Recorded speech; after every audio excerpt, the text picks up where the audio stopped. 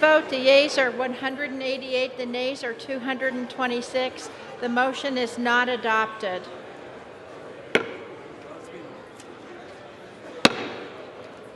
House will be in order.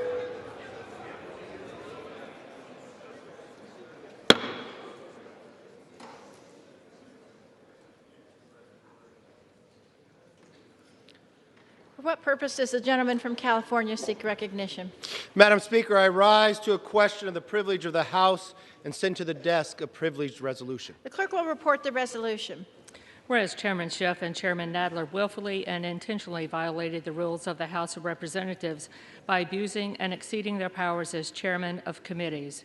Whereas on September 9, 2019, without consultation of the ranking minority member, in violation of Rule 9 of the rules of the Permanent Select Committee on Intelligence, Chairman Schiff, in coordination with the Committees on Oversight and Reform and Foreign Affairs, announced a wide-ranging investigation into the Trump-Giuliani-Ukraine scheme. Whereas on September 26, 2019, in an unprecedented action, Chairman Schiff unilaterally released a redacted version of the August 2019 whistleblower complaint. Whereas on September 26, 2019, in his opening statement at a public hearing, Chairman Schiff engaged in a false retelling of the July 25, 2019 telephone conversation between President Trump and President Zelensky. Whereas on November 20, 2019, a letter was transmitted from the ranking minority member to Chairman Schiff requesting, pursuant to House Resolution 660, the concurrence of the chair to issue certain subpoenas. Whereas on November 20, 2019, after excusing the witnesses at an open hearing and without prior notice to the Republicans on the committee, Chairman Schiff announced that the committee had a business matter to take up and convened an impromptu business meeting to consider the ranking minority member's November 20th request concerning certain subpoenas. Whereas on November 20, 2019, Chairman Schiff violated Clause 2G3 of Rule 11 of the Rules of the House of Representatives, which states, the chair of a committee shall announce the date, place, and subject matter of a committee meeting, which may not commence earlier than the third calendar day on which members have notice thereof. The clerk shall suspend. The House will come to order.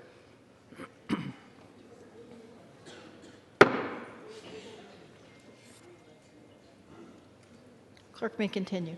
Whereas on November 20, 2019, Chairman Schiff's action further violated paragraph 4B of House Resolution 660, which states, in the case that the chair declines to concur in a proposed action of the ranking minority member, the ranking minority member shall have the right to refer to the committee for decision the question whether such authority shall be so exercised, and the chair shall convene the committee promptly to render that decision, subject to the notice procedures for a committee meeting under Clause 2G, 3A, and B of Rule 11.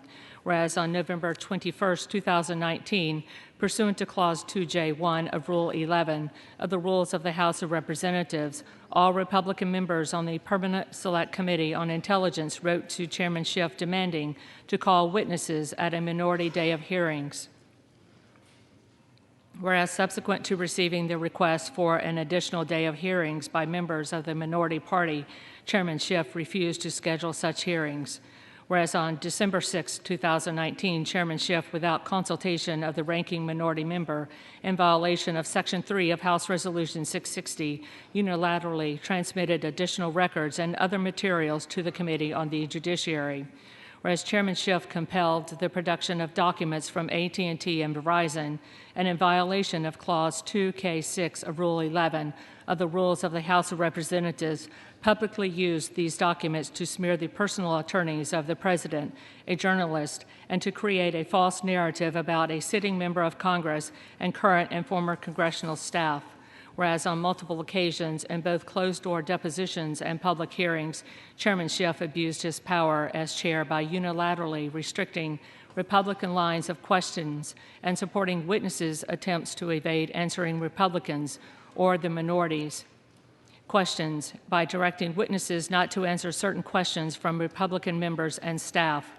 Whereas on multiple occasions in both closed-door depositions and public hearings, Chairman Schiff abused his power as chair by failing to follow proper parliamentary procedure, failing to recognize members who wished to raise valid points of order, and repeatedly interrupting Republican members and staff when they were controlling the time. Whereas at the House Judiciary Committee's first hearing pursuant to House Resolution 660 on December 4th, 2019, Chairman Nadler was furnished with a request for a minority day of hearings pursuant to Clause 2J1 of Rule 11 of the Rules of the House of Representatives, signed by all Republican members of the committee. Whereas subsequent to receiving the request for an additional day of hearings by members of the minority party, Chairman Nadler refused to schedule such hearings. Whereas Ranking Minority Member Collins furnished Chairman Nadler with a letter reminding him of his obligation to schedule a minority day of hearings as requested by members of the minority party, and Chairman Nadler ignored the letter and failed to respond.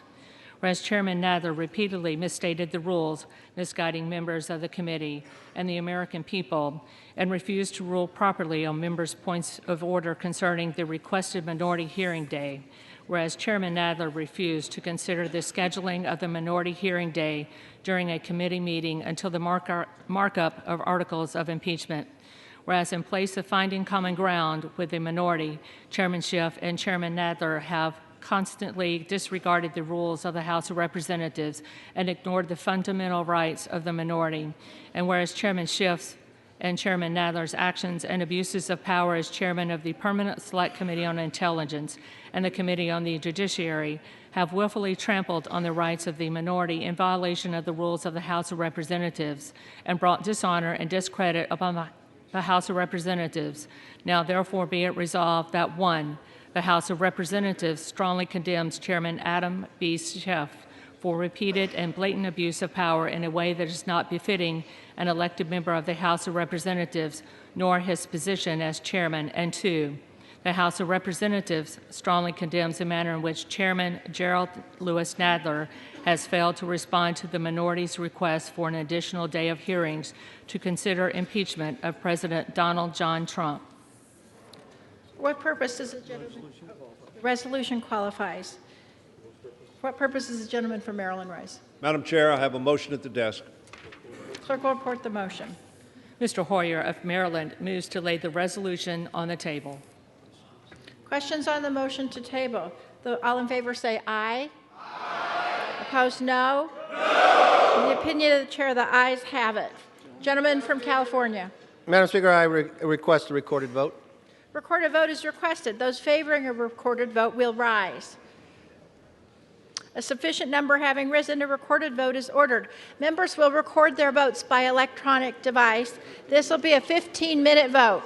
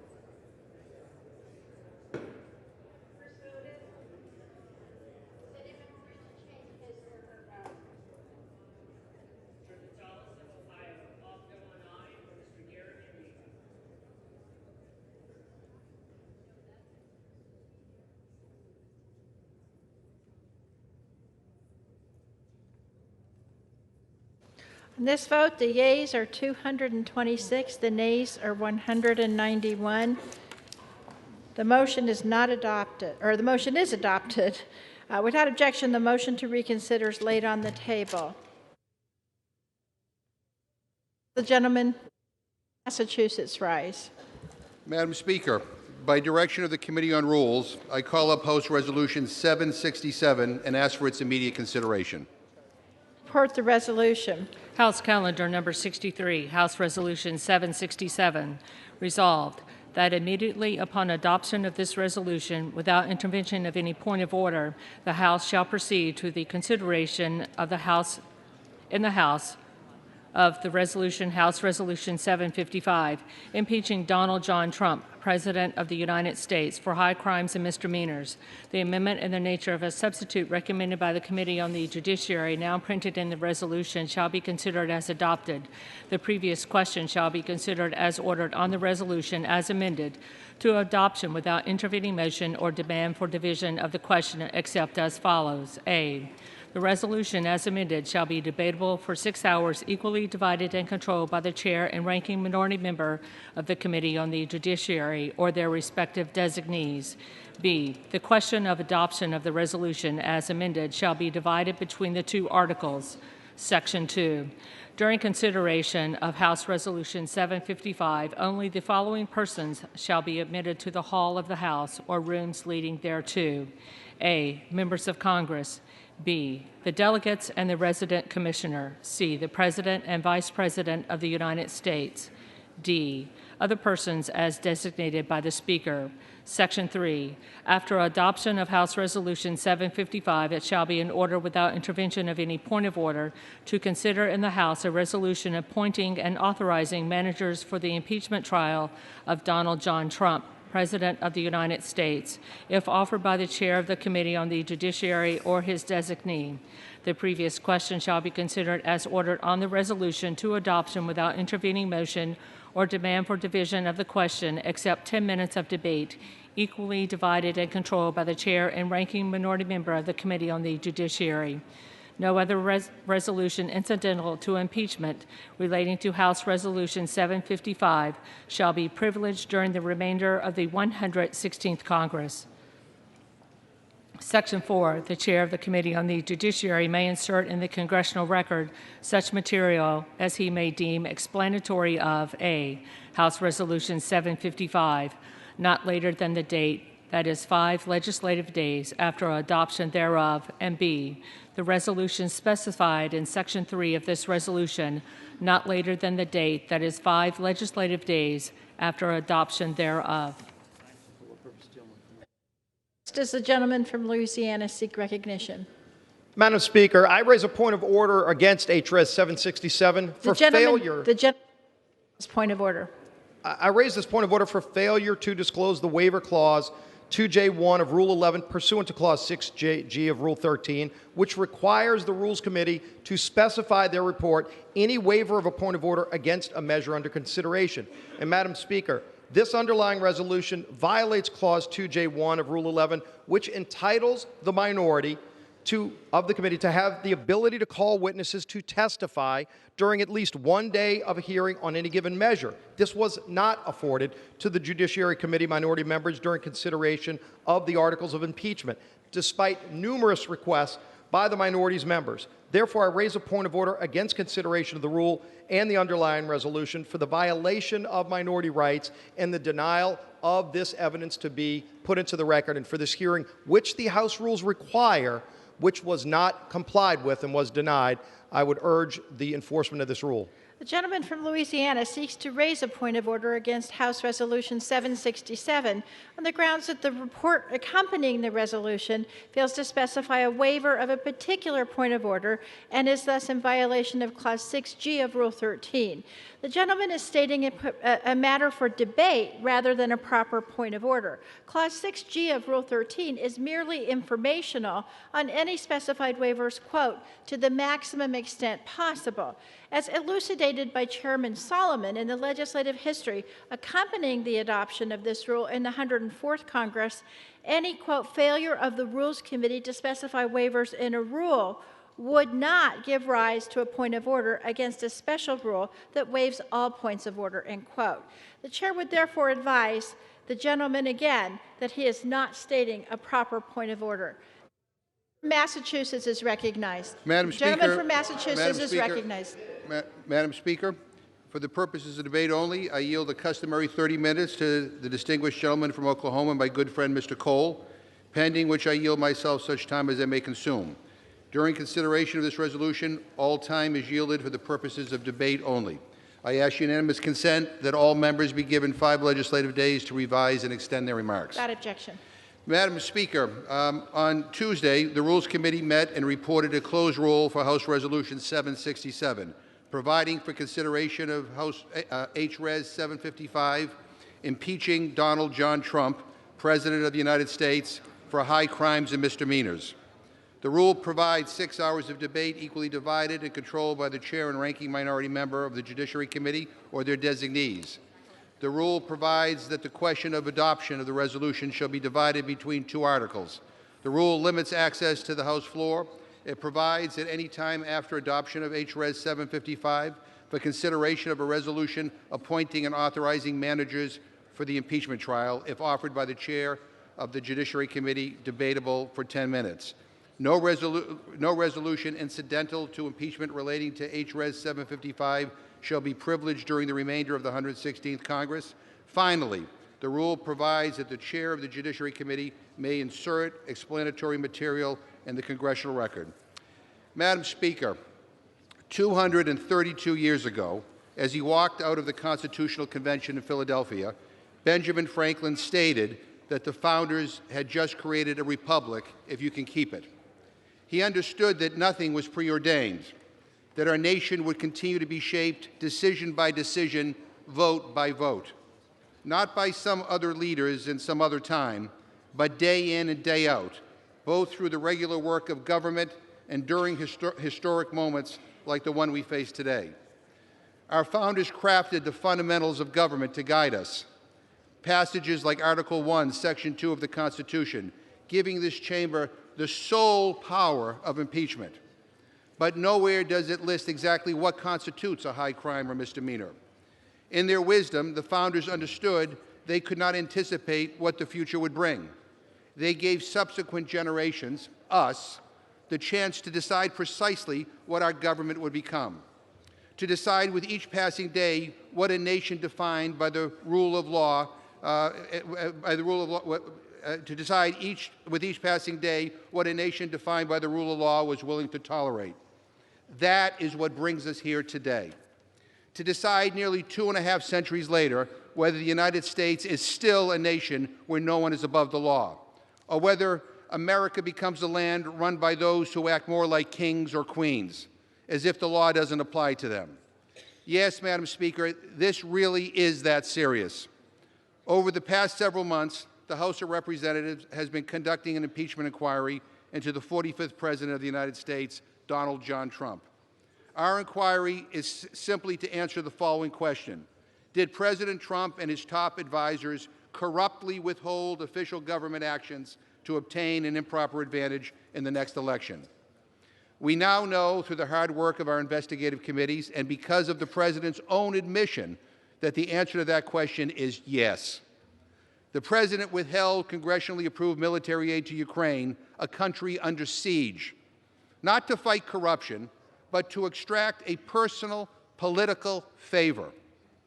President Trump refused to meet with Ukraine's president in the White House until he completed this scheme. All the while, leaders in Russia, the very nation holding a large part of Ukraine hostage, the very nation that interfered with our elections, had another meeting in the Oval Office just last week. The President of the United States endangered our national security. The President undermined our democracy. And the President, a successor to the same office as George Washington and Abraham Lincoln, betrayed his oath to preserve, protect, and defend the Constitution of the United States. These aren't opinions. These are uncontested facts. Now, I've read the details of the July 25th phone call with President Zelensky, where President Trump said, "I would like you to do us a favor, though." I've seen the televised press conference where his chief of staff openly admitted to this deal and told the nation to just get over it. Hours and hours of depositions by the Intelligence, Oversight, and Foreign Affairs Committees have been conducted, where witnesses outlined the President's direct involvement in this scheme. The evidence is as clear as it is overwhelming. If a president undermining our national security and using the federal government for his own selfish personal gain is not impeachable conduct, then, Madam Speaker, I don't know what is. Now, I've heard some on the other side suggest this process is about overturning an election. That is absurd. This is about protecting our democracy. These facts are beyond dispute. The only question now is whether we are willing to tolerate such conduct, not just today by President Trump, but furthermore by any president of either party. To not act would set a dangerous precedent, not just for this president, but for every future president. 11 months ago, many of us took an oath right here in this chamber. I've had the privilege to take that oath 12 times now, and I believe it is not just for show. It is a contract between each of us and the people we represent to place the national interest above partisan interest and to preserve those laws that make our country unique. We cannot reconcile the President's abuse of power and obstruction of Congress with the oath of office that we took. Madam Speaker, we are being tested on something greater than our ability to toe a party line, something more than our ability to score the next great television soundbite. This is a democracy-defining moment. History will judge us by whether we keep intact that fragile republic handed down to us by our forebears more than 200 years ago, or whether we allow it to be changed forever. For the sake of our country's future, I hope and I pray that my colleagues will make the right decision. I reserve the balance of my time. Gentleman reserves. Gentleman from Oklahoma. Thank you, Madam Speaker. Madam Speaker, I thank my good friend, the gentleman from Massachusetts, Chairman McGovern, for yielding me the customary 30 minutes. I yield myself such time as I may consume. Gentleman's recognized. Thank you, Madam Speaker. Well, Madam Speaker, today is a very sad day for all of us. For me personally, for the Rules Committee, for the entire House of Representatives, and most importantly, for the American people. For the second time in my life, the House of Representatives will be voting to impeach a President of the United States. But unlike in 1998, the decision to have this vote is not the result of a bipartisan process, nor an open or fair process. Instead, it's going to be a deeply partisan vote, coming at the end of an unfair and rushed process prescribed solely by Democrats to ensure a predetermined result. Impeachment of a president is one of the most consequential acts the House of Representatives can undertake, and it should only be done after the fullest and most careful consideration. Yet today, after a truncated investigation that denied the president due process, cherry-picked evidence and witness testimony to fit their narrative, and trampled on Republicans' minority rights, Democrats in the House are pressing forward with a partisan impeachment vote. Doing so contradicts Speaker Pelosi's own words back in March of this year, when she said that, quote, "An impeachment is so divisive to the country that unless there's something so compelling and overwhelming and bipartisan, I don't think we should go down that path because it divides the country," unquote. But if we're really being honest, Democrats have been searching for a reason to impeach President Trump since the day he was elected. In December of 2017, a current member of the majority forced a vote to impeach the president, and even then, long before there was even an impeachment investigation, 58 Democrats voted to impeach the president. And those members have only grown since then, to the point where the majority is now pushing forward with a final vote on impeachment, heedless of where it takes the country and regardless of whether or not they've proven their case. And if my colleagues in the majority believe they have proven their case, let me be clear, they have not. The entire premise of these articles of impeachment rests on a pause placed on Ukrainian security assistance, a pause of 55 days. The majority has spun creative narratives as to the meaning and the motive of this pause, alleging the president demanded a, quote, quid pro quo, unquote, but with no factual evidence to back it up.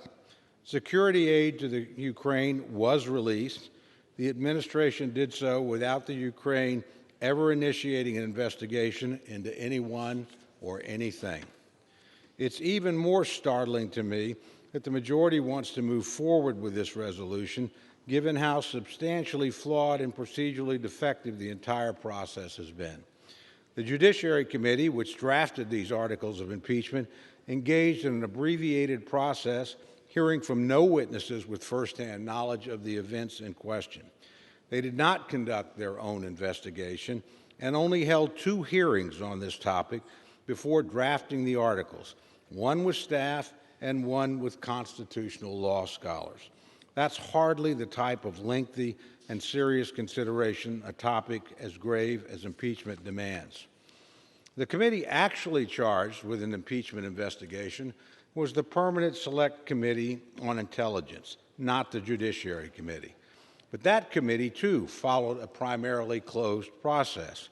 Republicans were denied the right to call witnesses or subpoena documents, and the president was denied the right to representation in the committee's hearings. Without respecting minority rights and without respecting due process rights of the president, how can anyone consider this a fair process? Madam Speaker, it gets worse. The articles of impeachment we are considering today are based on the Schiff report, the final document produced by the Intelligence Committee and transmitted to the Judiciary Committee. But the Schiff report includes unsubstantiated allegations. It includes, in some cases, news reports as the only evidence supporting so-called factual assertions, and it includes at least 54 different hearsay statements as assertions of evidence without any firsthand information from witnesses to corroborate those statements. The author of the report, Chairman Schiff, was never questioned by the Judiciary Committee, and he refused to sit for questions or to explain how his committee conducted its investigation. In fact, during the staff presentation of evidence at the Judiciary Committee, Ranking Member Collins asked how the investigation was conducted that resulted in the drafting of the Schiff report, but he never received an answer. During the Rules Committee consideration of House Resolution 755, there were numerous times when the members on both sides of the aisle posed questions to our witnesses, questions they could not answer because they sit on the Judiciary Committee and were not the author of the report that brought about HRes 755. The author has never appeared before members of the minority to explain a single thing in the report or to provide factual information supporting the many assertions it contains. Madam Speaker, this is no way to go about impeaching the President of the United States. The articles before us are based on very limited information. They are based on hearsay, on news reports, and on other unsupported allegations. They are based on a report written by a member of Congress who refused to answer questions about it. And I do not believe the allegations, which are subject to interpretation, actually rise to the level of an impeachable offense. To make matters worse, when Republicans attempted to exercise one of their rights under House rules, they were shut down by Chairman Nadler. Under Clause 2J1 of Rule 11, the minority is allowed to demand a minority hearing day. On December 4th, the Republicans on the Judiciary Committee properly exercised that right and transmitted a demand to Chairman Nadler for a hearing day at which the minority could call their own witnesses. And to be clear, Madam Speaker, a minority hearing day is not subject to the chair's discretion. It is a right, and Republicans on the Judiciary Committee properly demanded the exercise of that right. And yet, Chairman Nadler declined to allow a minority hearing day to be held before the voting of these articles.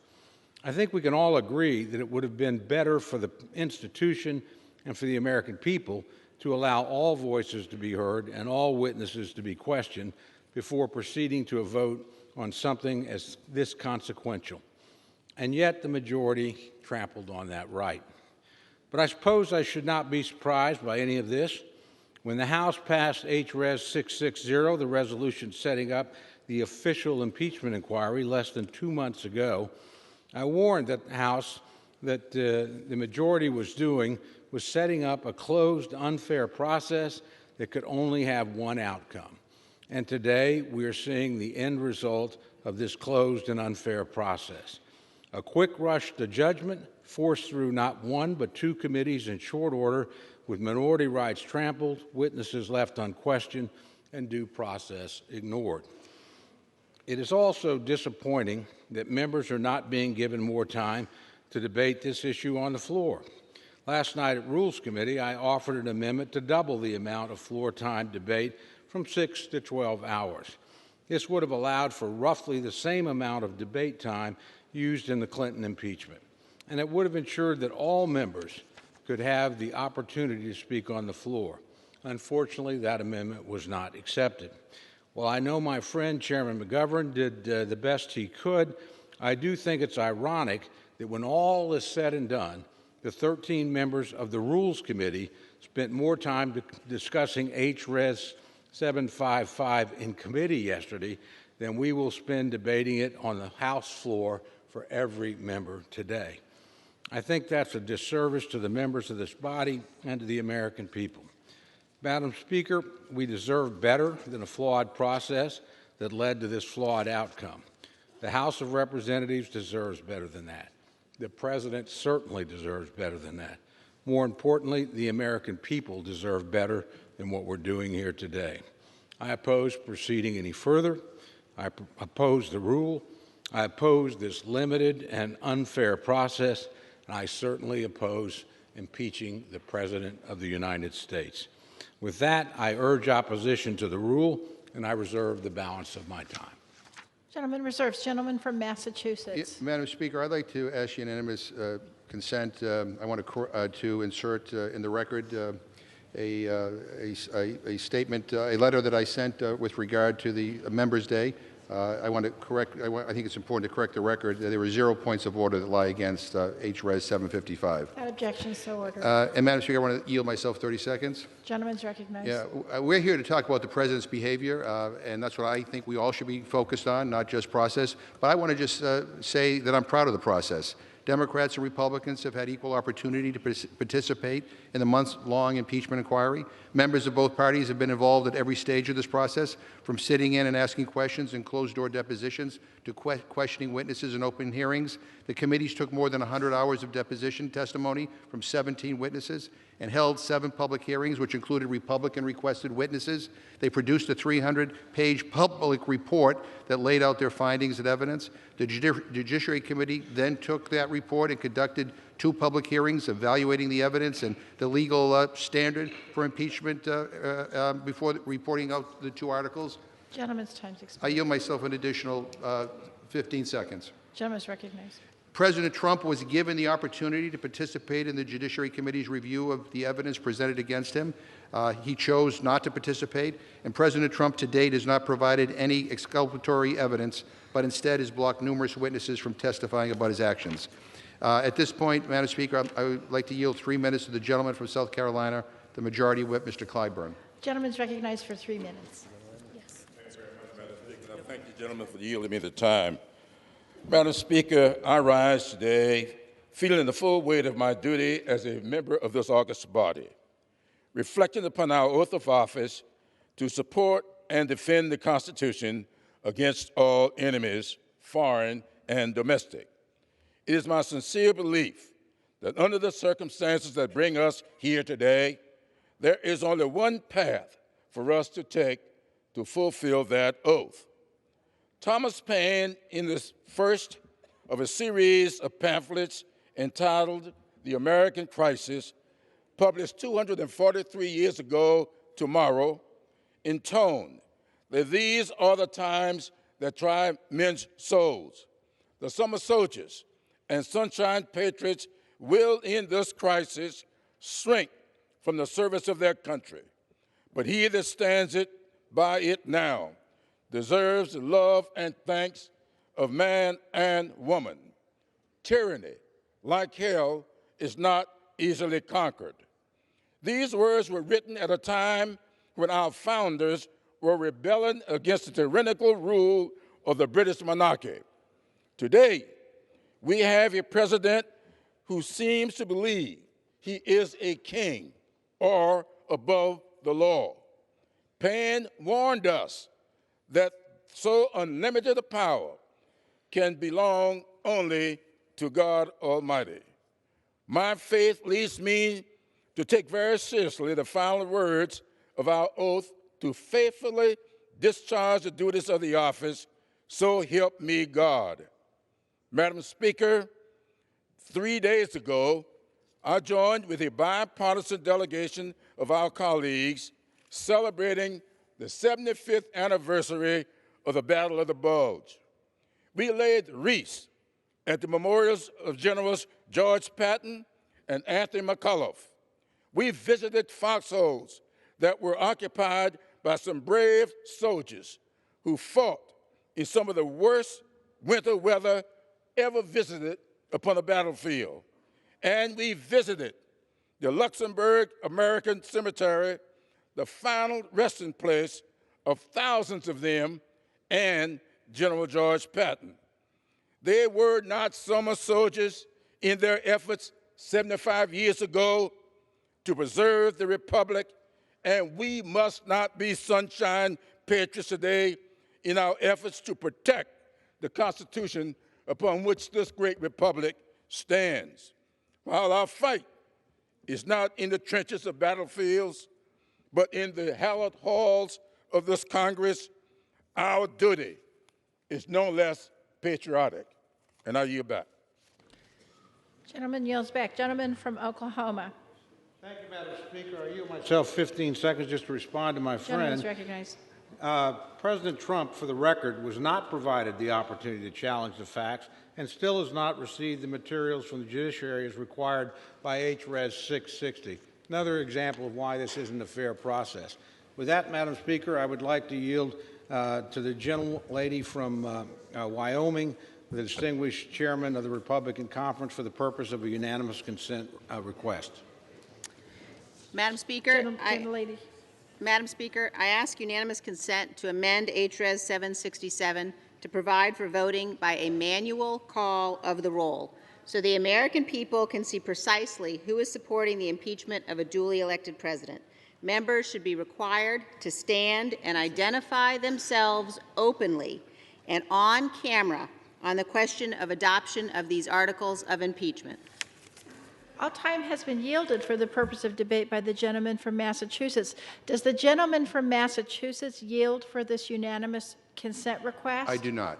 Gentleman from Massachusetts does not yield. Therefore, the unanimous consent request cannot be entertained. Gentleman from Oklahoma. Thank you, Madam Speaker. Madam Speaker, I yield to my good friend, the gentleman from Missouri, the distinguished secretary of the Republican Conference, for a purpose of a unanimous consent request. Gentleman shall state his request. Thank you, gentlemen. Mr. Speaker, Madam Speaker, I ask for unanimous consent to amend H.R. 767 to provide for 12 hours of debate equally divided by the majority and the minority, which would allow each member of the House at least 1 minute and 40 seconds of debate, as opposed to currently 50 seconds. The people's representatives deserve the right of more than 50 seconds to be heard in this important matter. All time has been yielded, as I said, for the purpose of debate by the gentleman from Massachusetts. Does the gentleman from Massachusetts yield for this unanimous consent request? The gentleman from Massachusetts does not yield. Therefore, this unanimous consent request cannot be entertained. Gentleman from Oklahoma. Thank you very much, Madam Speaker. I want to yield 4 minutes to my good friend, the distinguished member of both the Energy and Commerce Committee and the House Rules Committee, Dr. Burgess of the great state of Texas. Gentleman's recognized for 4 minutes. And I thank the gentleman for yielding. Madam Speaker, yesterday the Rules Committee spent 8 hours considering whether to bring H.Res. 755, the Articles of Impeachment, to the House floor. Given the 4-to-9 ratio of Republicans to Democrats on the committee, it is no surprise that we are now considering the articles before us. Despite robust debate on the so-called facts derived from the impeachment investigation and the process by which they were obtained, Democrats and Republicans remain in opposition to each other on our conclusions. As outlined yesterday by Ranking Member Collins and several members of the Rules Committee through direct quotes, some Democrats have been seeking President Trump's impeachment since his inauguration.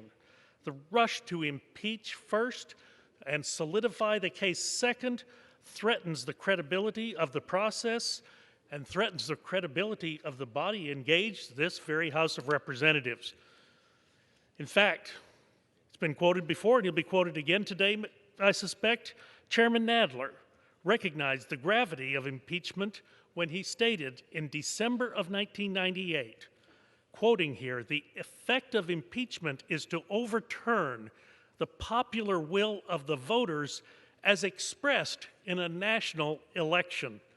There must never be a narrowly voted impeachment or an impeachment substantially supported by one of our major political parties and largely opposed by the other.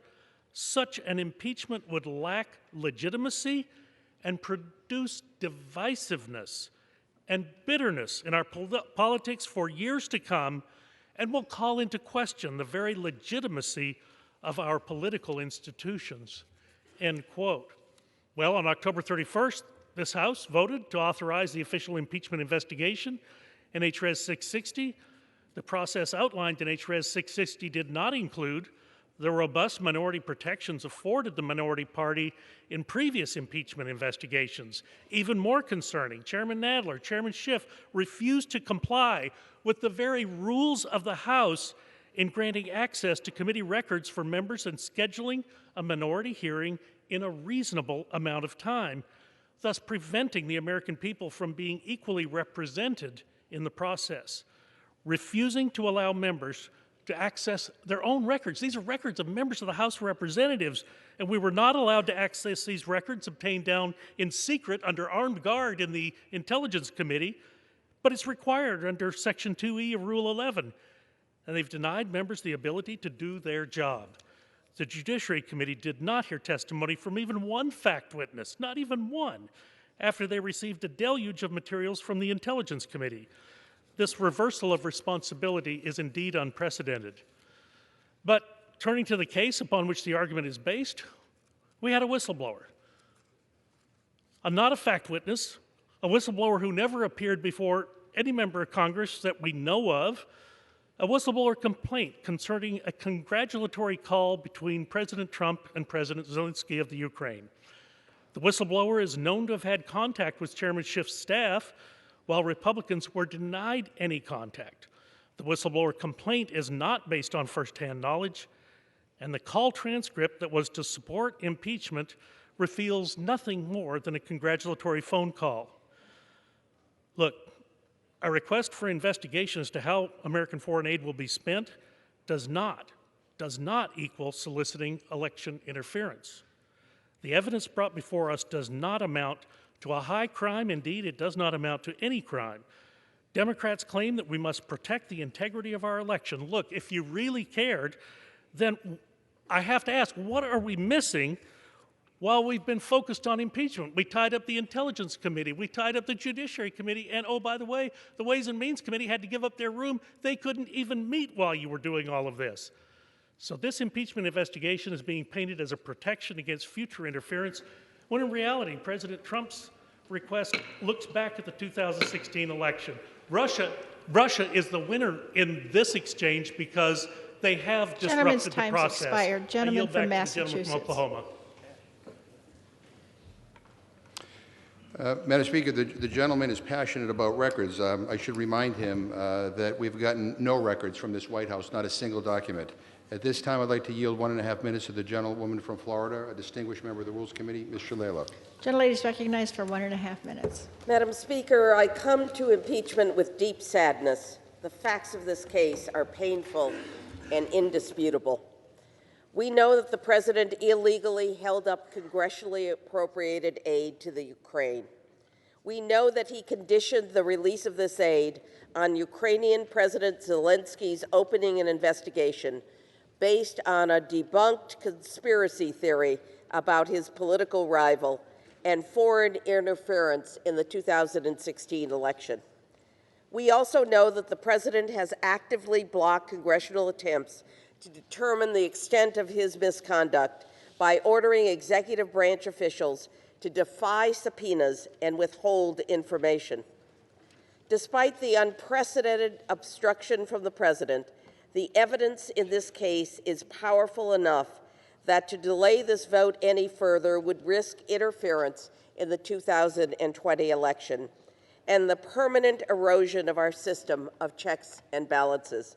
Madam Speaker, this is not a matter of politics. This is a matter of protecting the integrity of our democracy for the next generation. As we labor to pass on to future generations many of the great hallmarks of our society, we must also work with active stewardship and vigilance to pass on a vibrant and functional democracy. If we don't do our duty to protect the Constitution, the republic that we hand to our children will be less vibrant. If we do not do our duty to protect the Constitution, the republic that we hand to our children will be less resilient and less effective. Gentlelady's time's expired. Gentleman from Oklahoma. Thank you very much, Madam Speaker. Madam Speaker, I yield 4 minutes to my very good friend and fellow member of the Rules Committee and of the Judiciary Committee, the gentlelady from Arizona, Ms. Lesko. Gentlelady's recognized. Thank you, Mr. Cole, for yielding me the time. Madam Speaker, you know, God takes us on journeys in our life. And about 30 years ago, I was married to an abusive ex-husband. And when I finally left him, there were times in my life I had no money and no place to live. And I tell you what, I never dreamed in a million years that I would be standing here today as a congresswoman in the United States House of Representatives. And I tell you what, I never would have believed that I would be standing here talking about impeachment of a president of the United States. I serve on the Judiciary Committee. I also serve on the Rules Committee. I have spent hours and hours and hours reading transcripts, looking at documents, hearing testimony. And I can tell you one thing. I believe this is the most unfair, politically biased, rigged process that I have seen in my entire life. Here are the facts. There is no proof, none, that the president has committed an impeachable offense. Not one of the Democrat witnesses, not one, was able to establish that the president committed bribery, treason, or high crimes and misdemeanors as required in the U.S. Constitution. And as I've said before, the Democrats are really undermining their own argument here because 17 out of the 24 Democrat members on the Judiciary Committee voted here on this floor to move forward articles of impeachment on July 17th of this year, before President Trump's call even took place. And 5 out of the 9 Rules Committee members that are Democrats did the same thing. So if your argument is that this phone call is the main reason for this impeachable offense, why did you vote for impeachment, moving impeachment forward before the call even took place? The process has been rigged from the start. Other members have told you. I mean, never in the history of the United States have we had impeachment that's gone through the Intelligence Committee in closed-door hearings, where a member of the Judiciary Committee, myself, wasn't even able to ask one single question of a fact witness. The whole thing's been rigged, been unfair. In the process that you had set forth, you made sure that the president didn't have any right to have his counsel there until judiciary, but by then it was too late. It was too late because there was no fact witnesses allowed in judiciary. So I couldn't even ask a question, nor could the president. This is the most partisan impeachment in the history of the United States. Not one Republican voted for it in Judiciary Committee, not one Republican voted for it in Rules, and not one Republican, I don't think, is going to vote for it here today. Madam Speaker, this is a sad day. I believe the Democrats are tearing this country apart. They're tearing families apart. May God continue to bless all of you. May God continue to bless the President of the United States. And may God continue to bless our great nation. And I yield back. Members are reminded to direct their comments to the chair. Gentleman from Massachusetts. Madam Speaker, if Republicans want to defend the President's indefensible behavior, they can do so. But I would urge my colleagues to stand up for the Constitution and to stand up for this country and our democracy. At this point, I'd like to yield 1.5 minutes to the gentleman from California, a distinguished member of the Rules Committee, Mr. DeSagne. Gentleman's recognized for 1.5 minutes.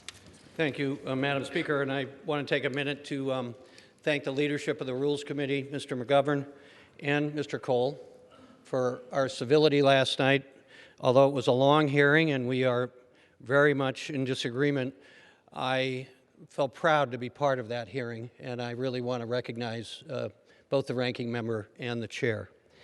The previous speaker is part of that Rules Committee, and I would just say that the passion that she demonstrated in her comments, I can't say how much I completely disagree with her, which is a statement on the environment we find ourselves in, and I unfortunately agree with some of her comments, but where the responsibility is, I would put at the White House and the President. He is the divisive one. He is not trying to heal our wounds. The reality and urgency of this moment cannot be more consequential to the American democracy. This is not a hypothetical. President Trump violated the law and solicited foreign interference in our election. At the same time, objective experts have overwhelming evidence that Russia interfered in the 2016 election and is actively engaged in undermining the 2020 elections. Our vote today and the Senate's actions on impeachment have very real long-term consequences for American democracy. Where do we go from here if the Senate does not remove him? The President has a pattern of escalating behavior. The day before the special counsel testified to Congress that the Russian government interfered in our election in sweeping and systemic fashion, President Trump made this call. 2 days before that, the President says that Article 2 of the Constitution says that he can do whatever he wants. As Washington warned in his farewell address, foreign interference tampers with domestic factions and misleads public opinion. We must honor the nation that our founders envisioned and impeach this president for violating the law and betraying the American people. I yield back. Gentleman from Oklahoma. Thank you very much, Madam Speaker. I yield 2 minutes to my very good friend, distinguished member of the Armed Services Committee, former member of the Rules Committee, Mr. Byrne of Alabama. Gentleman's recognized for 2 minutes. Madam Speaker, I rise in strong opposition to the rule and the underlying resolution to impeach President Trump. When the framers granted the House the power to impeach, they feared that it would be abused. Today, those fears are realized. In record speed, this majority has assembled hearsay, speculation, and presumptions for the purpose of overturning the 2016 election. We're not here today, days before Christmas, because the majority has assembled a case against President Trump. No, we're here today because the Democrat majority believes getting impeachment done now will provide their vulnerable members time to distance themselves from their vote. But I assure you, Madam Speaker, the American people are watching. Many of my colleagues have, from day one, rejected the people's choice of President Trump. But another president will come along more to the majority's liking. Our actions here today will be remembered and will set the standard. The second article of impeachment seeks to remove President Trump for failure to produce certain requested witnesses and documents. But as the majority knows, every president in history has asserted executive privilege. The House has a legal avenue to challenge the president, the courts. But the majority has skipped this step, showing that this is about impeachment as fast as possible, however possible. Most of my friends on the other side of the aisle had no problem backing President Obama when he stonewalled the House for years to block our quest to find out the truth in the Fast and Furious investigation. That is why I filed an amendment to the resolution rejected by the Rules Committee saying, based upon the Democratic majority standard, they should have written articles of impeachment against President Obama and Eric Holder. I wish my colleagues would think about the standard being set. I predict that they will very soon regret it, and I yield back. Gentleman yields back. Gentleman from Massachusetts. Madam Speaker, I yield 1 minute to the gentlewoman from California, a distinguished member of the Rules Committee, Ms. Torres. Gentlelady is recognized for 1 minute. Madam Speaker, the facts are clear. To quote the USA Today editorial board, Trump used your tax dollars to shake down a vulnerable foreign government to interfere in a U.S. election for his personal benefit. The rule of law is what gives our great country its strength. The rule of law is what separates us from third world countries, where dictators reign for decades on end. The rule of law is what makes us the envy of the world, the place that other countries look to as they grow their own democracies. And it is the rule of law that brings us here today. We never want to see the rule of law deteriorate or rampant corruption take hold. We never want to see the day when future generations flee for refuge in another country, the way that others are seeking refuge in our southern border right now. I urge my colleagues to vote yes. American values and our Constitution are worth fighting for. Gentleman from Oklahoma. Thank you, Madam Speaker. I yield 2 minutes to my very good friend, distinguished lady from Indiana, Ms. Lewinsky, also distinguished member of the Ways and Means Committee. Gentlelady is recognized for 2 minutes. Thank you, Madam Speaker. I rise today in direct opposition to this rule and in opposition to the divisive bipartisanship that is on display right now in this House of Representatives. It's no secret that Democrats have wanted to impeach President Trump since day one, regardless of any fact. They knew the result they wanted. They just needed time to figure out how to get there. So they began their impeachment inquiry. Behind closed doors, selective leaks instead of transparency, no due process. Once they'd crafted their perfect narrative, they moved on to public hearings. They hoped the American people wouldn't notice that they failed to uncover one piece of evidence to justify impeachment. They failed to make the case for this drastic action. And yet here we are. For the first time in history, a president is on the brink of being impeached with the votes of one single party. But let's be clear about one thing. This impeachment obsession is not about accountability. It's not about justice. It's not even about the Constitution.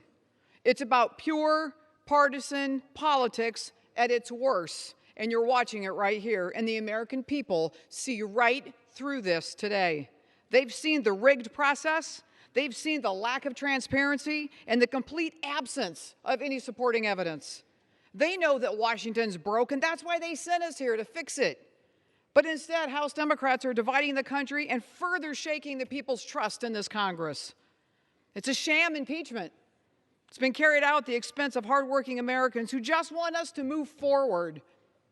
Madam Speaker, this charade should go no farther. We should stop wasting time. Focus on what keeps our nation moving forward. Helping workers and families thrive. Protecting the safety and security of our country. I urge my colleagues to vote against the rule so we can get back to work for the American people, and I yield back. Gentlelady yields back. Gentleman from Massachusetts. Madam Speaker, I yield 1 minute to the gentleman from New Mexico, the Assistant Speaker, Mr. Lujan. Gentleman's recognized for 1 minute. Madam Speaker, no one came to Congress to impeach a president. We came here to solve the mighty issues that impact the lives of the constituents we pledged to serve.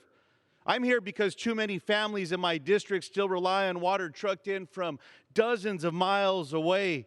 I'm here because too many New Mexican children still go to school hungry.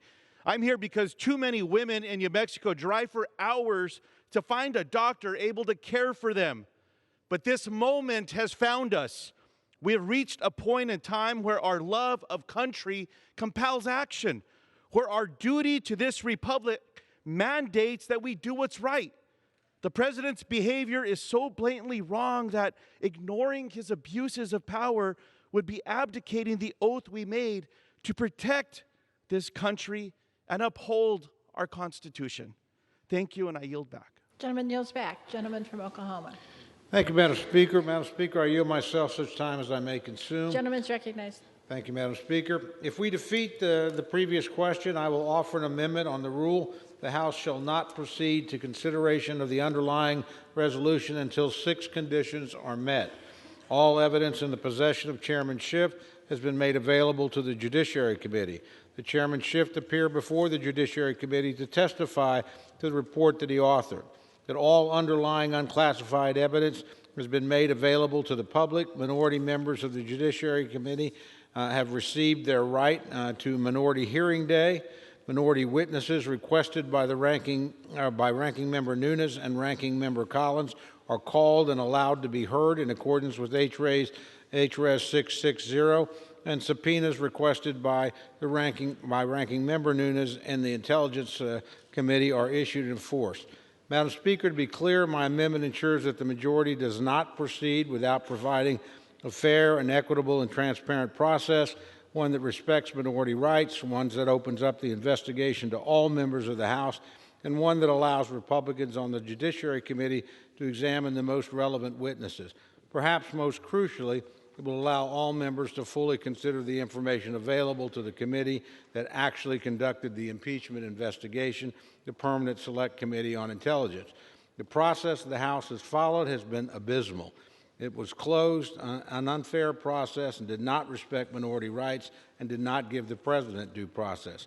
But we can change that today. If we defeat the previous question, the House will only move forward with a real, thorough, and ultimately fair process that all members can be proud. Madam Speaker, I ask unanimous consent to insert the text of my amendment in the record along with extraneous material immediately prior to the vote on the previous question. With that, I urge no vote on the previous question. And I yield 1 minute to my good friend, gentleman from Georgia, Mr. Heiss. Gentleman's recognized for 1 minute. I thank my good friend. The majority has thrown almost every allegation imaginable against this president, and yet these articles of impeachment that have been submitted cannot name a single actual crime. After all the drama, the majority has not found a single shred of evidence, only second, third, fourth-hand information, but the facts have remained the same. The transcript speaks for itself. There was no quid pro quo. The Ukrainian government said multiple times they felt no pressure whatsoever. The aid ultimately came, and even Speaker Pelosi said that this whole thing would have compelling, overwhelming bipartisan support. None of those things exist. I urge my colleagues to stand against the rule and the forthcoming articles of impeachment. This is a disgrace and dangerous to America, and I urge a no. Gentleman yields back. Gentleman from Massachusetts. Madam Speaker, I yield 1 minute to the distinguished gentlewoman from Massachusetts, Ms. Clark. Gentlelady is recognized for 1 minute. Madam Speaker, to paraphrase one of our founding mothers, Abigail Adams, a people may let a president fall, yet still remain a people. But if a president lets his people slip from him, he is no longer a president. Just as Abigail Adams warned, Donald Trump has let the people slip from him. He works for himself, not us. He tried to extort a foreign government into investigating a political rival, and he has unlawfully withheld witnesses and evidence. If we want a democracy, today we must stand for the rule of law. A vote to impeach is a vote to remain a government that is of, for, and by the people. It is a vote born of great fear for our future, but also rooted in optimism, that if we stand for the truth, for our Constitution, we can continue to create a country of liberty, justice, and equality for all. I yield the remainder of my time. Gentlelady yields back. Gentleman from Oklahoma. Might I inquire, Madam Speaker, how much time we have remaining? Gentleman from Oklahoma has 5 1/4 minutes remaining. Thank Gentleman from Massachusetts has 13 1/4 minutes remaining. Thank you very much, Madam Speaker. I yield 90 seconds to my good friend, the distinguished gentleman from New York, Mr. Zeldin. Gentleman's recognized for 1.5 minutes. Thank you, Madam Speaker. And my colleagues on the other side of the aisle throughout this whole process, their allies in the media, they like to say that Republicans only want to talk about process, not substance, even though we continue to talk about substance as well. They declare their facts are uncontested. They just did it again. So just to maybe recap a few for everyone watching at home, as well as my colleagues on the other side of the aisle, hopefully they'll listen. President Zelensky says there was no demand, no pressure, no quid pro quo. Andrei Yermak said on December 10th that their whole story with regards to the December 1st meeting with Ambassador Sondland is completely refuted. We heard from Ambassador Sondland himself, who admitted that he heard from President Trump that he didn't want any quid pro quo, and that he was guessing when he stated otherwise. Ambassador Sondland, that is, said that he was guessing and that no one on the planet had told him otherwise. Ambassador Volker tells us that President Zelensky didn't know that there was a hold on aid on July 25th. He didn't find out until after he read it in Politico on July 29th. The aid got released shortly thereafter, and Ukraine didn't have to do absolutely anything in order to get the hold released. When our colleagues on the other side of the aisle says that the July 25th call transcript says, "Do me a favor," we have to correct it time and again. It says, "Do us a favor." And if you look at that paragraph, it's only about Ukrainians interfering in the 2016 election. Now, if you want to ignore the Charlie op-ed, Chalupa working with the Ukrainian embassy to dig up dirt, the Black Ledger to bring down the Trump campaign, whether it's Avakov's statement or origins of the Steele dossier, these are all examples. Look at Ken Vogel's reporting from January 2017. It is irrefutable. These are all substance. So stop saying that the facts are uncontested. I yield back. Gentleman from Massachusetts. Madam Speaker, I ask unanimous consent to insert into the record page 69 of the Permanent Select Committee on Intelligence's November 20th open hearing, where Deputy Assistant Secretary of Defense Laura Cooper testified that the Department of Defense was not able to distribute all of the aid, with $35 million not provided since it was released so late. Without objection, so ordered. And I also ask unanimous consent to insert into the record a November 18th AP article entitled, "U.S. Officials Knew of Ukraine's Trump Anxiety." Without objection, so ordered. At this point, Madam Speaker, I'm proud to yield 1 minute to the gentleman from Massachusetts, Mr. Kennedy. Gentleman's recognized for 1 minute. Dear Ellie and James, this is a moment that you will read about in your history books. Today, I will vote to impeach the President of the United States. And I want you to know why. He broke our laws. He threatened our security. He abused the highest, most sacred office in our land. I want you to know that it does not feel good. I can't stop thinking about the cost to our country. Not just the impeachable offenses, but the collateral damage of a president who uses power like a weapon against his own people, erodes our decency, degrades our dignity. I don't yet know how they will tell the story of this era, but I want to tell you the story of this day. Let the record show that today, justice won, that we did our job, that we kept our word, that we stood our sacred ground. Let the record show that we did not let you down. I love you. Listen to Mom. Gentleman's I'll be time home has soon. expired. Gentleman from Oklahoma. Thank you, Madam Speaker. I'm going to reserve my time for the moment. Gentleman reserves. Gentleman from Massachusetts. Madam Speaker, I'm proud to yield 1 minute to the gentlewoman from California, Ms. Lee. Gentlelady is recognized for 1 minute. Thank you very much, Madam Speaker. First of all, let me just say, I taught my children that there were consequences if they broke the law. I am saddened, but I'm not shocked that we are here today considering articles of impeachment against President Trump.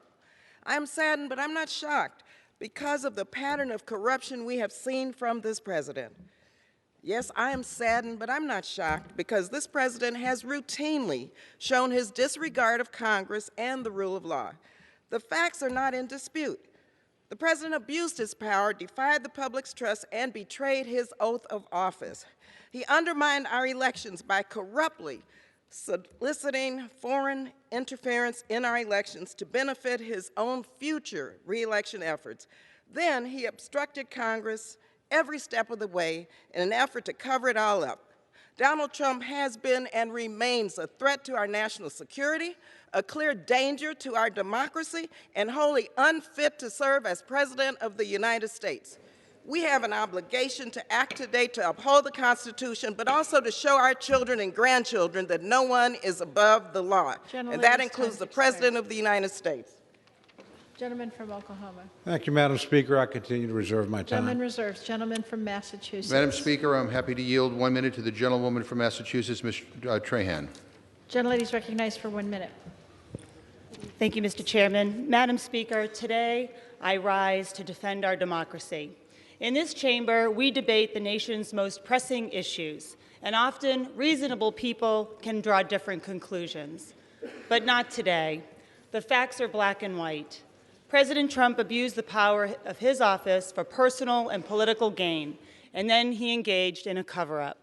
It is up to us to confront those facts and vote to preserve and protect our democratic republic.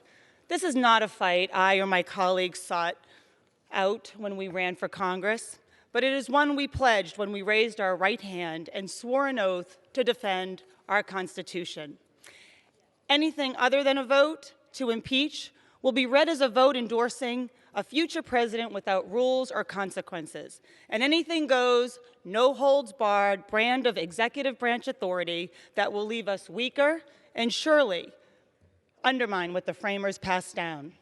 We owe it to future generations to transcend personal interests and party loyalty and vote our conscience for what's really at stake here today, the sanctity of our Constitution and the sanctity of our democracy. Thank you, and I yield back.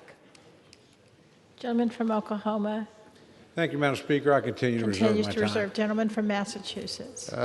Madam Speaker, I'd like to ask unanimous consent to insert into the record an October 23rd New York Times article entitled, "Ukraine Knew of Aid Freeze by Early August, Undermining Trump Defense." Without objection, so ordered. At this point, I'd like to yield 1 minute to the gentleman from Maryland, Mr. Sarbanes. Gentleman's recognized for 1 minute. Thank the gentleman for yielding. Madam Speaker, I rise today in support of the 2 articles of impeachment against President Trump for abuse of power and obstruction of Congress. Voting to impeach the president is a weighty decision. It is not something you reach for. It's something you are brought to reluctantly when the evidence presented can no longer be denied. In this sober and historic moment, members of Congress are called upon to uphold our oath of office and our duty to the Constitution. Today, we answer that call. The President's actions compromise the national security of the United States, undermined the integrity of our democratic process, and betrayed the trust of the American people. In soliciting foreign interference, President Trump took direct aim at the heart of our democracy. The American people should decide our elections, not a foreign country. As long as the President continues to invite foreign interference into our democracy, the integrity of the 2020 election remains at risk. The question is, will Congress allow the President to place his personal interests above those of his country? I urge my colleagues in the House to join me in answering that question with a resounding no, because no one, not even the President of the United States, is above the law. I yield back. Gentleman from Oklahoma. Thank you, Madam Speaker. I continue to reserve my time. Gentleman reserves. Gentleman from Massachusetts. Madam Speaker, I ask unanimous consent to insert into the record an October 9 Politico magazine article entitled, "This is what a legitimate anti-corruption effort in Ukraine would look like," which explains that legitimate requests are made through the DOJ's Office of International Affairs and pursuant to the United States Mutual Legal Assistance Treaty. Without objection, so ordered. At this point, I'd like to yield 1 minute to the gentlewoman from Florida, Ms. Castro. Gentlelady is recognized for 1 minute. The President abused his power. He violated his oath of office. He sought to elevate himself as a dictator, a king. But we are not a monarchy. We are the United States of America. We are a republic, a democracy, where the executive does not have absolute power. America was founded on a system of checks and balances. When the president withheld military aid to vulnerable Ukraine and pressed for a personal favor to manufacture dirt against a political opponent, he went too far. He undermined America's national security. He sought to sabotage our elections. He elevated his personal interest over the interest of America. Then he tried to cover up his scandalous behavior, and he obstructed the investigation. He violated his oath of office, but I intend to uphold mine to protect and defend the Constitution of the United States of America. The president must be impeached today. I yield back. Gentleman from Oklahoma. Thank you, Madam Speaker. I continue to reserve my time. Gentleman reserves. Gentleman from Massachusetts. I ask unanimous consent to insert into the record a December 5th Boston Globe editorial entitled Impeach the President. Without objection. And I ask unanimous consent to insert into the record a December 11th USA Today editorial entitled Impeach President Trump. The President's Ukraine shakedown and stonewalling are too serious for the House to ignore. Without objection. At this point, I'd like to yield 1 minute to the gentlewoman from Florida, Ms. Wasserman Schultz. Gentlelady is recognized for 1 minute. Thank you, Madam Speaker. Madam Speaker, throughout this process, I listened as a member of the House Oversight Committee to career diplomats testify in depositions and found myself contemplating the gravity of this decision. One of my daughters asked then how I'd make my decision about impeachment. I told her that when her future children learn about President Trump's impeachment, they may ask, "Mommy, what did Grandma do?" I want my daughter to be able to tell her children, "Grandma did the right thing because in America, no one is above the law." With his conduct around Ukraine, President Trump corruptly abused his power for his own interests at direct odds with our national welfare and our Constitution. This president put his interests before those of this nation. Left unchecked, he'd do it again, and had said so. The actions and ongoing schemes that led us to this moment are severe threats to our national security and democracy that we cannot defend or dismiss. With history watching, I must fulfill my constitutional duty and vote to impeach this president. His corrupt conduct and assault on our Constitution leave no other choice. I yield back. Gentleman from Oklahoma. Thank you, Madam Speaker. I continue to reserve my time. Gentleman from Massachusetts. Madam Speaker, I yield 1 minute to the gentleman from California, Mr. Khanna. Gentleman is recognized for 1 minute. Thank you, Madam Speaker. Today, the House is voting to affirm a conservative principle. What makes America the strongest and most prosperous nation in the world is our reverence for the rule of law. It is our love of the law that protects our freedoms, our private property, our families from the exercise of arbitrary power. The real threat to American leadership in the 21st century is internal decline. We choose not to stand idly by while we see the corrupting of our body politic with an attitude that might makes right, that winners don't have to follow the rules. In voting to impeach, we remember Lincoln's Lyceum Address. Let every American, every lover of liberty, every well-wisher to his posterity swear by the blood of the Revolution never to violate in the least particular the laws of this country, and never to tolerate their violation by other. Let it be taught in schools and seminaries and in colleges. Let it be written in primers, spelling books, and in almanacs. Let it be preached from the pulpit, proclaimed in legislative halls, and enforced in the courts of justice. And in short, let it become the political religion of the nation. Gentleman from Oklahoma. Thank you, Madam Speaker. I continue to reserve. Just to advise through the chair, my friend, I'm waiting for an additional speaker, but we reserve our time at the present. Gentleman reserves. Gentleman from Massachusetts. Madam Speaker, I ask unanimous consent to insert into the record a December 17th CNN article entitled "Fact Check: Trump's wild letter to Pelosi is filled with false and misleading claims." Without objection. Madam Speaker, I yield 1 minute to the gentleman from North Carolina, Mr. Butterfield. Gentleman is recognized for 1 minute. I thank the gentleman. Madam Speaker, I rise on this solemn occasion as we, the House of Representatives, exercise the power given to us by the United States Constitution. The original Constitution was flawed in some respects, but with respect to presidential misconduct, it was unmistakable. The framers knew that presidents could be corrupt or abusive with their power, and so impeachment was written into our organic law. Since taking office nearly 3 years ago, President Trump has consistently and intentionally divided this country. He has consistently encouraged foreign actors to interfere in our elections. He has thumbed his nose, Madam Speaker, at the legislative branch. Enough is enough. We must protect our Constitution, our democracy. I will vote today to prefer serious charges against President Trump and deliver the charges to the Senate for trial, a place where President Trump can defend himself and attempt, if he chooses, to convince the Senate and the American people that his conduct does not violate the Constitution. I thank the gentleman. I yield back. Gentleman yields back.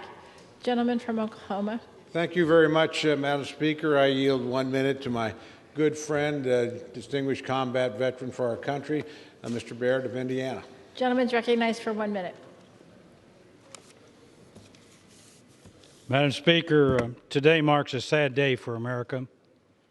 Instead of getting to work to solve the issues of our time, the House Democrats have decided to try to discredit President Trump and the undue results of the 2016 election.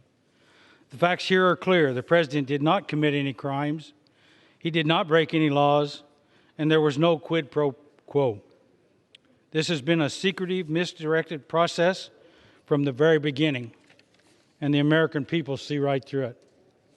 I look forward to voting against this impeachment charade and getting back to work to support the efforts of President Trump to continue growing our economy, creating jobs, and improving the lives of all Americans.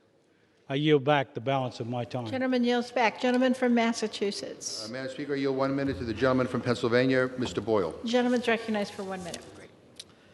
Thank you. Madam Speaker, this is the fourth impeachment proceeding against an American president, and the most serious. The president committed numerous crimes threatening the national security. Ultimately, the matter before us today is not a question of fact, for the evidence is undisputed. Nor is it a question of law, as the Constitution is clear.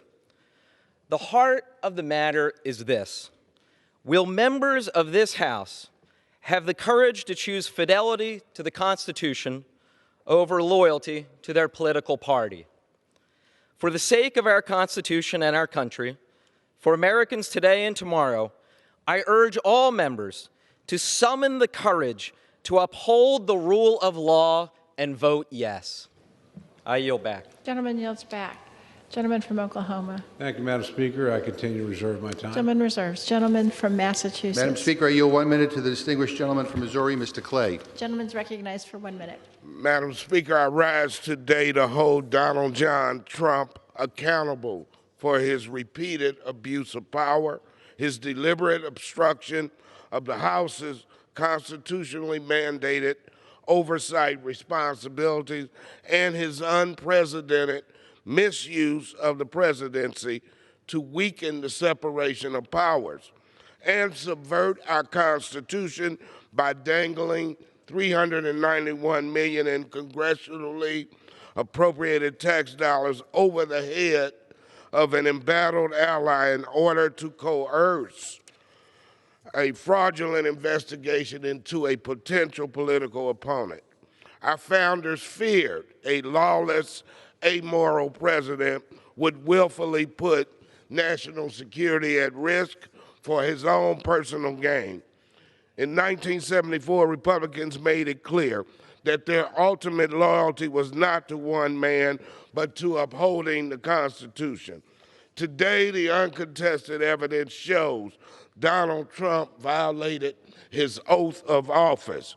My friends on both sides of the aisle can either defend him or defend the Constitution. History will not permit you to do both. I yield back. Gentleman from Oklahoma continues to reserve. I do, Madam Speaker. Gentleman from Massachusetts. Can I inquire of the gentleman how many more speakers he has? I'm prepared to close when my friend is. I'm prepared to close. Gentleman from Oklahoma is recognized to close. Thank you very much, Madam Speaker. I yield myself the balance of my time. Recognized. Madam Speaker, before I begin my formal remarks in closing, I want to say one thing for the record. I have great respect for all my friends on the other side of the aisle, and I am sure they're voting their convictions. So when I vote mine, please don't imply I'm doing it for my political party. I'm doing it because it's what I believe is right.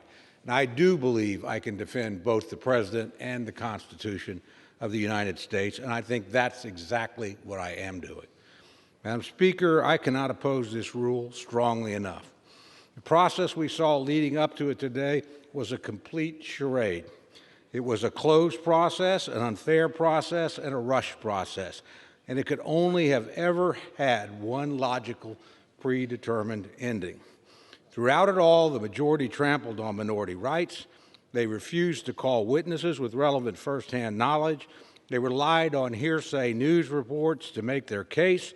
They denied Republicans the right to hold a minority hearing day, and they refused the President of the United States his due process rights in the committee that was actually conducting the impeachment process and investigating him. And in the end, what was the result? Articles of impeachment based on an event that never happened, a purported quid pro quo that did not exist, aid that was allegedly withheld that in reality was never withheld at all, and a narrative of intent based on nothing more than fantasy. Madam Speaker, we deserve better than this. Impeachment is the most consequential act the House of Representatives can undertake. It must not and cannot be based on a flawed process. It cannot come at the expense of minority rights or due process to the accused. It cannot be based on a vendetta against the President that the majority has pursued since the day it was elected. And it cannot be based on nothing more than spin and hearsay. I oppose this rule, and I oppose the flawed and unfair process. Madam Speaker, it's a very solemn vote that all of us will cast. I want to end by, number one, thanking my good friend, the chairman of the Rules Committee, for conducting the kind of hearing he conducted yesterday. But I also want to underscore again, we are very violently opposed to the process, very strongly opposed to the rule, think this is a charade and been very unfair. So, Madam Speaker, I urge my colleagues to vote no on the previous question, no on the rule, no on the underlying measure, and I yield back the balance of my time. Gentleman from Massachusetts. I yield myself the remaining time. Gentleman's recognized. Madam Speaker, let me thank my friend Mr. Cole for his kind words, and I appreciate his leadership in the Rules Committee and the fact that he respects this institution. But Madam Speaker, let me say again what happened here. The President withheld congressionally approved military aid to a country under siege to extract a personal political favor. That's a cold, hard fact. The question before us comes down to this. Should a president be allowed to ask a foreign nation to interfere in an American election?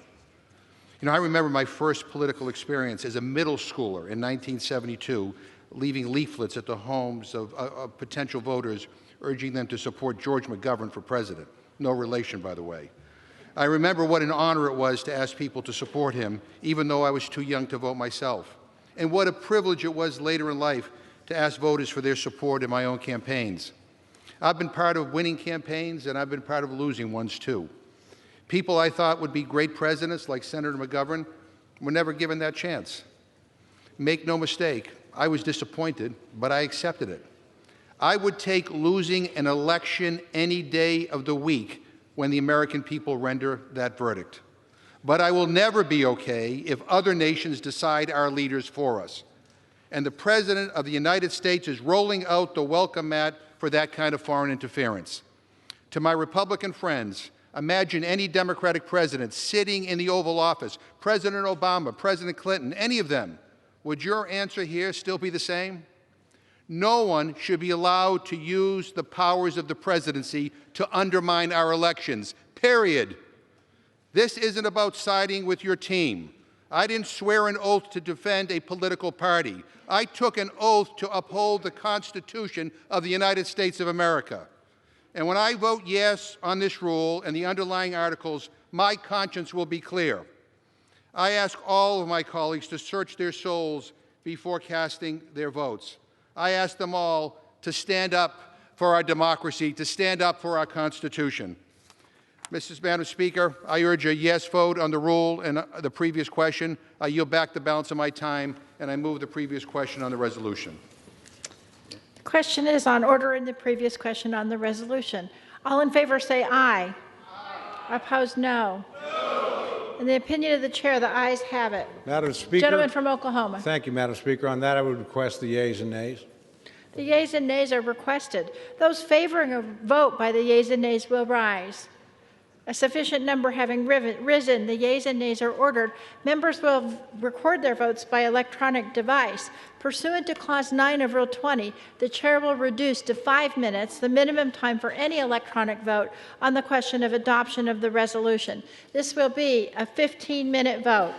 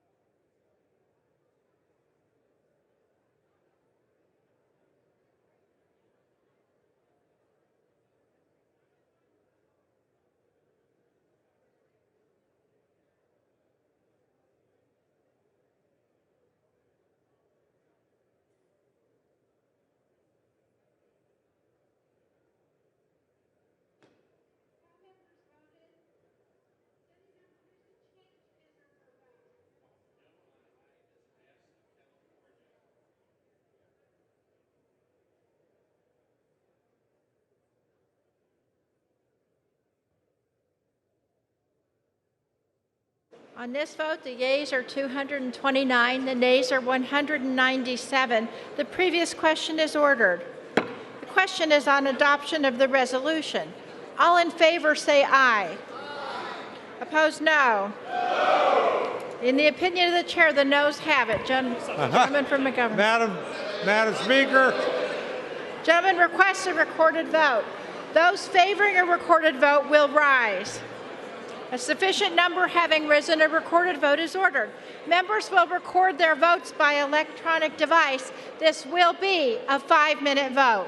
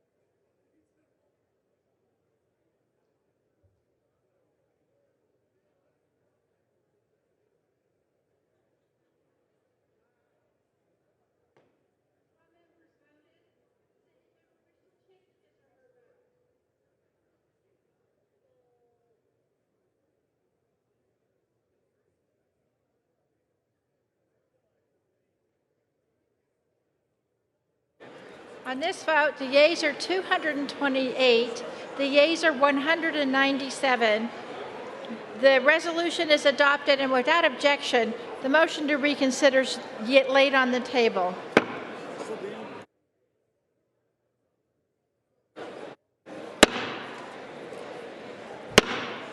House will be in order.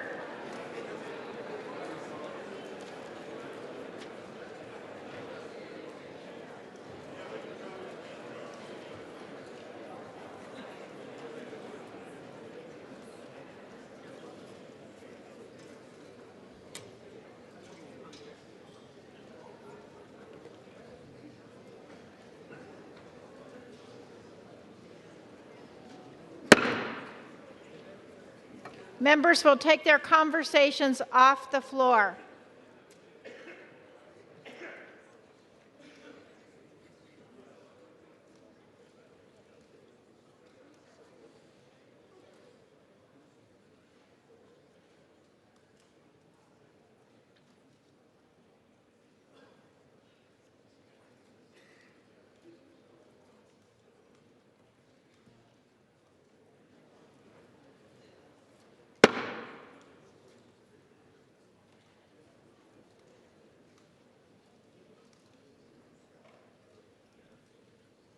Pursuant to House Resolution 767, the House will proceed to the immediate consideration of House Resolution 755.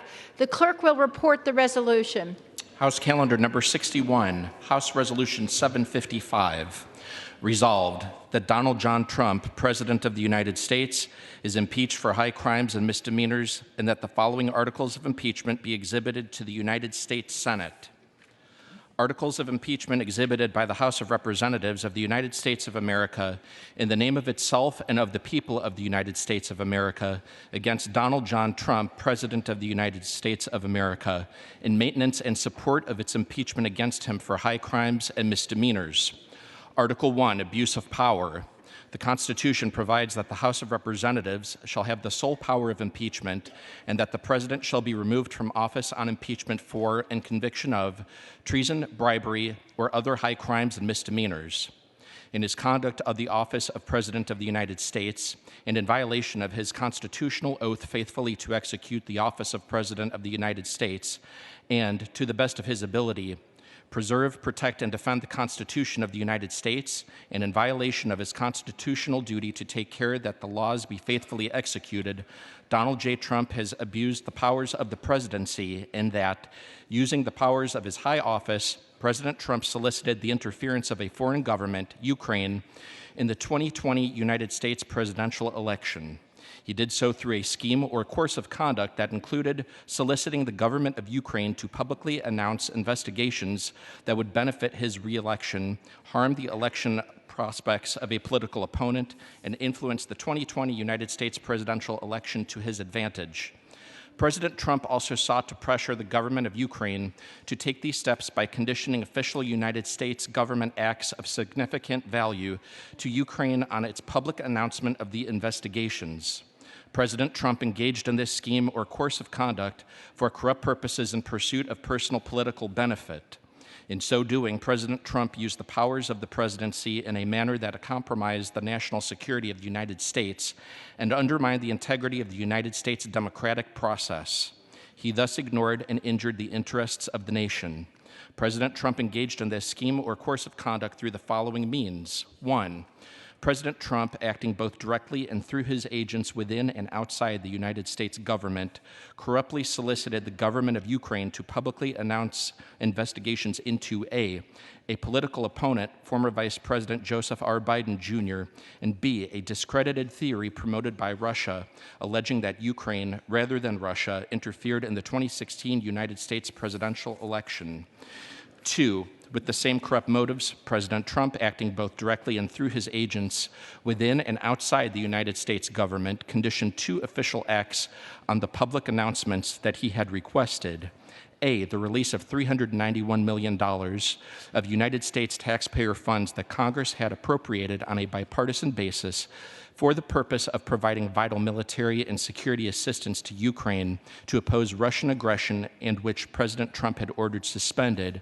And B, a head of state meeting at the White House, which the president of Ukraine sought to demonstrate continued United States support for the government of Ukraine in the face of Russian aggression. 3, faced with the public revelation of his actions, President Trump ultimately released the military and security assistance to the government of Ukraine, but has persisted in openly and corruptly urging and soliciting Ukraine to undertake investigations for his personal political benefit. These actions were consistent with President Trump's previous invitations of foreign interference in United States elections. In all of this, President Trump abused the powers of the presidency by ignoring and injuring national security and other vital national interests to obtain an improper personal political benefit. He has also betrayed the nation by abusing his high office to enlist a foreign power in corrupting democratic elections. Wherefore, President Trump, by such conduct, has demonstrated that he will remain a threat to national security and the Constitution if allowed to remain in office, and has acted in a manner grossly incompatible with self-governance and the rule of law. President Trump thus warrants impeachment and trial, removal from office, and disqualification to hold and enjoy any office of honor, trust, or profit under the United States. Article 2, obstruction of Congress. The Constitution provides that the House of Representatives shall have the sole power of impeachment and that the President shall be removed from office on impeachment for and conviction of treason, bribery, or other high crimes and misdemeanors. In his conduct of the office of President of the United States and in violation of his constitutional oath faithfully to execute the office of President of the United States and, to the best of his ability, preserve, protect, and defend the Constitution of the United States, and in violation of his constitutional duty to take care that the laws be faithfully executed, Donald J. Trump has directed the unprecedented, categorical, and indiscriminate defiance of subpoenas issued by the House of Representatives pursuant to its sole power of impeachment. President Trump has abused the powers of the presidency in a manner offensive to and subversive of the Constitution, in that the House of Representatives has engaged in an impeachment inquiry focused on President Trump's corrupt solicitation of the government of Ukraine to interfere in the 2020 United States presidential election. As part of this impeachment inquiry, the committees undertaking the investigation served subpoenas seeking documents and testimony deemed vital to the inquiry from various executive branch agencies and offices and current and former officials. In response, without lawful cause or excuse, President Trump directed executive branch agencies, offices, and officials not to comply with those subpoenas. President Trump thus interposed the powers of the presidency against the lawful subpoenas of the House of Representatives and assumed to himself functions and judgments necessary to the exercise of the sole power of impeachment vested by the Constitution in the House of Representatives. President Trump abused the powers of his high office through the following means. 1, directing the White House to defy a lawful subpoena by withholding the production of documents sought therein by the committees. 2, directing other executive branch agencies and offices to defy lawful subpoenas and withhold the production of documents and records from the committees, in response to which the Department of State, Office of Management and Budget, Department of Energy, and Department of Defense refused to produce a single document or record. 3, directing current and former executive branch officials not to cooperate with the committees, in response to which 9 administration officials defied subpoenas for testimony, namely John Michael Mick Mulvaney, Robert B. Blair, John A. Eisenberg, Michael Ellis, Preston Wells Griffith, Russell T. Vogt, Michael Duffy, Brian McCormick, and T. Ulrich Breckbuhl. These actions were consistent with President Trump's previous efforts to undermine United States government investigations into foreign interference in United States elections. Through these actions, President Trump sought to arrogate to himself the right to determine the propriety, scope, and nature of an impeachment inquiry into his own conduct, as well as the unilateral prerogative to deny any and all information to the House of Representatives and the exercise of its sole power of impeachment. In the history of the Republic, no president has ever ordered the complete defiance of an impeachment inquiry or sought to obstruct and impede so comprehensively the ability of the House of Representatives to investigate high crimes and misdemeanors. This abuse of office served to cover up the president's own repeated misconduct and to seize and control the power of impeachment, and thus to nullify a vital constitutional safeguard vested solely in the House of Representatives.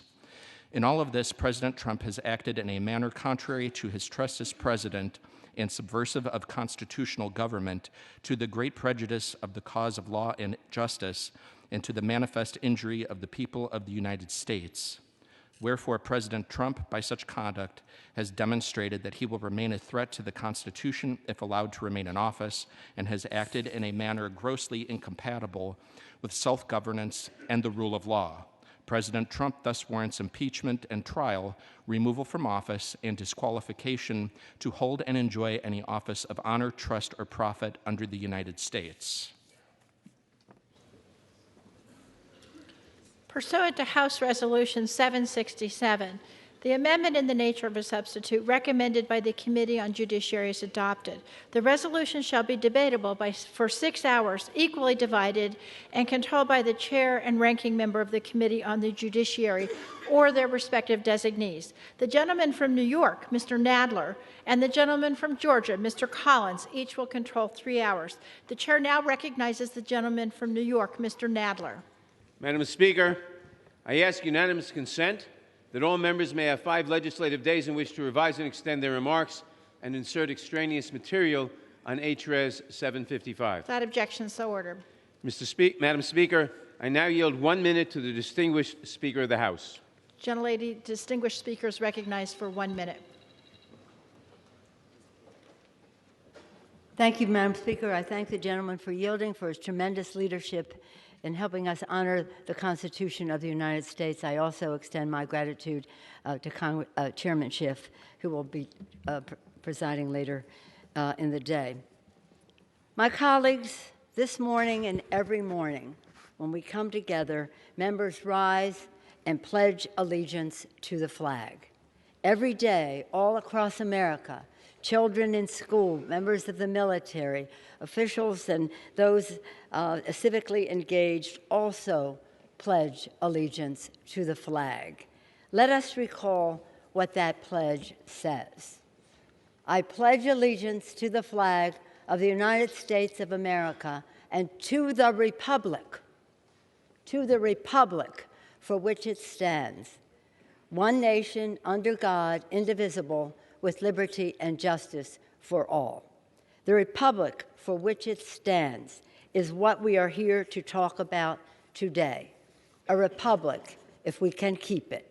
We gather today under the dome of this temple of democracy to exercise one of the most solemn powers that this body can take, the impeachment of the President of the United States.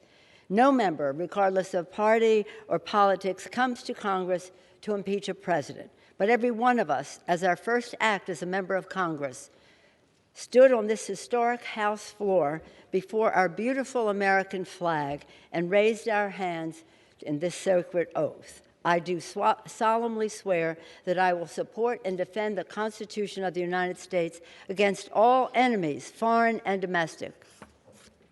So help me God. For 230 years, members have taken that sacred oath, which makes us custodians of the Constitution. When our founders declared independence and established a new nation, they crafted a system of government unlike one ever seen before, a republic, starting with the sacred words, "We the people."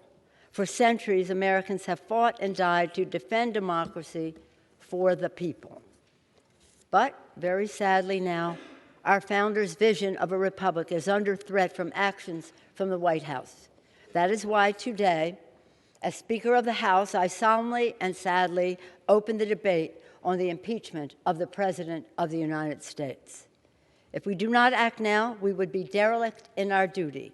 It is tragic that the President's reckless actions make impeachment necessary. He gave us no choice. What we are discussing today is the established fact that the President violated the Constitution. It is a matter of fact that the President is an ongoing threat to our national security and the integrity of our elections, the basis of our democracy. Hundreds of historians, legal scholars, and former prosecutors, regardless of party, have stated that the president committed impeachable offenses.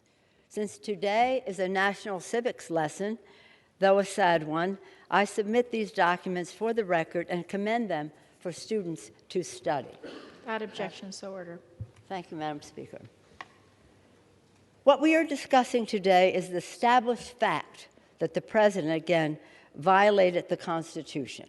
It is a matter of fact that the president is, again, an ongoing threat to our national security. And the testimony of decorated war heroes, distinguished diplomats, and patriotic career public servants, some of the president's own appointees over the past weeks, have told us this. The president used the power of his public office to obtain an improper personal political benefit at the expense of America's national security. When a president weakens a Democratic ally that is advancing American security interests by fighting an American adversary, the president weakens America. This abuse of power also jeopardizes the integrity of our elections. All Americans agree that American voters should choose our president, not some foreign government. The founders understood that it is profoundly corrosive for our democracy for a president to invite interference in our elections. As George Washington, our nation's patriot, under whose gaze we stand today, warned, history and experience prove that foreign influence is one of the most baneful foes of Republican government. George Washington. Sadly, the American people have witnessed further wrongs of the president, which necessitate the second article of impeachment, obstruction of Congress.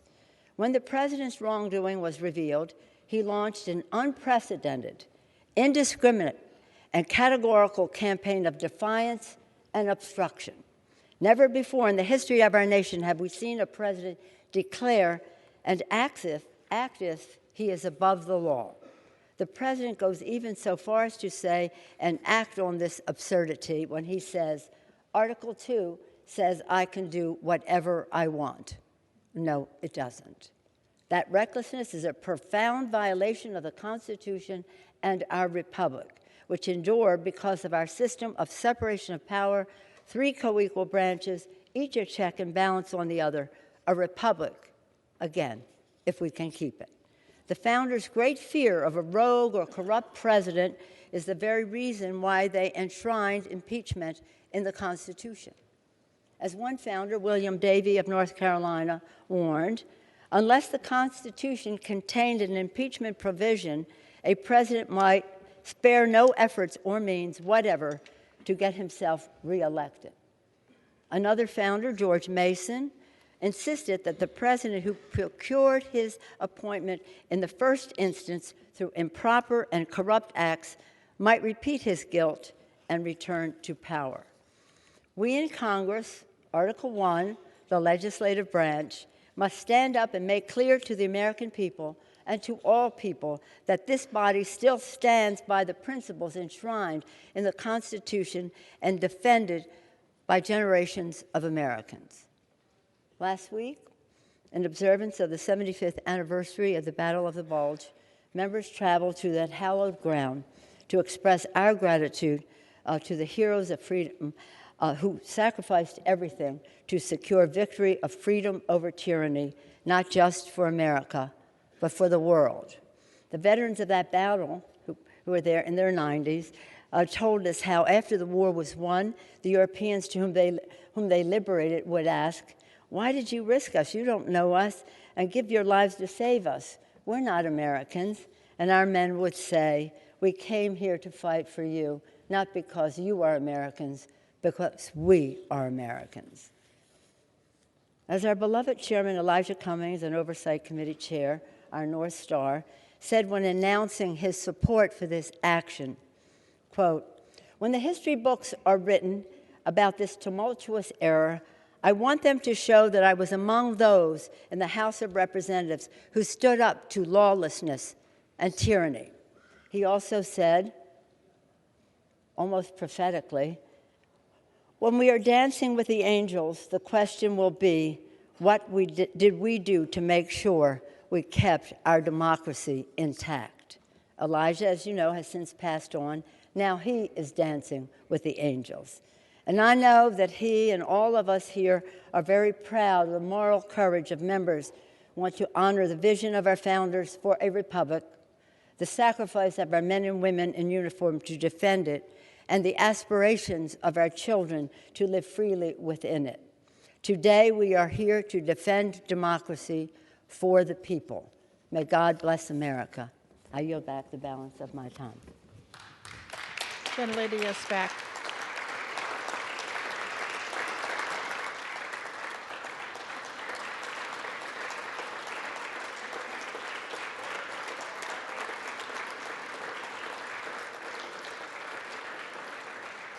Gentleman from Georgia. Thank you, Madam Speaker. And we are here today to enter into a debate that should surprise no one. This has not been a surprise, and it's not even something that we would have not thought about. From the very moment that the majority party in this House won the inevitability that we would be here today was only a matter of what date they would schedule it, nothing else. In fact, how it even began to look even further was on September 24th, the Speaker announced an impeachment inquiry before even seeing the call transcript that we're going to hear so much about today. You know, it's not about what this body can do and its constitutional oath. And there's been a lot of constitutional and founders thrown around and will be all day today.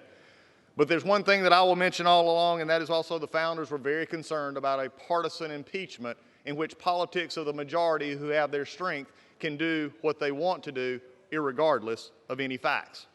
In fact, I've said it before and I will say it again. I do not believe, no matter what was said today and even what has been said, this is not a solemn occasion. When you go looking for something for 3 years, and especially this year since January, you ought to be excited when you found it, but they can't, because I know what is now happening. It took me last night, but I was thinking about it. Why do we keep calling this a solemn occasion when you've been wanting to do this ever since the gentleman was elected? Mr. President came forward and did what he thought fit for the American people, but yet they wanted to impeach him.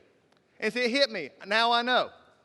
The reason they wanted to is now they're realizing what I told them and have been telling them for the last few weeks, that the clock and the calendar are terrible masters. The clock and the calendar are terrible masters. They do not care about anything except getting the time done and the calendar fixed. They do not care about facts. They do not care about time. And one day the clock and the calendar will hang along this body in a very detrimental way. How do I know this? Because one of our members, Ms. Tlaib, said on the night she was sworn in, we're going to impeach. Well, you know the rest. In May of 2019, Al Green said, I'm concerned if we don't impeach this president, he will get reelected. That is probably the most prescient thing said by the majority in the last year, is they said we can't beat him if we don't impeach him. There's a reason behind this impeachment. And even Speaker Pelosi said it would be dangerous to leave it to voters to determine whether President Trump stays in office. Really? After we just said the Pledge of Allegiance, we go back to the Speaker's own words and said it would be dangerous to leave it to the voters?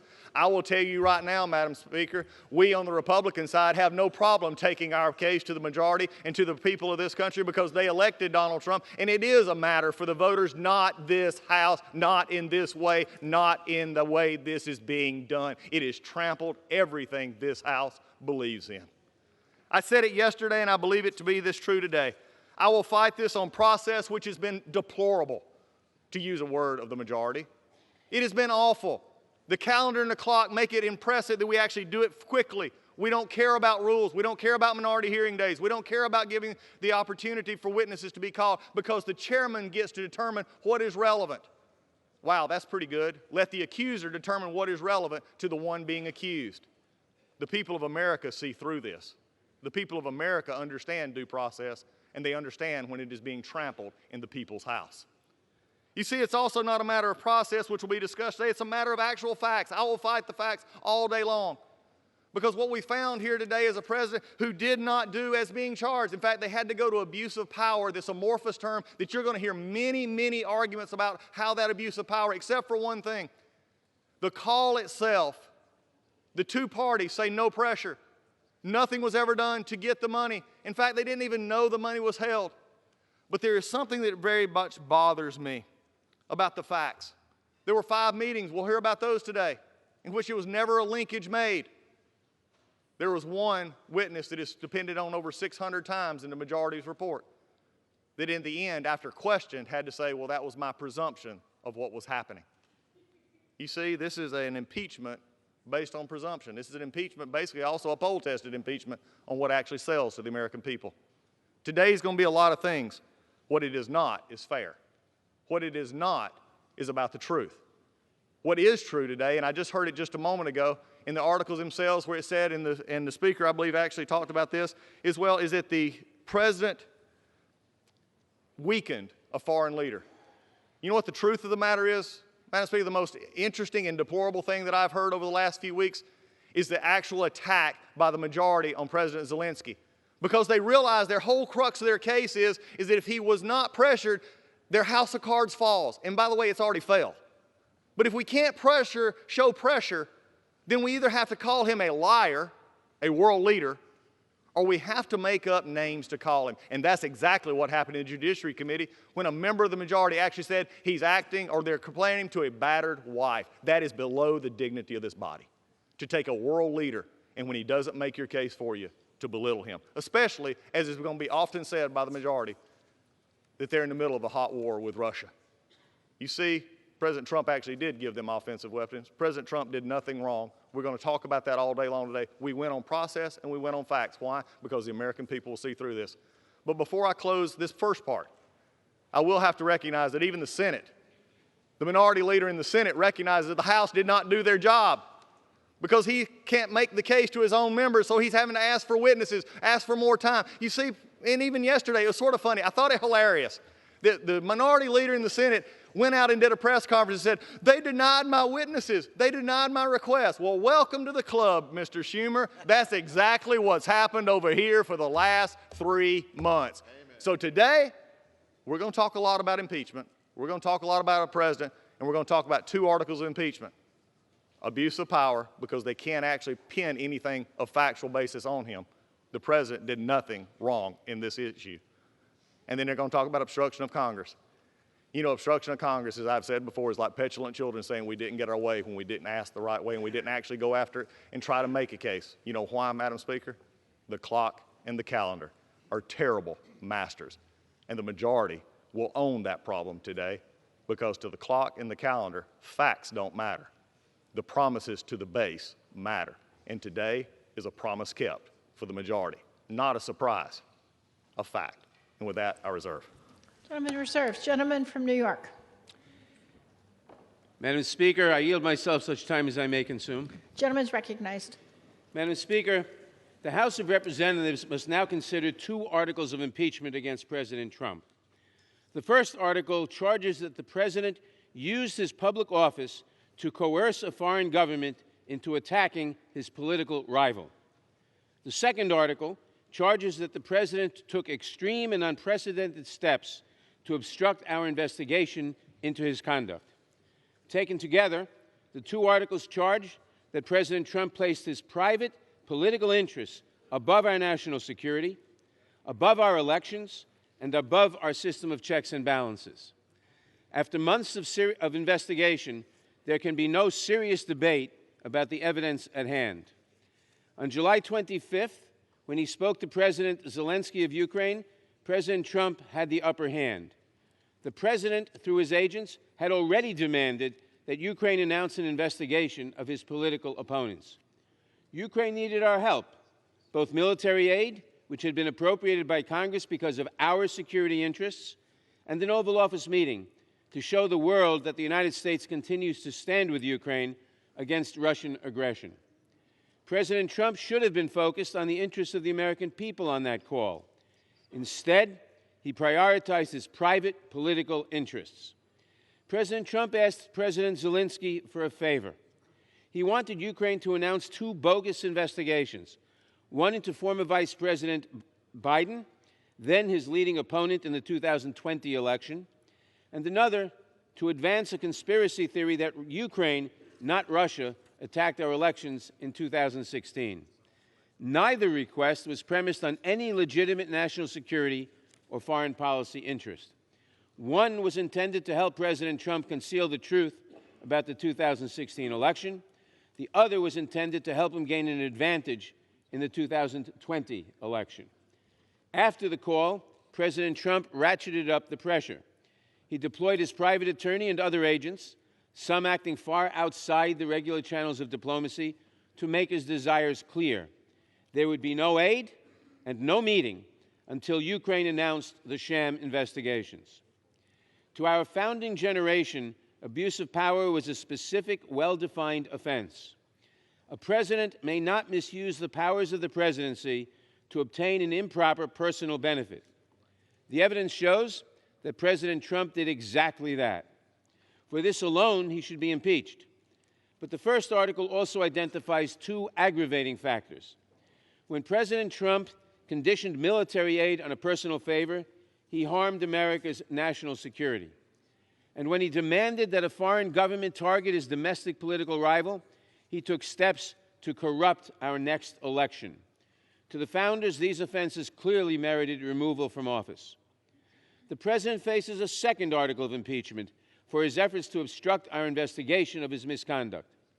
The Constitution grants the sole power of impeachment to the House of Representatives. Within our system of checks and balances, the president may not decide for himself what constitutes a valid impeachment inquiry, nor may he ignore lawful subpoenas or direct others to do so. Many presidents, including President Trump, have asserted privileges and other objections to specific subpoenas. But only President Trump has ordered the categorical defiance of a congressional investigation, the automatic rejection of all subpoenas. The president is not above the law, and he should be impeached for this as well. Congress cannot wait for the next election to address this misconduct. President Trump has demonstrated a clear pattern of wrongdoing. This is not the first time he has solicited foreign interference in an election, has been exposed, and has attempted to obstruct the resulting investigation.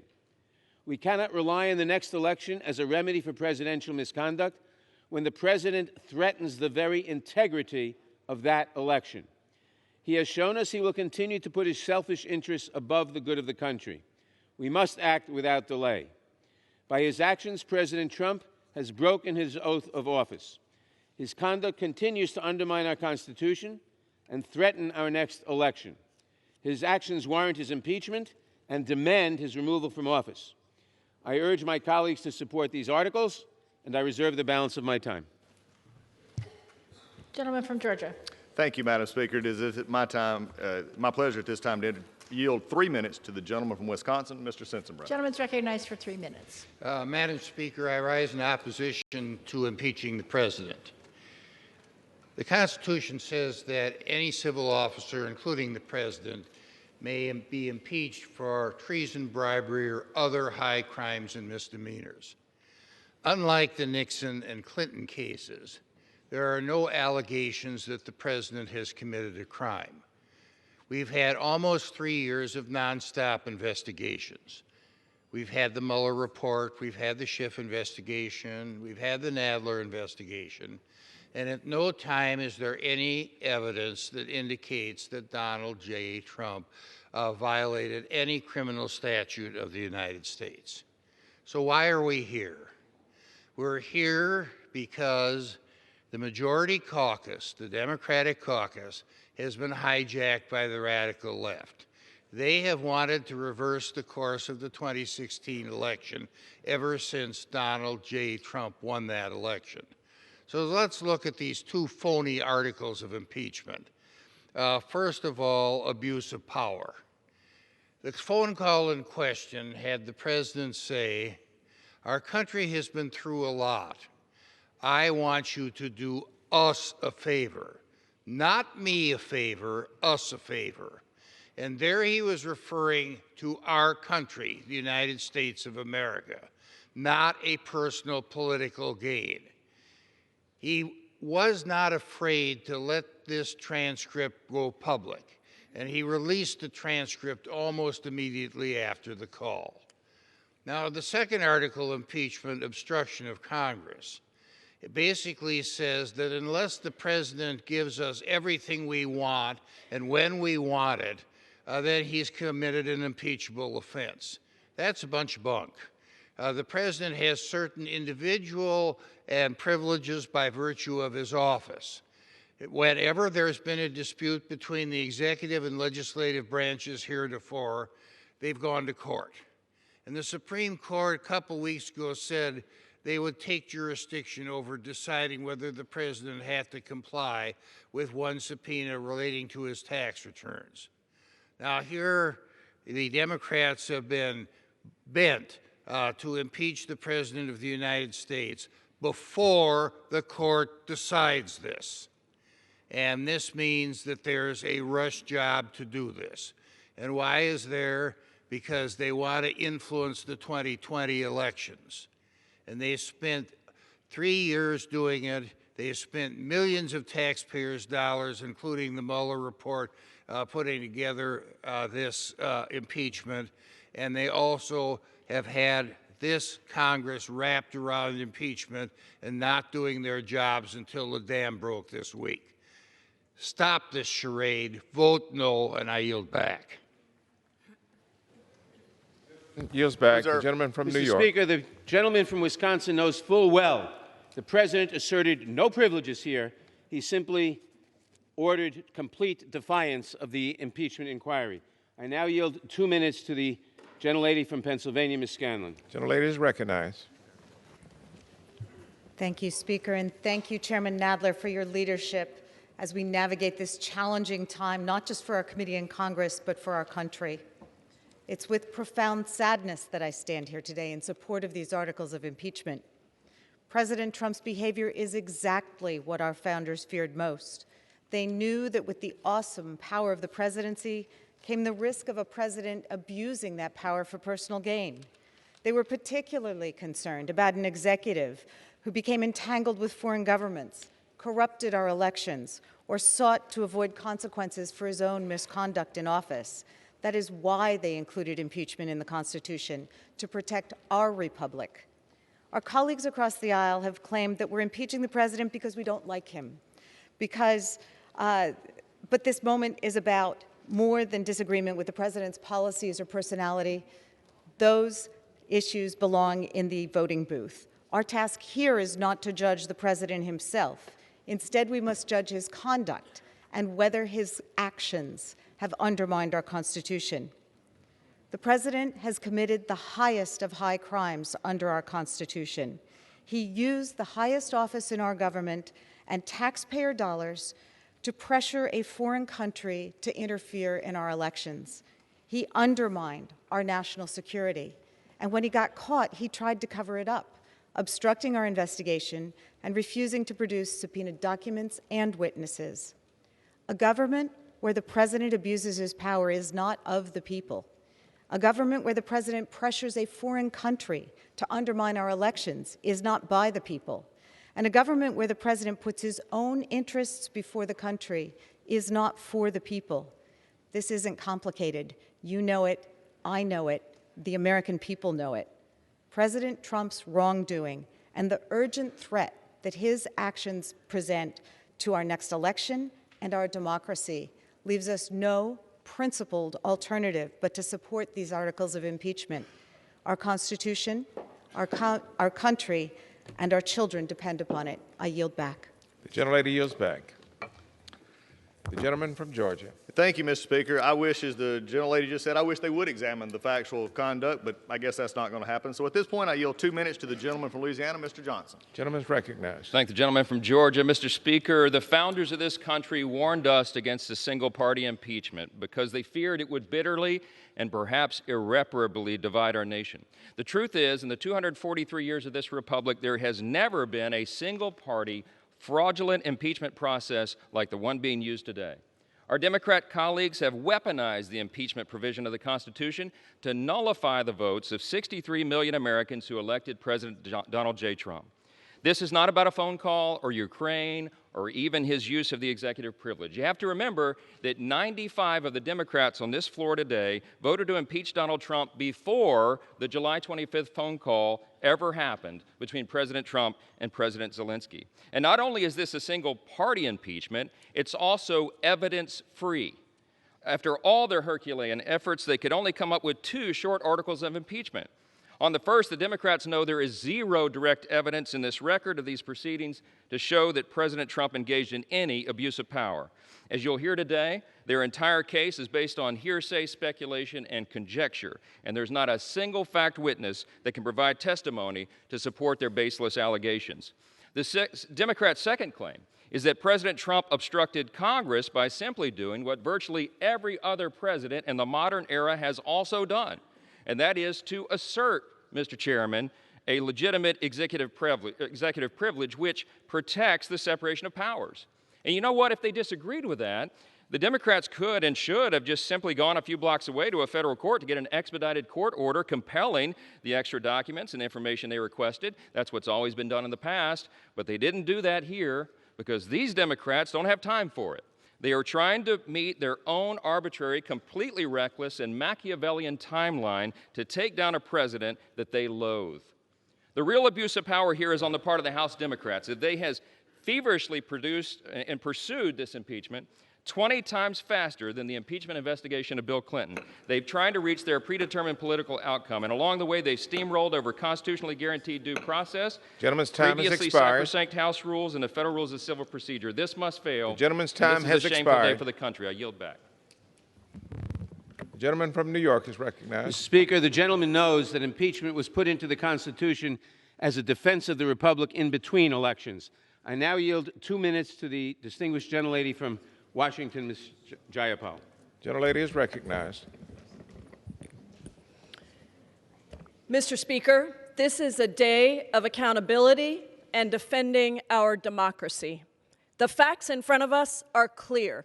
This president, Donald J. Trump, coerced a fragile foreign ally to investigate his political opponent and interfere in our elections. And he leveraged critically needed, congressionally approved military aid to Ukraine.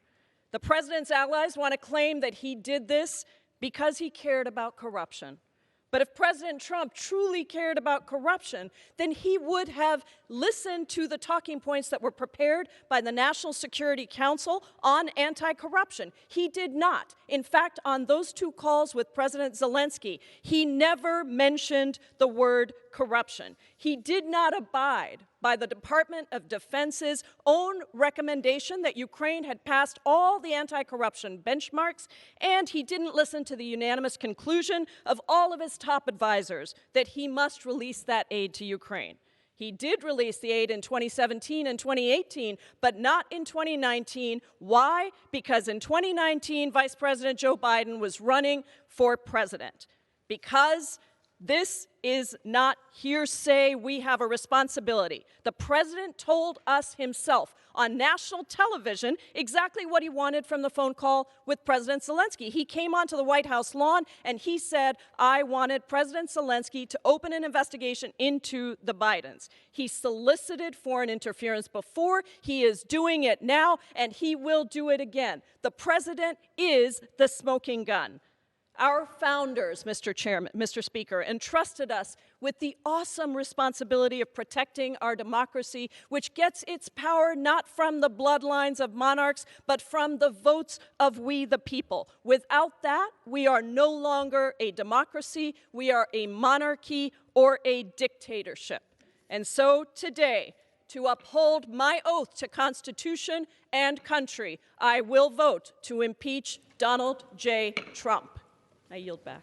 Gentlelady yields back. The gentleman from Georgia. Thank you, Mr. Speaker. I also remind my chairman that impeachment was never been as a political weapon in between elections when you can't win the next one. And with that, I yield 2 minutes to the gentleman from Texas, Mr. Conaway. Gentleman is recognized. Thank you, Mr. Speaker. Other than authorizing an act of war, impeachment is the gravest item that we as Congress can consider.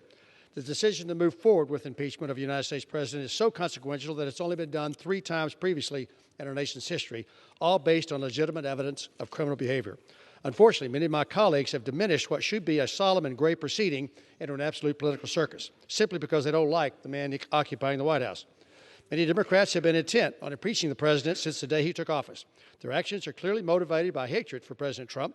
This impeachment vote today is the next step in their long-held plan to remove him from office.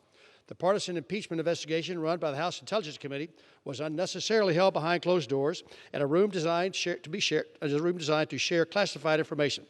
Nothing classified was shared during these meetings, but the result of this decision was that most members of Congress and all Americans were blocked from hearing the facts for themselves.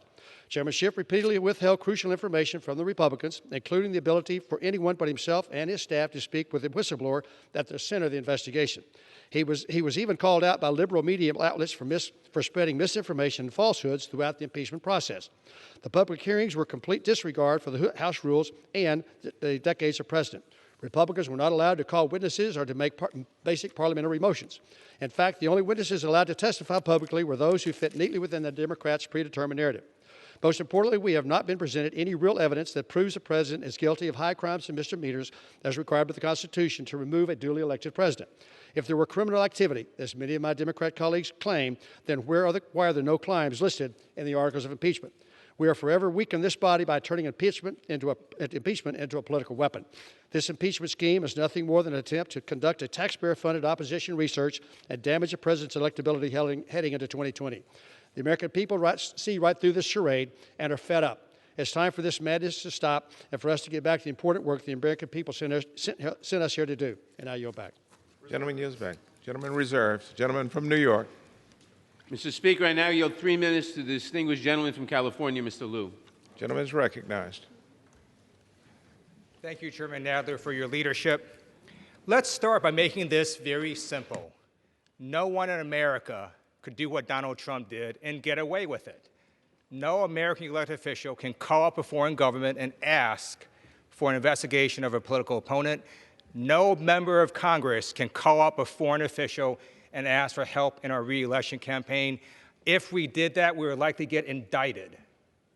No one is above the law, and the Constitution is the supreme law of the land. I first swore an oath to the Constitution when I joined the United States Air Force on active duty. And the oath I took was not to a political party or to a president or to a king. It was to a document that has made America the greatest nation on earth. And that document contains a safeguard for when the president's abuse of power is so extreme that it warrants impeachment. We're not here because of policy disputes. While I disagree with the president, I acknowledge he has a right to restrict the number of refugees entering our country. He has a right to eliminate environmental executive orders. He has a right to sign a bill that has given tax breaks to the wealthy. But the president does not have the right to cheat and to solicit foreign interference in our elections. That is illegal. It is not what the voters elected him to do, and we will not stand for it. The president's actions in this case were particularly insidious because he also used our government for his private gain. He conditioned taxpayer-funded military aid and a critical White House meeting with the Ukrainian president on the requirement that Ukraine publicly announce an investigation into his opponent. And by harming Ukrainian national security, the president also harmed U.S. national security. And then the president solicited foreign interference again on the South Lawn of the White House, when he again asked Ukraine to investigate his political opponent, and then he asked China, our peer competitor, to do the same. That abuse of power is not acceptable. Whether or not the Senate convicts, the House has an independent duty to do the right thing. That's why we have passed over 275 bipartisan bills that are stuck in the Senate. Whether impeaching or legislating, we will continue to be faithful to the Constitution regardless of what the Senate may or may not do. Moreover, impeachment is a form of deterrence. Our children are watching. No president ever wants to be impeached. And whether Donald Trump leaves in 1 month, 1 year, or 5 years, this impeachment is permanent. It will follow him around for the rest of his life, and history books will record it. And the people will know why we impeached. It's all very simple. No one's above the law, not our commander-in-chief, not our president. I yield back. Gentleman yields back. The gentleman from Georgia. Thank you, Mr. Speaker. At this time, it's my pleasure to yield 1.5 minutes to the gentleman from North Carolina, Mr. McHenry. Gentleman is recognized. I thank my colleague. In 2016, 63 million Americans went to the polls and elected Donald Trump President of the United States. House Democrats have been trying to overturn the election ever since. In fact, they've tried 5 additional times to the one that's before us to impeach the president, including the vote in May of 2017, just 5 months into his term. In January of this year, House Democrats took control of this chamber, and they're faced with a choice. They could use the tools of the majority to pursue legitimate priorities of the American people, policies that can impact their lives, or they could use the tools to undo the 2016 election. They made their choice. Since then, House Democrats have issued more subpoenas than bills have been signed into law. That tells us all we need to know about this Congress and that party. Rather than launch a legitimate investigation, Democrats turned to focus groups to workshop their language, to see if they could sell this to the American people. And the American people have rejected it. Instead of negotiating with the executive branch, for instance, and allowing the courts to resolve any legitimate disputes, House Democrats rushed an impeachment vote. So here we are, 12 weeks later, voting whether to impeach the president based off the thinnest record in modern history. It's no surprise that the Senate is already asking for additional witnesses and more documents and real evidence. The body of evidence is weak and woefully insufficient for impeachment. And with that, I yield back on this sad day for this institution. Gentleman yields back. The gentleman from New York, Mr. Nadler. Mr. Speaker, I now yield 2 minutes to the gentleman from Maryland, Mr. Raskin. Mr. Raskin is recognized. Thank you, Mr. Speaker. American elections belong to the American people, not the American president and not foreign powers. No president may cheat the people by working with foreign governments to steal from us a free and fair election. And no president who attempts it may cover up that cheating by systematically obstructing Congress in our work. Article 2 of the Constitution does not authorize a president to do whatever he wants. The reason we have a Constitution is to keep government officials from doing whatever they want. If we, the people, lose the certainty of free and fair elections to presidential corruption and foreign manipulation, then we lose our democracy itself, the most precious inheritance we have received from prior generations that pledged their sacred honor and gave everything they had to defend it. The struggle for democracy is the meaning of America. That is why we remain the last best hope of a world ravaged by authoritarianism, violence, and corruption. We must act now to protect our elections and safeguard constitutional democracy for the enormous and unprecedented challenges that still lie ahead of us. I yield back, Mr. Chairman. Gentleman yields back. The gentleman from Georgia. Thank you, Mr. Speaker. At this time, it is my pleasure to yield 1.5 minutes to the gentlewoman from West Virginia, Ms. Miller. Gentlelady is recognized. Thank you, Mr. Speaker. I rise in opposition of H.R. 755. Today is a disappointing day. It is the day my colleagues from across the aisle cast the vote that they have spent the last 3 years obsessing over. The vote to impeach our duly elected president. There are 2 charges claimed by House Democrats, and there is zero cause for either. While President Trump has led, our country has thrived, and Washington liberals have failed. Despite the commitment of many of our colleagues to obstruct the Trump administration's agenda at every turn, our country continues to succeed. In this body, however, we have not been able to deliver on what Americans want and need. We still have not finished securing our border. The opioid epidemic still rages in our communities. Our infrastructure is still in dire need of an overhaul, and we still have not reached a bipartisan resolution on drug pricing. If Congress hadn't spent the last year stuck in a divisive, ugly, partisan impeachment debacle, think of what we could have done. The lives that could have been saved, the communities that could have been improved, the crisis on our southern border ended, and the positive work that we should do for our country. But we didn't, all because of divisive political theatrics. Congress can do better than this, and America deserves better. I yield back my time. The gentlelady yields back, and the gentleman from Georgia reserves. The gentleman from New York. Mr. Speaker, I now yield 2 minutes to the distinguished gentleman from Rhode Island, Mr. Cicilline. Gentleman is recognized. Mr. Speaker, I rise in support of the articles of impeachment against Donald J. Trump, the 45th President of the United States. Mr. Speaker, no one runs for Congress to impeach a president, but this president has left us no choice.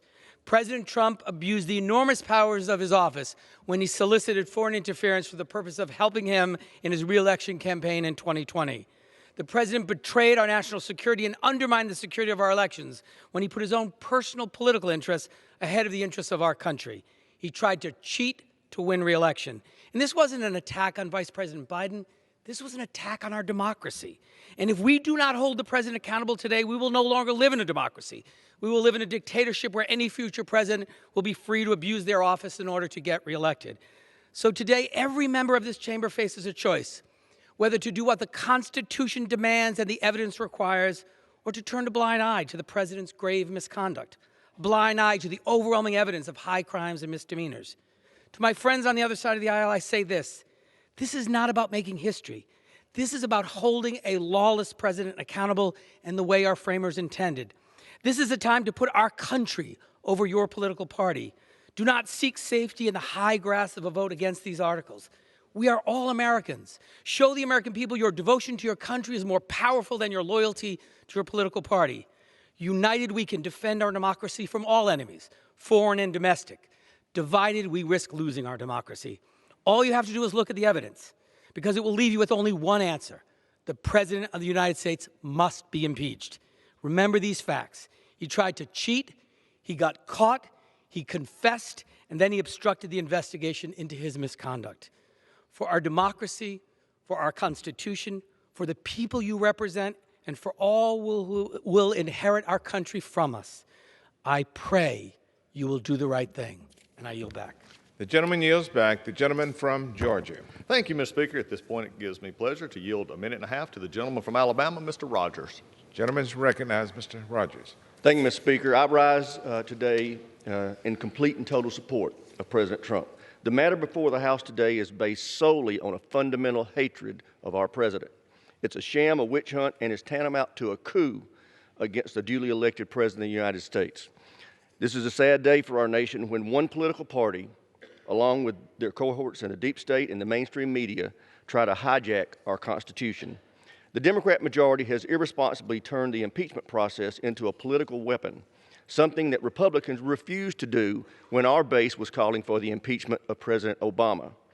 It is well past time for the House to move beyond this hoax and put our nation first. That's exactly what President Trump is doing. The United States has record low unemployment, historic performance in the stock market. President Trump is rewriting failed trade deals of the past to put America first. He's rebuilding our military. He helped create the Space Force, and the list goes on. I implore my colleagues to end this spectacle now. I yield back. Gentleman yields back. The gentleman reserves. Gentleman from New York, Mr. Nadler. Mr. Speaker, I'm hearing a lot from my colleagues on the other side of the aisle, except a defense of President Trump's conduct, which is indefensible.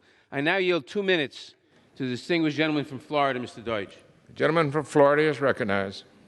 Some say this impeachment is about 8 lines in a call transcript, but there is so much more. This was about a scheme that lasted months and involved dozens of Trump administration officials. Look at the evidence. Look at the direct evidence. Text messages, emails, calls, and meetings. Way back in May, the president told his team, talk to Rudy Giuliani. The president's message, no White House meeting unless Ukraine helped him in the 2020 election. Ambassador Sondland said there was a prerequisite of investigations into the Bidens, and announcement of investigations was a deliverable. Ambassador Volker said the most important thing for the Ukrainian president to do was to commit to an investigation of the Bidens. Just before the July 25th call, Volker told the Ukrainians, assuming President Z convinces Trump he will investigate, we will nail down a date for a visit to Washington. The direct evidence kept coming after the call, more texts, more emails, more calls, all with the same message. If Ukraine didn't announce an investigation into the president's political rival, then they wouldn't get the White House meeting that they had been promised, and they wouldn't get the aid that they needed in their war against Russia. American presidential power comes from the people through elections, and the Constitution requires that we protect those elections. But when the president abused his power to solicit foreign interference, he was cheating American voters before they even had a chance to vote. President Trump's actions force us to protect our elections and the Constitution. I urge my colleague to defend the Constitution, support these articles of impeachment, and remind the world that in America no one is above the law. I yield back. The gentleman yields back. The gentleman from Georgia. Thank you, Mr. Speaker. And I would remind this whole body that it is more than 8 lines. In fact, there's 4 facts. There's no pressure. There's no conditionality. They did nothing to get it, and they got the money. With that, I yield 1.5 minutes to the gentleman from Florida, Mr. Spano. The gentleman is recognized. I rise in opposition to this political effort to remove President Trump from office. I'm not surprised this day has come, but I am disappointed. Disappointed because impeachment is one of the most consequential decisions that we can make in this body. And this impeachment is based purely on partisan motives. Speaker Pelosi said we shouldn't go down this path unless there was something compelling, overwhelming, and bipartisan because of how divisive it would be. Unfortunately, it's clear the majority has had laser focus on one thing for 3 years, impeaching the president. The majority has failed to deliver for the American people. They failed to pass a budget on time, failed to pass the spending bills on time, and failed to deliver bipartisan solutions that will actually help improve the lives of Americans. But the American people see through this sad charade for what it is, an attempt to undo the 2016 election based on hearsay and opinion, not fact. The transcript of the call showed no conditions were placed on the aid. President Trump and Zelensky have said there was no pressure and Ukraine received the aid without taking any actions. The Constitution is clear. The president may only be impeached for committing treason, bribery, or other high crimes and misdemeanors. Nowhere in the 2 articles of impeachment brought today does it argue that the president has committed treason, bribery, or any crime under the law. This is not overwhelming. It is not compelling. It is not bipartisan. But the Speaker has right. She was right in one way. This is incredibly divisive and has lowered the bar for what future presidents will face. I strongly oppose the articles before us today, and I hope that we will finally move past this nightmare and get to work to deliver results for the American people. I yield back. The gentleman yields back. Gentleman reserves. The gentleman from New York is again recognized. Mr. Speaker, the evidence is clear that President Trump took advantage of Ukraine's vulnerability and abused the powers of his office to pressure Ukraine to help his re-election campaign. This is the highest of high crimes, and President Trump must be held to account. And I now yield 2 minutes to the distinguished gentleman from California, Mr. Correa. The gentleman is recognized. And I thank the gentleman for yielding. As a member of Homeland Security Committee, I know firsthand the dangers that foreign interference in our elections present to our democracy. And as a member of Congress, it is my sworn duty to ensure that our nation is secure from all threats, foreign and domestic. And Congress has a constitutional job to investigate allegations of misconduct by the executive branch, including the United States President. The Constitution is the highest law of the land, created a system of checks and balances to prevent the creation of a king. And Congress is a co-equal branch of our nation's government, equal with the presidency, with duties that are given to us by the framers. This is a very sad day, and I do not take impeachment lightly. Yet I'm here to do my job as a member of Congress. Mi pueblo me ha mandado a Washington para trabajar con todos, demócratas y republicanos, para mejorar nuestra vida en nuestras comunidades. Y tristemente estamos presentes considerando las acciones de nuestro presidente de los Estados Unidos. Y mi voto hoy será para asegurar que seguiremos siendo una democracia y no una dictadura. Muchos de nuestros hijos y hijas han pagado el precio de nuestra libertad con su sangre. Nuestra democracia tiene que ser la herencia de nuestros hijos. Y una democracia existe cuando nadie está sobre la Constitución y todos somos sujetos a las leyes. Y hoy también le pido a Dios que nos dé sabiduría y que nos ayude a unir a nuestra querida patria, los Estados Unidos americanos. And today I pray for God for His guidance in uniting our great nation. And with that, the gentleman from New York, I yield. The gentleman will be required to provide a translation of your remarks. The gentleman from New York. Do you reserve, Mr. Neville? Gentleman reserves. Mr. Collins is recognized. Thank you, Mr. Speaker. Yes. I would just have to disagree with my chairman. I'm not sure what he's been watching, but facts are not undisputed. In fact, they're very much disputed not only by the minority, but by the witnesses who actually testified. With that, I yield a minute and a half to the gentleman from Georgia, Mr. Carter. Gentleman is recognized. I thank the gentleman for yielding. Mr. Speaker, I rise today in opposition to the Democrats' sham process, which makes a mockery of the rules of the House and is frankly dangerous to this country. Since day one, the Democrats have made it clear that they wanted to move towards impeachment well before any of the accusations took place. What Democrats unfortunately don't recognize is the damage that this will cause for our political institutions and America's trust for years to come. Every American should be concerned that Speaker Pelosi doesn't trust our citizens to let them decide who should lead our great country. This impeachment process isn't focused on strengthening and protecting our political foundations, but rather shaping public opinion. I ask you, is it worth that? Not only is the process alarming, but it's wasting taxpayers' dollars and valuable time that elected officials could be using to move our country forward. That includes securing our borders, addressing student loan debt, or bringing down the cost of health care and prescription drugs. I urge all of my colleagues, while considering these articles, to ask themselves whether this is truly being done for the good of the country. Thank you, Mr. Speaker, and I yield back. The gentleman yields back. The gentleman from New York, Mr. Nadler. I would remind the gentleman that after recovering millions of dollars in ill-gotten gains, the Mueller investigation was actually a net plus for the taxpayers. I now recognize the gentleman from Colorado, Mr. NowThis, for 2 minutes. The gentleman from Colorado is recognized. Thank you, Mr. Speaker, and I want to thank Chairman Nadler and Speaker Pelosi for their leadership and their moral courage. Today, the House of Representatives is debating whether to take the rare step of voting to impeach a president for only the third time in our country's history. Unfortunately, President Trump has left us no choice.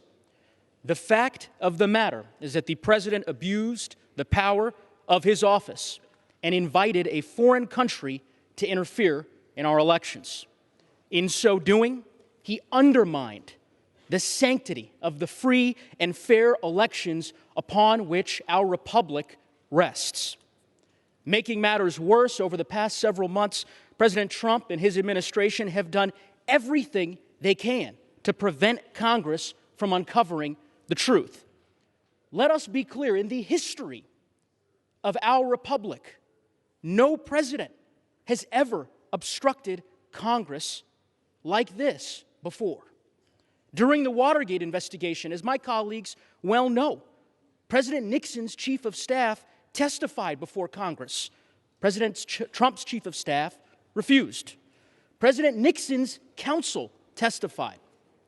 President Trump's refused. White House aides close to President Nixon testified. President Trump refused to allow any aide who may have knowledge relevant to this investigation to testify. Simply put, his administration has engaged in a wholesale obstruction of Congress, and that is exactly why we're considering not just one, but 2 articles of impeachment before the House today. Every member of this body has a responsibility to uphold our Constitution, to defend our republic, and when necessary, to hold the executive branch accountable. And we are exercising that responsibility today. So with that, and therefore, I will vote yes on both articles because it is what the Constitution requires and what my conscience demands. And with that, I yield back. The gentleman yields back. The gentleman from Georgia.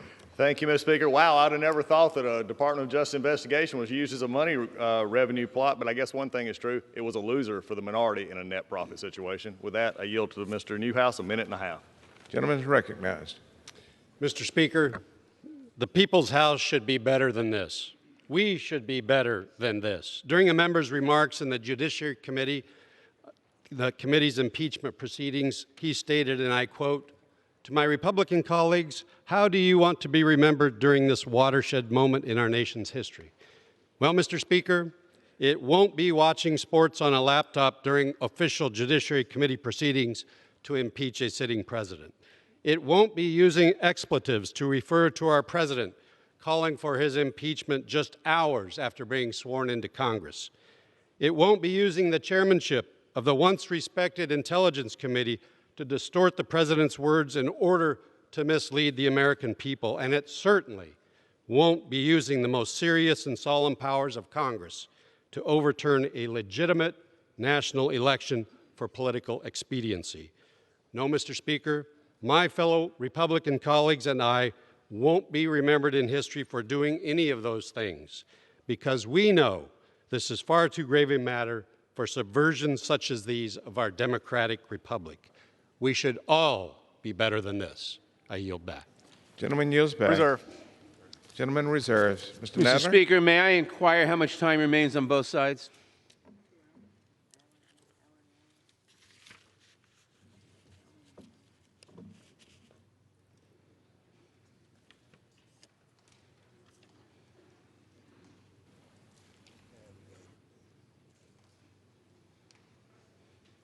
Mr. Nadler, you're advised, sir, that you have 156 3/4 minutes remaining. The gentleman from Georgia has 157 minutes remaining. Divide that by 60. Thank you, Mr. Speaker.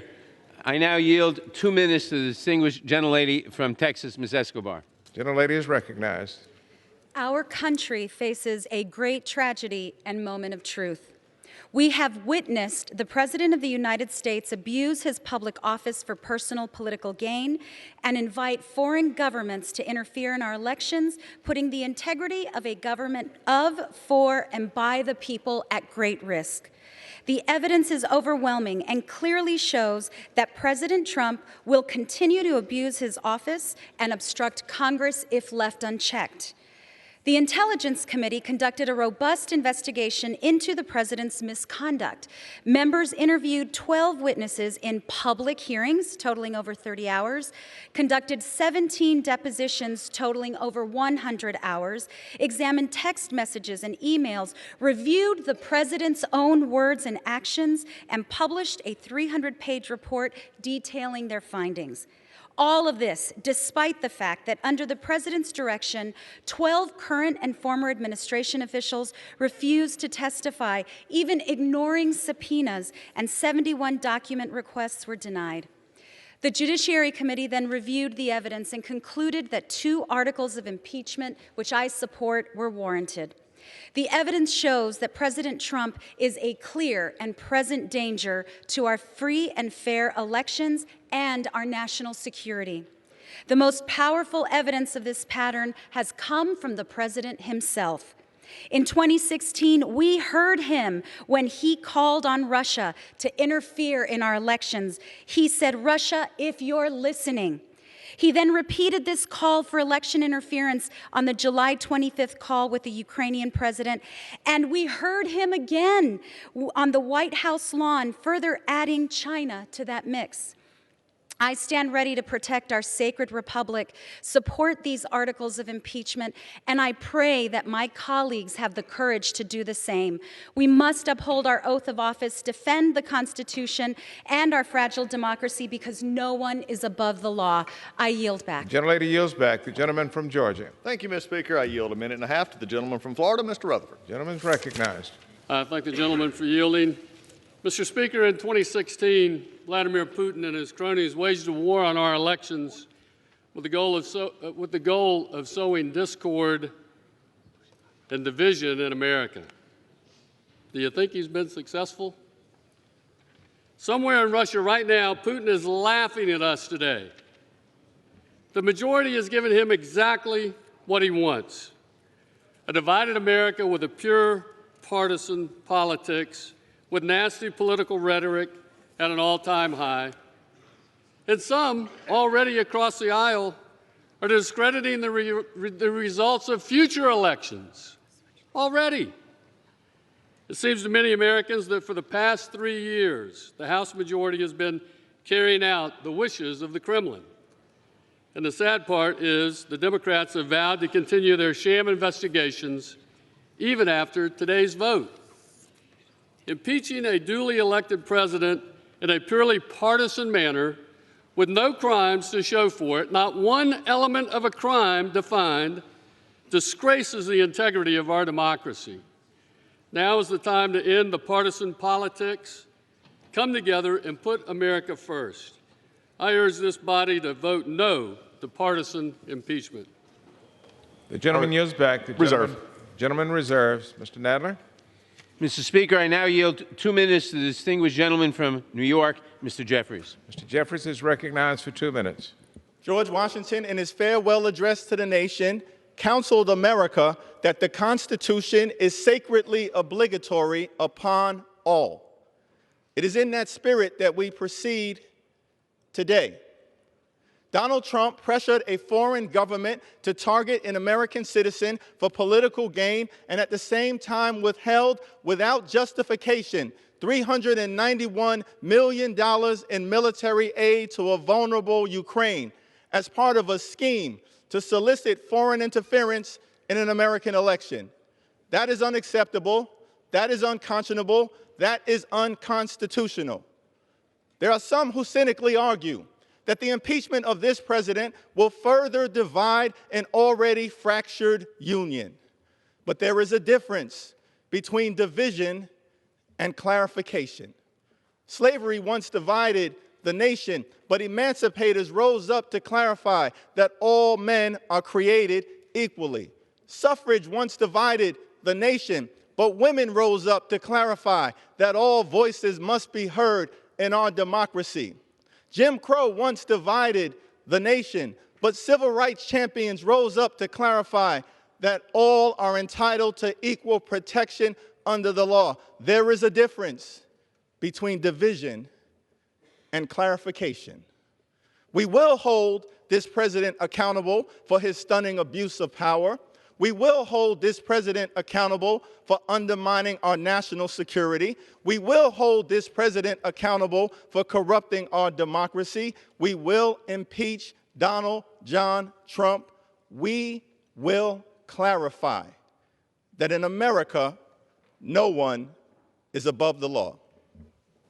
The gentleman yields back. The gentleman from Georgia. Thank you, Mr. Speaker. I now yield 2 minutes from the gentleman from California, Mr. McClintock. Gentleman is recognized. Mr. Speaker, nullifying a national election requires an overwhelming case of high crimes supported by indisputable evidence that the vast majority of the nation finds compelling. Now, Article 1 is a made-up crime called abuse of office. It does not charge that the president broke any law, but that Congress doesn't like the way he lawfully discharged his constitutional duties. This would reduce the presidency to that of a minister serving at the pleasure of Congress, destroying the separation of powers at the heart of our Constitution. Article 2 is another made-up crime called obstruction of Congress. It means the president sought to defend his constitutional rights and those of his office. It removes the judiciary from our Constitution and places Congress alone in the position of defining the limits of its own powers relative to the president. Our Bill of Rights guarantees every American the right to confront their accuser, to call witnesses in their defense, to be protected from hearsay, and to defend these rights in court. The Democrats have trampled them all in their stampede to impeach. Even in this kangaroo court, the Democrats' hand-picked witnesses provided no firsthand knowledge the president leaked aid to action. In fact, 2 witnesses provided firsthand knowledge that he specifically ordered no quid pro quo. Any case that charged no actual crime and offered no legally admissible evidence would be laughed out of court in a heartbeat. That's the case before us today. It would redefine the grounds for impeachment in such a way that assures that it will become a constant presence in our national life. Now we know just how reckless is the Democrats' chant of resist by any means necessary. This is a stunning abuse of power and a shameless travesty of justice that will stain the reputations of those responsible for generations to come. I yield back. Gentleman yields back. Reserve. Gentleman reserves. Mr. Nadler. Mr. Speaker, abuse of power was no vague or weak notion to the framers. It had a very specific meaning: the use of official power to obtain an improper personal benefit while ignoring or injuring the national interest. President Trump has abused his office and must be removed. I now yield 2 minutes to the distinguished gentleman from Tennessee, Mr. Cohen. The gentleman is recognized. Thank you. Mr. Speaker, from our founding, the United States has been a special nation, a city upon a hill. Our values are enshrined in our Constitution: liberty, equality, and opportunity. We are a self-governing people where every person is equal before the law. In the United States, we don't have a king. We choose our leaders. We vote. Generations of Americans have fought, and some have died, to secure these inalienable rights. The Constitution begins, "We, the people of the United States." That's us. It's not we, the leaders of Russia, Ukraine, or China, or we, the Democrats, or we, the Republicans. It's we, the people of the United States, and all Americans, and only Americans, get to have a say in our elections. Donald Trump used the high power of the presidency to pressure a foreign nation to besmirch his perceived primary political opponent. He corrupted our elections and compromised our national security so that he could keep power. Not power for the people, power for himself. In 2016, candidate Trump called for foreign interference when he said, "Russia, if you are listening." In 2019, President Trump sought foreign interference when he needed a favor from Ukraine to intervene in the 2020 elections. President Trump attacked and is continuing threat to our system of free and fair elections. Like all of you, I took an oath to support and defend the Constitution. I urge my colleagues to abide by that oath and stand up to President Trump's abuse of power and obstruction of Congress. To my colleagues on both sides of the aisle, I appeal to your patriotism and implore you to defend free and fair elections and preserve the Constitution. God save the United States of America. I yield back the balance of my time. The gentleman yields back, and the gentleman and all members are reminded to address their comments to the chair. The gentleman from Georgia. Thank you, Mr. Speaker. And I do believe, Mr. Speaker, that our elections should be free and fair. I do believe that with all my heart, except it seems like in this case, this impeachment is based on the fact that the Speaker, who said in this month, or last month, it would be dangerous to leave it to the voters to determine if Mr. Trump stays in office. With that, I yield a minute and a half to the gentleman from Louisiana, Mr. Higgins. The gentleman is recognized.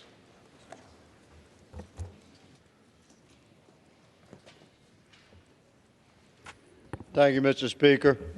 I have descended into the belly of the beast. I have witnessed the terror within, and I rise committed to oppose the insidious forces which threaten our republic. America is being severely injured by this betrayal, by this unjust and weaponized impeachment brought upon us by the same socialists who threaten unborn life in the womb, who threaten First Amendment rights of conservatives, who threaten Second Amendment protections of every American patriot, and who have long ago determined that they would organize and conspire to overthrow President Trump. We don't face this horror because the Democrats have all of a sudden become constitutionalists. We're not being devoured from within because of some surreal assertion of the socialists' newfound love for the very flag that they trod upon. We face this horror because of this map. This is what the Democrats fear. They fear the true will of we, the people. They are deep establishment DC. They fear. They call this Republican map flyover country. They call us deplorables. They fear our faith. They fear our strength. They fear our unity. They fear our vote. And they fear our president. We will never surrender our nation to career establishment DC politicians and bureaucrats. Our republic shall survive this threat from within. American patriots shall prevail. Mr. Speaker, I yield. The gentleman yields back. I reserve. The gentleman from New York, Mr. Nadler. Mr. Speaker, I now yield 2 minutes to the distinguished gentleman from Georgia, Mr. Johnson. The gentleman from Georgia, Mr. Johnson, is recognized. Thank you, Mr. Speaker. I was not among those who supported impeachment before Ukraine, but I called for impeachment today because our president is, as we speak, abusing his power and placing himself above the law. President Trump's attempt to sabotage the 2020 election is a clear and present danger on our democracy. We, the people, know this, and more Americans support impeachment today than at any time since Richard Nixon's final weeks in office. We know that it's wrong to enlist the help of foreigners in interfering in our elections. We know it's wrong to cheat, and we know what's at stake. It's not just that our elections were attacked, our elections are under attack right now. The very day the Judiciary Committee voted out articles of impeachment, President Trump welcomed Rudy Giuliani back to the White House. President Trump is still at it. He's doubling down. He doesn't think he can win an election fair and square, so he's trying to cheat. To ignore these crimes is not just giving the president a pass, it's giving him a green light.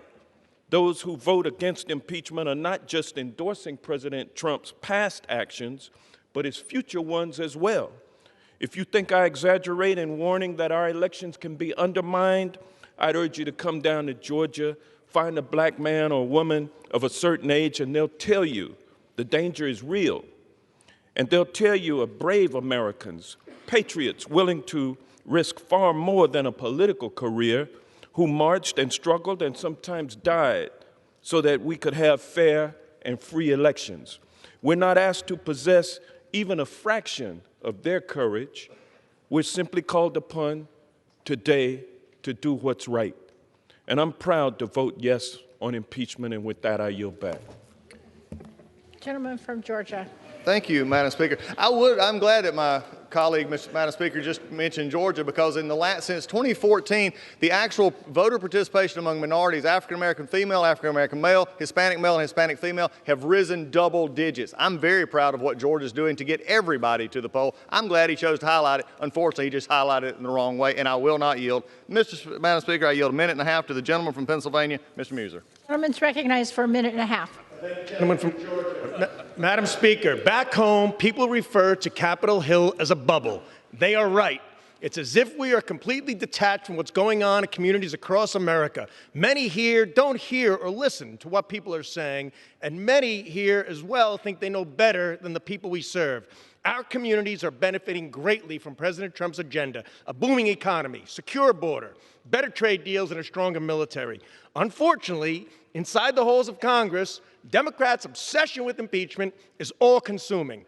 Is this how Democrat leadership chooses to represent the people of America? By nullifying the results of the 2016 election, disregarding the will of the American people, and doing everything in their power to prevent the president and this Congress from doing the job we were elected to do? After 3 years of trying, months of unfair, politically motivated impeachment proceedings, Democrats have delivered 2 weak articles of impeachment. Abuse of power? Not according to the Ukraine. President Zelensky confirmed many times that there was no quid pro quo, no action taken, and significant military aid was delivered without anything in return. Of course, his words have been conveniently dismissed. Obstruction of Congress? Is this the new standard?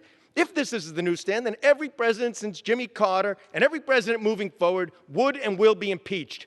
Let me be clear. It is an honor to serve in the United States House of Representatives, but today, I am distraught. Today, Democrats will disregard the will of the American people and vote to impeach the duly elected President of the United States. What should be equally troubling is that this has eroded, if not wiped out, the trust the American people have in the 116th Congress. Gentleman from New I York. yield back. I reserve. Madam Speaker, President Trump said no quid pro quo only after the White House learned of the whistleblower complaint and after the Washington Post had published an article about the president's pressure campaign on Ukraine. I now yield 2 minutes to the distinguished gentlelady from California, Ms. Bass. Gentlelady is recognized for 2 minutes. Madam Speaker, this is a sad day in U.S. history when we have to vote on articles of impeachment because Donald Trump has abused the power of the office of the presidency in his attempt to cheat his way to re-election. The facts are uncontested. Fact 1. The president abused the power of his office by attempting to shake down the president of a country that has been our ally. Trump wanted President Zelensky of the Ukraine to make up dirt on Vice President Biden because he sees him as the biggest threat to his reelection. Fact 2, Trump wanted Zelensky to go before the press and announce an investigation of Biden, hoping the mere announcement would create doubt about Biden and strengthen Trump's hand in the 2020 election. Fact 3, Trump obstructed Congress by engaging in a cover-up. Trump has refused to comply with congressional subpoenas and has blocked current and past employees from testifying before congressional committees. Congress is a co-equal branch of government, and one of our central responsibilities is to provide oversight and investigation of the administration. The very checks and balances the framers built into the Constitution so no one branch would have unchecked power. The House of Representatives has no choice but to vote and pass articles of impeachment because President Trump has abused his power and obstructed the ability of Congress from performing our constitutional duty. The urgency to move forward with articles of impeachment is because there is no reason to believe President Trump won't continue to abuse the power of his office. No reason to believe he won't continue to put his foot on the scale of his reelection. And in fact, his attorney just returned from the Ukraine and in an article just released in the New Yorker magazine confesses to continuing the effort to interfere in the election. In many of our congressional districts, we worry about voter suppression and schemes that purge legitimate voters from participating in the election. Or we worry about Russian interference in our election. It is a sad day in America when we have to worry about the commander-in-chief interfering in the election in order to be reelected. Elections should be decided by the American people. I will vote for both articles of impeachment. It is my constitutional duty that fulfill my oath of office. No one is above the law. Gentleman from Georgia. Thank you, Madam Speaker. I yield 2 minutes. Utah, Mr. Stewart. Gentleman's recognized for 2 minutes. I discovered something recently. It's shocking, I know, but it turns out that some people don't like President Trump.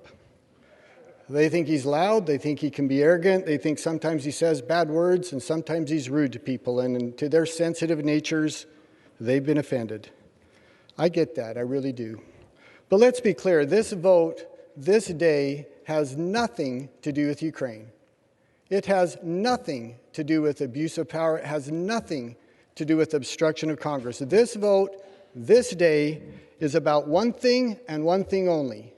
They hate this president. They hate those of us who voted for him. They think we're stupid. They think we made a mistake. They think Hillary Clinton should be the president, and they want to fix that. That's what this vote is about. They want to take away my vote and throw it in the trash. They want to take away my president and delegitimize him so that he cannot be reelected. That's what this vote is about. And for those who think this started with this investigation, what nonsense. You've been trying to impeach this president since before he was sworn into office. Some of you introduced articles of impeachment before he was sworn into office. This isn't something you're approaching prayerfully and mournfully and sadly. Oh, the chaos, oh, the sadness. This is something you're gleeful about. And you've been trying to do it for 3 years. And it's very clear. You don't have to go back and Google very much to find out that is the absolute truth. I could give you pages of examples of things you have said for 3 years about this president. That's what this is about. And if you think if this impeachment is successful, the next president, I promise you, is going to be impeached. And the next president after that, if you set this bar as being impeachable, every president in our future will be impeached. It erodes our republic in ways that our founding fathers recognized. They got it right. High crimes and misdemeanors, other than that, settle it at the ballot box. I look forward to that day. Let the American people decide. Members are reminded to direct their comments to the chair. Gentleman from New York. Reserve. Madam Speaker, I would remind the gentleman that if President Trump is impeached and removed, the new president will be Mike Pence, not Hillary Clinton. I now yield 2 minutes to the distinguished gentlelady from Florida, Ms. McCarcel-Powell. I'm sorry. The gentleman yields 2 minutes? 2 minutes. Gentlelady's recognized for 2 minutes. Madam Speaker, I did not have the privilege of being born into this country. My mother brought me from Ecuador looking for freedom and opportunity, but that's not my story alone. This is a story that I share with so many people that live in Florida's 26th district and all over the country. We've left and experienced corruption in our countries of birth where brutal dictatorships have choked their potential to benefit those in power. This president, elected by the American people, has violated his oath of office and violated the rule of law. The evidence is overwhelming that he withheld military aid approved by Congress and leveraged a White House meeting to extract a political favor from a foreign government. The president actively sought foreign election interference to benefit himself. It is undeniable that he has abused his power and obstructed Congress. He presents a clear and present danger to our democracy. As an immigrant, I still get chills because I feel so fortunate to live in this extraordinary country. The genius of American democracy lies in our Constitution and the dedication to the rule of law. I want my children and all of our children to feel the same way when they grow up. However, if we sit idly by as cracks begin to appear in our democratic institutions, our children will be in the same situation like so many of us experienced when we left countries whose leaders destroyed democracy. We, in Congress, must abide by our oath to defend our Constitution. That is my duty as a member of this body. That is my duty as a mother. I yield back. Gentleman from Georgia. Thank you, Madam Speaker. At this time, I yield a minute and a half to the gentleman from New York, Mr. King. Gentleman's recognized for a minute and a half. Thank you, gentlemen, for yielding. Madam Speaker, I rise today in strong opposition to the articles of impeachment against President Trump. As Chairman Nadler must recall, exactly 21 years ago today, I spoke on this floor in opposition to the impeachment of President Clinton. And 21 years ago tomorrow, I voted against all 4 articles of impeachment against President Clinton. Today's articles of impeachment against President Trump are an assault on our Constitution and the American people. To impeach a president for a phone call for which no crime is charged, never mind a high crime, and asserting his constitutional prerogatives as president is a clear abuse of power by the Congress. It sets the dangerous precedent of weaponizing impeachment to undo the solemn decision of the American people. Madam Speaker, President Trump and I grew up in the same borough of New York City, and today I am proud to stand with President Trump and urge a no vote on these horrible acts of impeachment, these articles of impeachment. I yield back the balance of my time and strongly urge a no vote. Gentleman yields back. I reserve. Gentleman from New York. Madam Speaker, I now yield 2.5 minutes to the gentlelady from California, Ms. Lofgren. Gentlelady is recognized for 2.5 minutes. Madam Speaker, the President and members of Congress each take an oath to uphold the Constitution. When the President abuses his presidential power to upend the constitutional order, we have an obligation to live up to our oath of office. We've been presented with direct evidence about the President's actions. They threaten our national security and undermine the integrity of the next election. We now vote on articles of impeachment for abuse of power and contempt of Congress as a result of that evidence. I've worked on presidential impeachments as part of the Judiciary Committee twice before. This third time brings me no joy. President Nixon attempted to corrupt elections. His agents broke into the Democratic Party headquarters to get a leg up on the election, and then, just like President Trump, he tried to cover it up. Then he resigned. This is even worse. President Trump not only abused his power to help his reelection, he used a foreign government to do it. He used military aid provided to fight the Russians as leverage, solely to benefit his own political campaign. George Washington would be astonished, since he warned against the insidious wiles of foreign influence. The direct evidence is damning. The President hasn't offered any evidence to the contrary. These actions constitute grounds for presidential impeachment. What is before us is a serious abuse of power and obstruction of Congress. These abuses strike at the heart of our Constitution. The President's unconstitutional abuse of power, a high crime and misdemeanor, is ongoing. He totally refused to provide any information to Congress related to the impeachment inquiry. It's our responsibility to use the tool our founders gave us in the Constitution to preserve the constitutional order. We must impeach. And I yield back. Gentleman from Georgia. Thank you, Madam Speaker. At this time, I yield a minute and a half to the gentleman from North Carolina, Mr. Rouser. Gentleman's recognized for a minute and a half. Madam Speaker, the Washington Post headlined a story immediately following President Trump taking the oath of office stating, "The campaign to impeach President Trump has begun." How accurate they were. Here we are almost 3 years later, and what we are witnessing today is unprecedented in American history. A very partisan-based impeachment with no facts that warrant it. This is an impeachment based on hearsay and speculation rooted in a deep-seated hatred for a man for whom many of my colleagues on the other side detest. Not all, but many. Nowhere in the Constitution does it say that personal disdain is grounds for impeachment. At every turn, the claims made by my Democrat colleagues have turned out to be false. Early on, it was claimed there was evidence of Russian collusion. There was none. We were told the FBI didn't abuse the FISA process in its investigation of the Trump campaign. That, too, has now been proven completely false. Then, when the Russian collusion hoax collapsed, we were told that we would hear from a whistleblower that had details of a nefarious call between the president and the president of Ukraine. Then we find out they weren't even on the call, and we still don't even know who the whistleblower is. We were told there was clear evidence of a quid pro quo for personal gain. After reading the transcript, it is obvious that you have to make assumptions that wouldn't even stand up in traffic court to come to that conclusion. Instead, the indisputable facts of record destroy their case. And though they allege treason and bribery by the president, the articles we are considering today only make vague accusations of abuse of power and obstruction of Congress, because they found no evidence of treason or bribery or anything else for that matter. Mr. Speaker, today is a very sad day for our republic. Gentleman from New York. The country is now divided. Gentleman's recognized. The country is now more divided than it ever has been in my lifetime.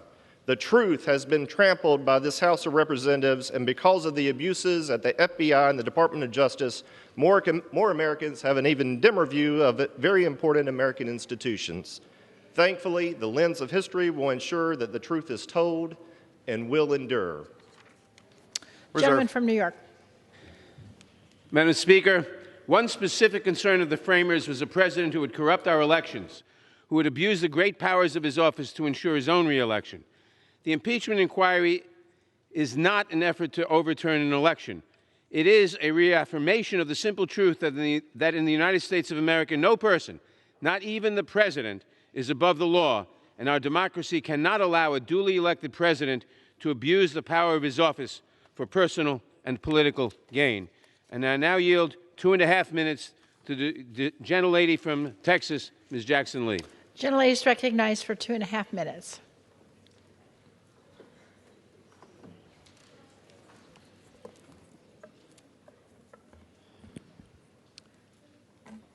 I hate no woman or man. Today, the American people should receive clarity and truth. The Constitution is the highest law of the land. The President breached and violated the Constitution of the United States of America. The President committed constitutional crimes. The President's crimes are impeachable. John F. Kennedy said, if this country should ever reach the point where any man or group of men by force or threat of force could defy the commands of our court and Constitution, then no law would stand free from doubt and no citizen would be safe from his neighbors. The facts are undisputed. First, President Trump violated his oath of office by placing his personal political interests above the national interest by scheming to coerce Ukraine into investigating a potential election opponent. Second, President Trump betrayed the nation by withholding the congressionally agreed $391 million to a fragile ally against a very strong foe, Russia. Third, the essential purpose of the scheme concocted by the President was to enlist a foreign country to help in the 2020 election. These acts are constitutional crimes and abuse of power. The truth is, the President did ask for a favor. Those were his own words. in the July 25th called no mention of corruption, only the mention of the Bidens. The president was engaged in wrongdoing, and it's a clear and present danger. He has a pattern, and his behavior remains a continuing threat to America's national security. The truth is that abuse of power does violate the Constitution, while both corrupting and cheating our American democracy. His acts betrayed the nation. He must take care to execute laws faithfully. This is the truth. Why does the truth matter? Because it matters to the farmer at his or her plow. It matters to the waitress on an early morning shift. It matters to the steel worker building America. It matters to the teacher in a 5th grade class. It matters to a mother kissing off her military recruit going off to war. The Constitution must be preserved. Our laws must be honored and respected. The bloodshed and sacrifice of fellow Americans cannot be ignored, trampled on, or rejected. And today, our actions on the vote taken today must be for no personal gain or grandeur. The bright light of this constitutional democracy has been dimmed because of his acts. The truth is no longer for all. It is for one man, Donald J. Trump, his truth, his way. We must reject that abuse of power because this is not America. No one is above the law. Alexander Hamilton said impeachment was designed to deal with the misconduct of public men and violation of public trust. The president has violated the trust. We must impeach Donald J. Trump. Gentleman from Georgia. Thank you, Madam Speaker. At this time, it's my pleasure to yield a minute and a half to the gentleman from Michigan, Mr. Mitchell. Gentleman's recognized for a minute and a half. Today, the House of Representatives votes on 2 articles of impeachment for President Trump. Members and all Americans must recognize that impeachment was intended to be a safety valve, rarely used only when a president acts in such an immoral and blatantly unlawful manner as to threaten the very basis of our republic. As we cast votes on these articles, the future tone of this House and politics in this nation must be carefully considered. The issue is not whether we agree with or like the president's rhetoric, political tactics, use of Twitter, policy choices, or his political rallies. One of our founders, Alexander Hamilton, warned of the risks of impeachment becoming a solely partisan act in the Federalist Papers. This impeachment inquiry and these articles clearly do not heed that warning. These proceedings are weaponizing impeachment, making it another election tool. I've carefully examined the evidence presented throughout the inquiry, and contrary to some, considered our history, our founding documents, and our future. It is clear President Trump's actions, as described in these articles, do not constitute treason, bribery, or high crimes and misdemeanors. You simply don't like him. I'll be voting no on these articles and will hope someday we return to serving the needs of the American people. With that, I yield back. Gentleman yields back. Gentleman from New York. Madam Speaker, I now yield 2 minutes to the gentleman from Louisiana, Mr. Richmond. Gentleman's recognized for 2 minutes. Madam Speaker, President Trump on January 20th, 2017 raised his hand and swore to preserve, protect, and defend the Constitution. Now we must preserve, protect, and defend the Constitution from him. Madam Speaker, I rise today not to disparage and embarrass the President of the United States, but to defend our precious democracy. I speak today not because I hate this president, but because I love this body, the people's house. I have heard Republicans say, why are we rushing to judgment? This is not a rush to judgment. It's a rush to justice, and we must not delay. Corruption is corrosive. It eats away like acid, and the longer we wait, the more time we allow for this president to do irreparable harm to our country and our democracy. Just last week, Rudy Giuliani was back at it in Ukraine. So please don't tell us to wait, because the corruption continues. There's a famous quote that says, politicians worry about the next election. Statesmen worry about the next generation.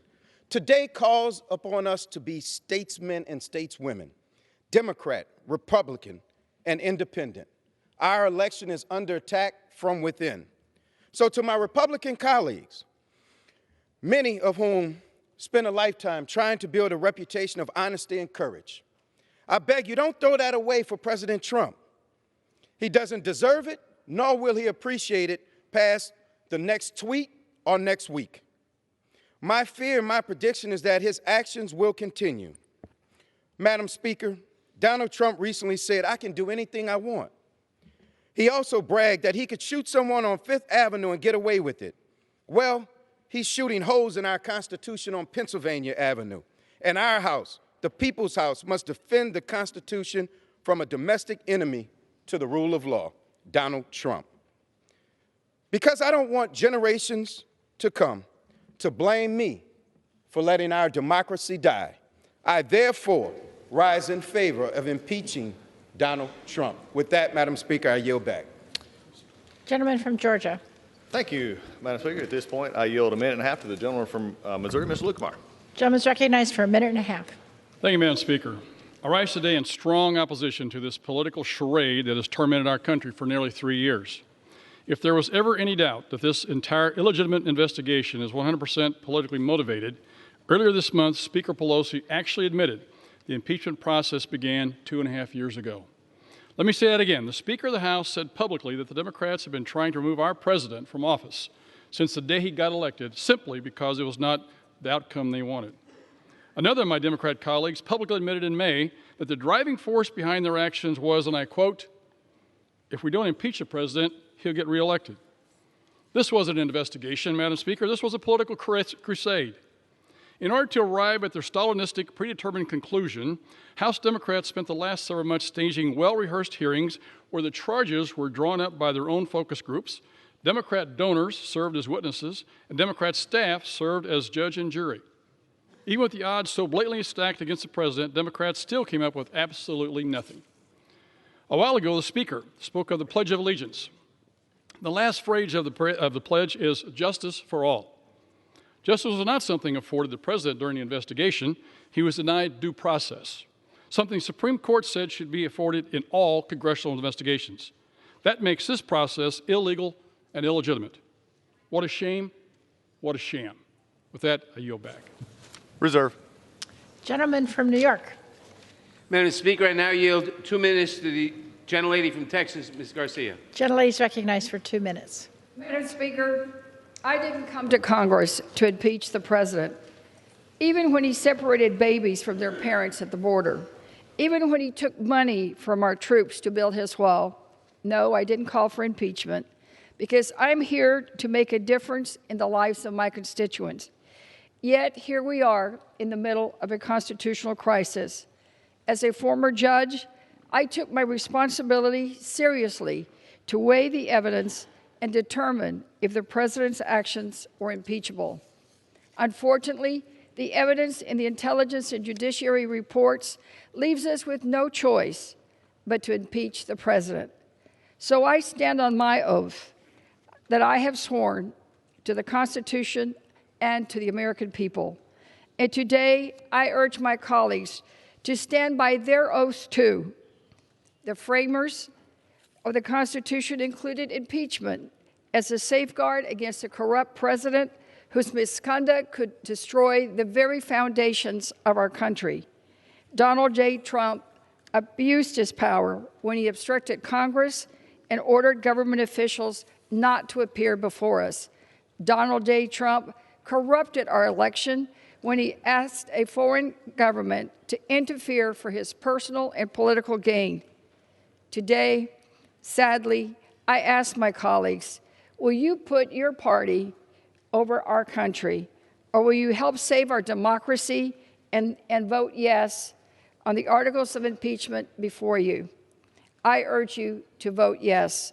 I yield back. Thank you, Madam Speaker. Gentlelady yields back. Gentleman from Georgia. Thank you, Madam Speaker. I do have an inquiry as to the time remaining for both sides. Gentleman from Georgia has 2 hours, 22 and a half minutes.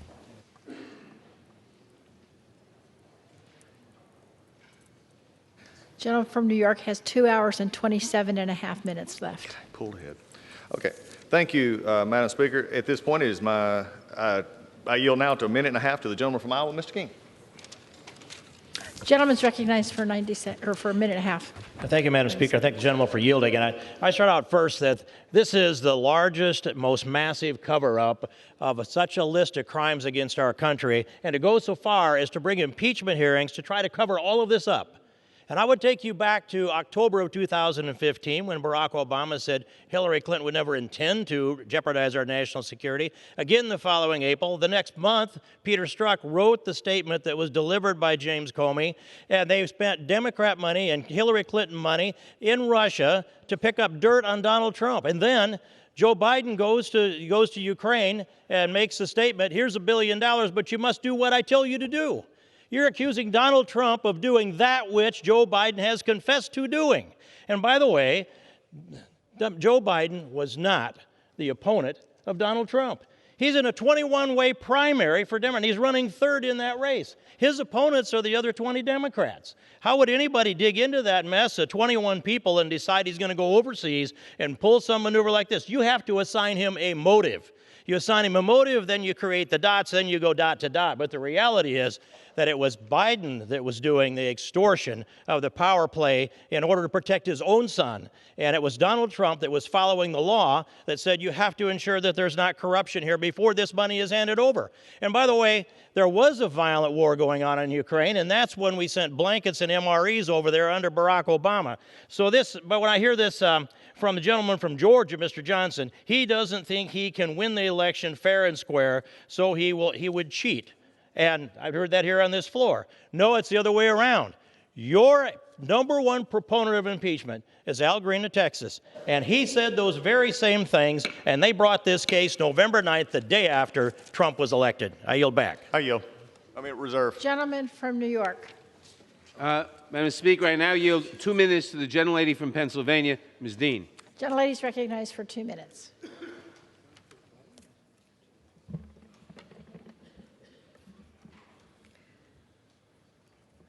Madam Speaker, words matter. We've heard many words over the course of these last weeks. Still, what strikes me are the words that are missing from my colleagues on the other side of the aisle. A gaping hole in this conversation. The words they cannot or will not mouth. Defending a president's conduct. Conduct that threatens our constitutional order. And so, Speaker, I ask, when is it ever right for a president to coerce a foreign power to interfere in our elections? When is it ever right for a president to intimidate a foreign leader into announcing false investigations into a political rival? When is it ever right for that president to withhold congressionally appropriated aid to that country at the expense of its national security and our very own? And when is it ever right for a president to block a co-equal branch of government from investigating the scheme to cheat an election? The answer, of course, is never. But that word does not come trippingly from the tongues of those who are making the choice to stand behind a man whose behavior is not worthy of your tortured words. By our vote today, we are speaking to future presidents and to future generations. We are declaring that we will not tolerate foreign interference in our presidential elections. Americans alone will determine the outcome, and we will not permit a president to order the complete defiance of a co-equal branch of government. And in the end, regardless of the outcome of this impeachment, the president's tenure will end, and this body and our grandchildren will be left with what we did here today. Ours is a somber generational duty about love of country and lifting a Constitution to its gravest protections but its highest aspirations. Our democracy is a matter of conscience, and by voting to safeguard our Constitution, mine is clear. I thank you, Madam Speaker, and yield back. Gentlelady yields back. Gentleman from Georgia. Thank you, Madam Speaker. As I've reminded many times, we have fought on the sham process that we've had to deal with, and we fought on the facts and won both. And I will remind that if you want to talk about elections, remember it was the Speaker of the House that said we can't trust the voters it's too dangerous to leave it with the voters for President Trump next year. With that, I yield 2 minutes to the gentlelady from Arizona, Ms. Lesko. Gentlelady is recognized for 2 minutes. Thank you, Madam Speaker. As you all know, I serve on both the Judiciary Committee and Rules Committee, and I have literally spent hours poring over testimony, looking at documents, sitting in hearings. And you know the conclusion I got from all of that? This impeachment is a total joke and a total sham. And let me tell you one of the reasons why I think that. all of those witnesses, the 17 witnesses that the Democrats brought forward, not one single one of them was able to establish that President Trump committed bribery, treason, high crimes, or misdemeanors, which is required in the U.S. Constitution. And again, 17 out of 24 Democrat members on Judiciary Committee voted on this floor to move forward articles of impeachment before the phone call. And 5 out of 9 Rule Committee Democrat members did the same thing. So if the main part of your impeachment is the call, why did you vote for impeachment prior to the call? I also want to remind the American public and others that for 2 years, Adam Schiff claimed he had proof that President Trump had colluded with Russia. That turned out to be false. And then overnight, it was obstruction of justice, then quid pro quo, then bribery, then extortion. And the list goes on, but yet not one of those is listed in the articles of impeachment. To my Democrat colleagues, Madam Chair, I say, please stop tearing the country apart. Stop this sham. And I yield back. Gentleman from New York. The gentlelady is correct. President Trump's behavior is not new. He has a pattern of engaging in misconduct and then obstructing any investigation into his misconduct to cover up his actions and hide the truth from the American people. I now yield to the gentlelady from California, Ms. Roybal Allard, for the purpose of a unanimous consent request. Gentlelady is recognized. Okay, Madam Speaker, I rise in support of today's impeachment proceedings and ask unanimous consent to revise and extend my remarks. Without objection. I now yield 1 minute to the distinguished gentleman from Rhode Island, Mr. Langevin.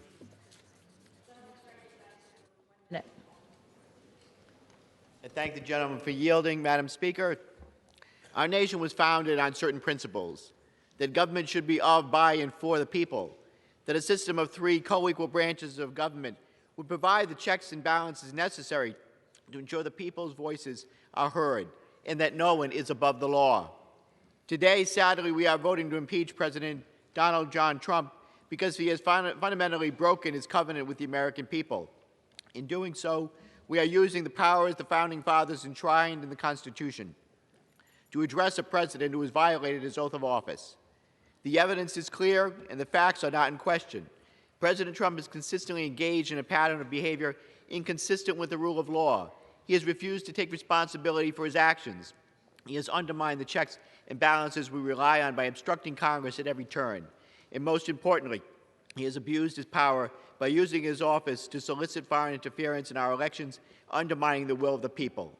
So on this sad day for our nation, I will do what the President has so often failed to do, and I will fulfill my oath to support and defend the Constitution, and I will vote in favor of impeachment. I yield back the balance of my time. Gentleman yields back. Gentleman from Georgia. Thank you, Madam Speaker. At this time, it is my pleasure to yield 2 minutes to the gentleman from Ohio, Mr. Shabbat. Gentleman's recognized for 2 minutes. Thank you, Madam Speaker. Today is a sad day in our nation's history as House Democrats are poised to approve on a strictly party line vote articles of impeachment based on what constitutional scholar Jonathan Turley called wafer-thin evidence. This will set a dangerous precedent where impeachment becomes the norm rather than the exception. That's not what our founding fathers intended. They wanted impeachment to be rare. They set a high bar for impeachment: treason, bribery, high crimes, and misdemeanors. Alleged abuse of power, the first article, is not a high crime and misdemeanor. In fact, it's not even a crime. And since there's no concise legal definition of abuse of power, the majority party in the House can designate nearly any disagreement with the President from now on an impeachable offense. The second article, alleged obstruction of Congress, would produce a similarly dangerous precedent. Asserting executive privilege, a practice that began with George Washington, is not obstruction of Congress. Rather, it's a function of the essential checks and balances contemplated under the Constitution. Here's what nearly every grade school student in America knows, but apparently House Democrats do not. If Congress disagrees with the President, if they don't agree with the President, take it to court. Let the third branch of government decide. They're the refs. The House has never, I repeat, never approved either abuse of power or obstruction of Congress as an article of impeachment. But that's going to change today. Today, House Democrats are pursuing a wacky constitutional theory under which all 4 presidents on Mount Rushmore could have been impeached. If all of this sounds absurd, Madam Speaker, it's because it is absurd. In fact, this whole process is absurd and has been from the outset. But here's what's not absurd, but rather frightening. House Democrats today are setting a dangerous precedent under which no future president will be immune from impeachment, and that will forever negatively tarnish the history of this House. I yield back. Gentleman yields back. Gentleman from New York. Madam Speaker, the President's conduct constituted the highest of high crimes against our country. An offense does not have to violate a criminal statute to be impeachable. That was confirmed in President Nixon's case and again in President Clinton's. There is no higher crime than for the President to use the power of his office to corrupt our elections. I now yield 1 minute to the gentleman from Wisconsin, Mr. Pocan. Gentleman's recognized for 1 minute. Thank you, Madam Speaker. This July, President Trump blocked $400 million in congressionally approved aid that Ukraine desperately needed to defend itself against Russia, because he needed Ukraine to do him a favor first. He asked the president of Ukraine to launch a public investigation into a political rival. Military aid and other benefits would only come after. But this is not about a single call or a single transcript. This is about a perfect storm, months of activity directly ordered by the president to his senior cabinet and political appointees, an orchestrated plan demanding a foreign power interfere in our democracy. President Trump betrayed his oath of office. He abused the power of his office for personal and political gain and has refused to cooperate with a co-equal branch of government. This is a vote for our Constitution, setting the precedent for all future presidents, Democrat or Republican. Donald Trump must be held accountable for his actions. Today we send a clear signal to this president and all future presidents: no one is above the law. I yield back. Gentleman from Georgia. Thank you, Madam Speaker. At this time, I yield 1.5 minutes to the gentleman from Kansas, Mr. Marshall. Gentleman's recognized for 1.5 minutes. I rise today in opposition to the impeachment of the legitimately elected President of the United States. Enough. Madam Speaker, for the love of this country, enough. Enough of this impeachment circus. Enough of these sham witch hunts. I'm voting no because the President has done nothing wrong. The only thing the President Trump is guilty of is doing the things he said he would do. And if my Democrat colleagues were honest, they'd tell us the only thing President Trump is guilty of is not being Hillary Clinton. The only party guilty of obstruction, abuse of power, or whatever focus group term they're using today is the party on the other side of this aisle. They're obstructing the will of the American people. They're obstructing the very foundations of our country. By politically weaponizing impeachment, they have dangerously shattered precedent and abused our Constitution. They alone will bear this responsibility. Madam Speaker, they'll fail. And it's no wonder the American people don't trust this body. It's past time to be done with this circus and get to the work that matters, like securing our borders and passing trade deals. I will vote no and encourage this body to move on from this heartbreaking, disgraceful day to things that actually matter. I yield back. Gentleman yields back. Gentleman from New York. Madam Speaker, I now yield 1 minute to the gentleman from North Carolina, Mr. Price. Gentleman's recognized for 1 minute. Madam Speaker, the moment our founders anticipated in establishing the power of impeachment has arrived. The evidence is clear. President Trump abused his power by asking a vulnerable foreign leader to investigate both his political rival and a baseless Russian conspiracy theory, while withholding congressionally appropriated defense aid and a coveted White House visit. He then blocked congressional investigation into these abuses. These abuses threaten the integrity of our elections, they corrupt our diplomacy, and they undermine national security. We sometimes regard constitutional checks and balances as the indestructible underpinnings of our democracy. In fact, they're not fixed. They're not indestructible. The President has demonstrated this beyond all doubt. It's up to the Congress, the first branch of government, to apply the remedy that the Constitution prescribes, because the threats to our democracy are real and present. With this vote, we affirm that no one, including the President, is above the law. Gentleman from Georgia. Thank you, Madam Speaker. I yield a minute and a half to the gentleman from Kentucky, Mr. Comer. Gentleman's recognized for a minute and a half. Since the beginning of this impeachment inquiry, it's been extremely troubling to see the partisan, divisive way in which Democrats have carried out this entire process. I guess we shouldn't be surprised, though. They promised they'd unseat this president since the day he took his oath of office. From the start, this has been a baseless attempt to undo the will of 63 million Americans who voted for President Trump. I can tell you, the people I represent in Kentucky, the very people who voted for this president to enact change and fight for this country, are appalled at the charade they've seen in the House in recent months. They are appalled at the actions from House Democrats who have failed to even come close to proving their case. I hope all of my congressional colleagues carefully consider the precedent they are setting by voting in favor of this sham process and these illegitimate articles of impeachment.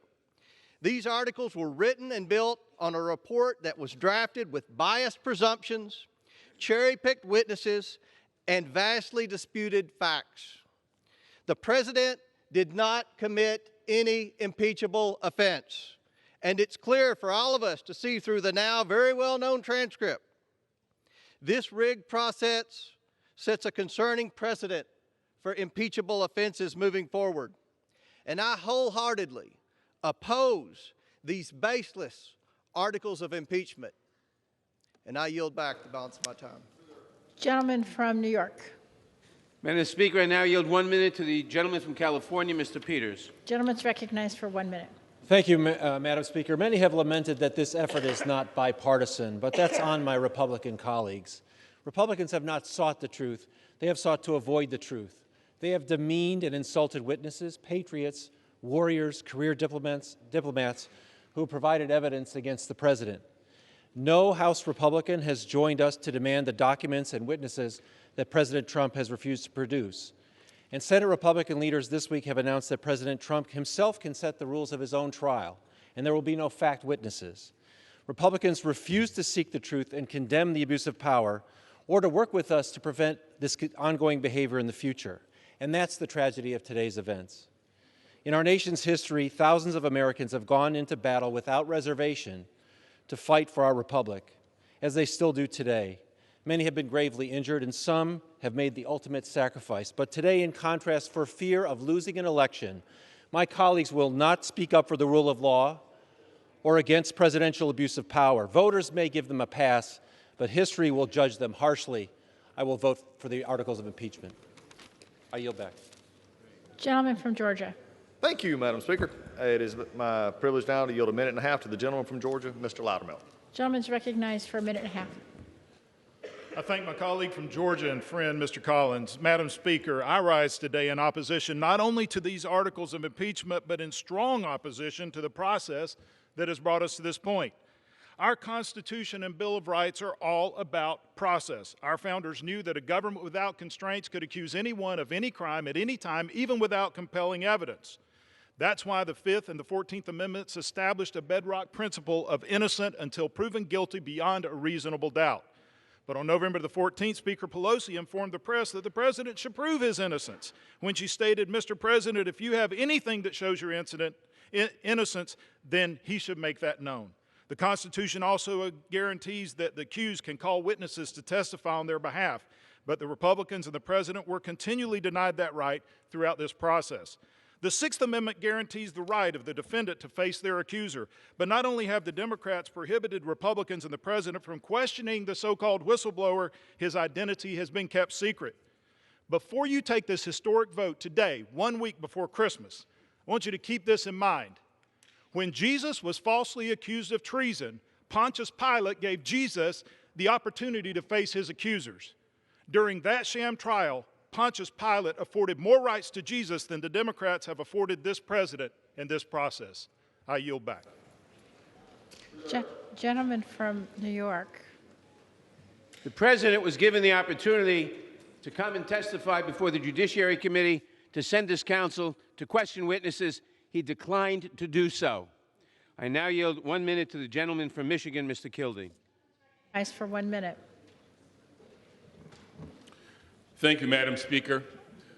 This is a sad day for our country and for our democracy. The president has abused the powers of his office, betrayed the public trust, and undermined America's national security by pressuring a foreign government to interfere in our elections for his own political gain. In this moment in our history, the Constitution is clear. The remedy for such misconduct by a president is impeachment. I didn't come here to Congress to impeach a president of the United States, but sadly, the president's misconduct leaves us no choice but to follow the Constitution. I have 2 grandchildren. My granddaughter Caitlin is 8, and my grandson Colin is 4. Someday, a long time from now, they'll ask me about this day. They'll ask about the time a president put himself above the law. And they'll want to know what I did to stop him. And I will have an answer for them.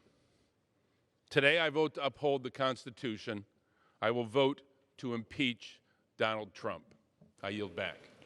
Gentleman from Georgia.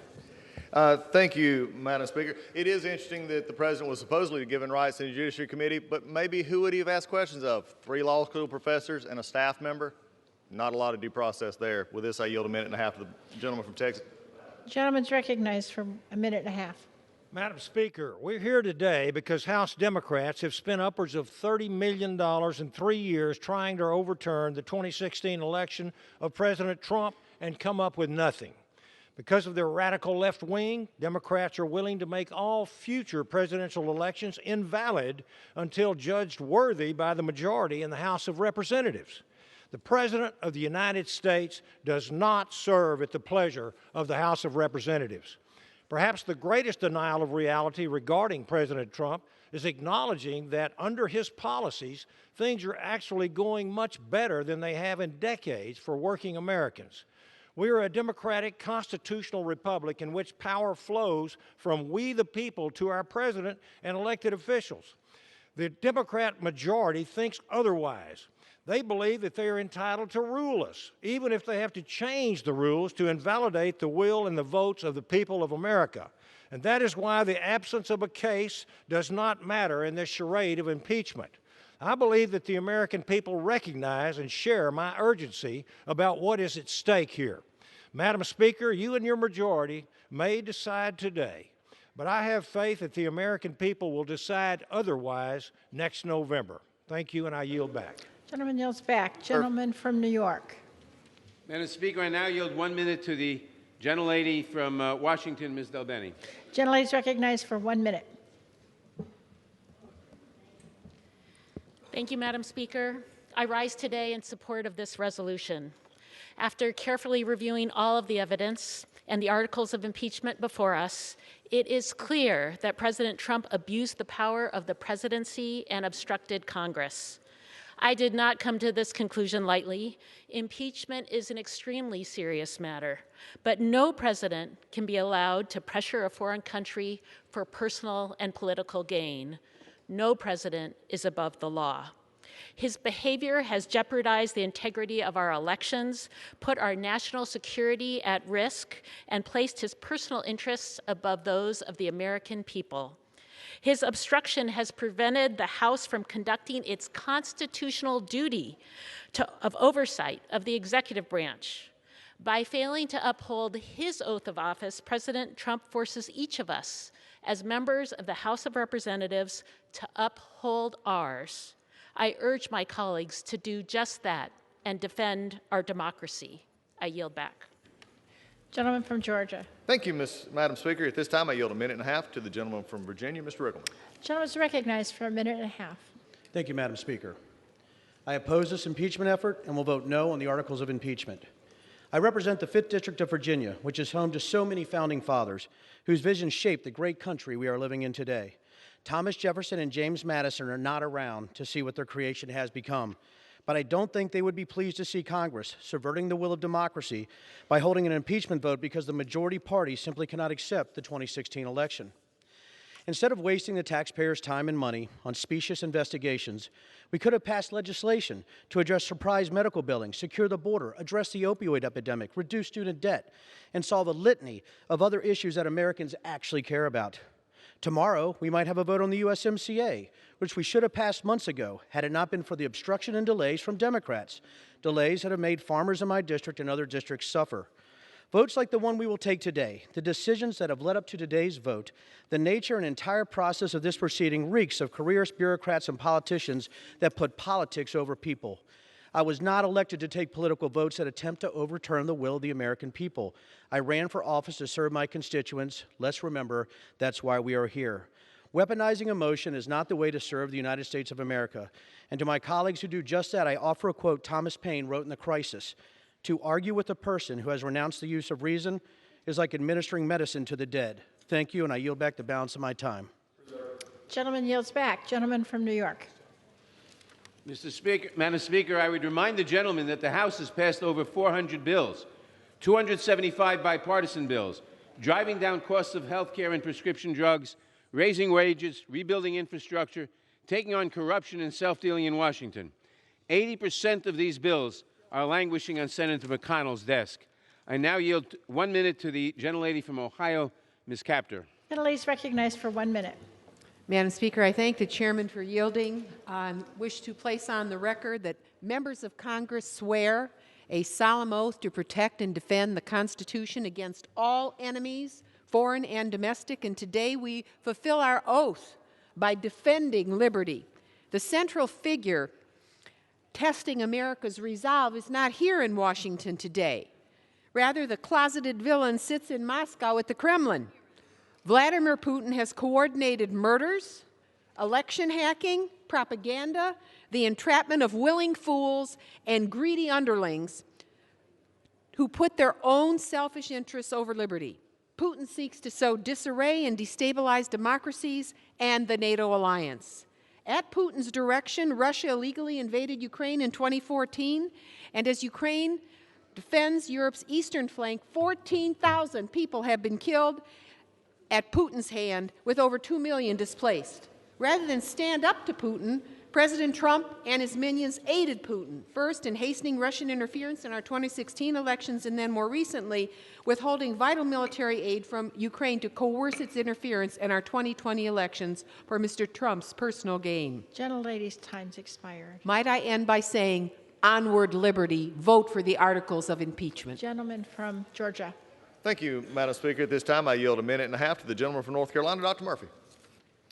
Madam Speaker, I rise in Gentleman's opposition recognized. to these baseless articles of impeachment and the unprecedented process that's been used in this effort to impeach the duly elected President of the United States.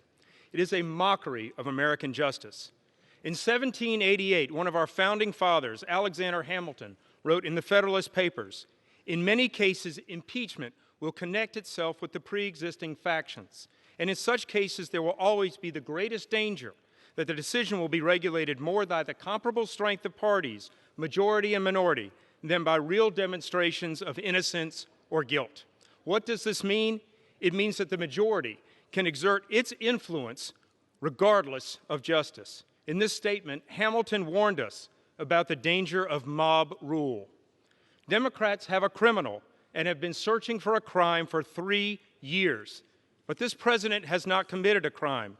As the leader of American foreign policy, the president has a constitutional obligation to root out corruption in countries to which we provide aid. This is not an abuse of power. It is his job.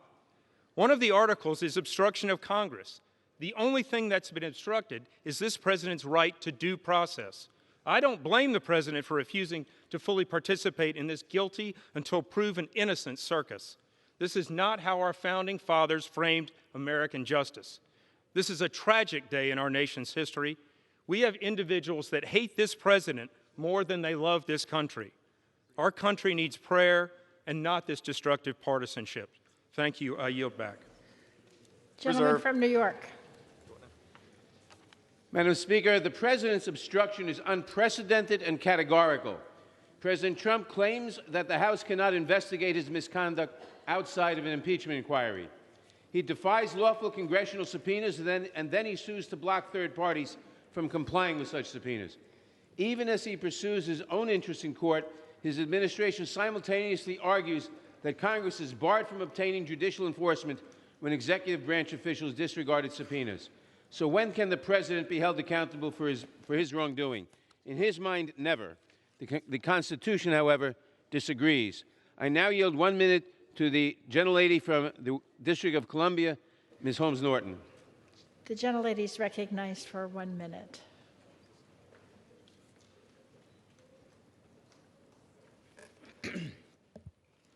Madam Speaker, my words are my only remedy today.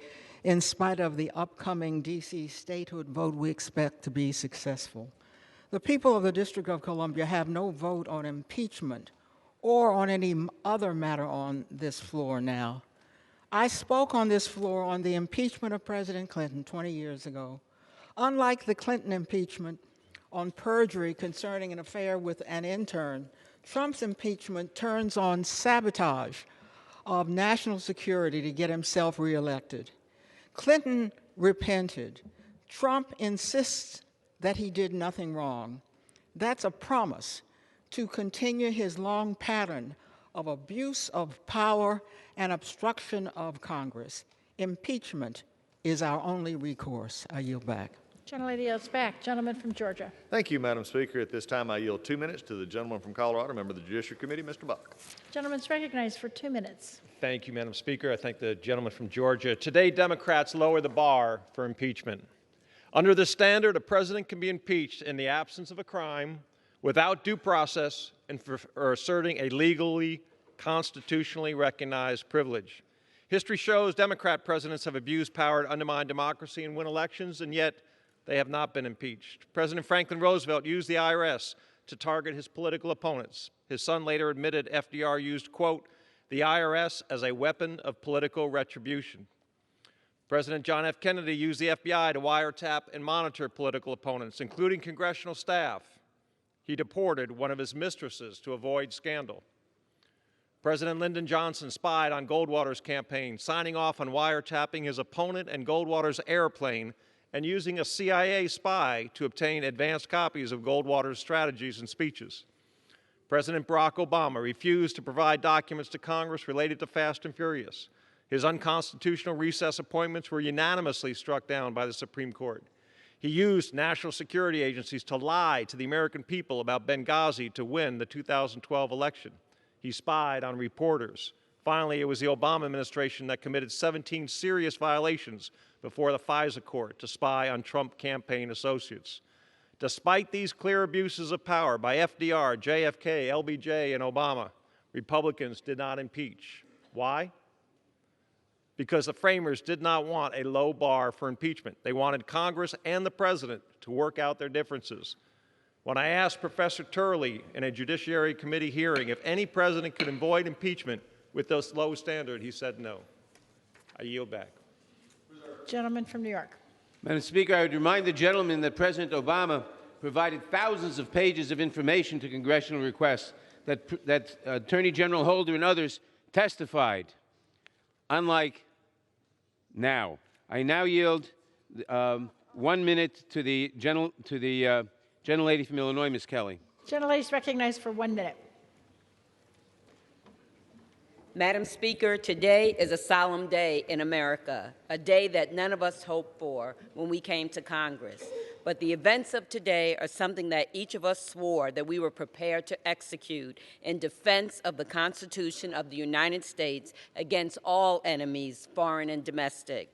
This is the oath that binds the men and women of the 116th Congress. As our democracy implores, we defend her. A clear and present threat to American democracy is what brings us here. The architect, a president who asked that a foreign nation interfere in our election. This was our founding fathers' greatest fear. I cast this solemn vote for the many individuals in my district who entrusted me to be their voice in Congress. They entrusted me to uphold our Constitution for them. I vote yes for Sarah in Chicago, Doug in Kankakee, Diane in Flossmoor. Yes for Kathy in Momence, Catherine in Crete, and Jimmy in Park Forest. The facts are simple. The path forward is clear. Impeachment is not an option. It is an obligation because no one is above the law. I yield back. Gentleman from Georgia. Thank you, Madam Speaker. At this time, it is my privilege to yield 2 minutes to the gentleman from Pennsylvania, another member of the Judiciary Committee, Mr. Eschendahl. Gentleman's recognized for 2 minutes. Thank you, Madam Speaker, and thank you, Ranking Member Collins. You know, in the Navy, we had a saying, bluff, bottom line up front. Well, I'll give you the bottom line. Democrats are terrified that President Trump is going to win re-election. They can't beat him on the merits. So the Democrats are caving to their far-left radical base, and they're using the thoughts and the feelings and the assumptions of some unnamed bureaucrats rather than relying on facts and law to impeach a duly elected president. Let me be clear. This is nothing more than a political hit job. You know, I've been on all sides of the courtroom. I was a prosecutor in the Navy. I was a defense attorney in the Navy. I was a district judge in my hometown. And let me tell you, as a lawyer, I would defend this case every day of the week. As a judge, I would dismiss this on day one for lack of merit. There's no prima facie case here. I'll tell you who I'd prosecute, though. I would prosecute Adam Schiff for abuse of power. Why? How about the fact that he used his position as chairman to leak phone records of Ranking Member Devin Nunes? How about the fact that he dumped over 8,000 pages of documents on Republicans less than 48 hours before a hearing? That is the abuse of power. And obstruction? I'd prosecute the Democrats for obstruction. How about the fact that Judiciary Democrats voted down my request to subpoena the whistleblower? How about the fact that Chairman Nadler refused every single Republican request for a fact witness? That is obstruction of Congress. So again, let me be clear. Today is nothing more than a political hit job. Thank you, and I yield back. Gentleman yields back. Reserve. Gentleman from New York. Madam Speaker, once again, I hear a lot of attacks on Democratic members of Congress, but not one single word of substantive defense of the President's conduct. I now yield 1 minute to the distinguished gentleman from Virginia, Mr. Connolly. Gentleman's recognized for 1 minute. Madam Speaker, each of us here took an oath to protect and defend the Constitution of the United States, not the President and not our political party. Today, history will judge. Did we abide that oath? To extort a foreign country, to investigate your political opponent, is an unconstitutional abuse of power. To solicit foreign interference in an American election is an unconstitutional abuse of power. The need to protect against just such abuses prompted our founders to grant the sole power of impeachment to this House. The delicate balance of power that underpins our democracy is threatened when a president disregards the Constitution by obstructing Congress's power to cover up illegal behavior. In doing that, President Trump violated his oath. Today, we must put country over party, conscience over complicity. Today, we must assert no one's above the law. Today, we're summoned by history to do the right thing. I yield back. Gentleman from Georgia. Thank you, Madam Speaker. I know this is probably not true, but I think the speakers are not working on the majority side because I have talked about it. Many of our members have talked about the facts. Let's just go over them real quickly. No pressure, no conditionality, nothing was ever denied them when they got through. They actually got the money and they never did anything for it. We have talked about the facts. That's a distraction that doesn't need to happen. With that, Madam Speaker, I yield 1.5 minutes to the gentleman from Ohio, Mr. Davidson. Gentleman's recognized for 1.5 minutes. Madam Speaker, I've heard numerous colleagues say they didn't run for Congress to impeach the president.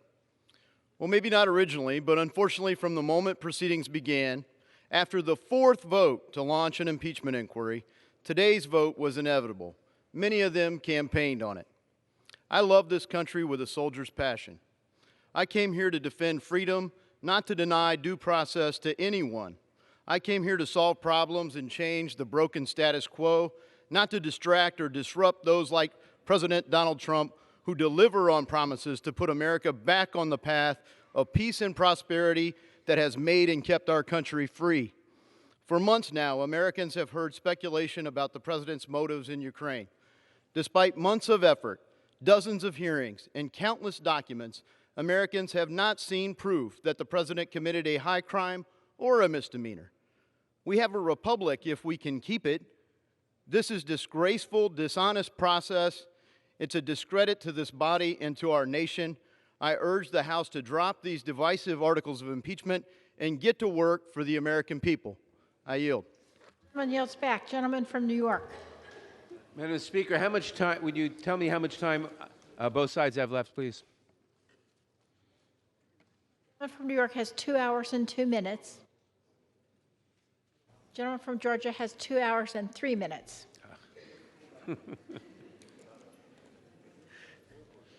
Madam Speaker, I now yield 1 minute to the gentlelady from New York, Ms. Velasquez. Gentlelady is recognized for 1 minute. Madam Speaker, the facts are clear. The President of the United States withheld $400 million in military aid to an ally of the United States and also held back a White House meeting to compel a foreign nation to investigate his political opponent. At the exact time the President was doing this, Ukraine was engaged in a battle for its very existence with one of America's adversaries, Russia. The President abused his power to persuade a foreign nation to dig up dirt on a political opponent, and that's the truth. This was quite simply a geopolitical shakedown. The President then tried to block Congress from exercising its constitutionally mandated duty to uncover the truth. Every single one of us today faces a stark choice. If we choose to turn a blind eye to put political expediency before the Constitution, then we are complicit in this subversion of democracy. If we do not hold this President accountable, we have failed the people who sent us here, and we have abdicated our own oath to defend the Constitution. In the United States of America, no one is above the law, not even the President. Thank you, Madam Speaker. At this time, it is my pleasure to yield 2 minutes from the gentleman from Alabama, Mr. Byrne. Gentleman's recognized for 2 minutes. Madam Speaker, in 3 months, we've gone from receiving an unsubstantiated, hearsay, and discredited whistleblower complaint to the production of articles of impeachment against the President of the United States. Not since Andrew Johnson has the House engaged in such a partisan political stunt. From the beginning, this has been a sham, and this House has been nothing but a star chamber. The Democrat majority literally locked themselves in the basement of this building, hiding from the American people. When my colleagues and I refused to stand for it, Democrats moved to public hearings, but denied us questions, denied us witnesses, and denied the President any meaningful opportunity to defend himself. With this complete abusive process, the Democratic majority has produced the flimsiest and most legally unsound articles of impeachment in the history of this nation. Never before has the House reported an article of impeachment that does not allege an underlying crime, yet this majority will do so today. Read the transcripts. There was no quid pro quo, no bribery, no extortion, no crime, and no abuse of power, and they don't even allege a crime in their articles of impeachment. The President raising Ukrainian corruption is not an impeachable offense. If the dealings of Hunter Biden were so above board, you would think the majority would be just fine looking into this matter. Yet they haven't moved my resolution asking for an investigation, and our subpoenas for Hunter Biden have all been denied. Hunter Biden doesn't get a pass because his dad was vice president. I am proud to have fought against this charade every step of the way, and I will proudly vote no today, and I yield back. Gentleman yields back. Gentleman from New York. Madam Speaker, I now yield 1 minute to the gentlelady from Wisconsin, Ms. Moore. Gentlelady is recognized for 1 minute. Madam Speaker, the facts are uncontestable. The evidence is overwhelming. The president grossly misused the office of president and obstructed Congress, and justice requires this impeachment. I feel compelled to respond to the false narrative that Democrats are using this process to overturn an election. You know, I agree. Elections are the appropriate venue for public policy disputes. However, we're not talking about a public policy dispute. We're talking about a president who subverted national security by soliciting foreign interference in our elections, the exact thing our founding fathers feared, and the exact circumstance for which they drafted the impeachment clause. Our democracy, our Constitution deserves standing up for, not Donald John Trump. And I will leave my colleagues with this last thought as they decide how to cast this historic vote. For what shall it profit a man to gain the whole world only to lose his own soul? I yield back. The lady yields back. Gentleman from Georgia. Thank you, Madam Speaker. At this time, I yield a minute and a half to the gentleman from Texas, Mr. Goodman. Gentleman's recognized for a minute and a half. Thank you, Madam Speaker. This is the day the Founding Fathers feared, when they granted Congress the power of impeachment, where we have a political party so dead set against the president that they will do anything to impeach him. And they're about to get away with it simply because they have the votes.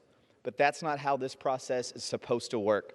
It's not meant to be dictated by a thin partisan majority, nor is it meant to be used when an election is just around the corner.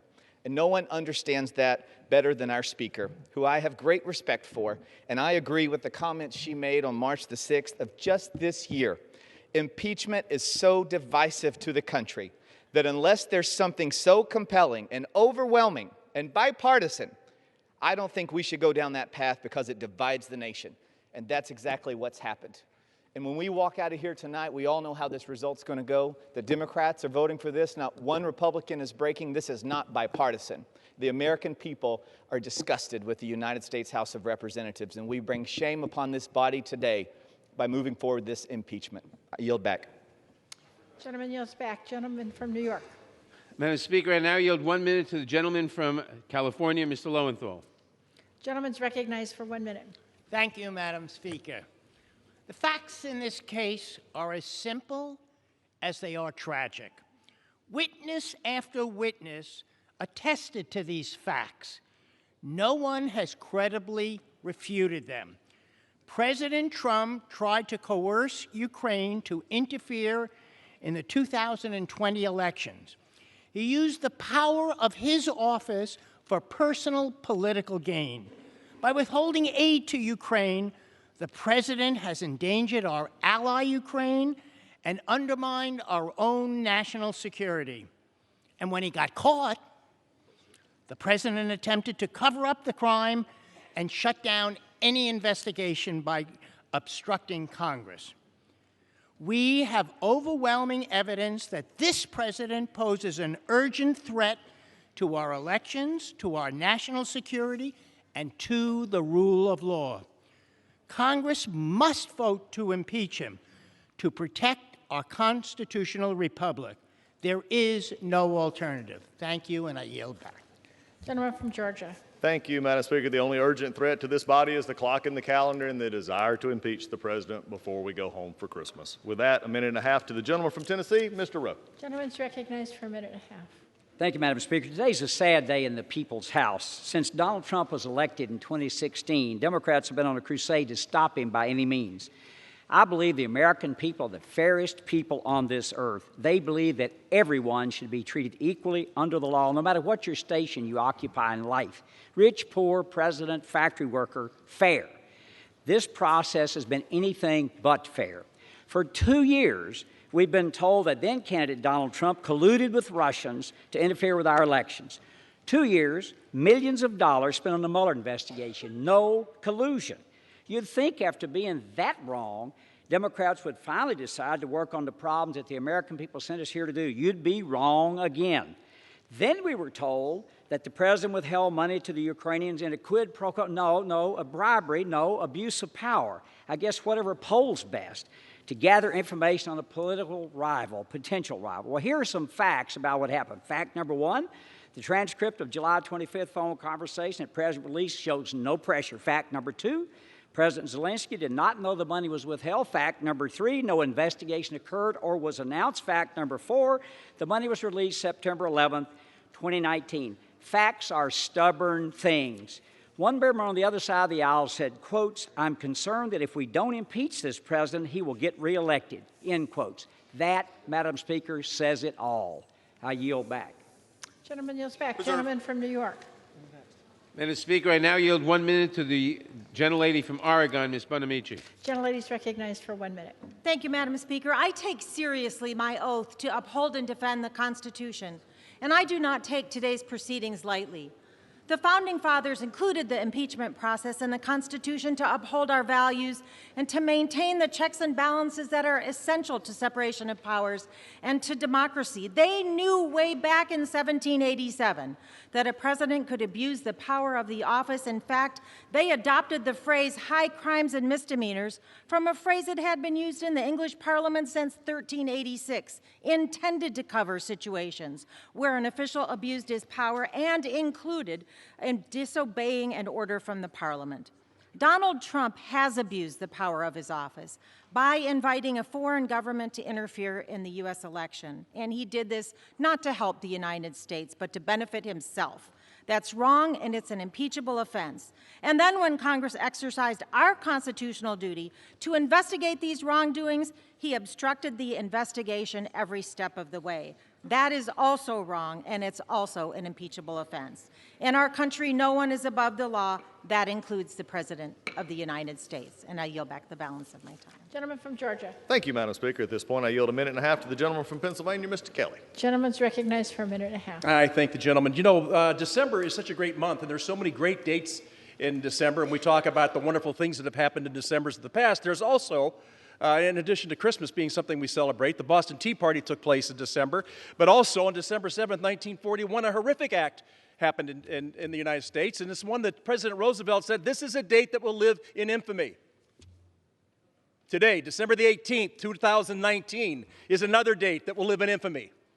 When just because you hate the President of the United States and you can find no other reason other than the fact that you're so blinded by your hate that you can't see straight, that you've decided the only way we can make sure this president doesn't get elected again is to impeach him.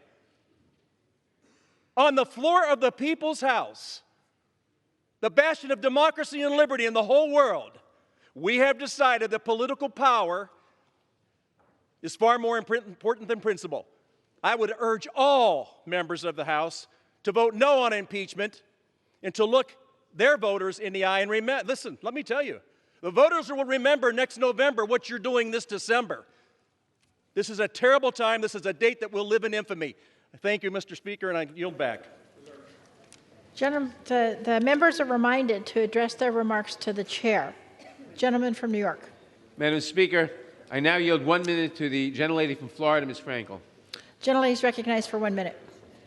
In 1787, at the conclusion of the Constitutional Convention, Benjamin Franklin was asked, "Do we have a republic or a monarchy?"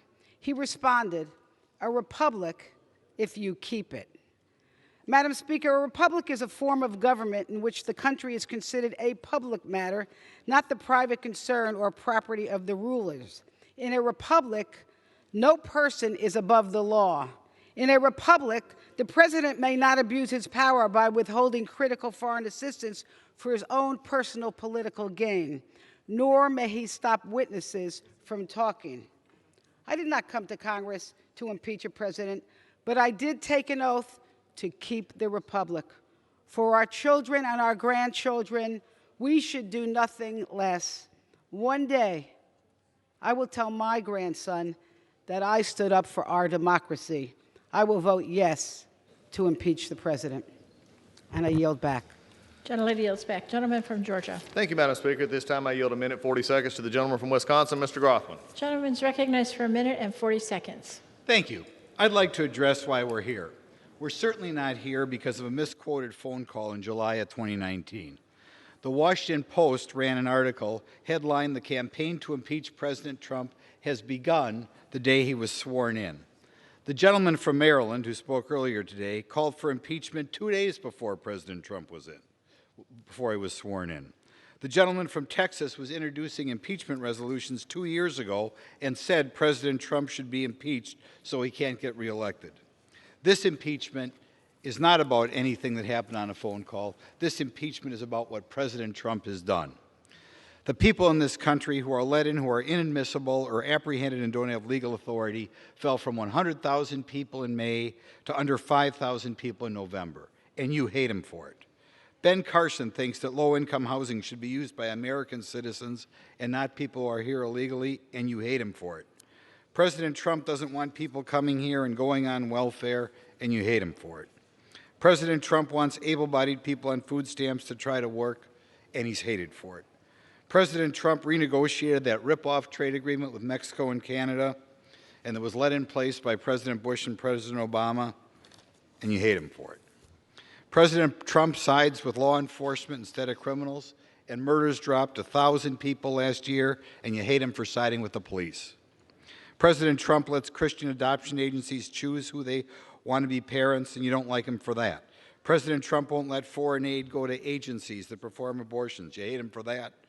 President Trump's judges stick to the Constitution. He's disliked for that. President Trump is keeping his campaign promises, and you hate him for that. I yield the remainder of my time. Members are once again reminded to keep their remarks to the chair. Gentleman from New York. Madam Speaker, we do not hate President Trump, but we do know that President Trump will continue to threaten the nation's security, democracy, and constitutional system if he is allowed to remain in office. That threat is not hypothetical.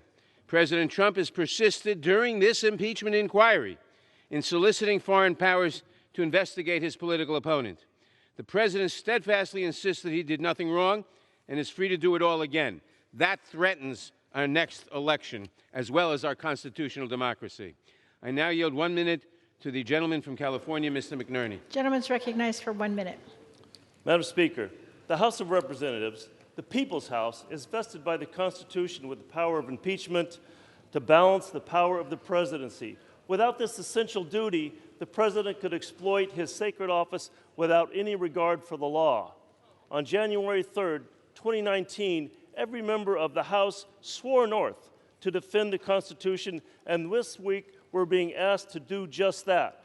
When allegations arose that the president tried to coerce a foreign government to help undermine the 2020 election, the House carried out its duty to investigate a potential abuse of power.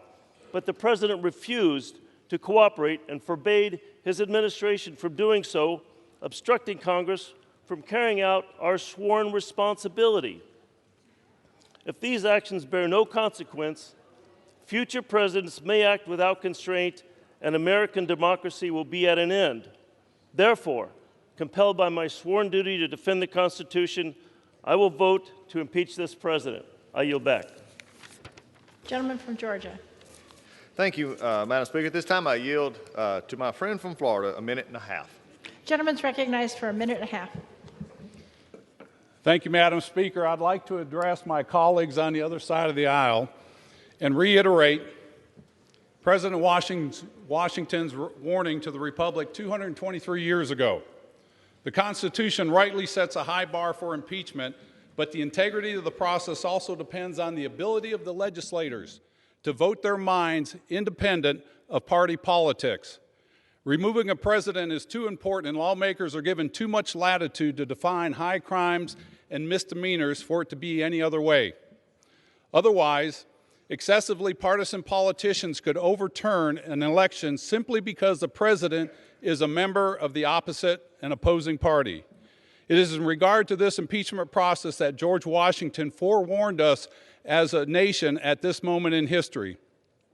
When political parties may now and then answer popular ends, they are likely in the course of time and things to become potent engines by which cunning, ambitious, and unprincipled men and women will be enabled to subvert the power of the people to usurp for themselves the reins of government. How wise he was. Vote no on this assault to our republic, the Constitution, and against President Trump. Gentleman yields back. Gentleman from New York. Madam Speaker, John Adams warned in a letter to Thomas Jefferson that these risks were unavoidable and might sometimes overlap. Quote, "You are apprehensive of foreign interference, intrigue, influence. So am I. As often as elections happen, the danger of foreign influence recurs." Close quote. I now yield 1 minute to the gentlelady from Michigan, Ms. Lawrence. Gentlelady is recognized for 1 minute. Madam Speaker, today history is being written. The facts are conclusive. The President attempted to use the power of the powerful office of President to force Ukraine to influence our 2020 election. In the process, President Trump jeopardized our national security and withheld vital military assistance intended to prevent further Russian aggression to our region. However, as our committees, including government oversight, which I sit on, and which I'm a member, sought to interview additional witnesses and obtain documents, the President ordered from the power of his office that the executive branch to not participate and obstructed the congressional oversight. Article 1 provides the House of Representatives with the sole power of impeachment, as well as the authority to conduct oversight of the executive branch. What did he have to hide? When the framers met over 200 years ago, they went to great lengths to ensure future presidents would be forced to answer to their constitutional responsibility. I stand today in support of the 2 articles of impeachment. Gentleman from Georgia. Thank you, Madam Speaker. At this time, I yield 2 minutes to the gentleman from Virginia, Mr. Klein. A member of the Gentleman's Judiciary. recognized for 2 minutes. Thank you, Madam Speaker. Today is a sad day for this body, for the voters who sent me here last November, and for our nation. Benjamin Franklin cautioned when asked what he had given us, "A republic if you can keep it." Today we take a step further toward losing the republic that our founding fathers envisioned by engaging in activity that they specifically warned against, the misuse of the constitutional power of impeachment for one party's political gain. Our Constitution is the very foundation of our republic. Its assurance of self-determination has been the shining beacon by which our nation has chartered its course over the last 2 centuries. From a new democratic experiment struggling to survive to the greatest nation on earth, America has been powered over the years not by government, but by the ingenuity, the bravery, and the faith of its people. Confident in their place as one nation under God, indivisible, with liberty and justice for all. And so it is we, the people, who determine our president, not we, the Judiciary Committee, nor we, the Congress. The Constitution is clear. It's only when we see clear proof of the impeachable offenses outlined in Article 2, Section 4, treason, bribery, or other high crimes and misdemeanors, that we are to challenge the decision of the voters, break the figurative glass, and pull the emergency ripcord that is impeachment. We do not have that proof today. Thomas Jefferson said, "I know of no safe depository of the ultimate powers of society but the people themselves. And if we think them not enlightened enough to exercise their control with a wholesome discretion, the remedy is not to take it from them, but to inform their discretion by education." But rather than educate, this majority has chosen today to obfuscate with hearsay, innuendo, and speculation. And when history looks back on this shameful period for this House, it will judge it for what it truly is, the ugly hijacking by the majority of our Constitution and the powers it so solemnly entrusts to us to engage in a blatantly political process designed to finally achieve what they could not achieve at the ballot box, the removal of a duly elected president. Compelled by my sworn duty to uphold this Constitution and for the people, I vote no on impeachment today. I yield back. Gentleman from New York. Madam Speaker, I now yield 1 minute to the gentleman from California, Mr. Huffman. Gentleman's recognized for 1 minute. Madam Speaker, as we take this solemn, necessary step of impeaching President Trump, my Republican colleagues have made up their minds. We can't persuade them to do the right thing, so I'll address my remarks to the future. Today's vote will be judged by future generations, including my precious children, Abby and Nathan, maybe grandkids.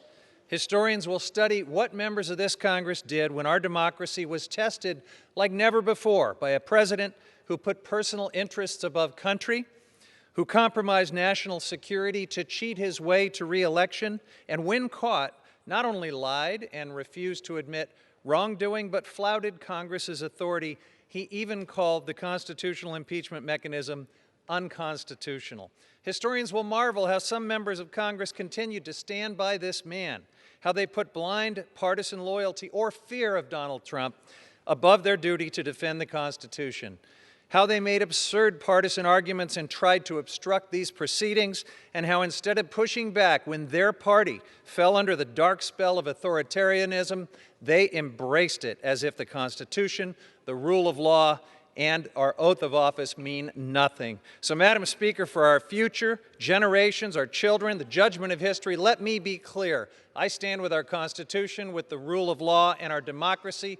I'll be voting yes to impeach Donald J. Trump. Gentleman's recognized for a minute and a half. I thank the gentleman for yielding me time. Today's vote to impeach the duly elected President of the United States is truly historical. However, its unique place in history is not for the reasons the Democratic Party and their mainstream media overlords are so desperately trying to convey. Today, we will be remembered as the day that the Democrats, claiming a false moral supremacy over the desire of the American people, executed a deliberate and orchestrated plan to overturn a presidential election. It will be the first time in history that a party paraded out their Ivy League academics to explain to 31 states and almost 63 million people that their voice should not be heard and why their votes should be counted. I pray for our nation every day, but today I'm praying for my colleagues across the aisle who arrived at this partisan and self-directed fork in the road and chose the road never before traveled and one that has a dead end. Donald J. Trump is our president, chosen by the American people, fair and square. As we say in Texas, it's a done deal. Democrats' attempt to change history will never undo that.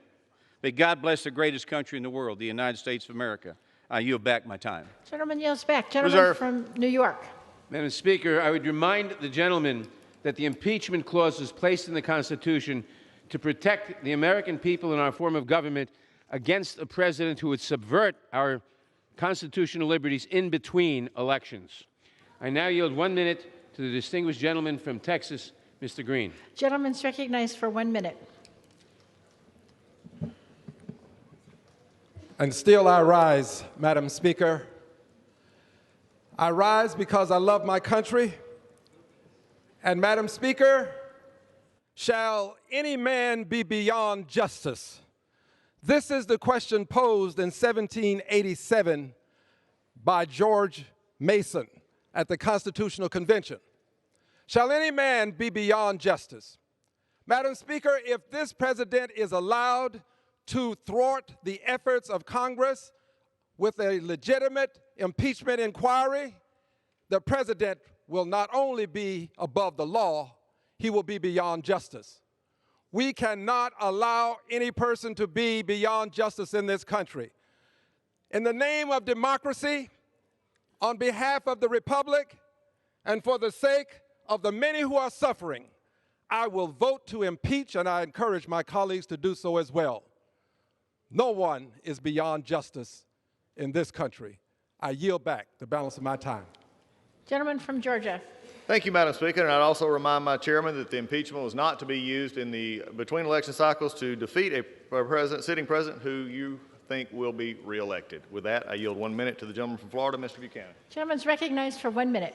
Thank you, Madam Speaker. I will vote today against both articles of impeachment because we are without merit and setting a dangerous precedent for our country.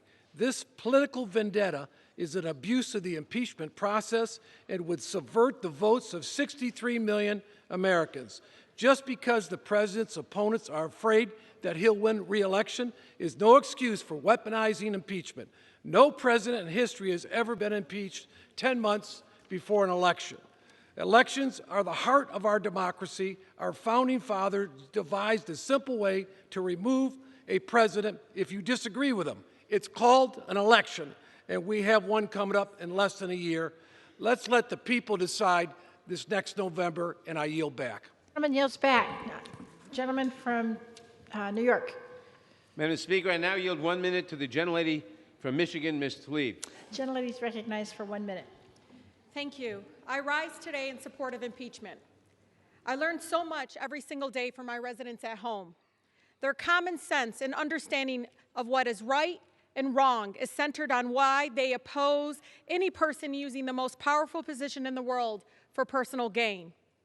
We honor our veterans in this chamber almost on a daily basis, but do we ever follow their lead, where we serve the people of the United States and uphold the Constitution not as Republicans or Democrats, but as Americans? We should learn from their sense of duty and responsibility to country and democracy, not political party. Doing nothing here, Madam Speaker, is not an option.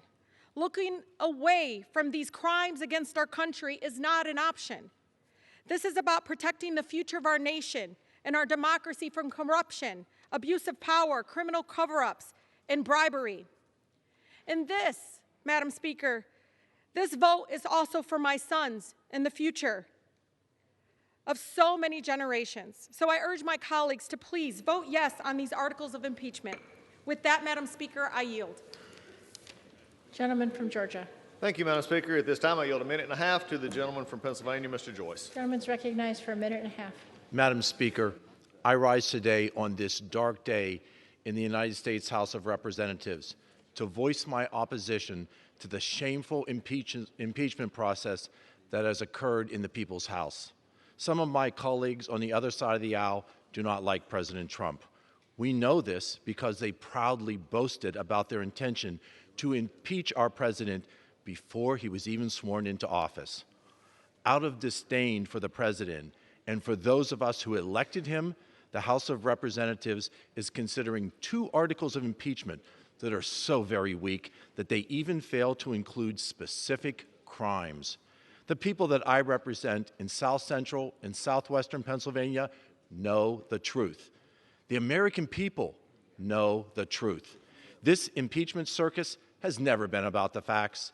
This process has always been about seeking revenge for the president's election in 2016 and attempting to prevent him from winning again in 2020.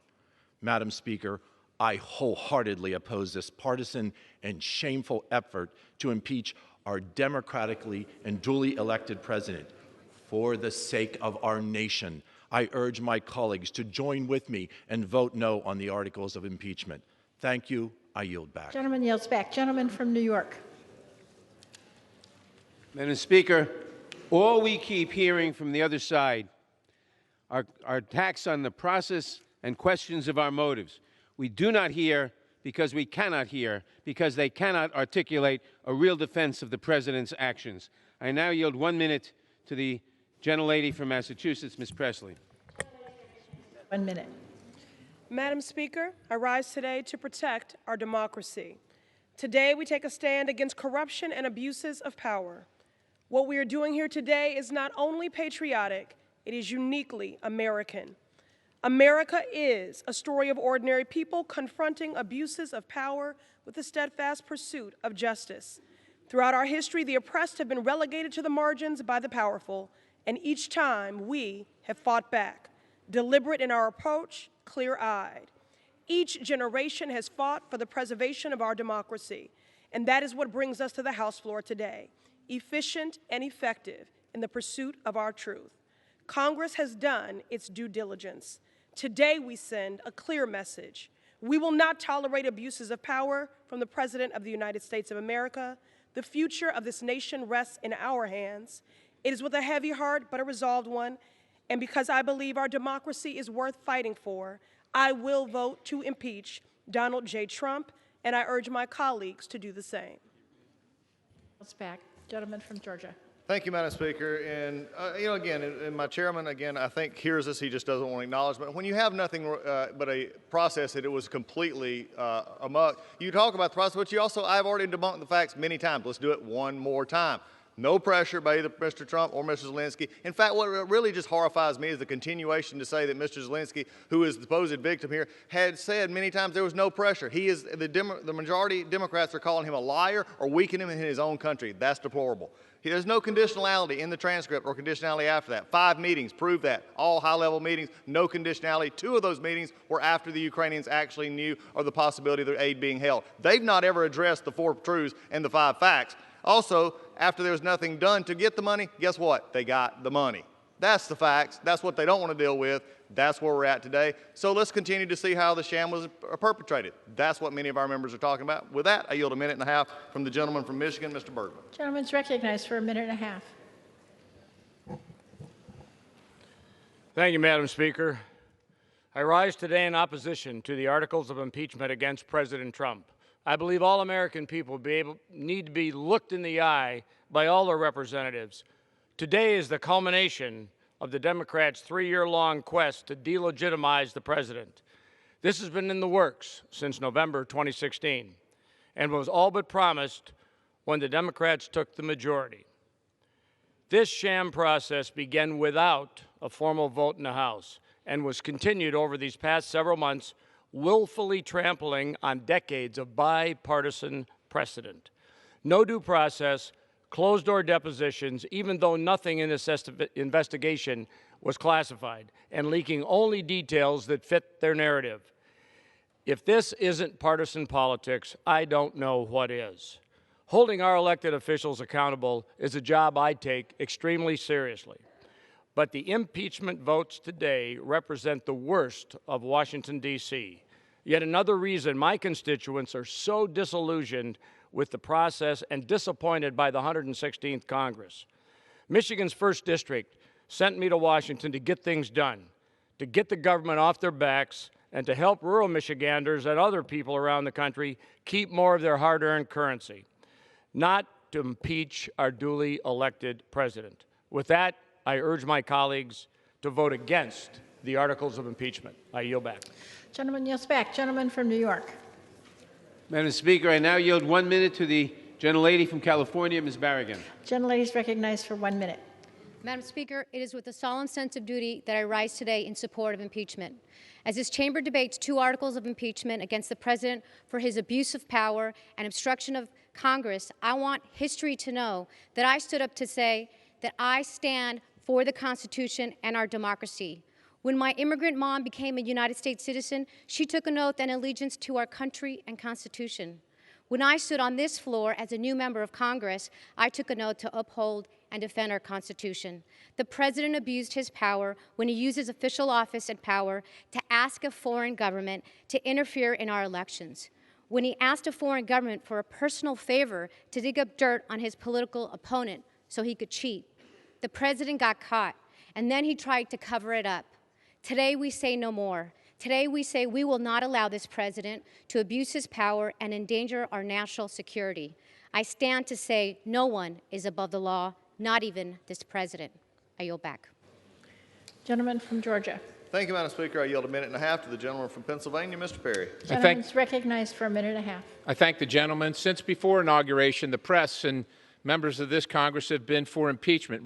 Members refused to attend the inauguration. They called for impeachment. They voted for impeachment without any evidence. They voted for impeachment creating and manufacturing evidence.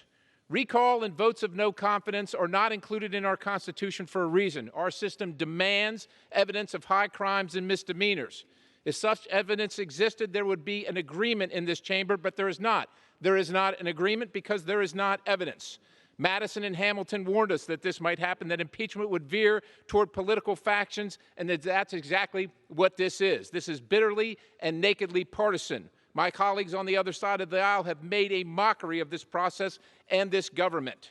They despise the president and are themselves abusing the power of their office, all to settle the political score they were unable to resolve at the ballot box. Madam Speaker, they hope that if they repeat them over and over and stay on message, you will believe their charges. Repeating things that aren't true does not make them true. The call record between the 2 presidents is clear. President Trump was interested in getting to the bottom of what happened in the 2016 election. He asked the Ukrainians to work with our Attorney General. The Ukrainians were already getting the military hardware, and they got the assistance money and the meeting they desired. These are not crimes. These are disagreements over foreign policy and the fact that this president is conducting it. If it weren't so sad, it would be laughable, Madam Speaker. My colleagues are not driven by a quest for facts or truth.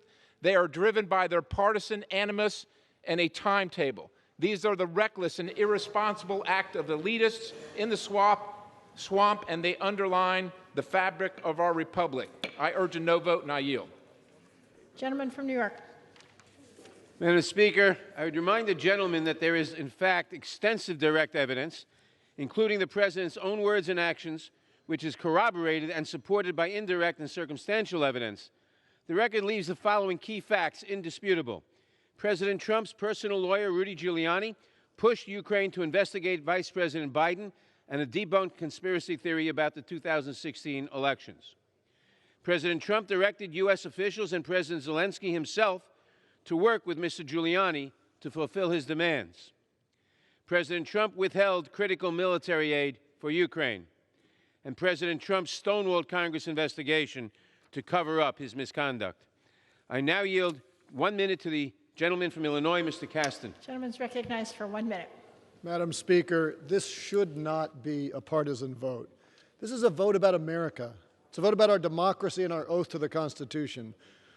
We all took an oath to protect the Constitution against all enemies, foreign and domestic, and we all know that what President Trump did was wrong. We all know it's wrong to withhold foreign aid as a for a political favor. We know it's wrong to ignore congressional subpoenas. And we know it's wrong to default to silly partisan process arguments rather than to rise and defend this beautiful but all too fragile democracy. And when those in elected power abuse their position for personal advantage, it's on us to somberly uphold and defend the responsibility that the founders bestowed on us. So when you talk about partisanship, I'd remind you of those great words of Lincoln. And paraphrasing him slightly, when one party would inflame partisanship rather than let the nation survive, I'm proud to be the party that would accept partisanship rather than let the nation perish. So in this moment, the answer is clear, not because we want to impeach, but because we must. So when you vote in a few hours, don't vote your party, vote your character. That's how you're going to be judged, and that's how we're all going to be judged. Thank you, and I yield back. Gentleman from Georgia. Madam Speaker, I ask for a time check for both. Gentleman from Georgia has an hour and 44 and a half minutes. Gentleman from New York has an hour and 47 and a half minutes. Thank you, Madam Speaker. At this time, I yield a minute and a half to the gentleman from Colorado, Mr. Tipton. Gentleman's recognized for a minute and a half. Madam Speaker, I rise in strong opposition to this partisan impeachment process. Make no mistake, this process did not begin with the whistleblower report. In fact, impeachment efforts began shortly after the president was elected. The theatrics, political posturing have ensured that this body is not actually pursuing to preserve checks and balances. Rather, this process echoes the calls by some that refuse to accept the 2016 election results. Neither of the articles receiving a vote justify the removal of the president from office. The first article suggests that the president pressured a foreign government to be able to assist in an upcoming election. Ukraine received its aid without a prearranged agreement. This is unsubstantiated. The second article is premised on the obstruction occurred when the White House ignored subpoenas issued by the House. Our federal courts are the ultimate arbiters of these decisions. In fact, previous administrations, Republican and Democrat both, have dealt with these issues and claimed executive privilege. Mr. Speaker, Madam Speaker, the articles that are before this House are unsubstantiated. I intend to vote no on these articles, and I would encourage my colleagues to be able to do the same. Gentleman yields back. Gentleman from New York. Madam Speaker, I now yield 1 minute to the gentleman from Arizona, Mr. Gallego. Gentleman's recognized for 1 minute. Madam Speaker, today I will vote to impeach President Donald Trump for abuse of power and obstruction of Congress. Those still defending the president's actions are desperately grasping at straws while living in an alternate universe where facts don't exist. To those still unwilling to search their souls, ask yourself, would you support a Democratic president using taxpayer dollars to pressure a foreign government to investigate a Republican political opponent based on false Russian conspiracy theories? Of course not. That's absurd. Any president who does that has abused the power of the presidency for personal gain and undermined our most sacred tradition, our elections. In a few hours, every member will make a choice. Will you fall into the age-old political trap of thinking blind partisanship is all that matters? Or will you vote to defend the Constitution and our democracy so that the President Trump and every future president will know that they are not above the law and will be held accountable for their actions? I have made my choice. I hope every member puts the defense of our nation first and joins me. I yield back. Gentleman from Georgia.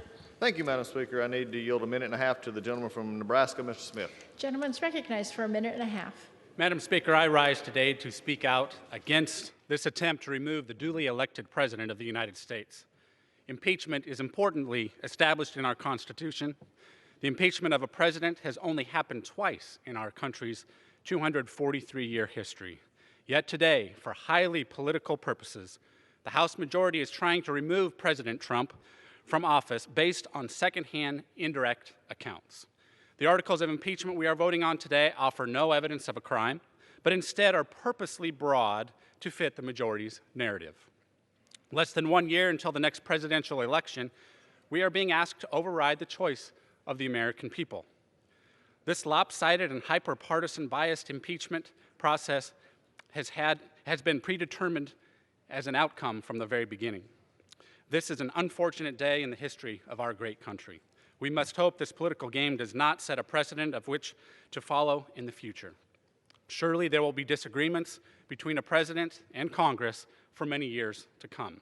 Instead of unnecessarily dividing our country, as we are seeing today, we should be looking at ways to bring our country together. Thank you. I yield back. Gentleman yields back. Gentleman from New York.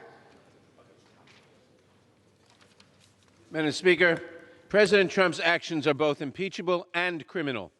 Although the violation of the federal criminal statute is neither necessary nor sufficient to justify impeachment, President Trump's conduct violated the federal anti-bribery statute very clearly. Madam Speaker, I now yield 1 minute to the gentleman from Virginia, Mr. Beyer. Gentleman's recognized for 1 minute. I thank the chairman. Madam Speaker, today I vote to impeach President Donald Trump for abuse of power and obstruction of Congress. I don't hate the president, but I love my country and I have no other choice. Voting for these articles of impeachment is the only moral course of action, the only way to honor our oath of office. I have no doubt that the votes I cast today will stand the test of time. This has nothing to do with the 2016 elections. I'm so disappointed that my Republican friends approve of the president's abuses of power and solicitation of foreign interference in our elections. This is the very definition of the willful suspension of disbelief. They know in their hearts that what the president has done is deeply wrong. They know that they would vote without hesitation to impeach a Democratic president who had done these things. I remind all Americans the president did not rebut the facts, the many, many facts which have led to the articles of impeachment today. For the sake of our democracy, our Constitution, and our country, we must do the right thing and vote to impeach President Trump. I yield back. Gentleman yields back. Gentleman from Georgia. Thank you, Madam Speaker. I was just amazed by what the chairman just said. If it was obviously that he violated the bribery statute clearly, then why didn't we add it as an article of impeachment? The reason why? It didn't. With that, I yield a minute and a half to the gentleman from Mississippi, Mr. Guest. Gentleman's recognized for a minute and a half. Thank you, ma'am. Article 2, Section 4 of the United States Constitution states that the President of the United States may be removed from office for treason, bribery, high crimes, and misdemeanors. As a former prosecutor, I am confident that no court would accept these articles of impeachment as having met the standards set forth by our founding fathers. The impeachment articles rely almost exclusively on hearsay and opinion testimony, and they present no direct evidence of wrongdoing. As a former district attorney, I'm dismayed that the Democrats have submitted articles of impeachment against a sitting president using circumstantial evidence that fails to offer proof of an impeachable offense. Additionally, the charges levied against the president in the articles of impeachment lack historical precedent and are motivated by pure political reason. If the House of Representatives passes the articles of impeachment, the Democrats will have set a dangerous precedent by undoing America's votes for president because a single party disagreed with the 2016 presidential election results. I urge my colleagues to vote no on the articles of impeachment, and I yield back. Gentleman from New York. Madam Speaker, I now yield 1 minute to the distinguished gentleman from California, Mr. Thompson. Gentleman's recognized for 1 minute. Madam Speaker, I find no pleasure coming to the floor today to consider impeachment. I ran for Congress to represent my community and to serve the country I love. As a combat veteran and having served 8 years on the Intelligence Committee, I understand the threat that foreign actors can play in our elections. Every elected official must dedicate themselves to protecting our democracy. No one should invite a foreign country to interfere with our most sacred act of voting. It was abuse of power by the president to ask a foreign nation to interfere in our election to benefit his personal and political interest and to condition bipartisan, congressionally approved aid on that interference. Unchecked, these actions could lead us down a path that will unravel the fabric of our nation. I'm saddened that we're here today, but in the interest of defending our nation, I will vote for the articles of impeachment. I yield back the balance of my time. Gentleman from Georgia. Thank you, Madam Speaker. This time I yield a minute and a half to the gentleman from Texas, Mr. Roy. Gentleman's recognized for a minute and a half. Thank the gentleman from Georgia. Mr. Speaker, our founders intentionally did not embrace recalls or votes of no confidence. Rather, we demand from Congress evidence of high crimes and misdemeanors. While my colleagues are free to dislike the president, and while they may reasonably view the infamous phone call and negotiations with the Ukrainians as something less than perfect, they are not free to impeach something less than a high crime and misdemeanor. In just over 10 months, though, the people are free to decide, and we should let them. The eyes of the world are upon us, Madam Speaker. The press galleries are full. Our floor is filled with members. When will we give the world something better than this? My colleagues wax eloquent about the constitutions they found under mothballs. Where is respect for the Constitution when the People's House daily refuses to do its actual job while shredding federalism and limited government? Today in Mexico, a young girl will be abused while being trafficked toward our open borders, while some here yell kids in cages and play race politics in the false name of compassion. Today in New York, a young mother will be coerced into abortion by taxpayer-funded Planned Parenthood, while we allow the genocide of the unborn in the false name of choice. Today across America, diabetics will struggle to afford insulin due to a healthcare system ravaged by government and insurance bureaucrats empowered in the false name of coverage. And today our children inherit $100 million of debt an hour, borrowed in the false name of what government can provide. In this conduct by Congress failing to do its jobs, that should be impeached. And one might ask if America would be better off taking the first 435 names out of the phone book to represent us in the United States House than what is on display here today. Today is not a dark day because the American people know this. America is great, Washington is broken, and we're taking our country back. I yield back. Gentleman from New York. Madam Speaker, I now yield 1 minute to the distinguished gentlelady from California, Ms. Matsui. Gentlelady is recognized for 1 minute. Madam Speaker, I rise today with a heavy heart. I came to Congress to serve the great people of Sacramento and to build a better future for our children and grandchildren, including my grandkids, Anna and Robbie. The facts before us are crystal clear. We heard testimony from 17 brave patriots who value our democracy and the Constitution. They testified that President Trump threatened to withhold congressionally approved money in exchange for dirt on a political rival. And worse, that he continues to invite foreign powers to violate our sovereignty even today. On its face, these are impeachable offenses that represent a clear and present danger to our country. That's why the only answer is to act now. We need to stand together and stop President Trump immediately so that he cannot violate the next election. For the sake of our country and our democracy, I will vote yes to impeach the president, and I yield back. Gentleman from Georgia. Thank you, Madam Speaker. I yield a minute and a half to the gentleman from Pennsylvania, Mr. Smucker. Gentleman's recognized for a minute and a half. Thank you, Madam Speaker. I rise today to ask my colleagues on the other side of the aisle, how much is the trust of the American people worth?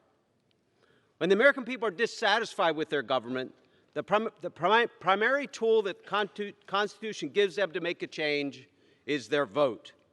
And on November 8th, 2016, Americans from every part of this nation packed the polls to elect Donald J. Trump to be the President of the United States. The country wanted a disruptor, a fighter, a deal maker, a president that would put America first. But sadly, on that very same day, Democrats had no plan or interest in honoring the vote of the American people. They were going to attempt from day one to delegitimize this president and ultimately remove him from office.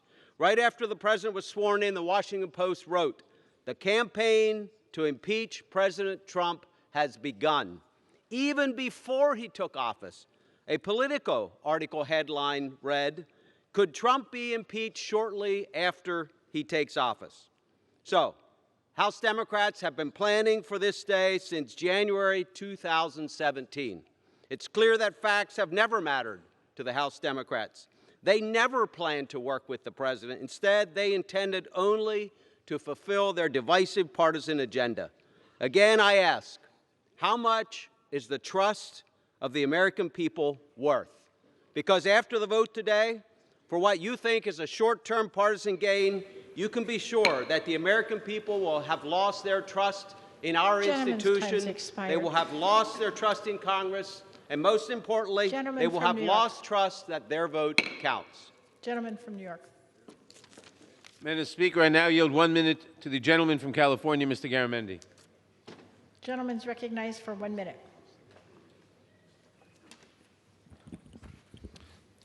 Thank you, Madam Speaker. Impeaching a president is one of the most solemn and consequential decisions the United States Congress can make. It's not an action that I or my fellow House colleagues take lightly. Investigations and hearings conducted by the House prove overwhelming evidence that President Trump abused his power and endangered our national security. President Trump also issued a blanket order prohibiting all executive office personnel from testifying, responding to subpoenas, or turning over documents. Therefore, he has obstructed the legitimate constitutional obligation of Congress. The President's actions leave me no choice. President Trump violated his oath of office. Now, I will uphold my oath of office to preserve and protect our Constitution, and my promise to my constituents to carefully analyze all issues before me. I will vote in favor of both articles of impeachment against President Donald John Trump. I yield back. Gentleman from Georgia. Thank you, Madam Speaker. I yield 1.5 minutes to the gentleman from Dunn. Gentleman's recognized for 1.5 minutes. Madam Speaker, I stand before you today a disappointed man. I am disappointed in a broken and partisan process that has consumed the House Democrats. We were told this investigation was going to be bipartisan and transparent. Instead, the proceedings were held in secret behind closed doors with no attempt at a fair hearing. All this was done deliberately in an effort to undo the results of the 2016 election. Madam Speaker, my constituents in Florida want to see us get to work. They want us, they're counting on us to actually fix the surprise medical billing, to lower the cost of prescription drugs. Instead, we're here a week before Christmas voting to impeach the legitimate president, Donald J. Trump, on the strength of nothing but rumors. We've wasted almost a year on this process while House Democrats chose political theater over serving the American people. This shameful vote to impeach our president will be a lasting stain on our House, and I urge all of my colleagues to vote no. I yield back. Gentleman from New York. Madam Speaker, I now yield 1 minute to the distinguished gentleman from Oregon, Mr. DeFazio. Gentleman's recognized for 1 minute. Thank the gentleman. It's clear-cut. The President of the United States has violated his oath of office and betrayed the Constitution and the American people. He admitted to soliciting assistance from a foreign leader to interfere in a U.S. election and aid his political re-election campaign. That's a violation of the law, a violation of the Constitution, and a betrayal of the American people and an impeachable offense. Overwhelming evidence also demonstrates the President withheld congressionally approved taxpayer dollars to blackmail the young new president of Ukraine under attack from Russia. Now, the gentleman from Georgia says Ukraine didn't feel any pressure. They're being invaded by Russia. Vladimir Putin, you know, Trump's friend, and he withheld that aid until the whistleblower report came out. Then the aid was released. It wasn't released for any good purpose. Congress voted for that aid. The president signed the bill. That is another impeachable offense. And the Judiciary Committee has put together an extensive document which shows that there is evidence of numerous other federal crimes, including bribery and wire fraud. The president's actions threaten the continuation of our representative democracy. I'm proudly voting for impeachment today. Gentleman from Georgia. Thank you, Madam Speaker, and I am glad to know that Mr. Trump was giving them lethal aid, actually something to fight back with, not what was previously given to them. And there was, again, from the president himself, no pressure put on him. Your whole case sort of destroys if you're coercing somebody if there was no pressure felt. but yet we don't seem to get that part on this floor debate today. So with that, I yield a minute and a half to the gentleman from Montana, Mr. Gianforte. Gentleman's recognized for a minute and a half. Today, this chamber is pushing through the most partisan, baseless articles of impeachment in our history. House Democrats' hyper-partisan impeachment has been a sham since day one, driven by those whose bitter rage against President Trump has blinded their better judgment. The fact is, they've resolved to overturn the results of the 2016 election the day President Trump won. Earlier this year, Speaker Pelosi said, impeachment is so divisive to the country that unless there's something so compelling and overwhelming and bipartisan, I don't think we should go down that path. None of those standards have been met. None. The committee hearings were a scripted, substance-free, made-for-TV show. They would be comedy if impeachment weren't so serious and grave. Witnesses denied awareness of an impeachable offense. And because the majority has failed to make the case for impeachment, there is no bipartisanship. Compelling, overwhelming, bipartisan, Speaker Pelosi has not met her own criteria for impeachment. But here we are. Despite Democrats testing and tweaking their impeachment message, the American people have rejected it. I will vote against this partisan impeachment sham. Let's get back to the work that the American people sent us here. And on this sad day of an impeachment charade, I yield back the balance of my time. Gentleman from New York. Madam Speaker, I now yield 1 minute to the gentleman from Texas, Mr. Gonzalez. Gentleman's recognized for 1 minute.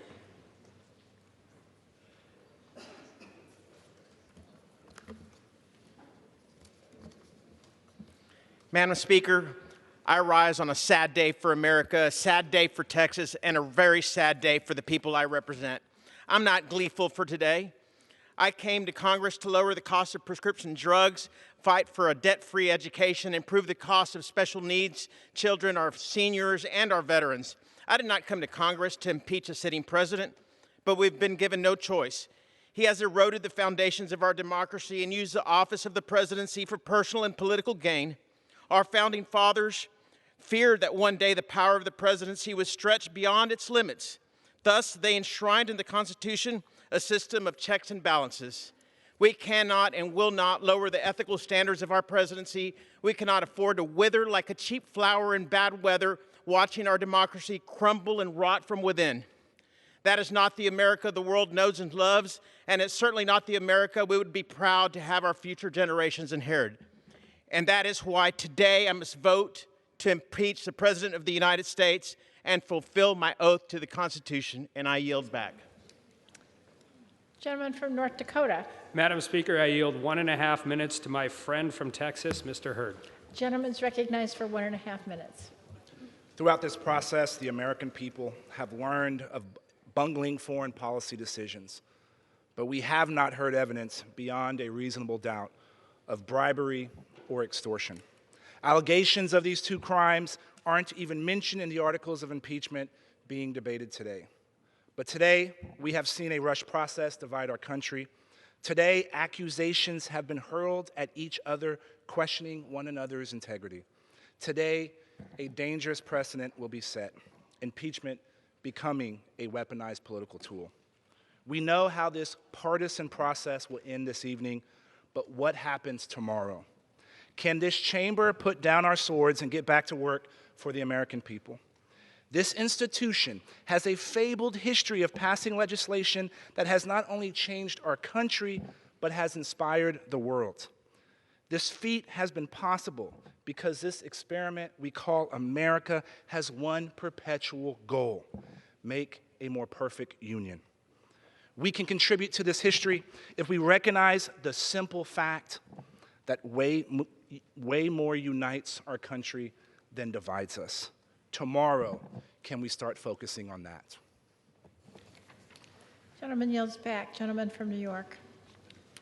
Madam Speaker, I now yield 1 minute to the gentleman from Illinois, Mr. Davis. Gentleman's recognized for 1 minute. Thank you, Madam Speaker. This is indeed a sad day for our country. This is indeed a sad day for America, but it's a good day for our Constitution. It is a sad day for our country because President Trump has defied our Constitution, our rules, our requirements, and our expectations. It is clear that President Trump places himself above the law, above our Constitution, and above the expectations of the American people.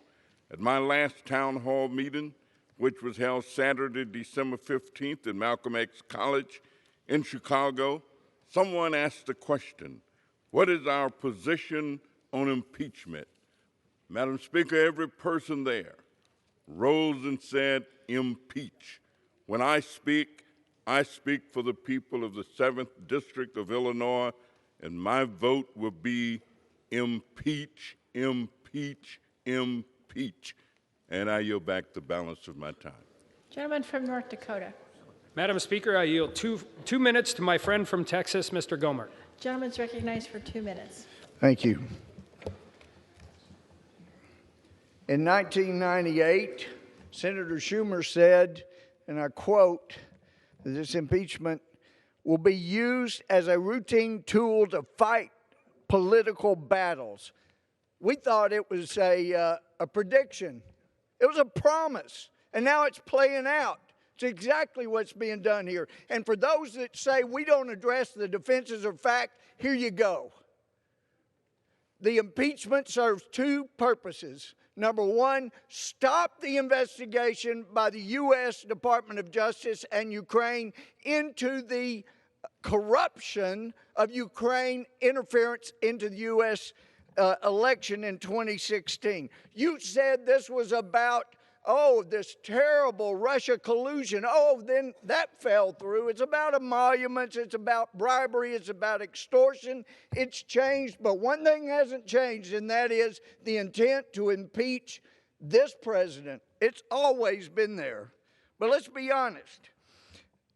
The president turning his back on Ukraine, that happened in 2009. Because in 2008, Ukraine invaded Georgia. What happened? Bush put sanctions on Russia to teach them a lesson. What happened after that? Well, in March of 2009, Hillary Clinton was sent over to Russia with a reset button to say, Bush overreacted. We're okay that you invaded Georgia. It was a green light to Russia to invade Ukraine. And what do? Oh, yeah, you send blankets and MREs they can eat and be warm while the Russians are killing them.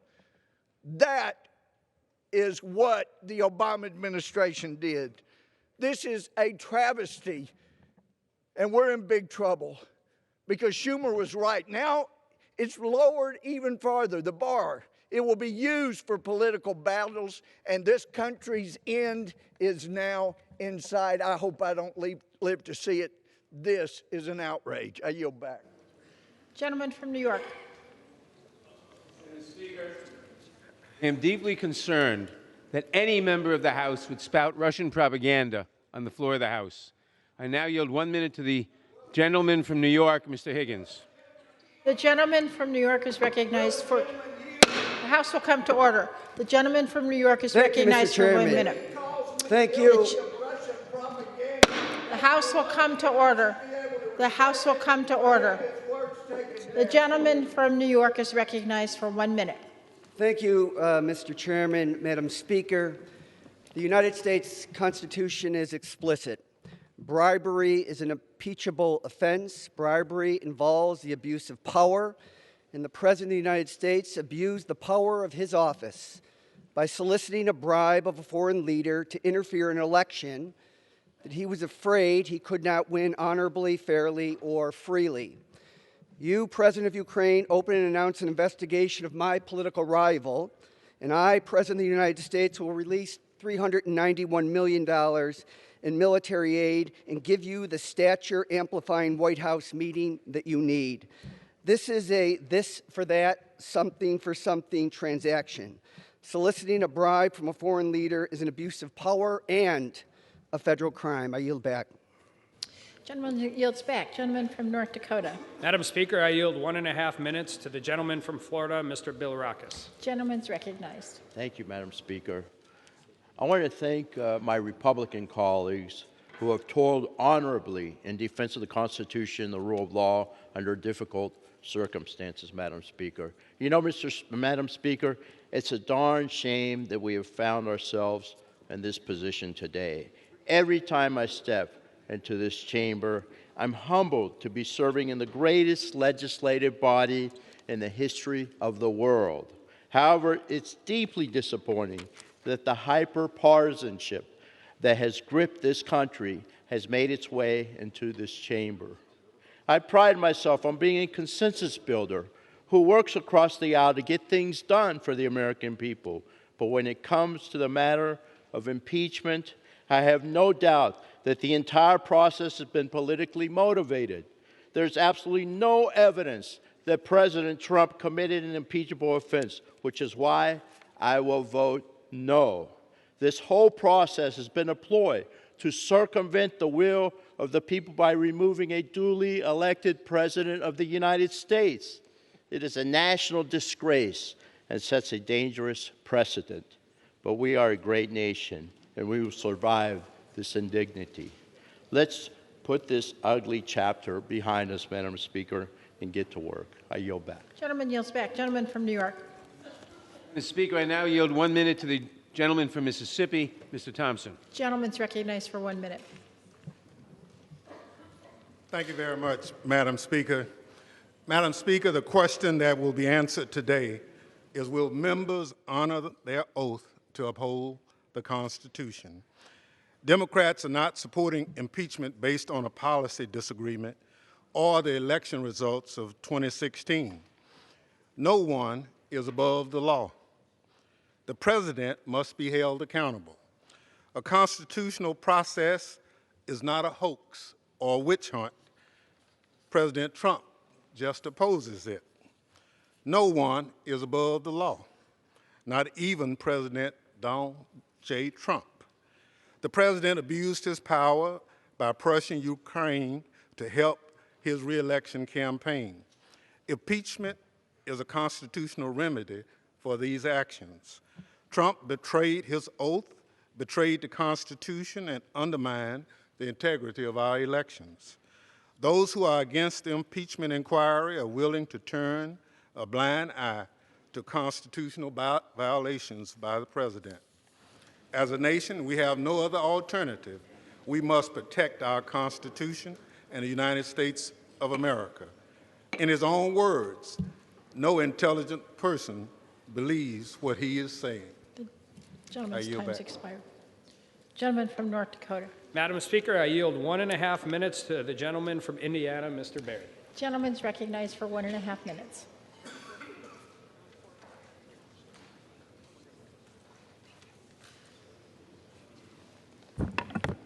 Madam Speaker, the totality of this process is just another reminder that my colleagues across the aisle are more focused on politics than policy. The American people deserve better. Our republic deserves better. The brave men and women of our military, myself included, have fought for the freedom and democracy all around the world. Yet today, my colleagues are eroding those freedoms through a process that ignored facts, abused power, and was shrouded in secrecy. Those facts could not be more clear. The president committed no crime, broke no laws, and there was no quid pro quo. I look forward to doing the right thing, representing the Hoosiers in my district, and voting against this impeachment charade. I stand with President Trump and look forward to passing policies that continue to move our country forward. I yield back the balance of my time. Gentleman yields back. Gentleman from New York. Madam Speaker, I now yield 1 minute to the gentleman from Oregon, Mr. Blumenauer. Gentleman's recognized for 1 minute. Thank you. Thanks to the hard work of our committees, the leadership of the Speaker, we found overwhelming evidence Trump invited foreign interests to interfere in our elections for his personal gain, and he then took unprecedented efforts to cover it up, obstructing Congress. I'm proud of the courage of new members to do their duty so that for the first time in his privileged life, Donald Trump will be finally held accountable for his reckless personal behavior and business practices. I vote proudly for these 2 articles of impeachment, And then I hope the House retains control of the articles until the Speaker and Leader Schumer can negotiate agreement on process and witnesses from McConnell so that the next stage will be open and fair so that Donald Trump will ultimately be held accountable. Gentleman yields back. Gentleman from North Dakota. Madam Speaker, I yield 1.5 minutes to my friend from Oklahoma, Mr. Hearn. Gentleman's recognized for 1.5 minutes. Public hearings began November 13th. Less than a month later, Speaker Pelosi announced articles of impeachment on December 5th, saying that the investigation had revealed enough information to move forward with impeachment. Let's think about that. 22-day investigation. 6 of those days were weekends where hearings weren't happening and the House was not in session. 7 of those days were weekends that the House was in recess, including the week of Thanksgiving. 2 of those days were in flying days where Congress doesn't hold hearings. So out of the 22 days, just 7 days were used to investigate, debate, and vote on the impeachment of the duly elected leader of our country. No wonder my constituents are upset. 7 days to impeach the President of the United States. Not to mention that this 7-day investigation uncovered 0 facts in support of impeachment. I spent every minute I had in there as an observer of these hearings, and all I learned is that if you hate someone so strongly and enough people agree with you, that's grounds enough to be impeached. We asked for 12 hours of debate, the same amount of time allotted to President Clinton's impeachment, 12 hours of debate for possibly the biggest vote I will cast in my tenure as representative. Isn't asking too much. But no, they want to get out here before Christmas. So it's okay to rush through the process. I'm ashamed to be a part of this today, even as I vote against the impeachment. My constituents are calling every day, mad as hell, saying we should be ashamed that this historic chamber has fallen so low to allow something like this to happen. I yield back. Gentleman from New York. Madam Speaker, I yield myself such time as I may consume. Gentleman's recognized. Madam Speaker, my friend, the gentleman from Georgia, has a tagline about the clock and the calendar. Madam Speaker, this is not about the clock and the calendar. It is about corruption and the Constitution. It is about a president who abused his power to coerce an ally to intervene in our election and poses a continuing threat to the integrity of our next election. The president's defense is built on 3 pillars, and when those 3 pillars fall, the entire defense of the president collapses. First, they claim there was no quid pro quo. Well, the evidence is undisputed. President Trump conditioned a White House visit and military aid on President Zelensky's public announcement of the investigations. Ambassador William Taylor wrote at the time, quote, "I think it's crazy to withhold security assistance for help with a political campaign," close quote. A reporter asked White House Chief of Staff Mick Mulvaney if there had been a quid pro quo here, and he replied, "We do that all the time. Get over it." The president refused to help our ally until he got a personal political favor, and so the first defense falls. Second, the minority claims that the Ukrainians didn't know about the hold. The evidence, again, is undisputed. Ukraine knew about the hold on the military assistance within hours of the president's July 25th call. Laura Cooper of the Department of Defense testified under oath that on July 25th, the State Department sent 2 emails to the Department of Defense notifying them that Ukrainian officials were asking, "Where is the aid?" The Ukrainians understood exactly what President Trump was asking. He wanted a personal political favor before the aid was released. And so the second defense falls. Third and finally, my Republican friends say the aid was released. But the aid was released only after the president got caught. This House launched its investigation on September 9th. The hold on the aid was lifted on September 11th. This is not evidence of innocence. It is evidence of culpability. The evidence is overwhelming. And when he got caught, he did everything in his power to prevent the American people from learning the truth about his actions by defying the congressional investigation, by ordering that all requests and demands for information be denied. With our national security and the integrity of our election at risk, we must act, not because of the clock and the calendar, but to fight against corruption and for continued self-government by the American people. I yield back. I reserve the balance of my time. Gentleman from North Dakota. Madam Speaker, I would just point out that to believe everything that was just said, you have to also believe that President Zelensky is a pathological liar. And with that, I'd yield 1.5 minutes to my friend from South Carolina, Mr. Duncan. Gentleman's recognized for 1.5 minutes. Thank you, Madam Speaker. You know, we're not debating impeachment of an American president today. Your minds are already made up. The Democrat majority has had a verdict, impeachment, looking for a crime since the inauguration. The Washington Post ran the headline, "The campaign to impeach President Trump has begun," just 19 minutes after President Trump took the oath of office. 19 minutes. Freshman Congresswoman from Michigan told a group of supporters, "We're going to impeach the mother blank," shortly after she was sworn in. Even Speaker Pelosi admitted last week that the impeachment effort has been going on for 2.5 years, long before any phone call between two world leaders. In fact, 71% of the Democrats on the Judiciary Committee supported impeachment before the phone call. The impeachment sham is based on hearsay, conjecture, and opinion. And you know what? You can't even get a speeding ticket in this country based on hearsay. But yet we're going to impeach an American president based on just that. Where are the crimes of treason, high crimes, or misdemeanors committed here? Those are things that constitute impeachable offenses, not hatred or policy disagreements. If memory serves me right, Congress told the administration to withhold aid to Ukraine until they got their act together, addressed corruption, straightened out. That was in multiple NDAAs voted on by both parties in this chamber. So in the simplest terms, we're impeaching the president for doing something we told him to do? Give me a break. We have wasted precious time we are given to serve the American people. While you held secret hearings and depositions behind closed doors in Chairman Schiff's Chamber of Secrets. But the American people have a great sense of fairness, I promise you. They see President Trump has not been treated fairly in this process. Impeachment based on hearsay and opinion, not facts. It's a sad day in this chamber, the People's House. I yield back. Members are again reminded to address their remarks to the chair. Gentleman from New York. Madam Speaker, I would now inform you that the gentleman from California, Mr. Schiff, the chair of the Intelligence Committee, will now serve as my designee and will control the remainder of the time on the majority side.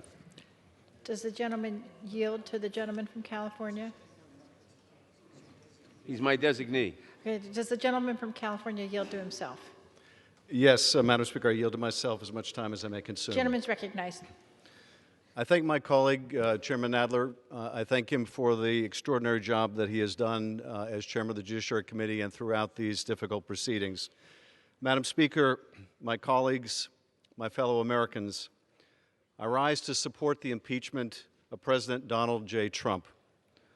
When a man, unprincipled in private life, desperate in his fortune, bold in his temper, possessed of considerable talents, having the advantage of military habits, despotic in his ordinary demeanor, known to have scoffed in private at the principles of liberty, when such a man is seen to mount the hobby horse of popularity, to join in the cry of danger to liberty, to take every opportunity of embarrassing the government, the general government, and bringing it under suspicion, to flatter and fall in with all the nonsense of the zealots of the day, it may justly be suspected that his object is to throw things into confusion, that he may ride the storm and direct the whirlwind.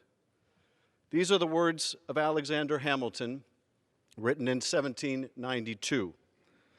Could we find a more perfect description of the present danger emanating from 1600 Pennsylvania Avenue? The framers crafted a constitution that contemplated free and fair elections for the highest office in the land, but also afforded the Congress with the power to remove a president who abused the powers of his office for personal gain, who compromised the public trust by betraying our nation's security, or who sought to undermine our democratic system by seeking foreign intervention in the conduct of our elections.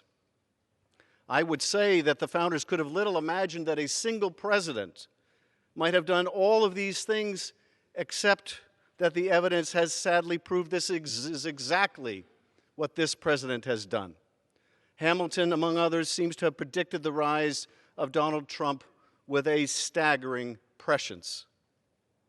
Having won freedom from a king, the drafters of our Constitution designed a government in which ambition was made to check ambition, in which no branch of government would predominate over another, and no man would be allowed to be above the law, including the President, especially the President, since with whom would the danger be greater than with the officer charged with being our Commander-in-Chief?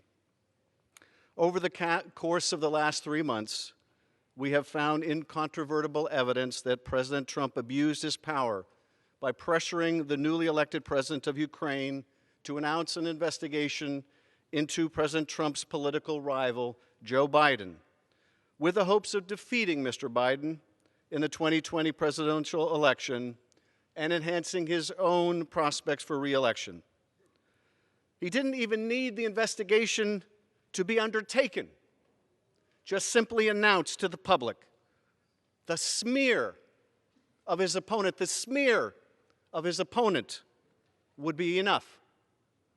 To effectuate this scheme, President Trump withheld 2 official acts of vital importance to a nation at war with our adversary, Vladimir Putin's Russia. The President withheld a White House meeting that Ukraine desperately sought to bolster its standing on the world stage.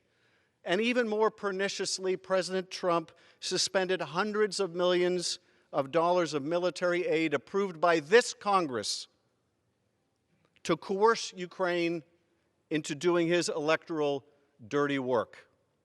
The President of the United States was willing to sacrifice our national security by withholding support for a critical strategic partner at war in order to improve his re-election prospects. But for the courage of someone willing to blow the whistle, he would have gotten away with it. Instead, he got caught. He tried to cheat, and he got caught. Now, this wasn't the first time. As a candidate in 2016, Donald Trump invited Russian interference in his presidential campaign, saying at a campaign rally, "Russia, if you're listening, I hope you're able to find the 30,000 emails that are missing." A clear invitation to hack Hillary Clinton's emails. Just 5 hours later, Russian government hackers tried to do exactly that. What followed was an immense Russian hacking and dumping operation and a social media disinformation campaign designed to help elect Donald Trump. Not only did candidate Trump welcome that effort, but he made full use of it, building it into his campaign plan, his messaging strategy, and then he sought to cover it up. This Russian effort to interfere in our elections didn't deter Donald Trump. It empowered him. The day after Special Counsel Bob Mueller testified before Congress about Russia's sweeping and systemic effort to influence the outcome of our last election, the day after President Trump believed that the investigation into his first electoral misconduct had come to an end, the President was back on the phone urging yet another country, this time Ukraine, to help him cheat in another election. 3 consecutive days in July tell so much of the story. 3 consecutive days in July of 2019. July 24th, the day that Special Counsel Mueller testified before Congress, and President Trump thought he was finally in the clear.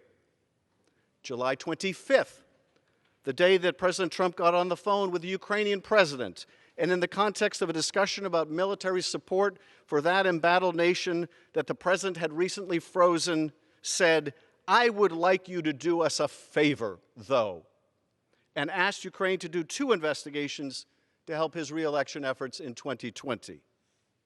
That was July 25th.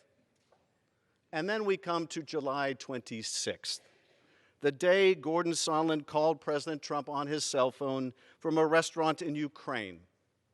Gordon Sondland, not some anonymous never-Trumper, but $1 million donor to the president's inauguration and his hand-picked ambassador to the European Union. What does President Trump ask Sondland the day after this call? What does President Trump ask? What does the president want to know? Did he ask about Ukraine's efforts to battle corruption? Of course not. Did he ask how the war with Russia was going? Not a chance. On the phone, his voice loud enough for others to hear, President Trump asked Sondland, so he's going to do the investigation? And the answer was clear. Sondland assured Trump that the Ukrainian president was going to do it and that he would do anything you asked him to. If that wasn't telling enough, my colleagues, in a conversation that followed, an American diplomat dining with Sondland asked if it was true that President Trump didn't give a blank about Ukraine. Sondland agreed, saying the president cared only about big stuff.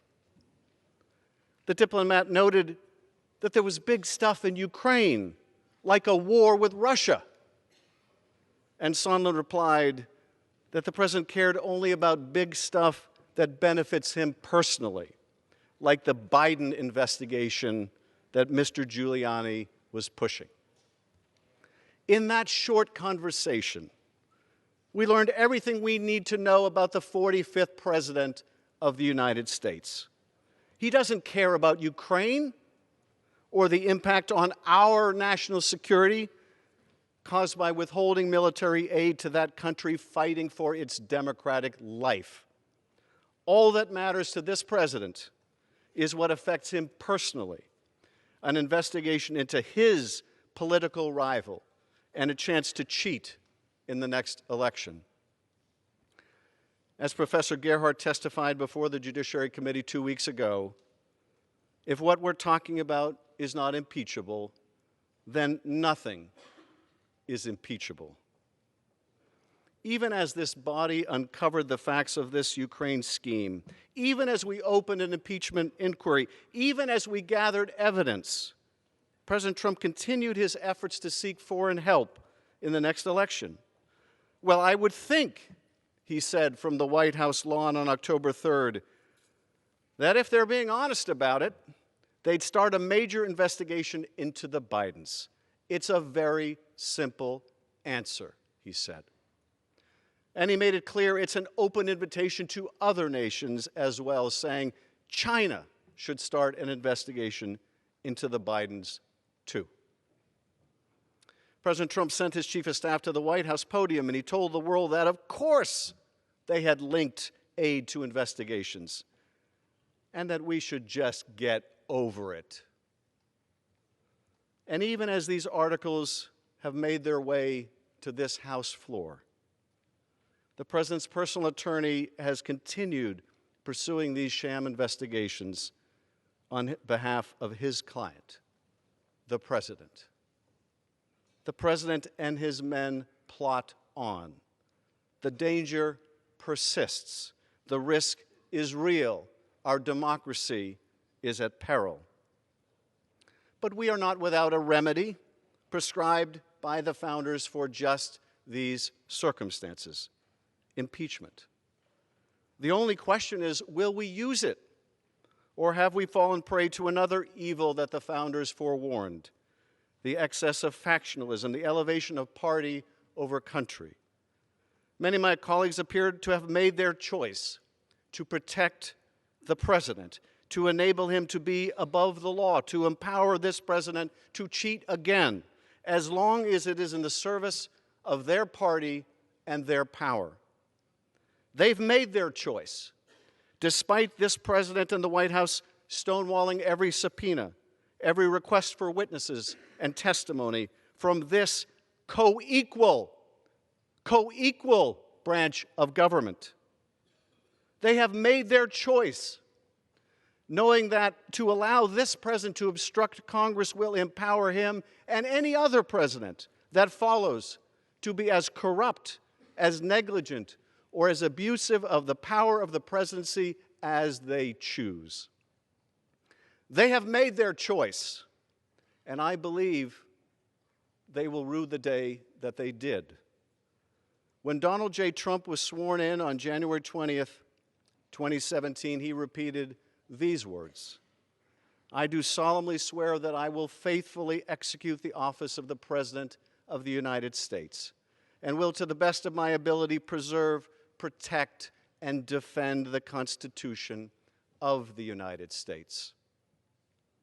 Has he lived up to that sacred obligation? Has he honored his oath of office? Has he preserved, protected, and defended the Constitution of the United States? The uncontested evidence provides the simple yet tragic answer: he has not. In America, no one is above the law. Donald J. Trump sacrificed our national security in an effort to cheat in the next election. And for that, and his continued efforts to seek foreign interference in our elections, he must be impeached. I reserve the balance of my time. Gentleman from North Dakota. Madam Chair, it's nice to see you here, Chairman Schiff. It would have been nice to have either you or the whistleblower present in either the judiciary or the oversight hearings. And I think we're continuing to neglect the 4 key facts of this. The transcript is out. Everybody can read it. The American people can read it. There's no conditionality or aid discussed on that call. Yes, ma'am. Go ahead. The 2 principals on that call, President Trump and President Zelensky, have said there is no pressure. President Zelensky has basically screamed from the rooftops on numerous occasions that there was no pressure, no bribery, no quid pro quo. The Ukrainian government got the money and didn't know the aid was being paused, and no investigation was announced, and no a meeting with the president took place, and the aid was released. And with that, I would yield. To address the remarks to the chair. And with that, I would yield 1.5 minutes of my time for my friend from Missouri, Mr. Smith. Gentleman's recognized for 1.5 minutes. Thank you, Madam Speaker. Madam Speaker, I come from a state that raises corn and cotton, cockleburrs, and Democrats. Your frothy eloquence neither convinces nor satisfies me. I'm from the show me state. You have to show me. The only thing that you all have shown so far is that you're about to impeach a duly elected president who has done nothing wrong. Democrats are not impeaching the president because they are scared of our republic or that he has committed a crime. They are impeaching him because they fear the president's policies and how well they are working for the American people. Most of all, they fear the election because they know they can't beat them. In fact, one of my Democrat colleagues is quoted stating, "I'm concerned if we don't impeach him, he will get reelected." This kind of rhetoric is disgusting. Impeachment is not a political weapon, and any member who votes for impeachment should be ashamed today. You cannot undo the results of the 2016 election simply because your flawed candidate did not win. And thank God she didn't. Over the last 3 years, unemployment has dropped to the lowest point in generations. We are seeing better trade agreements with our trading partners, and record numbers of taxes and regulations that stifle economic growth have been rolled back, all thanks to President Trump's leadership and commitment. But we shouldn't be surprised. Democrats have introduced articles of impeachment. Can I have 30 seconds? We'll yield him 15 seconds. Gentleman's recognized. This is very important. We shouldn't be surprised. Democrats have introduced articles of impeachment in 5 out of our last 6 Republican presidents. They are the party of impeachment. The Democrats are the party of impeachment. Gentleman yields back, and once again, members are admonished to address their remarks to the chair. Gentleman from California. Thank you, Madam Speaker. It is my pleasure to yield 2 minutes to the gentleman from California, Mr. Swalwell. Mr. Swalwell is recognized for 2 minutes. Donald Trump is using the presidency to put his own personal gain above our national interests. He is using our taxpayer dollars and foreign interference to cheat the next election, and it jeopardizes our national security and integrity at the ballot box. And not a single fact in this case is seriously in dispute. I ask my colleagues, who sent his personal lawyer to Ukraine to investigate his political rival? Who fired an ambassador who stood in his way? Who conditioned a White House meeting on investigations that only personally benefited him and not the national interest? Who cut off military aid to an ally that desperately needed it? Who pressured President Zelensky to conduct those investigations? Who stood on the White House lawn and asked not only Ukraine to investigate his rival, but also China?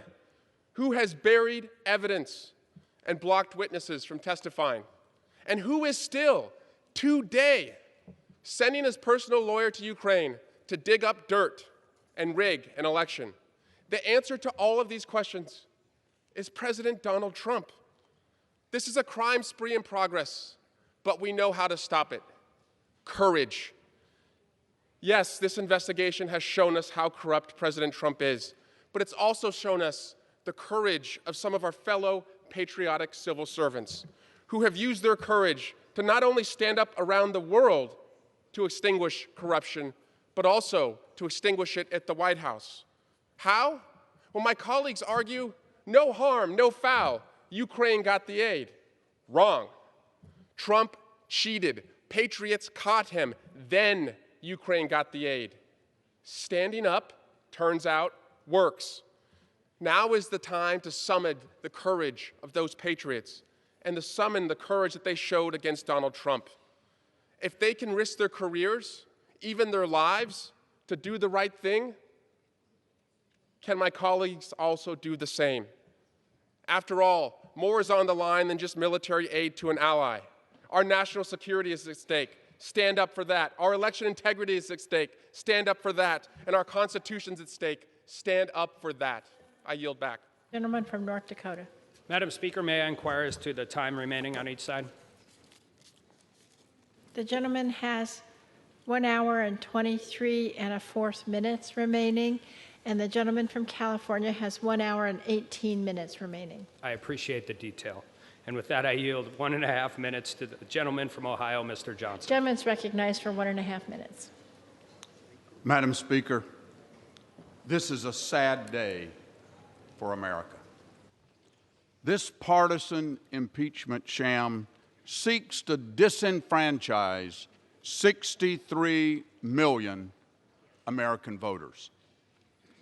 So I want to use my time to call on this chamber for members to rise and observe a moment of silent reflection, to give every member here the chance to pause for a moment and remember the voices of the 63 million American voters the Democrats today are wanting to silence.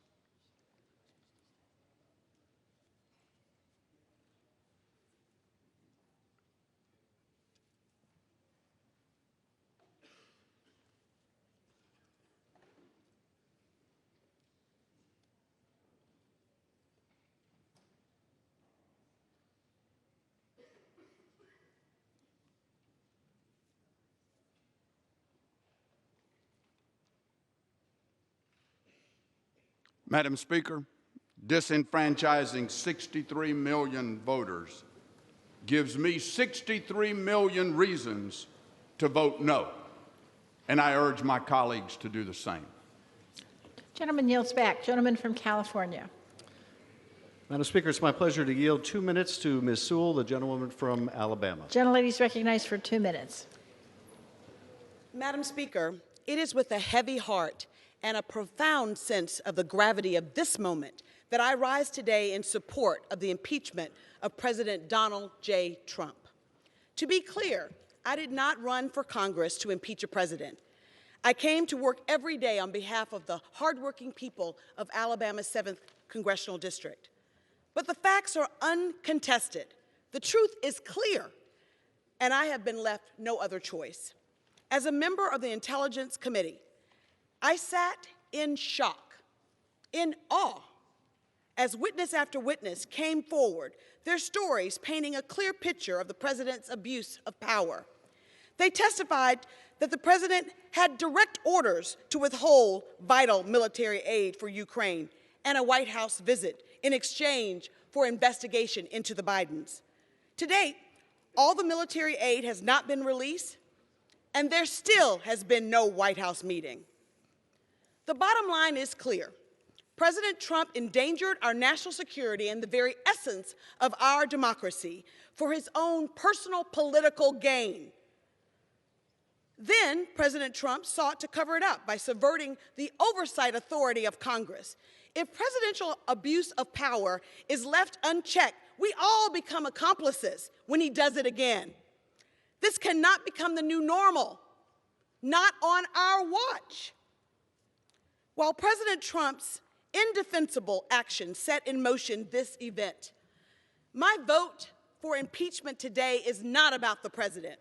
It is about my oath to defend and protect the Constitution of this United States of America, and to make sure that I uphold and honor the sacred trust that my constituents gave me. President Trump has betrayed his oath of office. Let us not betray ours. I yield back the balance of my time. Gentleman from North Dakota. North Dakota. I'm from. You're back? I'm back. From Georgia. Thank you, Madam Speaker. I'm back. I also noticed some changes around here since we left, and I noticed I have a new manager on the other side who, as I came back in from getting a quick bite, noticed gave an eloquent defense of his side of this story that we're telling. I just wish we could have had that same eloquent defense before the Judiciary Committee, where he could have been asked questions instead of just giving one side. With that, I yield 1.5 minutes to the gentleman from Pennsylvania, Mr. Keller. Gentleman's recognized for 1.5 minutes. Thank you. Madam Speaker, today will forever be remembered as a stain on our republic. These impeachment proceedings are not based upon facts, evidence, reason, or any inappropriate or impeachable actions by our president. Instead, the actions being taken by those favoring impeachment are a product of their disdain for President Trump, his America First agenda, and particularly a disdain by the other party for the 63 million Americans that elected him as president. Again, these articles of impeachment are not based on any facts, but rather on hearsay, presumptions, innuendo, and feelings. Feelings by Democrats and career bureaucrats who have wanted President Trump removed from office since the day he was elected. In defense of the Constitution, I urge all members to oppose both articles of impeachment. It is unclear who will judge those voting for impeachment today more harshly, history or voters. So, I want Democrats voting for impeachment today to know that I'll be praying for them. From the Gospel of Luke, the 23rd chapter, verse 34, and Jesus said, "Father, forgive them, for they know not what they do." Thank you, and I yield back. Gentleman yields back. Gentleman from California. Madam Speaker, my colleagues have referred to patriotic Americans who testified before the Intelligence Committee as career bureaucrats. I want to remind people just who those career bureaucrats are. They're people like Ambassador Bill Taylor, who has served this country for decades, graduated top in his class at West Point, served during Vietnam in combat, earned a Bronze Star. There are people like Colonel Vindman, served in Iraq, earned a Purple Heart. There are people like Ambassador Marie Yovanovitch, served in dangerous places all over the world, one of the most respected of all of our Foreign Service officers. These are the people that my colleagues would pejoratively label as career bureaucrats. And why? Because they have the courage to do their lawful duty, to answer a subpoena, to come and testify. And for this, they're called career bureaucrats. Well, we should have more career bureaucrats of that caliber. I'm pleased to yield 1 minute to the gentleman from California, Mr. Costa. Gentleman's recognized for 1 minute. Madam Speaker, I rise with a heavy heart. The two most difficult votes any member of Congress ever has to cast to vote to go to war are to impeach. Today, I will vote for the articles of impeachment. Over the last few months, I've listened carefully to my constituents. I've weighed all the available information to determine whether or not the President committed any wrongdoing. There are disturbing facts from this administration that inform my decision, including the President's own words. His handpicked ambassador to the European Union testified there was a quid pro quo to withhold aid to Ukraine for an investigation of former Vice President Biden, and that everyone was in the loop.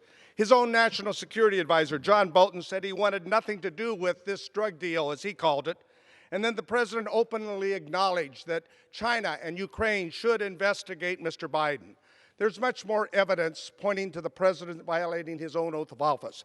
I have not made this decision lightly, but I must uphold my own oath of office because I believe the president has failed to uphold his oath of office.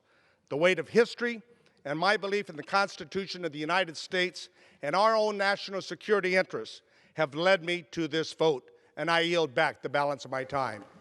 Gentleman from Georgia. Thank you, Madam Speaker. It is interesting to say, and I appreciate anybody who would come and give testimony, but it is interesting to see that the same chairman who just spoke eloquently about those who testified would have to actually dismiss completely almost anything by Mr. Volker or Mr. Morrison. But again, I will say, at least they had the ability and the willingness to come and testify, unlike the chairman who wrote a report, sent it to Judiciary, and didn't. With that, I yield a minute and a half to the gentlewoman from Texas, Ms. Granger. Gentlelady is recognized for a minute and a half. Madam Speaker, I rise today in strong opposition to the politically driven articles of impeachment that have been brought before the House of Representatives today. For the past 3 years, Democrats have been unable to accept the voters' choice to elect President Trump. They've used any and all undemocratic and unfair means necessary to try and remove him from office. My vote today is not only against illegitimate impeachment of our president, which began not with facts, but with a foregone conclusion. It is against House Democrats making a mockery of due process and the rule of law. This will not go anywhere in the Senate, so all Democrats have accomplished is postponing the important work of the American people sent their elected officials to Washington to do. This endless crusade of Democrats to remove the duly elected President of the United States has put partisan politics above the issues that Americans face today. It's time Democrats stop playing partisan games that hurt hardworking taxpayers. It's time for the American people to be Congress' priority again. I urge my colleagues to join me in voting no, and I yield back the balance of my time. Gentleman from California. Thank you, Madam Speaker. I am more than delighted to refer to the testimony of Ambassador Volker and Mr. Morrison. Ambassador Volker, who acknowledged that in retrospect he should have recognized that when they were calling for investigations of Burisma, it really meant the Bidens, and that to ask a foreign leader to investigate a political rival was wrong. Happy to refer to his testimony, as well as Mr. Morrison, who went to the National Security Council lawyer immediately after he listened to that telephone call, and who also testified that he was informed by Ambassador Sondland that the president wanted Zelensky in a public box, that he wanted him to be forced to go to the mic and announce these sham investigations. Happy to refer to their testimony as well, and now happy to recognize the gentlewoman from California for 2 minutes, Representative Speer. Gentlelady is recognized for 2 minutes. Thank you, Madam Speaker. My father fled Nazi Germany for America because he saw what happened when a despot became untethered. He fled because he believed in democracy, in the rule of law, and the right to vote. Before he died, he asked to be buried in a simple pine box with an American flag to symbolize his love of this country. Today, we are called upon to do our duty out of love of country. The president stands accused. We must judge him as we judge any of our fellow citizens on the facts and on the law. The facts show that the president's North Star is Russia, not the Constitution. There is no question that President Trump delayed military aid to Ukraine, our ally, as they were under attack by Russia, our adversary. There is no question the president withheld a meeting with President Zelensky at the White House, giving Russia the upper hand in peace negotiations with Ukraine. There's no question that President Trump promoted the Russian hoax that Ukraine attacked our election in 2016, a canard that has been proven to be a lie, a Russian lie. The only question is his motive. The fact is, his conduct and crimes are reprehensible and unquestionably impeachable.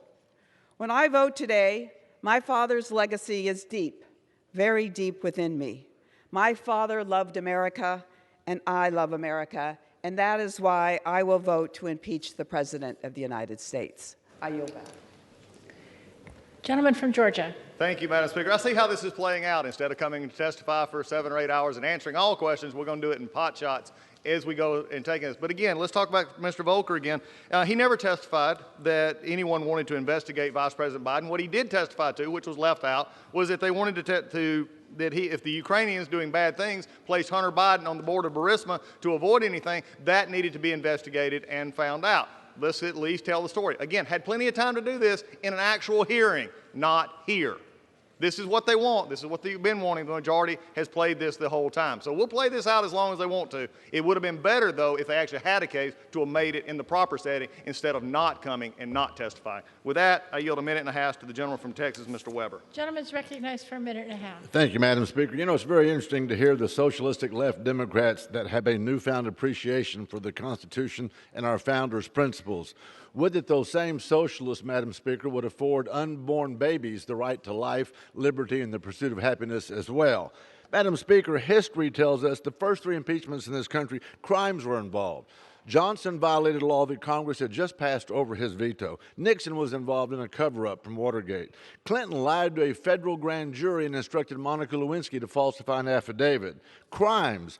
All instances of crimes. Now comes the socialistic-leaning D's, in my opinion, Madam Speaker, ostensibly reading the president's minds, knowing what his intent was, and dictating to us and the witnesses that were in the hearings what his mindset was, and that, quite frankly, they didn't believe that he had the right to be in charge of foreign policy. We heard ambassadors, and yes, we heard career bureaucrats, career diplomats, whatever you want to call them. They get to ride the bus. They don't get to drive the bus. The president is in charge of foreign policy. They said that the president had the audacity to use his judgment on foreign policy instead of theirs. Opinions. Suppositions indeed. The very swamp he is draining is objecting. Who knew? Today, now during the earlier rule debate, comes the floor manager of the other side from Massachusetts, citing not facts witnesses, but newspaper articles, CNN, USA Opinions, editorials. Unbelievable, Madam Speaker. Americans are watching. The D's are delusional, deleterious, delirious, and in deep yogurt. I yield back. Gentleman from California. I would just remind my colleagues that Ambassador Volker said that the attacks on Joe Biden were meritless, and he tried to persuade Mr. Giuliani that there was no factual support for them. Proud to recognize the gentleman from Georgia, Mr. Lewis, for 2 minutes.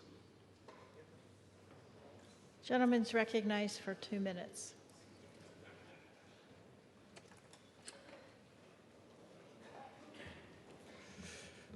Madam Speaker, I want to thank the gentleman for yielding.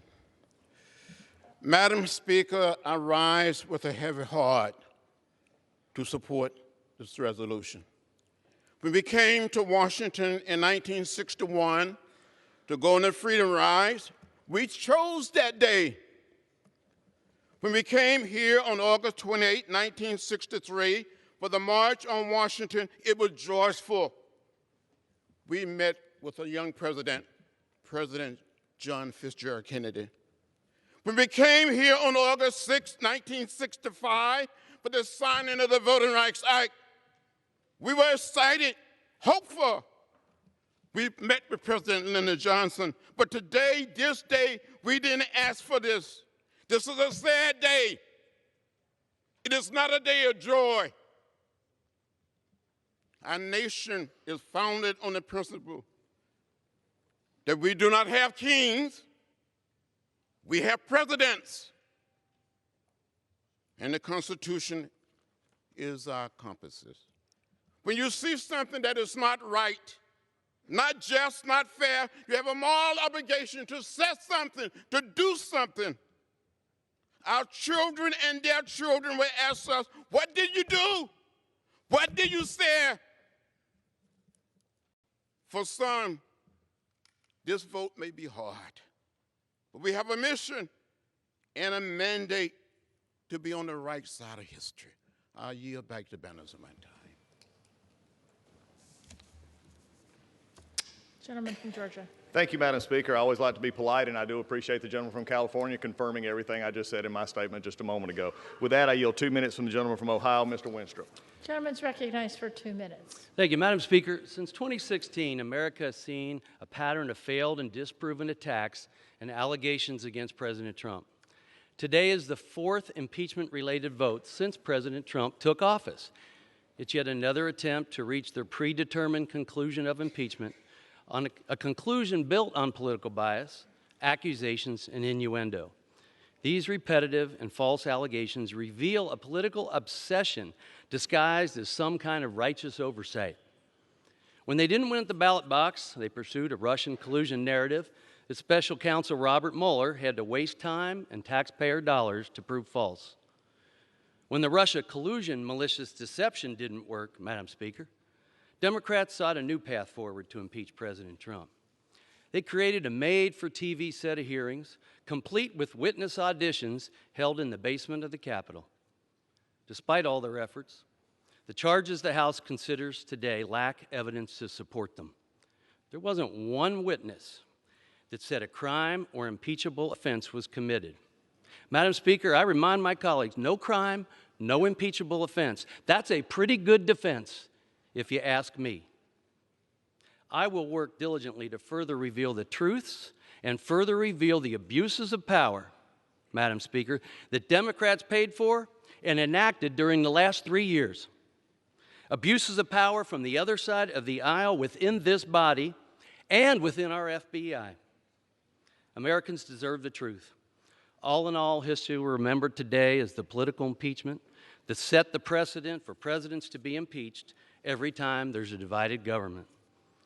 I oppose the articles before us today, and I yield back to the other side and their superior imaginations.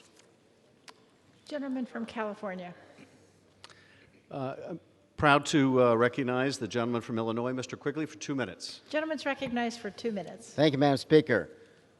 Indeed, we are here today because the President of the United States abused his power and betrayed his oath of office.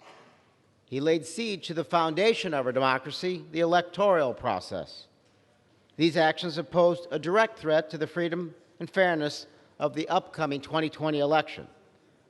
The very day after Robert Mueller testified that Russia had systematically and relentlessly attacked the 2016 election, the President picked up the phone and made his now infamous July 25th call to Ukrainian President Zelensky, asking the President Zelensky on that call to, quote, do us a favor, though, and announce investigations into his political rival, Joe Biden. We have since learned from numerous National Security Council and State Department officials the President did not even expect Ukraine to open these investigations. Rather, he just wanted them announced so he could smear his rival. Rather than trusting the voters to decide who should hold the White House, he again sought the aid of a foreign country to tip the scales in favor again. After Russia's unprecedented interference, a dark cloud hung over the 2016 election, and instead of leading the American people out from under the cloud, the President, instead, emboldened by perceived lack of consequence, attempted to pressure Zelensky to interfere in the 2020 election. After a courageous whistleblower came forward and warned Congress and the public about the President's scheme, the President stood on the White House lawn in front of TV cameras broadcasting around the world and called for China to interfere too. Some of my colleagues have asked, why not wait? Why are we proceeding? That's very simple. Because nothing could be more urgent. We are on the precipice of the 2020 election, and Congress has ultimate responsibility to protect the sacred equalizer, our right to vote, to defend the integrity of our elections, and to fulfill our duty to the Constitution. I will be voting in favor of impeachment today, and I yield back. Gentleman from Georgia. Thank you, Madam Speaker. At this point, I yield 1 minute to the gentleman from Colorado, Mr. Lamborn. Gentleman's recognized for 1 minute. Madam Speaker, anyone watching this impeachment sound and fury signifying nothing should look out for 3 misrepresentations the Democrats are making. 1, Trump endangered national security. No, the 55-day delay did not stop the Ukrainians from defending themselves. Trump actually gave them lethal aid, which Obama never did. During Obama's negligence, Democrats said nothing. 2, Trump is not above the law. No one is, but why don't the Democrats tell us what law he broke? They can't because he didn't break any. So Democrats have resorted to 2 vague and subjective articles, abuse of power and obstruction of justice. And 3, the evidence is not in dispute. No, the evidence is very much in dispute. In fact, for every statement Democrats cherry pick to indict Trump, many more statements back up the president. In reality, this is nothing but a partisan ploy by Democrats to overturn an election. But this charade will fail, and the Senate will exonerate Trump, and everyone knows it. Gentleman yields back. Gentleman from California. Madam Speaker, I'm proud to recognize the gentleman from Texas, Mr. Castro, for 2 minutes. Gentleman is recognized for 2 minutes. Thank you. As my colleagues have said, the evidence of the president's abuse of power and obstruction of Congress is uncontested. But let's outline a few key events involving the nearly $400 million in military aid that was held up by President Trump and for President Trump despite congressional mandate. The summer of 2019 was the summer of shame at the White House. On July 3rd, the White House first blocks security assistance money for Ukraine with no explanation. On July 10th, Gordon Sondland states during a White House meeting with Ukrainian officials that they will get a White House meeting only after announcing an investigation into President Trump's political rival. On July 18th, a White House staffer announces the freeze on Ukrainian aid per direct presidential order. And just 1 day after Robert Mueller's testimony before Congress, President Trump makes the now infamous phone call with Zelensky, asking him to investigate the Bidens. Then, things start to fall apart. See, the White House learns that a whistleblower has reported President Trump's phone call with President Zelensky in a complaint. And on September 9th, Congress starts to investigate the president's actions. And then the jig is up. On September 11th, the aid is suddenly released without explanation over 2 months later. When you read the call transcript and follow the timeline I've laid out, guilty is guilty. Nothing changed during that time regarding the president's supposed concerns over corruption. So let's be clear. The military aid was released because the president got caught. But getting caught doesn't get you off the hook. And I ask my colleagues, is attempted murder a crime? Is attempted robbery a crime? Is attempted extortion and bribery by a president a crime? Yes, it is. And the only question now is whether we will find the moral courage to stand up for our country and impeach the President of the United States. I yield back. Gentleman from Georgia. Thank you, Madam Speaker. At this time, I yield a minute and a half to the gentleman from Alabama, Mr. Palmer. Gentleman's recognized for a minute and a half. Madam Speaker, I rise in opposition to the impeachment of President Trump. Today is a day that diminishes the reputation and stature of the United States House of Representatives, a day I never dreamed I'd see. Today, my Democrat colleagues seek to overturn an election by forcing a vote that will forever be a stain on this Congress. They are not just voting to impeach President Trump. My colleagues are voting to impeach the judgment of every person who voted for him and the process by which we elect a president and by which we will govern our nation. My Democrat colleagues claim the Russians influenced the outcome of the 2016 election, but based on their corrupt impeachment proceedings, it appears my colleagues have been influenced by how Russia conducts political trials. No real evidence, no real crime, no due process, and no justice. The Democrats have failed to show any legitimate justification for the impeachment of President Trump. When they could not find real evidence, they made it up, called it a parody. They conducted most of the hearings in secret. They instructed witnesses not to answer Republican members' questions, and they denied Republicans our right to call witnesses, making it absolutely clear their objective was from the beginning pathetically political. We all understand that elections have consequences. To all my colleagues, Democrat and Republicans alike, this day will surely have consequences as well, as we descend into more disrespect, distrust, and even contempt that will eventually be destructive of this chamber, and I fear eventually our republic. I urge all members to vote no on impeachment. I yield back. Gentleman from California. I thank the Speaker. Very quickly, my colleagues have made repeated reference to some secret proceedings in some secret Star chamber. This is apparently what they call depositions. I remind my colleagues that when they were in the majority, they conducted depositions, but they were different in this respect. In the depositions we conducted in the Intelligence Committee, over 100 members were able to participate.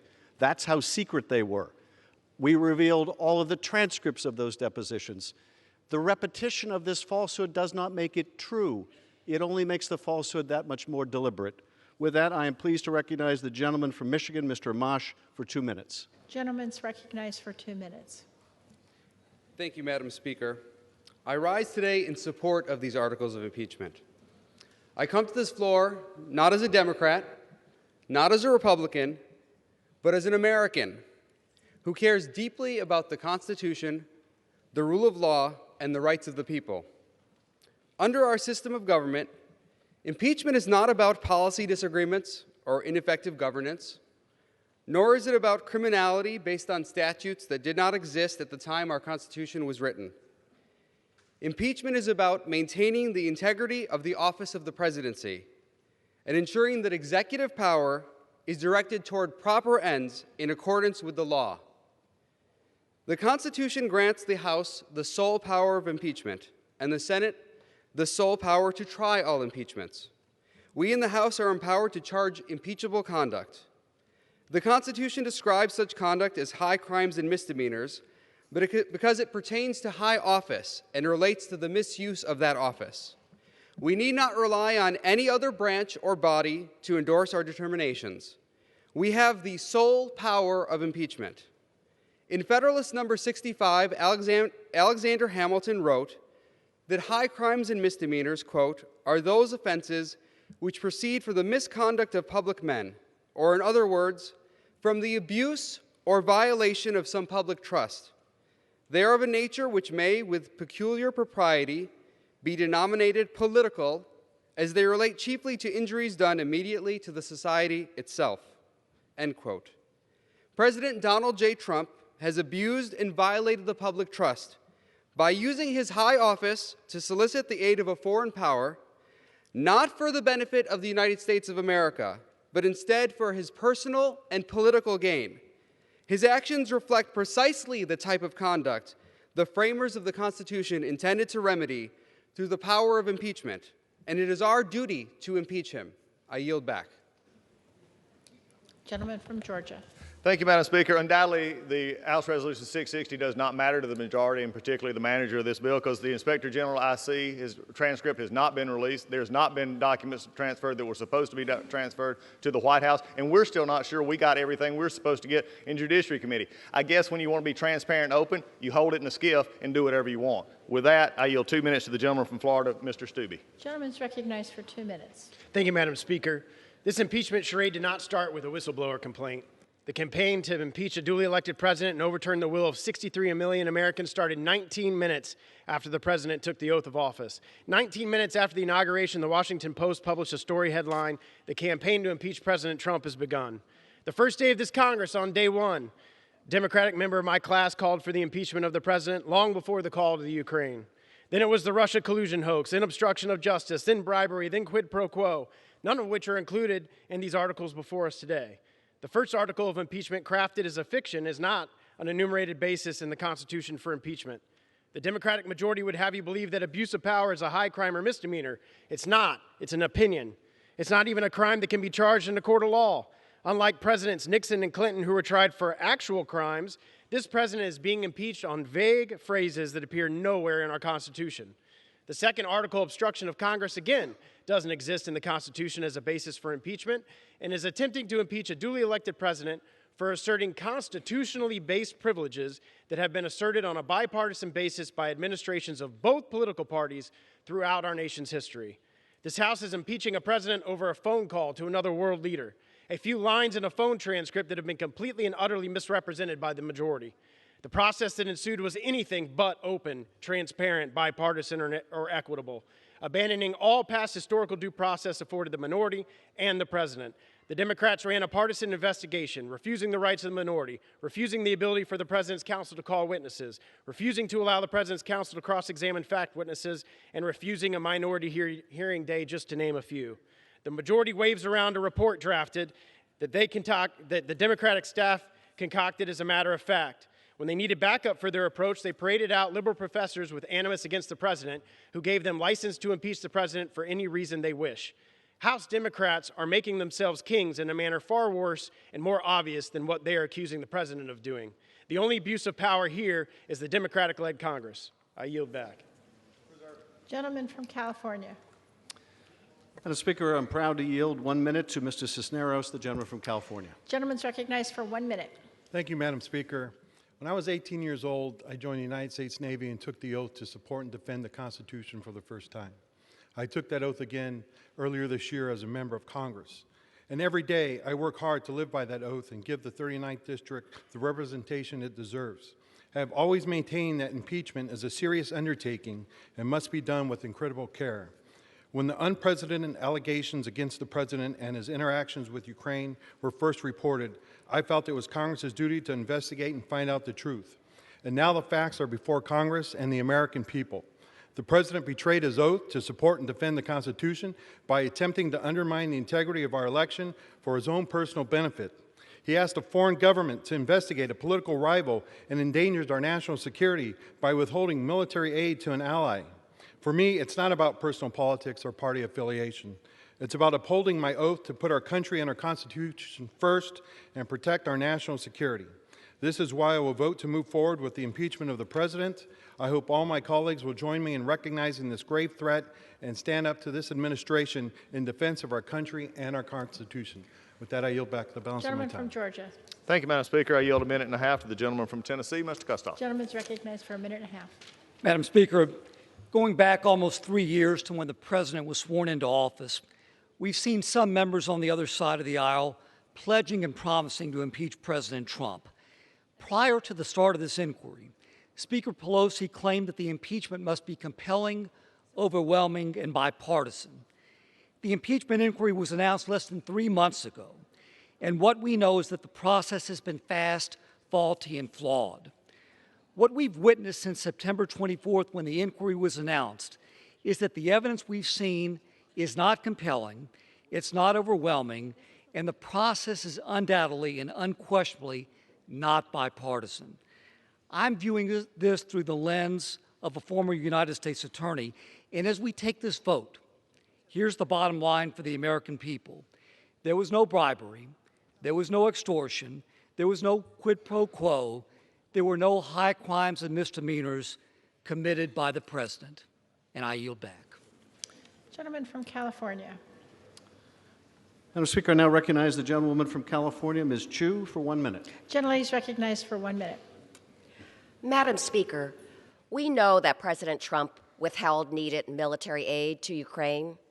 We know that he used it to demand Ukraine interfere in the 2020 election for his own benefit. And we know that Ukraine knew. None of these facts have been disputed. Instead, the White House has tried to hide the truth. But the President is not above the law. Nobody is.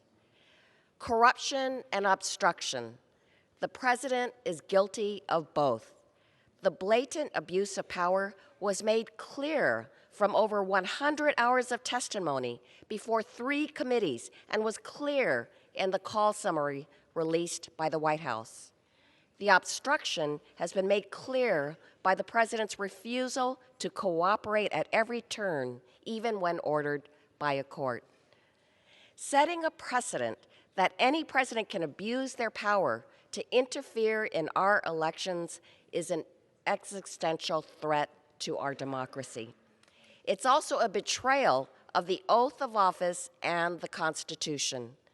Therefore, in fulfillment of my own oath of office, it's with solemn purpose today that I vote to impeach President Donald Trump. Gentleman from Georgia. Thank you, Madam Speaker. At this time, I yield a minute and a half to the gentleman from Ohio, Mr. Gibbs. Gentleman's recognized for a minute and a half. Thank you. Madam Speaker, Democrats started with quid pro quo. That didn't work so well. Then it was bribery, extortion. Then they brought their witnesses in, and not one could answer if they saw any evidence of bribery, extortion, or any crime when questioned. There was just silence. Then the witnesses, they always testified, I heard this from her, so and so and so. When the Democrats brought their star witness in, Ambassador Sondland, when asked, he said, I presume the aid was held up. I presumed? Testimony was all hearsay, conjecture, and assumptions. So now it's abuse of power with no underlying crime, which is opinion.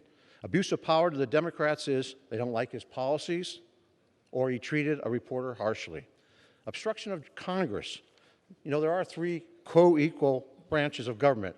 When the executive branch and the legislative branch have an impasse, that's when the judicial branch intervenes. They didn't do that. The Democrats didn't sought that route. Every president, including George Washington, could have been impeached based on these factless articles. There is no crime, there's no victim, as Ukraine received their aid before September 30th deadline, and no witnesses that witnessed anything. This isn't about the rule of law. It's politics at its worst. It's disgraceful. It's time to end this charade and scam on the American people. I urge everybody to vote no on these articles of impeachment. I yield back. Gentleman from California. Madam Speaker, happy to remind my colleagues of Ambassador Sondland's testimony. He posed the question, was there a quid pro quo? The answer is yes. When he was asked about a quid pro quo involving the military aid, he said it was as clear as 2 + 2 = 4. I'm pleased to yield 1 minute to Ms. Schakowsky, the gentlewoman from Illinois. Gentleman is recognized for 1 minute. It is my adult son, Ian Schakowsky, whom I will always credit for my decision last June to support an impeachment inquiry. It had never been my goal to impeach a president, but Ian made such a compelling case. He reminded me of the oath I have taken 11 times now to support and defend the Constitution of the United States. He said, "Mom, this is not about politics. This is not about party." And pushing back against my arguments, he said, "This has nothing to do with the final outcome. It's about doing the right thing, even if others don't." He made me see that it was about my legacy, my modest place in history. I want to thank you, my son, for helping me do the right thing today, to vote to impeach the President of the United States, Donald Trump, because no American is above the law. And I yield back. Gentleman from Georgia. Thank you, Madam Speaker. I also would like to remind the gentleman from California, Mr. Sondland also said he had no direct evidence. He presumed that that was going on. I guess we're back to presumption again. Without a minute and a half to the gentleman from Texas, Mr. Flores. Gentleman's recognized for 1.5 minutes. Madam Speaker, on March 11th of this year, the Speaker of the House said the following in an interview with the Washington Post, quote, "Impeachment is so divisive to the country that unless there's something so compelling and overwhelming and bipartisan, I don't think that we should go down that path because it divides the country," unquote. I think most Americans would agree with that statement because it sounds thoughtful and reasonable. So here we are today to vote on the articles of impeachment. How did the majority party do in meeting the objectives set forth by the Speaker? Here are the answers. First, the only compelling attribute about this sham is the lengths the majority has gone to appease the radical socialist wing of their party. Second, the only overwhelming feature about this sham is the abuse of power by the majority and the reckless disregard for fairness by the majority throughout this entire circus. And finally, the only bipartisan activity related to this sham will be the votes against these flimsy articles of impeachment. I ask my colleagues to join me in opposing these deplorable articles of impeachment and to demand that the House get back to working on the priorities that hardworking families care about the most. I yield back. Gentleman from California. Madam Speaker, proud to recognize Mr. Ruppersberger for 1 minute, the gentleman from Maryland. Gentleman's recognized for 1 minute. Yes, Madam Speaker, I spent 12 years on the House Intelligence Committee, including 4 as ranking member. My bipartisan cooperation with the Republican chairman was widely recognized. When it comes to national security, there's no room for bipartisan politics. All 17 witnesses, mostly Trump appointees, told the same story during the Intelligence Committee hearings, each testifying that our commander-in-chief jeopardized American national security for the sake of his reelection. The president held hostage military aid for the fight against a common enemy, Russia. He willfully obstructed Congress's constitutionally prescribed impeachment powers. Over the last 2 years, I resisted calls to begin impeachment proceedings. And I resent those who say this is about reversing the election. This isn't about whether or not you like Trump. It's about upholding our Constitution. Allowing this conduct to go unquestioned sets a dangerous precedent and permanent damages our system of checks and balances. No one is above the law. President Trump's actions are a clear threat to our national security and democracy. We must uphold our oath of office and support these articles. I yield back the balance of my time. Gentleman from Georgia. Thank you, Madam Speaker. I yield 1.5 minutes to the gentleman from Michigan, Mr. Walberg. Gentleman's recognized for 1.5 minutes. Thank you, Madam Speaker. I rise today in strong opposition to these baseless articles of impeachment. Our founding fathers never intended impeachment to be a one-sided political weapon. Sadly, the majority has reduced this serious constitutional action to a purely partisan tactic to take down President Trump. History will not be kind to the vote today. It will be remembered as a rushed process that lacks credibility or transparency, with a predetermined outcome that puts a premium on political theater instead of facts. By any objective standard, the Democrats' impeachment case is the thinnest imaginable. There's no impeachable offense before us today. It's a complete and total sham. I close not by quoting a president from the past, but rather from the duly elected President Donald Trump. To my Democrat colleagues, through you, Madam Speaker, you are the ones interfering in America's election. You are the ones subverting America's democracy. You are the ones obstructing justice. You are the ones bringing pain and suffering to our republic for your own selfish, personal, political, and partisan gain. These are hard words, I know, but that is the sad reality of this entire process. I will proudly vote no today, a vote that upholds our Constitution, defends our president, and preserves the pillars of our nation's democracy. And now I yield back. Gentleman from California. Madam Speaker, I recognize the gentleman from Arizona, Mr. Grijalva, for 1 minute. Gentleman's recognized for 1 minute. I will vote in favor of impeachment today. The facts are irrefutable, and the ongoing obstruction and cover-up is shameful. You know, my parents came here as immigrants, and I'm proud to live in a nation that rewarded their hard work by providing a better future for my sisters and I. And as a first-generation American, and now a member of Congress, a story like mine is only made possible by a nation that upholds the rule of law and truly lives out the values enshrined in our Constitution. Mona and I are blessed with 3 wonderful daughters and 5 grandkids. Because of this living legacy and the legacy I intend to pass on to my grandchildren, my vote today is rooted in protecting their future. The underpinnings for impeachment are real and historic. Trump has perverted the rule of law, abused his power, and engaged in a cover-up. No amount of misdirection, lies, disinformation, tantrums, and cries of victimization by Trump and others can undo the abuse of power and obstruction of Congress that remain clear and present. The president leaves us no choice but to vote to impeach so that we can protect our democracy and correct the damage that's already done.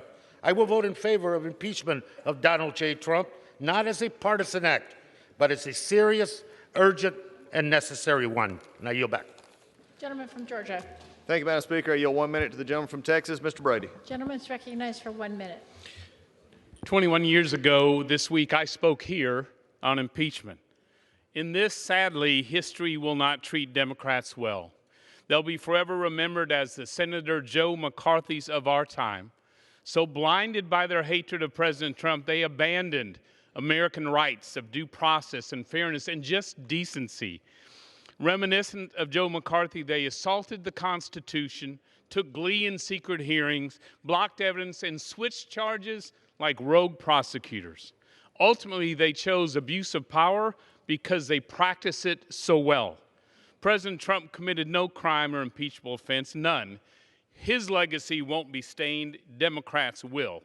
We'll look back at these days in shame because Trump haters in Congress, like red haters of the past, are willing to plunge America into darkness for raw political gain. This impeachment betrays the nation, the Constitution, and the American people. I vote no. Gentleman yields back. Gentleman from California. Madam Speaker, I recognize the gentleman from Texas, Mr. Doggett, for 1 minute. Gentleman's recognized for 1 minute.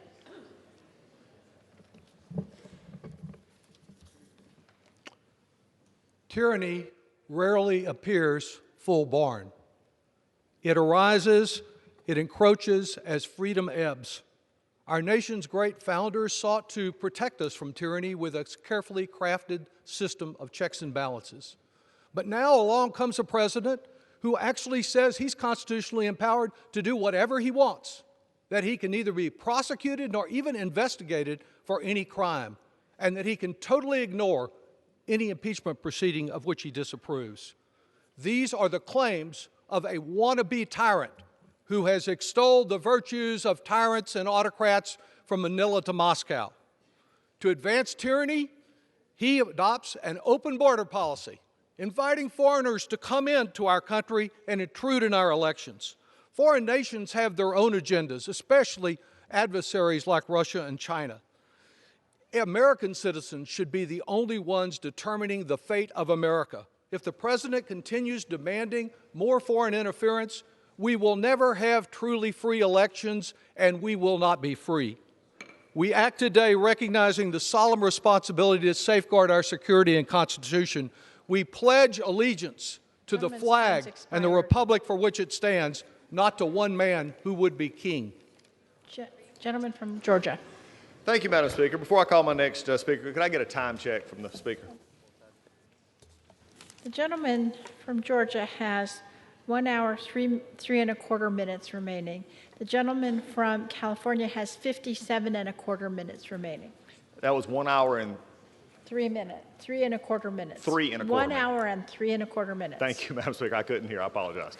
Thank you. For that, I'll now yield 1 minute to the gentleman from 1 minute and a half to the gentleman from Georgia, Mr. Allen. Gentleman's recognized for a minute and a half. Thank you to my friend from Georgia, and thank you for your great work in dealing with this very sad day in our country. Today, for the third time in our nation's history, a president will be impeached. This will be, however, the first time impeachment has been entirely partisan and without merit. This charade is not because President Trump is guilty of a high crime or misdemeanor, but because one political party doesn't like him or his policies of America first. The facts are we have a divided government, and House Democrats are at war with the executive branch. Fact two, they have been planning for this day since President Trump took office. Fact three, they accused the president first and then have spent months looking for a crime. Fact four, but no evidence has been presented of an impeachable offense. During one of the partisan hearings, a member of this body asked if President Trump had evidence of his innocence. Why didn't he bring it forward? The Democrats want Americans to believe that our president is guilty until he proves himself innocent? This whole process is unconstitutional. Today we've heard both sides, but we need to get the truth. And the truth is that the decision of who should be our president should be made by the American people, not Speaker Pelosi, Adam Schiff, and House Democrats. Thank you, and I yield back. Gentleman from California. Madam Speaker, I recognize the gentleman from New York, Mr. Engel, Chairman Engel, for 3 minutes. Gentleman's recognized for 3 minutes.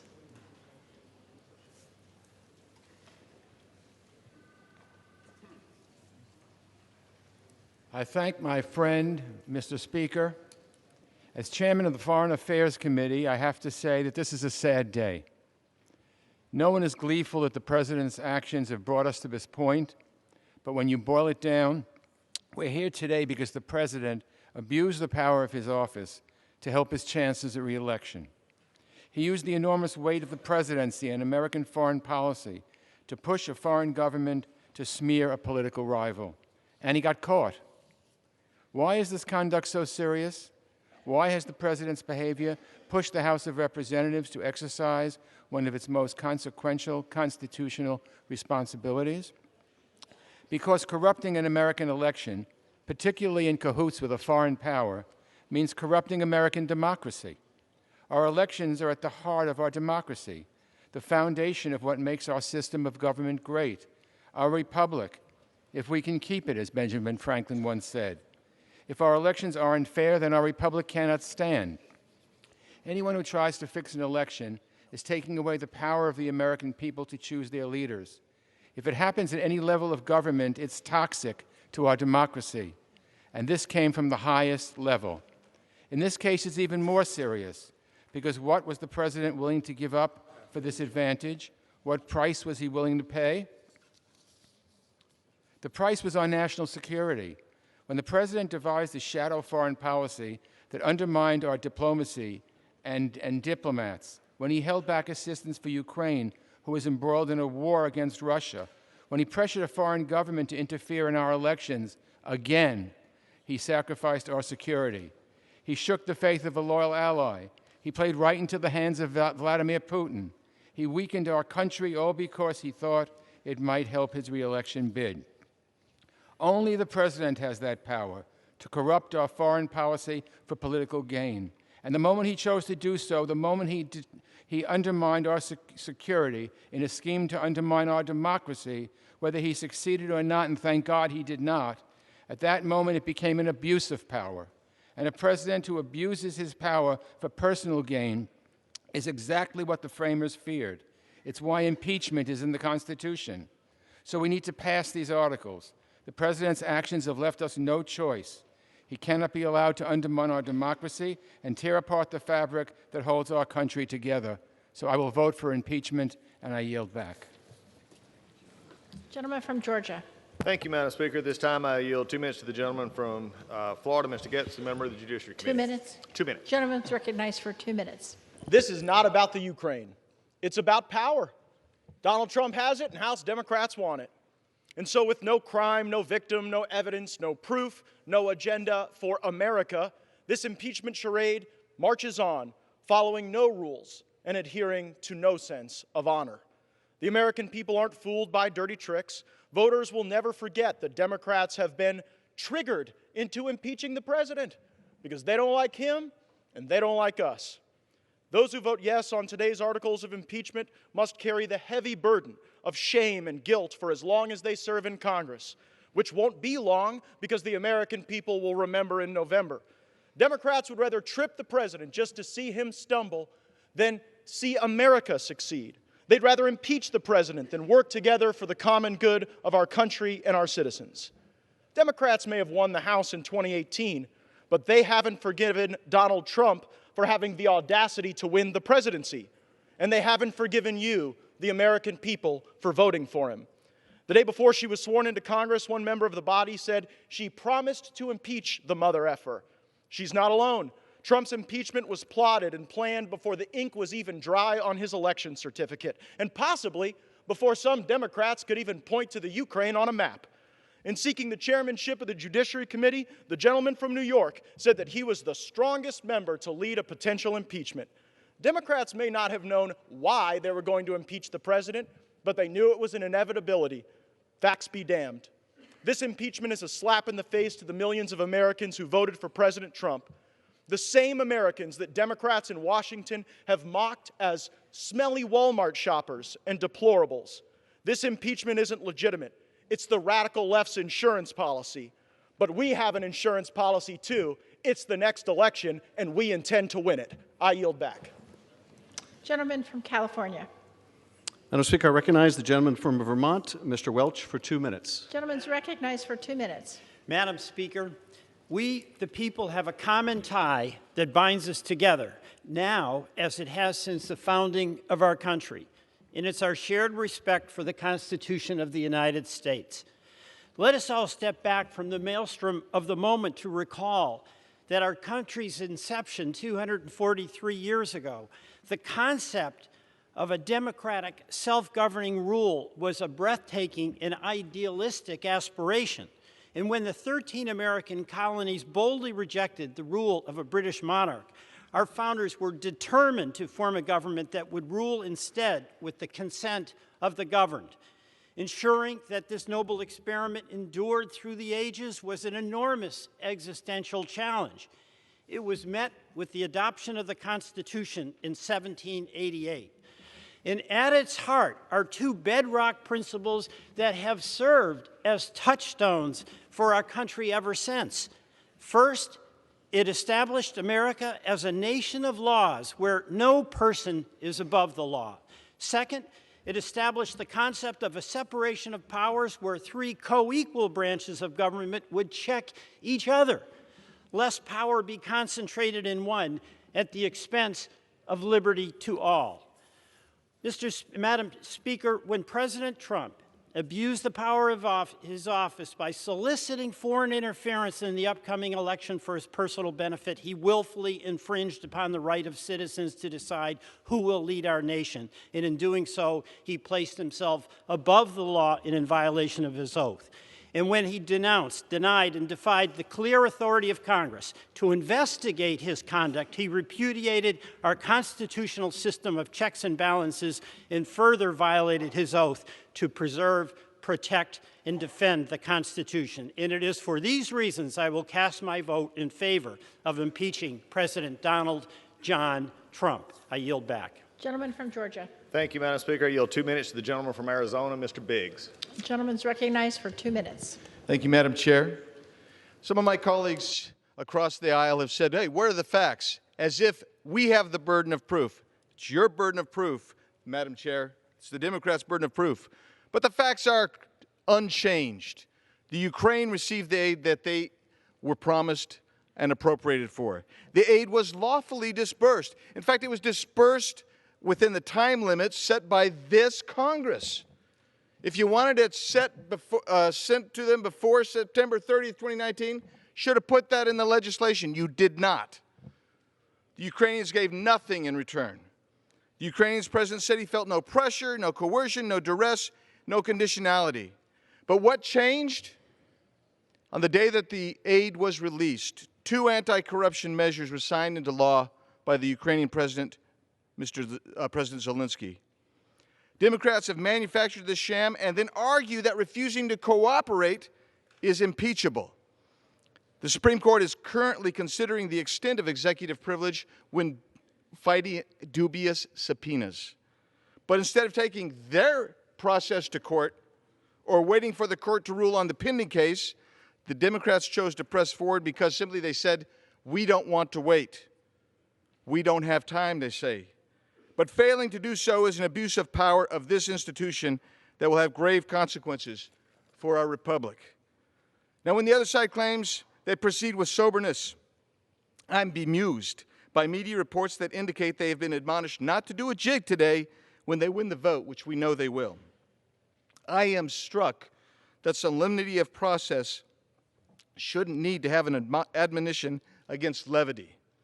This process has been partisan, vindictive, dishonest. In this impeachment, Democrats have lied about the content of the July 25th call, met secretly with the whistleblower, held Soviet-style hearings behind closed doors where the Judiciary Committee, the Committee of Jurisdiction, could not attend, blocked the President's counsel from participating in the fact-finding portion of the Inquisition. It has been a sham from start to finish, and I yield back. Gentleman from California. Madam Speaker, I recognize Mr. Scott for a unanimous consent request. Gentleman's recognized. Madam Speaker, I ask unanimous consent to revise and extend remarks in favor of both articles of impeachment. Without objection. Madam Speaker, I recognize Mr. Carson, the congressman from Indiana, for 2 minutes. Gentleman's recognized for 2 minutes. Thank you, Chair, and thank you, Madam Speaker. You know, Madam Speaker, as we continue and consider this historic impeachment vote, let's be clear that the President's actions seriously jeopardize not only America's national security, but the security of our closest allies. His actions threaten the goals of the U.S.-led NATO alliance. You see, Ukraine is a nation working hard to make its democracy stronger. And make no mistake, Ukraine is on the front lines of Russian aggression. Thankfully, U.S. military aid helps Ukraine defend itself against Russia and integrate itself into the European community. When our European allies are stronger, America is stronger. We are better equipped to promote democracy and put a stop to tyranny. But to President Trump, strengthening this valuable national security objective, Madam Speaker, was not as important as smearing a political rival.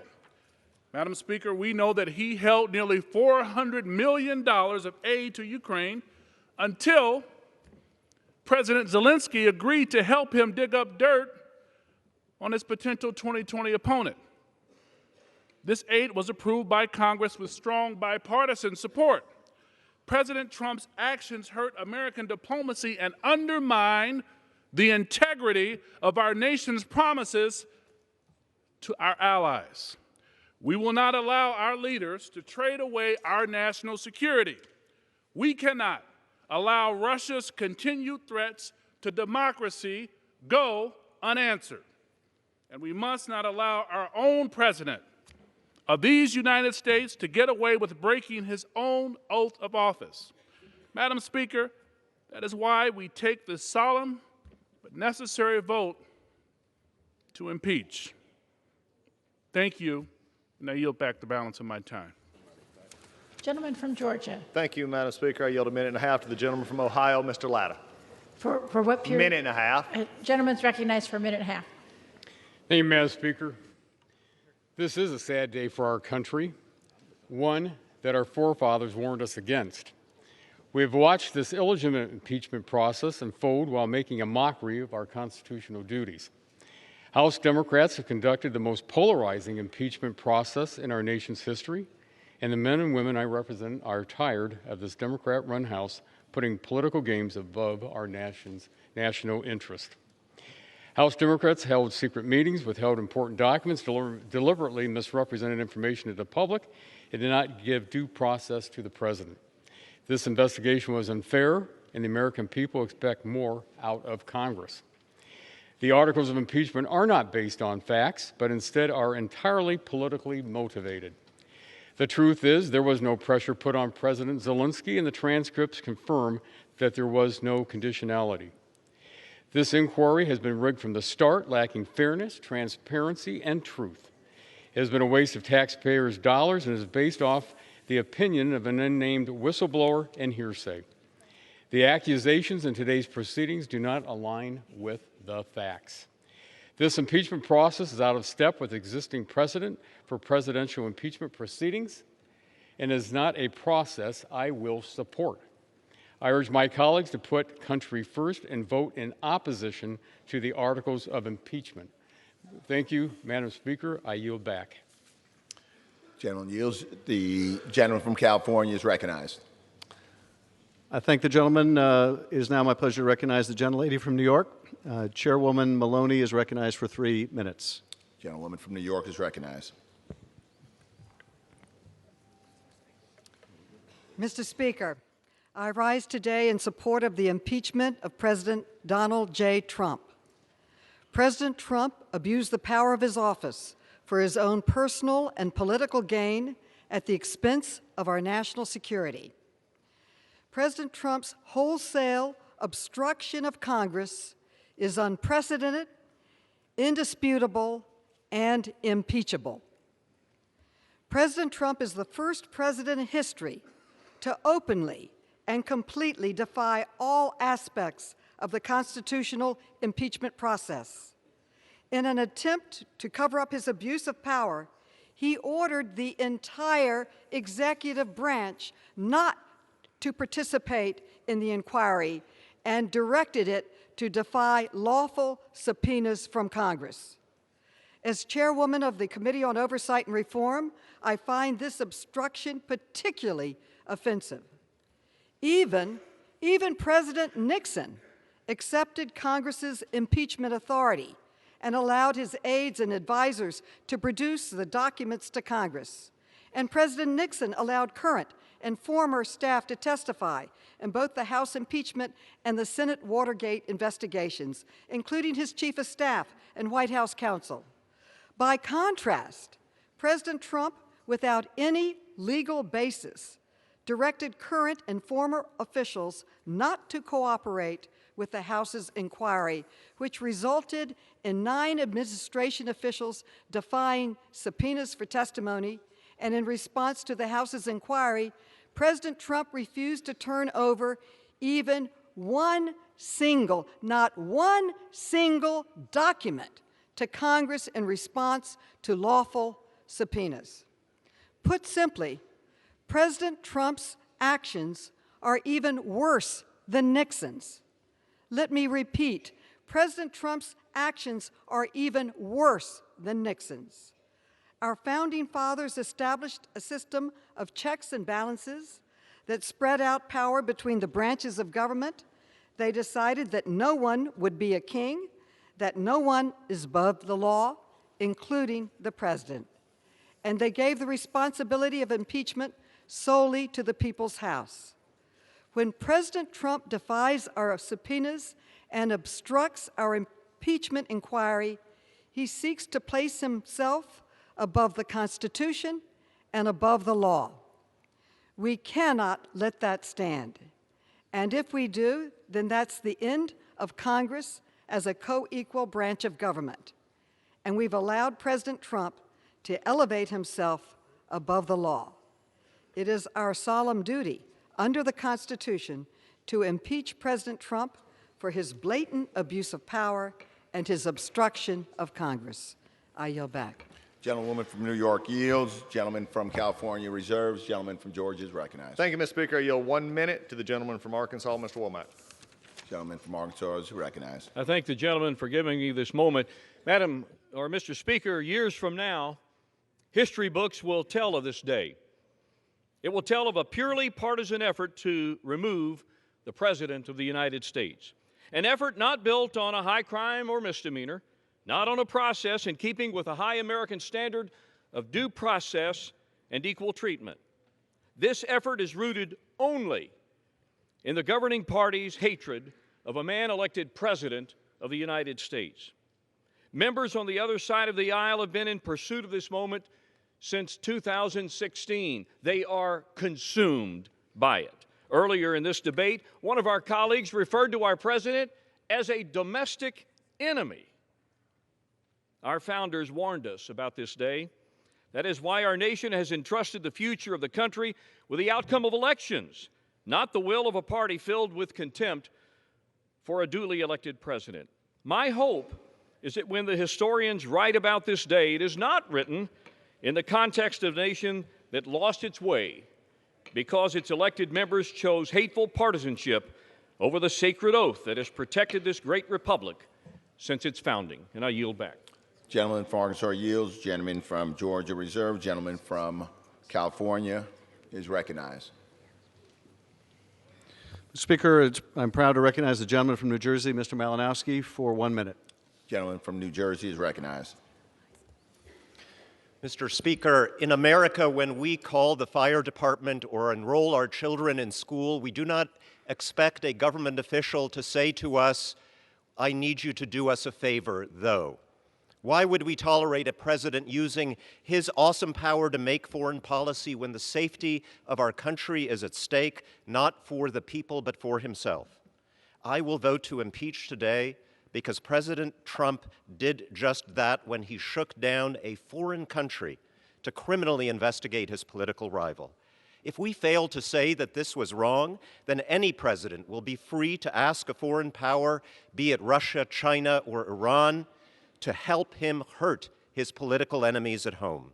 And every foreign tyrant and kleptocrat will know that America's foreign policy can be bought by doing our president a political favor. If you believe that our highest duty is to protect America, then search your conscience and ask, do you want our future presidents to behave as this one has done? Do not whisper in the shadows of the Capitol that you disapprove and then defend that conduct here today. Do your duty, keep your oath, defend your country, The gentleman's as will time I. has expired. Gentleman from California reserved. Gentleman from Georgia is recognized. Thank you, Mr. Speaker. At this time, I yield 1 minute to the gentleman from South Carolina, Mr. Wilson. Gentleman from South Carolina is recognized. Thank you, Mr. Speaker. Over a month ago, on November the 14th, I spoke on the impeachment hoax with points true then and still true today. After over a month of secret investigations into the administration, Democrats have now decided to open these controlled hearings to the public. This continues the deception by Democrats to mislead the American people. It's insulting. No Republican witnesses, no counsel by the President to participate, and full exoneration by courageous President Volodymyr Zelensky of Ukraine. It is said that instead of focusing on funding our military through the National Defense Authorization Act, passed only last week, or passing the United States-Mexico-Canada agreement to create jobs, the Democrats continue, having wasted $30 million of taxpayers' money on the Russian hoax, now proceeding with a Ukrainian hoax. This partisan witch hunt diverts attention from the president's successes. The unemployment rate remains at a record low. There is record job creation, and the stock market again today is thriving, showing that President Trump keeps his promises. In conclusion, God bless our troops, and we will never forget September 11th and the global war on terrorism. Gentleman from Georgia Reserve, gentleman from California is recognized. Mr. Speaker, I'm proud to recognize the gentleman from California, Mr. Gomez, for 1 minute. Gentleman from California is recognized. Mr. Speaker, we're here at this moment in our nation's history because the president abused the power of his office, bribed a foreign government to intrude into our democracy, and engaged in an unprecedented campaign of obstruction of Congress to cover it up.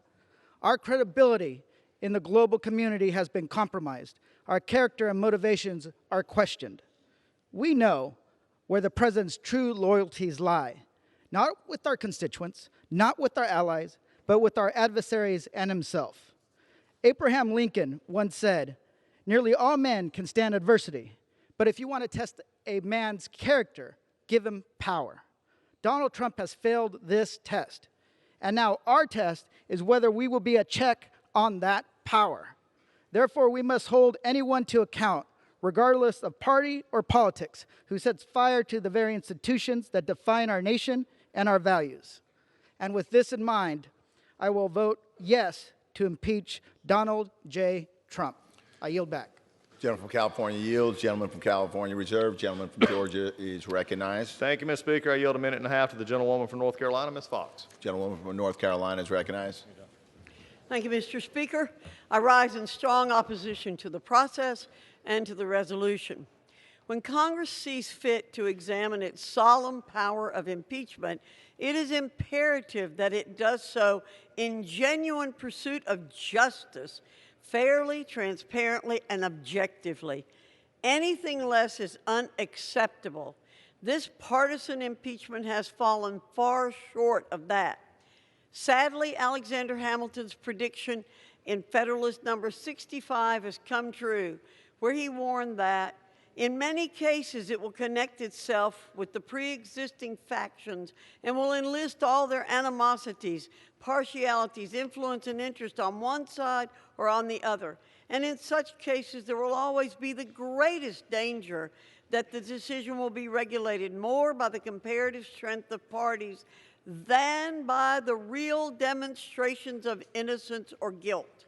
After years of investigations, hearings, and millions of taxpayer dollars, Democrats found no proof that the president committed a crime.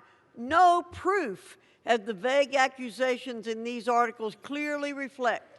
A basic prerequisite for impeaching for high crimes and misdemeanors is a charge that an actual crime was committed. These empty, baseless articles expose for the American people what this is: a desperate partisan attempt to avenge the loss of the Democrats' preferred candidate in 2016.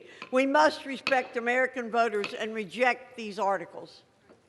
Gentleman from Georgia Reserves. Gentleman from California is recognized. Thank you, Mr. Speaker. Just a quick fact check before I yield to the gentleman from Massachusetts. My colleagues on the other side of the aisle claim that no Republican witnesses were allowed to testify. That is, of course, not correct.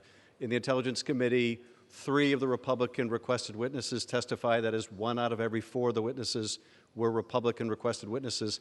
That they incriminated the president did not make them any less requested by the minority.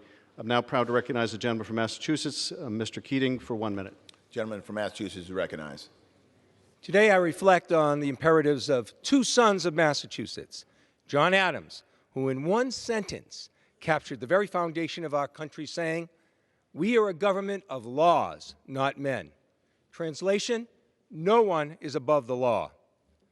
And John F. Kennedy, who in his iconic City Upon a Hill address cautioned that any one of us holding public office would be judged by the high court of history on whether we were truly men and women of courage, with the courage to stand up to one's enemies and the courage to stand up as well to one's associates, the courage to resist public pressure as well as private greed, and on whether we are truly men and women of integrity who never run out of the principles in which we believe, and whom neither financial gain nor political ambition could ever divert from the fulfillment of our sacred trust.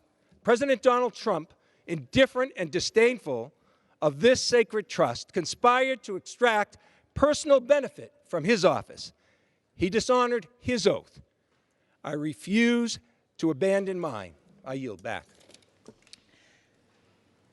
Gentleman from North Dakota. Thank you, Madam Speaker. I would just like to point out very quickly that the only Republican witnesses allowed in the intelligence hearings were on a Democrats' pre-approved list. And with that, I would yield 1.5 minutes to the gentleman from South Carolina, Mr. Rice. Gentleman's recognized for 1.5 minutes. Madam Speaker, I rise in opposition to this partisan sham of an impeachment resolution that is ripping our country apart. Beginning even before he took office, President Trump has been attacked by a never-ending barrage of lies and corruption and deceit by the liberal political elite, including James Comey, Peter Strzok, Lisa Page, Hillary Clinton, and the impeachment zealots in this Congress. Democrats colluded with Russia and Ukraine to interfere in our 2016 election by producing the now famous fake dossier. Now they accuse President Trump of colluding with a foreign power. What a joke. They abused their office to illegally wiretap and spy on President Trump's campaign. Now they accuse him of abusing his office. What a joke. They structure these proceedings to deny the president and Republicans in Congress a fair hearing. Then they accuse the president of obstructing Congress. Look in the mirror, folks. The reaction of the American people that this is contrived and corrupt was entirely predictable and is entirely correct. The polls have turned against them, and the Democrats are desperate to stop the bleeding. That's why we're cramming this vote in today, just before leaving for Congress, to dispose of impeachment as quickly and painlessly as possible. The actions of the Democrats are a stain on this chamber. I urge my colleagues to join me in fighting against this shameful abuse of power and vote no on this sham of an impeachment resolution. Thank you, Madam Speaker. I yield back. Gentleman from California. Hi, Madam Speaker. Didn't think I'd have to do another fact check so quickly, but of course there was no pre-approved witness list. I'm now proud to recognize the gentleman from New York, Mr. Meeks, for 1 minute. Gentleman's recognized for 1 minute.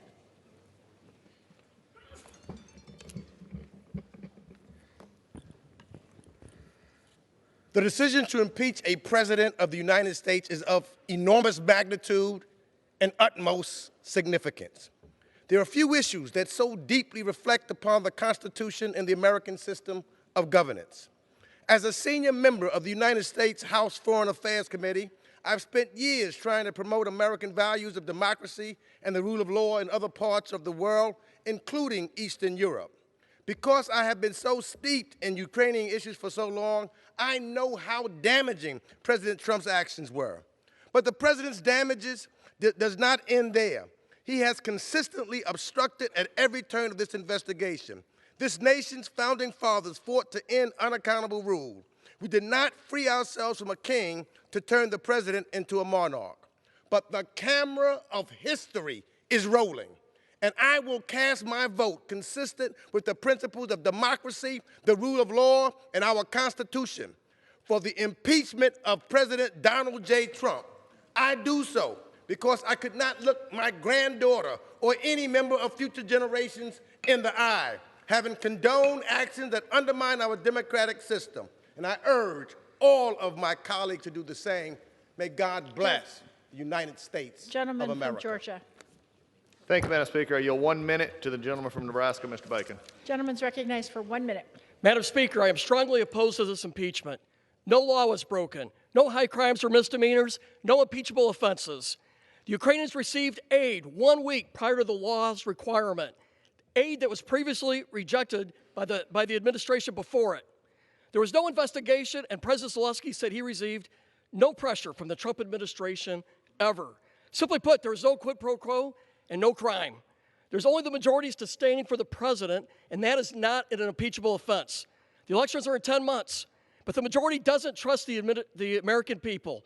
Too many have said that the impeachment is necessary so the president is not reelected in 2020, and that is shameful. Today's vote sets a new precedent for America. In the future, the majority will use impeachment as a tactic to remove a president simply based on partisanship. Our founders feared this, and I strongly oppose it. I want my statement to be in the record for the end of time to show I was on the side of the Constitution, that I opposed the majority taking down a duly elected president who committed no crime, and that I defended the truth. Madam Speaker, I yield. Gentleman from California. Madam Speaker, my colleagues continue to make the argument that the Ukrainians got the money. Yes, the president got caught, but they got the money. No harm, no foul. It is the equivalent of saying if you're pulled over by a cop and you attempt to bribe the cop and the cop doesn't take the money but arrests you, well, where's the crime in that? They didn't get the money. This is what my colleagues would have you accept. This is what my colleagues would have you accept, that because the president got caught in the act, we must look the other way. But of course, that's not the way the law works. That's not the way the Constitution works. That's not the way our oath of office works. Our oath of office requires us to impeach a president that abuses his power, whether he gets away with it or he gets caught. And in this case, he got caught. I'm now proud to recognize the gentleman from New Jersey, Mr. Norcross, for 1 minute. Gentleman's recognized for 1 minute. Madam Speaker, I rise today, a time of grave concern for all Americans. This past weekend, I joined a bipartisan delegation traveling to Belgium, to Luxembourg, for the 75th anniversary of the Battle of the Bulge, a battle that over 19,000 Americans gave their lives. Today, we're called to preserve that democracy that they so bravely defended. Over 2 years ago, I was one of the first members in Congress to vote to advance the inquiry. Since then, I have withheld final judgment as I reviewed the facts and heard the testimony. I believe there's overwhelming evidence, well beyond reasonable doubt, that President Donald Trump is guilty in both articles of impeachment, abuse of power and obstruction of Congress. Therefore, I will uphold my oath to protect and defend the Constitution of the United States in favor of impeachment.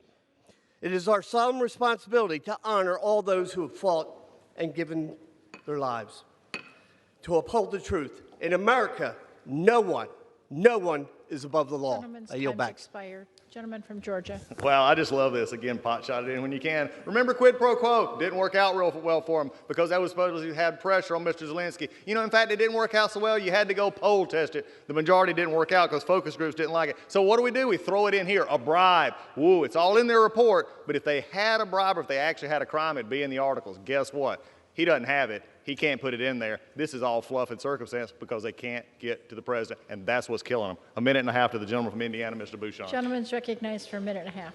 Madam Speaker, House Democrats have been obsessed with impeaching President Trump since he was elected. He wasn't supposed to win. How could the voters support him, they asked. The American people were told the only way the Speaker would move forward with impeachment was if the case was compelling, overwhelming, and bipartisan. Yet the case for impeachment that has been rushed forward by House Democrats is anything but that. To be clear, neither of these articles of impeachment prove any wrongdoing or impeachable offense has actually taken place. Instead, House Democrats' case rests solely on hearsay testimony and presumptions from cherry-picked witnesses. The framers of the Constitution never intended impeachment to be used as a tool to settle political and policy differences. That's what elections are for. This is a sad and dangerous moment in our history as impeachment is being used to undo the will of the American people and silence the voices of millions of Americans in the process. Alexander Hamilton would be ashamed. I urge my colleagues to vote no on this partisan impeachment sham, and I yield back. Gentleman from California. Madam Speaker, I now yield 1 minute to Mr. Crow, the gentleman from Colorado. Gentleman's recognized for 1 minute. Thank you, Madam Speaker. Years ago, I took my first oath to the country, went to war, and fought alongside our nation's finest men and women. Some of them gave their lives for our nation. Not a day has passed that I don't reflect on those sacrifices. I learned during that time that our nation is built on sacrifice. We have overcome challenging times because people have decided to put aside their personal interests, their livelihoods, and yes, even give their lives to do what is best for our nation. Our founders created a system to ensure we would have no kings or dictators, a system that vested power in the people to ensure that no man or woman is above the law. Generation after generation, this system has survived because people have fought for it. Today, it is our turn. The president's abuse of power and scorn for our constitutional checks and balances is unprecedented. Unless we stand up against these abuses, we will set the country on a dangerous new course. My oath, my love of our country, and my duty to honor the sacrifices who came before us require me to act. To my colleagues, it is time to put aside our personal and political interests and honor those who have come before us. Thank you, Madam Speaker. I yield back. Gentleman from Georgia. Thank you, Madam Speaker. At this point, I yield 35 seconds to the gentleman from Georgia, Mr. Hayes. Gentleman's recognized for 35 seconds. The Democrats' new definition for evidence is allegations. Allegations based on hearsay, I might add. So they hurl allegations against the president, and then they say to him that it's not their responsibility to prove guilt, but the president's responsibility to prove his innocence. This has been a sham and an act of injustice against the president and against 93 million Americans who voted for him. And although this process was rigged from the beginning, Democrats never produced a single true piece of evidence. It's time for us to stop this hoax and vote against these articles of impeachment. Gentleman from California. Madam Speaker, I'm proud to recognize the gentlewoman from Virginia, Ms. Luria. For what period of time? I'm sorry, for 1 minute. Thank you. The gentlelady is recognized for 1 minute. Madam Speaker, I rise today in support of our Constitution, in support of the military members in harm's way who defend our Constitution, in support of Gold Star families who keep faith that their loved one's sacrifice was justified. I rise today in support of the oath I first took at 17 upon entering the Naval Academy and took 5 more times in my 20-year Navy career. An oath that comforted me in the years I spent away from my family, deployed around the globe. An oath that encouraged me to remain vigilant on the bridge of the ship at night. An oath that strengthened me when in command as I sent my fellow sailors into harm's way. And today, an oath that gives me resolve. Resolve to do what is right and not what is politically expedient. Resolve to stand with the president at the White House last week, and resolve to stand up to the president in this House today. I ask my colleagues to have the same strength and the same resolve. I yield back. Gentleman from Georgia. Thank you, Madam Speaker. I give 35 seconds to the gentleman from North Carolina, Mr. Walker. Gentleman's recognized for 35 seconds. When emotion supersedes the facts, the conclusion is cataclysmic. Today, we are wrapping up not a 3-month process, but rather a 3-year process with Democrats' disdain so much that it's led to the abuse of this very House. These are the same Democrats who promised America they saw evidence of Russian collusion. Do the American people trust them? Hell no, they don't. A growing number of American people have condemned this impeachment process, and that's with House Democrats setting the rules and then even bending and breaking the rules to fit their narrative. The majority of Americans see this circus for what it is. I wonder how many more will join them. I yield back. Gentleman from California. Madam Speaker, I recognize the gentlewoman from California, Ms. Eshoo, for 1 minute. Gentlelady is recognized for 1 minute. Madam Speaker, I rise today to defend our Constitution and our democracy by voting for the 2 articles of impeachment. The words of our sacred oath define our duty, and those words must be kept. Our founders' primal fear was that powerful members of our government would become, in Hamilton's words, mercenary instruments of foreign corruption. President Trump abused the powers of the presidency by ignoring and injuring national security and other vital national interests to obtain an improper personal benefit. He also betrayed our nation by abusing his high office to enlist a foreign power in corrupting democratic elections. Article 2, I agree with because it details the obstruction of Congress by the President by directing unprecedented, categorical, and indiscriminate defiance of subpoenas issued by this House of Representatives and abuse the powers of the presidency in a manner subversive to the Constitution. I believe the Constitution is the soul of our nation, and by defending it, we are saying we will not be soulless. Gentleman from Georgia. Thank you, Madam Speaker. I yield 35 seconds to the gentleman from Kentucky, Mr. Barr. Gentleman's recognized for 35 seconds. Don't be fooled. Democrats are not impeaching the president to protect national security.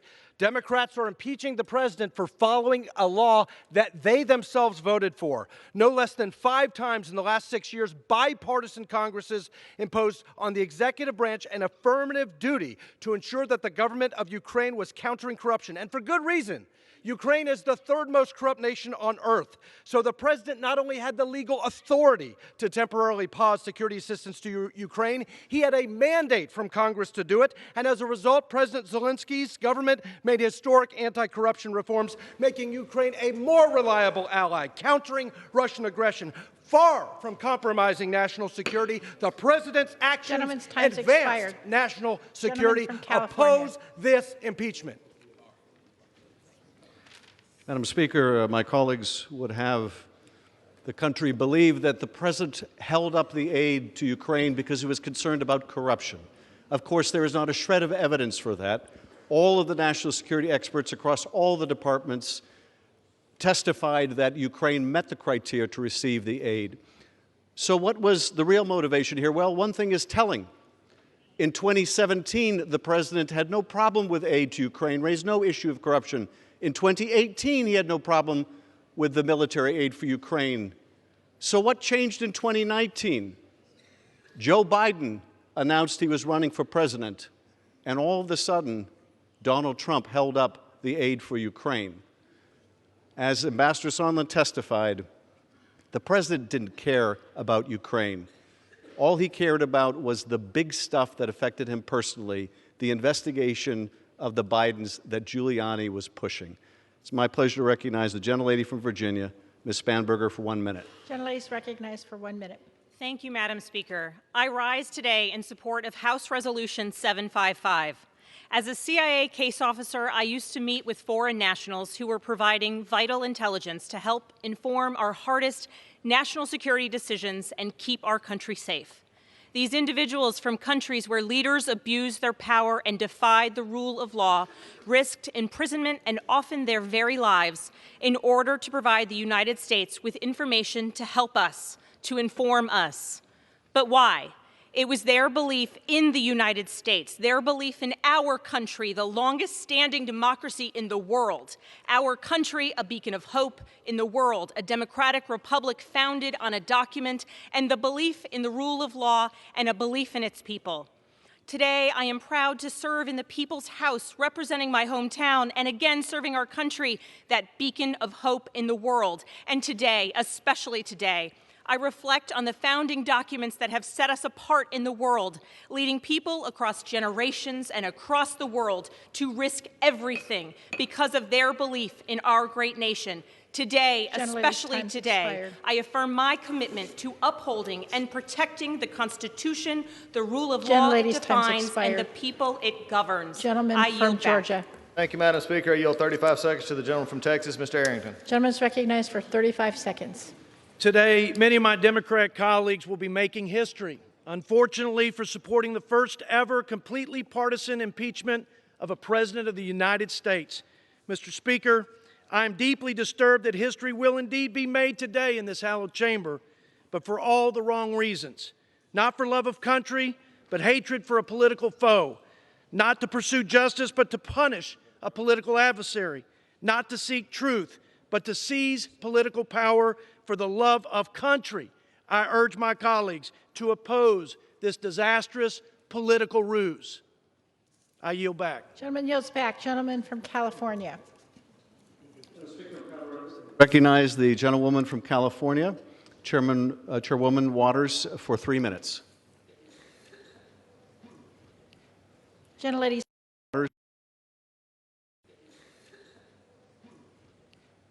Gentlelady is recognized for 3 minutes.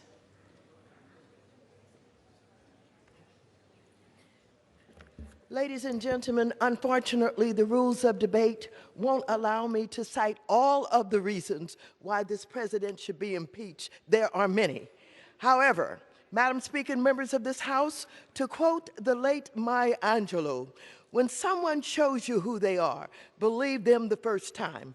This day was not inevitable, but it was predictable because this president has shown himself time and time again to believe that he is above the law. And he has no respect for our Constitution or our democracy. Based on all that we know about Donald Trump, we could have predicted he would have abused the power of the president by corruptly soliciting the government of Ukraine and the Ukrainian President Zelensky to publicly announce investigations into his political opponent, former Vice President Joseph R. Biden. This impeachment resolution includes evidence that this president withheld $391 million of taxpayer funds that Congress appropriated for the purpose of providing vital military and security assistance to Ukraine to oppose Russian aggression, another blatant abuse of power. Our investigations revealed that this president advanced a discredited theory promoted by Russia, alleging that Ukraine, rather than Russia, interfered in the 2016 United States presidential election for corrupt purposes in pursuit of personal political benefit. Never before in our history have we experienced a president who has so clearly conducted himself in a manner offensive to and subversive of the Constitution and directed his cabinet members, executive branch agencies, and other White House officials to defy lawful subpoenas from Congress. Was he attempting to hide wrongdoing? It is without question that this president has demonstrated that he will remain a threat to national security and the Constitution if allowed to remain in office, and has acted in a manner grossly incompatible with self-governance and the rule of law, because at every turn he has shown us who he is. It is no secret that this president could have been impeached a long time ago. Today, we stand here with an irrefutable case and an indisputable set of facts that this president absolutely abused his power and obstructed Congress.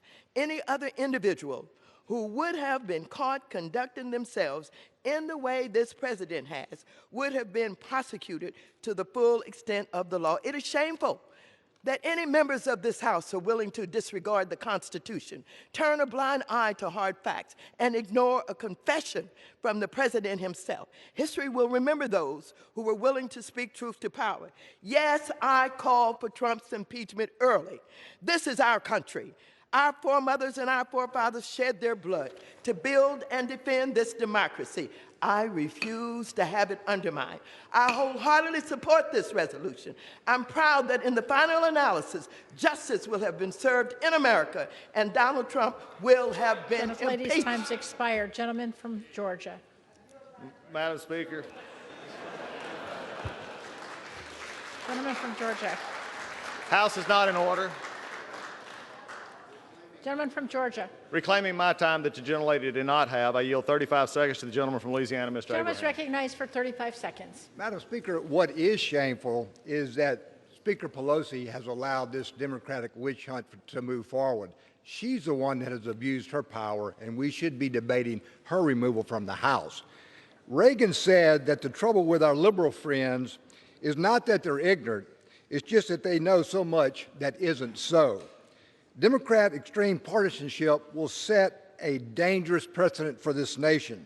And mark my words, Madam Speaker, this sinister attempt to remove this lawful president will not go unnoticed. I yield back. Gentleman, California. Recognize the gentlelady from Nevada, Ms. Titus, for a unanimous consent request. Gentlelady is recognized. Thank you. Madam Speaker, I ask unanimous consent to enter my statement into the record supporting the impeachment of Donald Trump. Order. And I now recognize the gentleman from Connecticut, Mr. Himes, for 2 minutes. Gentleman's recognized for 2 minutes. Thank you, Madam Speaker. I rise today in anger and hope. I'm angry that President Donald Trump has treated his oath in office so disrespectfully that now we must hold him to account. The truth is clear to anyone not deliberately looking away. The president withheld military aid and a White House meeting unless and until a vulnerable Ukrainian president announced a nakedly political investigation. It didn't matter if the Ukrainians uncovered any wrongdoing. The mere announcement of an investigation would damage his political opponent. Mr. Trump didn't care about stopping corruption in Ukraine, never mentioned the word corruption once in the infamous July 25th call. This was not an attempt to reduce Ukrainian corruption. It was an attempt by Donald J. Trump to aim Ukrainian corruption straight at the heart of the presidential election of 2020.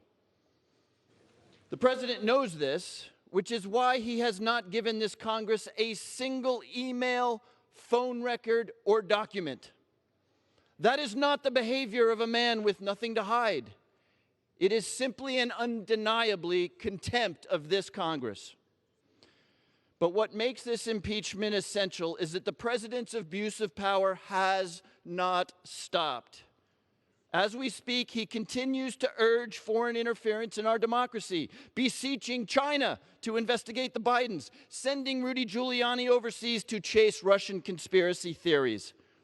This morning, the president tweeted, "I did nothing wrong." All caps.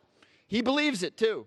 He sees nothing wrong with inviting Russian, Ukrainian, or Chinese interference into our election. He did it. He continues to do it, and he sees nothing wrong with it. He'll wake up tomorrow and do it again if we don't stop him today. Therein lies our hope.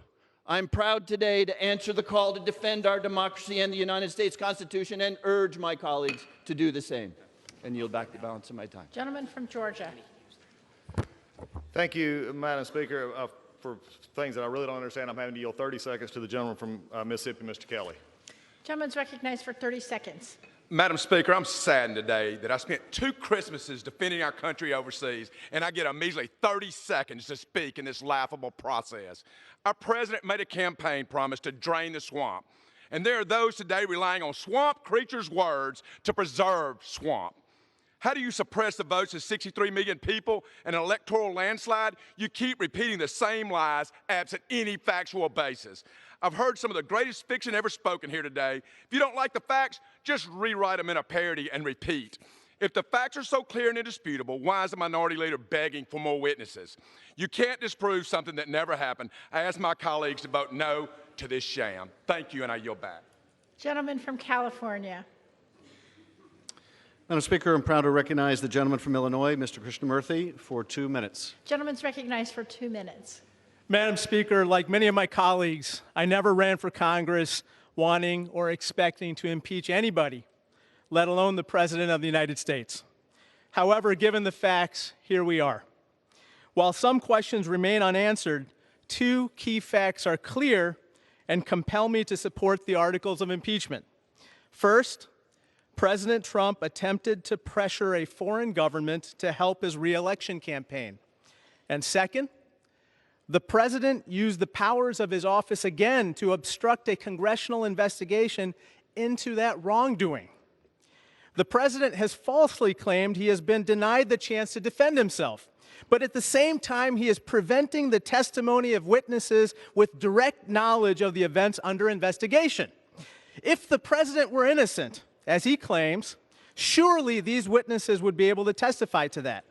If there had been no quid pro quo, these witnesses could say that. If aid to Ukraine were not intentionally delayed for improper purposes, they could surely testify to that also. But rather than giving these witnesses the chance to speak, the president has silenced them. The president has silenced witnesses at the Defense Department. The president has silenced witnesses at the State Department.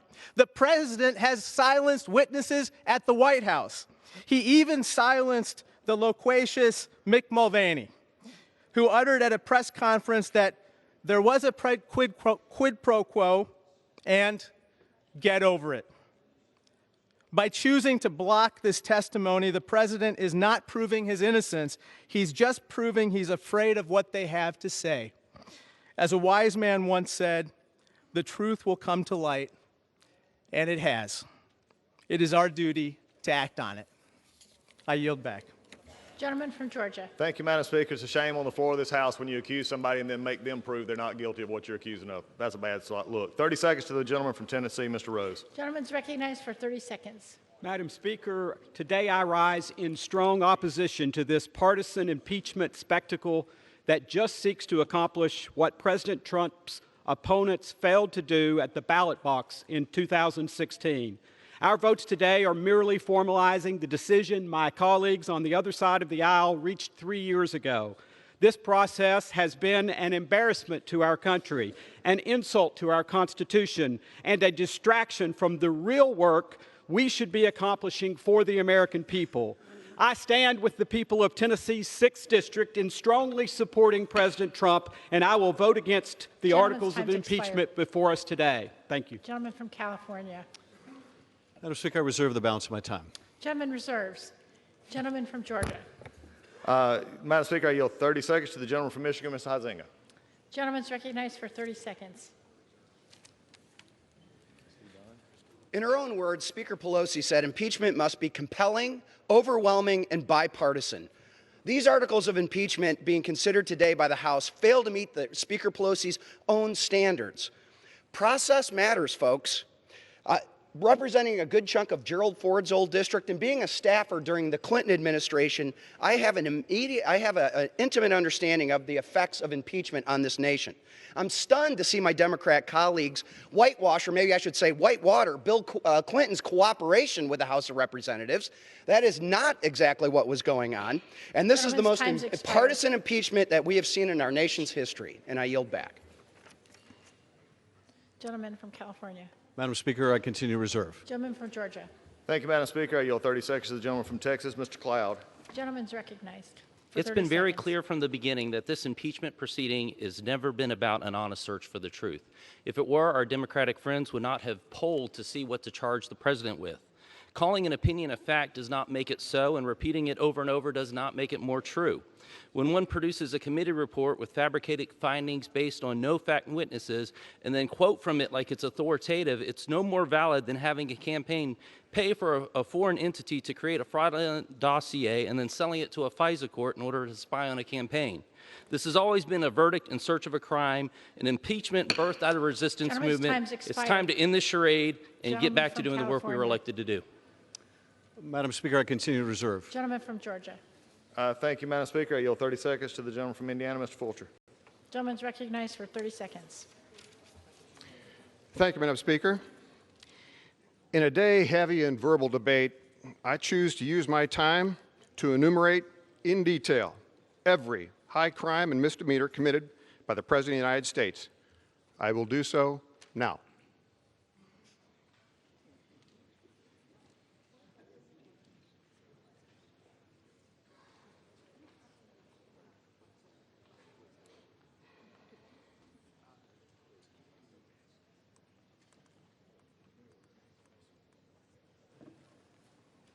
Gentleman's time's expired. Yield back.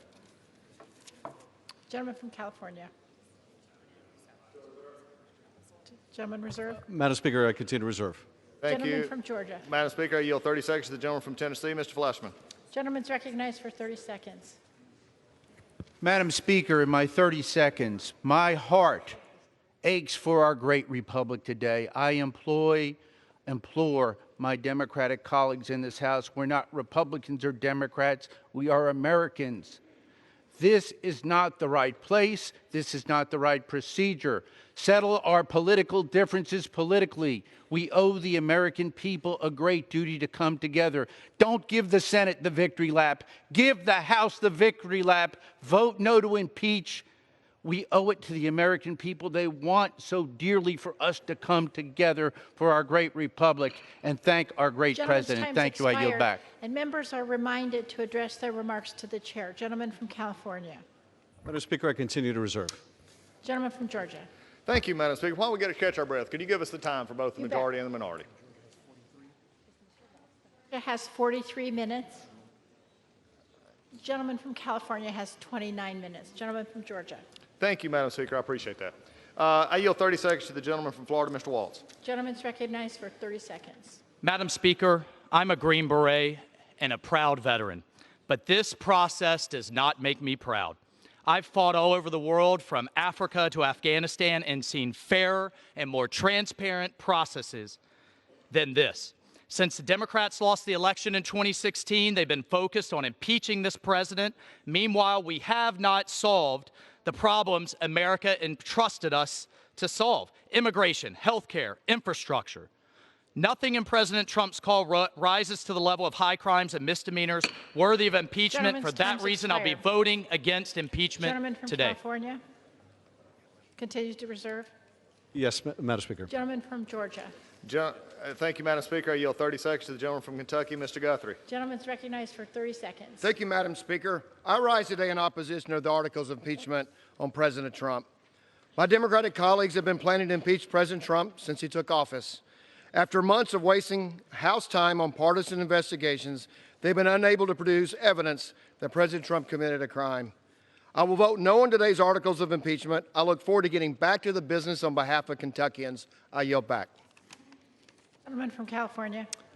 Madam Speaker, I'm proud to recognize the gentleman from New York, Mr. Maloney, for 2 minutes. Gentleman is recognized for 2 minutes. Madam Speaker, the facts and the evidence establish beyond peradventure that the president abused the power of his office for personal gain and sought to cover up his misconduct by obstructing the Congress. What we do today goes to the heart of the oath we take to support and defend the Constitution. These actions are as necessary as they are heartbreaking. It is the president, not any member of this House, who has brought us to this sad place. His actions echo in this chamber, and like a tin can tied to his leg, will rattle behind him through the pages of history. For in the final analysis, none of us will escape the truth. It will come for us all in this world or the next. What is the truth? The president used taxpayer money and official acts to pressure a foreign government to help him win re-election by slandering a fellow American. How do we know this truth? We know because brave Americans, soldiers, and public servants came forward to reveal the president's misconduct. And the president, he continues to undertake an unprecedented cover-up to stonewall the public and obstruct their representatives in Congress. He withholds access to documents and records belonging to the public that would further establish his mendacity. He blocks his advisors and associates from testifying before the public to conceal the wrongs they witnessed. His actions are unworthy of the presidency. Today is about right and wrong and whether we still know the difference. Today we hold the president accountable. If we failed to do so, future presidents would see corruption as without consequence. And there, our democracy goes to die. We inherit this republic from our ancestors and we borrow it from our children. With humility, we pray that the history of this day will guide us to a better future for our nation. Now yield back. Gentleman from Georgia. Thank you, Madam Speaker. I yield 30 seconds to the gentleman from Missouri, Mr. Long. Gentleman's recognized for 30 seconds. Thank you, Madam Speaker. And we have never, ever in the history of this country seen a presidency like this one.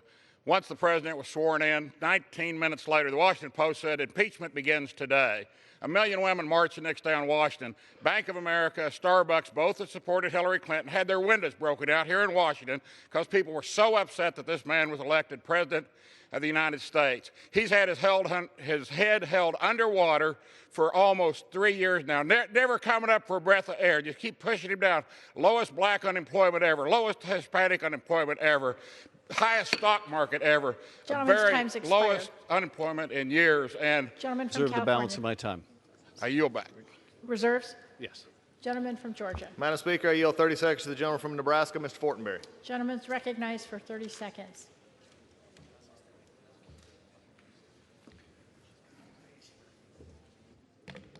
Thank you, Madam Speaker. I have been concerned since the beginning of this impeachment process that it has been driven by a predetermined guilty verdict. It's unfair, it's wrong, and now every future president, Democrat or Republican, will have to worry that the impeachment process will be driven as a blunt force political instrument. It's been said that this day is sad. It's not sad, it's regrettable, but this day will end shortly. The House has had its cathartic moment. Tomorrow will begin a new day. Let's get back to work. I yield back. Gentleman yields back. Gentleman from California. Madam Speaker, we continue to reserve. Gentleman from Georgia. Thank you, Madam Speaker. I yield 30 seconds to the gentleman from California, Mr. LaMalfa. Gentleman's recognized for 30 seconds. Ready, fire, aim. What we're hearing today are made-up articles to fit an ever-shrinking impeachment foothold. George Washington could be impeached under this criteria. Democrats believe they are saving our democracy with these hysterical made-up charges, which is odd because we're a republic, not a democracy, as they keep insisting. No one came to Congress to impeach, we hear. Several new and returning members have come specifically to impeach President Trump. I hear a lot today about sadness and solemnity. From impeachment? No, because their candidate lost in 2016. The American people chose Donald J. Trump to lead us into prosperity, not a socialist government. We will survive this day, but I call upon the American people to see through this sham and live to hear speaking Madam Speaker, the we truth. reserve the balance of our Gentleman time. reserves. Gentleman from Georgia. Thank you, Madam Speaker. I yield 30 seconds to the gentleman from Alabama, Mr. Adderholt. Gentleman's recognized.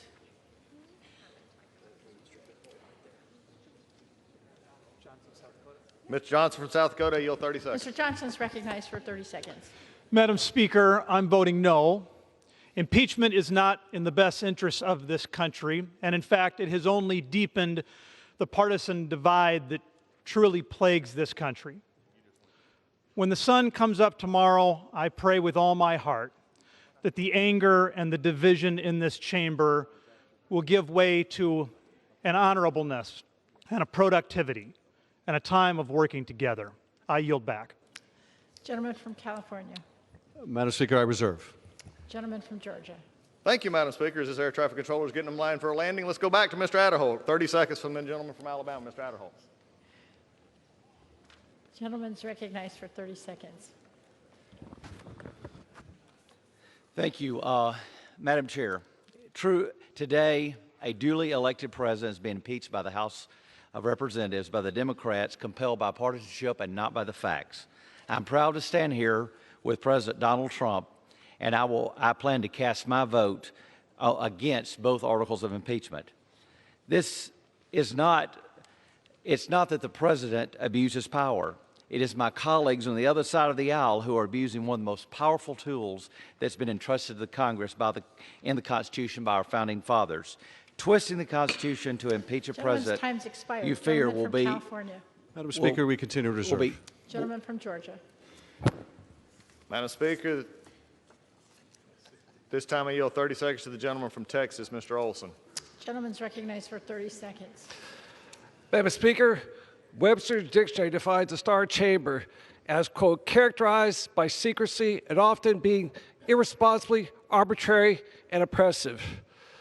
Sadly, my Democrat friends have turned this chamber, the People's Chamber, into the Star Chamber of the people. One great example. The most important duty we can do as members is declare war. Next one is to impeach a president. We're hoping Republicans to have every member stand up and vote, like for Speaker, say their vote loudly. That's been denied. CNN has been denied.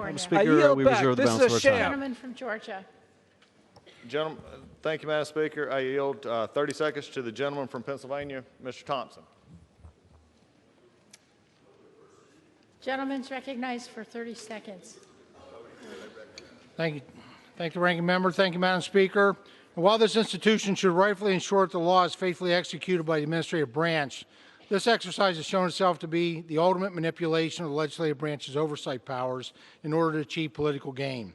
I caution my colleagues who have placed political expediency ahead of moderation. Their votes later today will forever change this institution. Imagine a future where this body utilizes the most severe of its constitutional tools to continually put the oppositional party on trial. And with that, I yield back. California. Madam Speaker, it's my pleasure to yield 1 minute to the gentleman from Maryland, Mr. Brown. Gentleman's recognized for 1 minute.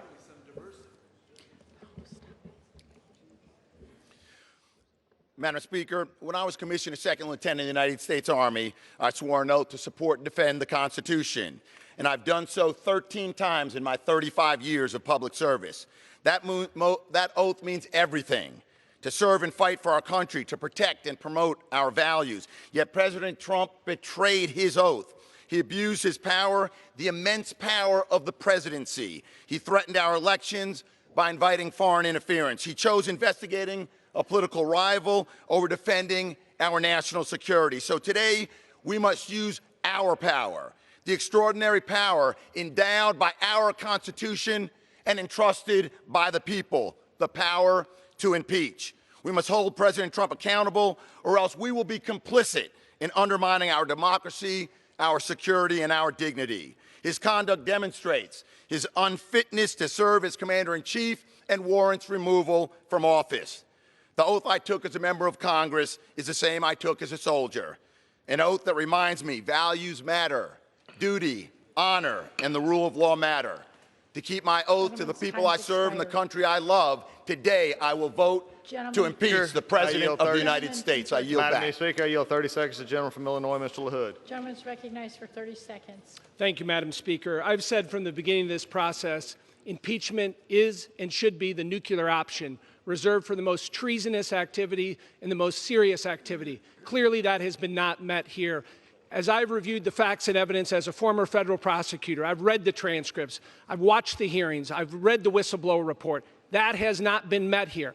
In addition, this process has lacked fairness, due process, and transparency. We shouldn't be here tonight doing this. This is a travesty. Gentleman yields back. Gentleman from California. Madam Speaker, I reserve the balance of our time. Gentleman from Georgia. Thank you, Madam Speaker. I yield 30 seconds to the gentleman from Maryland, Mr. Harris. Gentleman's recognized for 30 seconds. Thank you, Madam Speaker. You know, it's unbelievable. The few Americans that are going to be watching this, because they know what the outcome is. We all know what the outcome is. They're wondering why are we trying to negate the vote of 63 million Americans instead of talking about the things that Americans care about. Prescription drug coverage, the high cost of prescription drugs, the high cost of health care, securing our borders, keeping our economy going. These are the things we should be talking about. No, instead, we're going to pass this resolution tonight and then go home for Christmas vacation instead of doing the job of America. I yield back. Gentleman from California. Madam Speaker, we continue to reserve. Gentleman from Georgia. Thank you, Madam Speaker. I yield 30 seconds to the gentleman from Kansas, Mr. Watkins. Gentleman's recognized for 30 seconds. Madam Speaker, I was a political newcomer before this, and just like President Trump, perhaps like me, he was naive to think that this House, that in the people's House, everybody was true and just. It's not the case. Democrats weren't saddened by this solemn day. They weren't waiting for all the evidence. This was always about politics, because they loathe the president, because he didn't play by their Beltway rules. I should have known. But the fact is, Kansas is better, the U.S. is better, and the world is better because of Donald Trump. Gentleman's time's expired. Gentleman from California.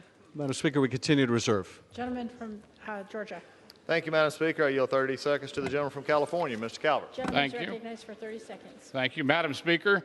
My friends on the other side of the aisle have been clamoring for this day since President Trump was elected. The refusal to accept the election results and later the findings of the Mueller investigation have brought forth articles of impeachment that are negated by two simple facts. Namely, the military aid to Ukraine was provided and no investigation was ever started.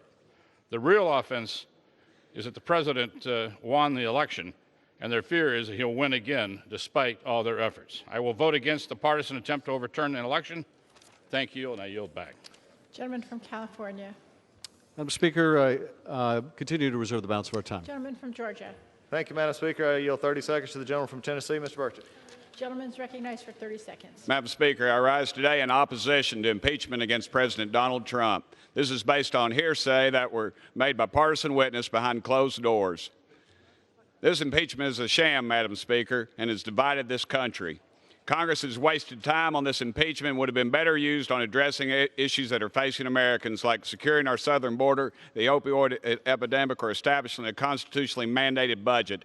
And now American workers have to wait until the Senate trial to pass the USMCA that the President and the House Republicans have been working on for over a year. I'm disappointed in the path Congress chose to go down, Madam Speaker. And for the record, Madam Speaker, I think you're doing a wonderful job. Madam Speaker, I reserve the balance of our time. Gentleman from Georgia.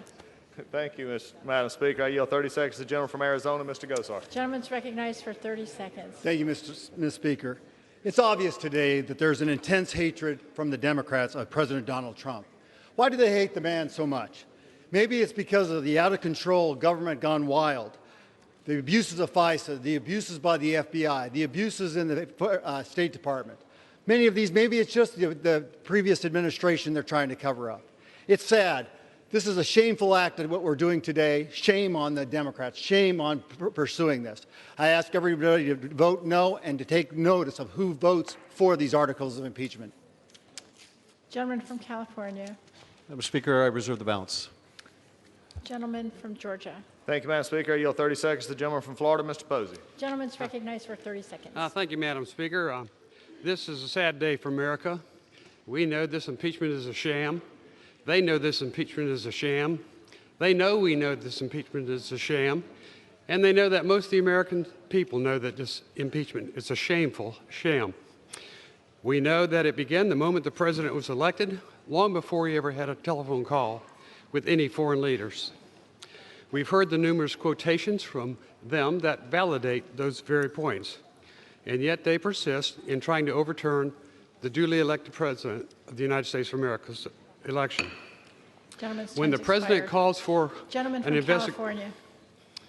Madam Speaker, I've heard several of my colleagues in a row now, and it's interesting to see how very few of them want to address any of the facts of the president's misconduct, nor do they wish to defend, nor do they wish, apparently, Madam Speaker, I've struck a nerve, nor do they wish to defend a president who would extort an ally, withhold military aid to help him cheat in an election. They don't want to defend that conduct. So instead they say, oh, Democrats really want to impeach the president, or Democrats don't like the president. But what they can't say is that this president's conduct was ethical. What they can't say was that this president's conduct was legal. What they can't say was this president's conduct was constitutional. What they can't say is this president has upheld his oath of office. No, they can't say that. All they can say is, we don't like the process, or our colleagues are just too happy to impeach, or it's overturning the will of the public when it's a Republican president. Interestingly, my colleagues who supported the impeachment of Bill Clinton did not think it was overturning the will of the people. Apparently, this impeachment provision only overturns the will of the people if it's a Republican president. I would like to give them more credit than that. What is the distinction here is the seriousness of the conduct. This remedy was put in the Constitution for a reason. It's not an unconstitutional remedy. It is part of the Constitution. The only way you can conceive of this remedy as being unconstitutional is if you believe, as the president does, that he is the state, that anything that opposes him opposes the state, is by definition anti-constitutional. But that, of course, is nonsense. But it is more than nonsense. It is dangerous nonsense. Madam Speaker, I'm proud to recognize the gentlewoman from Washington, Ms. Schreier, for 1 minute. Gentlelady recognized for 1 minute.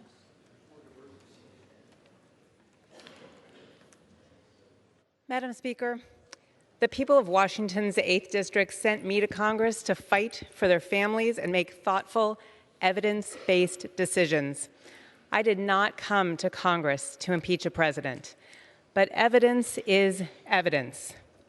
And a balance of powers is fundamental to our democracy. On my first day in office, like everybody else here, I took an oath to uphold the Constitution and protect our country. History will judge this moment. Given all the facts before us, impeachment is the only remedy. I yield back. Gentleman from Georgia. Thank you, Madam Speaker. I'm sure it did strike a chord with the chairman since, he showed up a little late, hadn't heard all the arguments. We've beat the facts back all the time. It is the majority side that had to run through this. That clock and that calendar are killing him, and it's killing him because his arguments are falling flat. And to speak of evidence, yeah, we looked at the evidence. The evidence doesn't fit anything. And by the way, if he had extortion, put it in articles. He can't because he can't make the case. He can only put it in his notes and then come to the mic when he can't be questioned and talk about it. That's the problem, and that's the chord that's been struck. With that, I yield 2 minutes to the gentleman from North Dakota, Mr. Armstrong. Gentleman's recognized for 2 minutes. Thank you, Madam Speaker. Once President Trump was sworn in, articles of impeachment were introduced almost immediately. In 3 years, House Democrats have introduced 10 resolutions, gaining support of over 100 of their members. And all of that before a July 25th phone call. But also during that time, the Russia conspiracy hoax was exposed. Obstruction of justice charges were abandoned after the Mueller hearings fell flat. So after 2 years, 19 lawyers, 40 agents, 2,800 subpoenas, 500 warrants, and 17 lies in a FISA warrant application, they had nothing to show for it. Undeterred by the facts and uninterested in governing, the beat marched on. So here we are today. We have no quid pro quo, no bribery, no extortion, no crimes alleged in the articles at all. But don't worry, because we have a brand new 632-page report alleging all kinds of things, some for the very first time. This isn't a somber, solemn process. This is a political drive-by. They just want President Trump gone. But this never-ending march towards overturning the 2016 election has consequences, because you're telling 63 million voters that their votes, that you don't respect their vote. Voters in states like mine, who not that long ago used to send Democrats to this august chamber, but recently have found no home in the Democratic Party, who feel that their values have been replaced by a liberal elitist agenda, who feel that partisan points are more important than practical solutions. Your never-ending impeachment quest is a constant reminder to them that you don't trust their judgment, you don't understand their way of life, and you couldn't care less about the issues that are important to them. As Chairman Nadler has so ominously stated, if you're serious about removing a president from office, what you're really doing is overturning the results of the last election. Well, they were serious. They spent the last 3 years talking about it, unwilling to accept the results of 2016. I wonder if my colleagues recognize the irony that their impeachment vendetta is the greatest election interference of all. And it was homegrown right here in the halls of Congress. And with that, I yield Members back. are reminded to address their remarks to the chair. Gentleman from California. Madam Speaker, we reserve the balance for time. Gentleman reserves. Gentleman from Georgia. Thank you, Madam Speaker. At this time, I yield 3 minutes to the gentleman from New York, Mr. Zeldin. The gentleman's recognized for 3 minutes. This impeachment is an embarrassment for House Democrats. On the substance, Dems claim that their case is uncontested, relying on presumptions, hearsay, and 3% of the story, trying to connect dots that aren't actually connected. Some inconvenient truths. President Zelensky didn't know that there was a hold on aid until August 29th. The aid gets released shortly thereafter, and Ukraine didn't have to do anything in order to get that aid released. Now, President Zelensky says no demand, no quid pro quo, no pressure. But Democrats want the public to ignore the other 97% of the story. See, it doesn't work like that. Senate Democrats want new witnesses to show why there was a hold on aid. Odd request if you think you've already proven your case. Now, at the heart of this debate, two investigations are being discussed between countries. Democrats and media allies want the public to believe it's all just debunked that Ukrainians interfered in the 2016 election. They want you to ignore Avakov and Charlie's comments that Chalupa worked with the Ukrainian embassy, origins of the Steele dossier, the Black Ledger, and more. The problem with all of this is that the American public are smarter than Democrats are giving them credit for. Next, the Democrats claim Republicans are arguing that it was Ukraine and not Russia that wanted to interfere and was interfering in the 2016 election. No, that is not what Republicans are saying. And of course, we have the Burisma-Biden issue of a corrupt Ukrainian energy company run by a corrupt Ukrainian oligarch hiring Hunter Biden at least $50,000 per month with no energy experience and no Ukraine experience solely because he is VP Biden's son. Now, the company wanted to hire Hunter Biden because they wanted to curry favor. There was this ongoing corruption investigation. Enter Joe Biden. He gets that prosecutor fired, threatening the loss of $1 billion if it didn't happen immediately, which it was. Now, Democrats believe Burisma to Biden should be immune from scrutiny. I disagree. Never again should that conflict of interest ever happen. And our governments should be working together to get to the bottom of all of this. This has also been a total disaster on the process, from getting a federal worker to file a whistleblower complaint to Schiff's version made up of the July 25th call.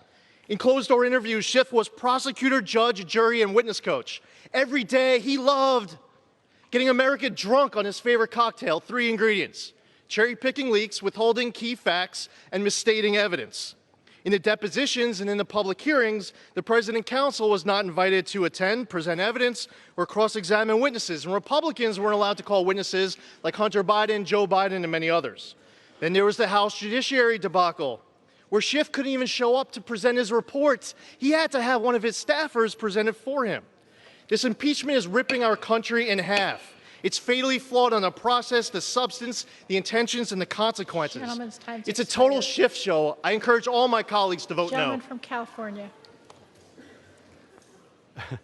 I thank the Speaker. We continue to reserve the balance of our Gentleman time. reserves. Gentleman from Georgia.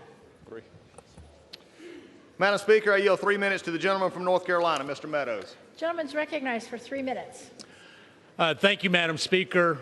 You know, today, as we sit here debating impeachment, you know, they all want to talk about it's the Constitution. It's Alexander Hamilton. You know, the last 30 days, I've heard more about Hamilton from my Democrat colleagues, and until then, the closest they ever came to Hamilton was a $10 bill. I mean, you know, all of a sudden, what we have is these strict constitutionalists on the other side of the aisle. Listen, this has nothing to do with the Constitution. It has nothing to do with anything but raw politics.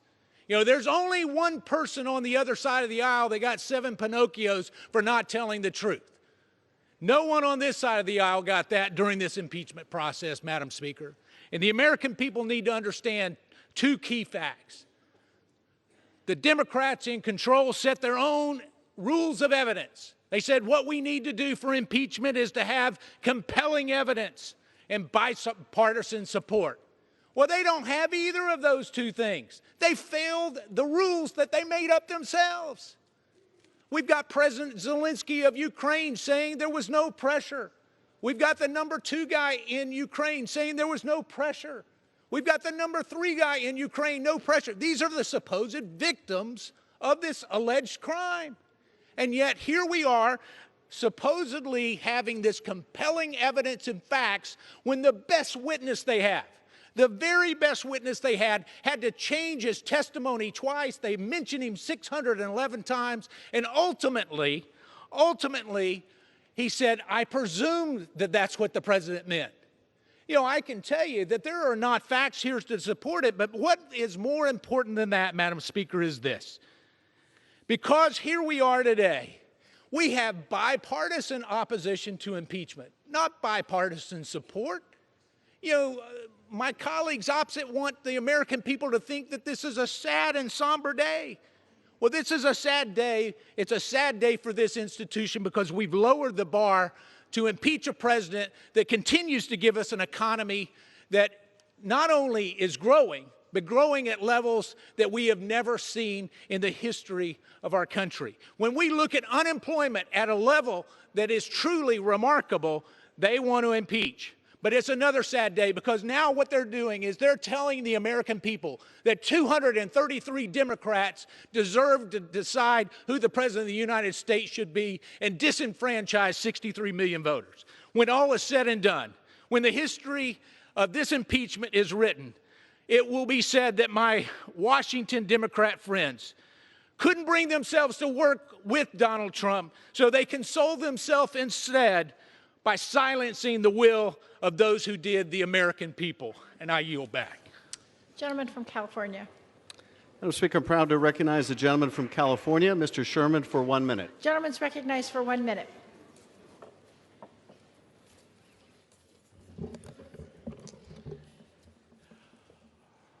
Robert Mueller lays out facts from 2017 that constitute obstruction of justice, but says the president cannot be indicted. Only Congress can apply the law to those facts.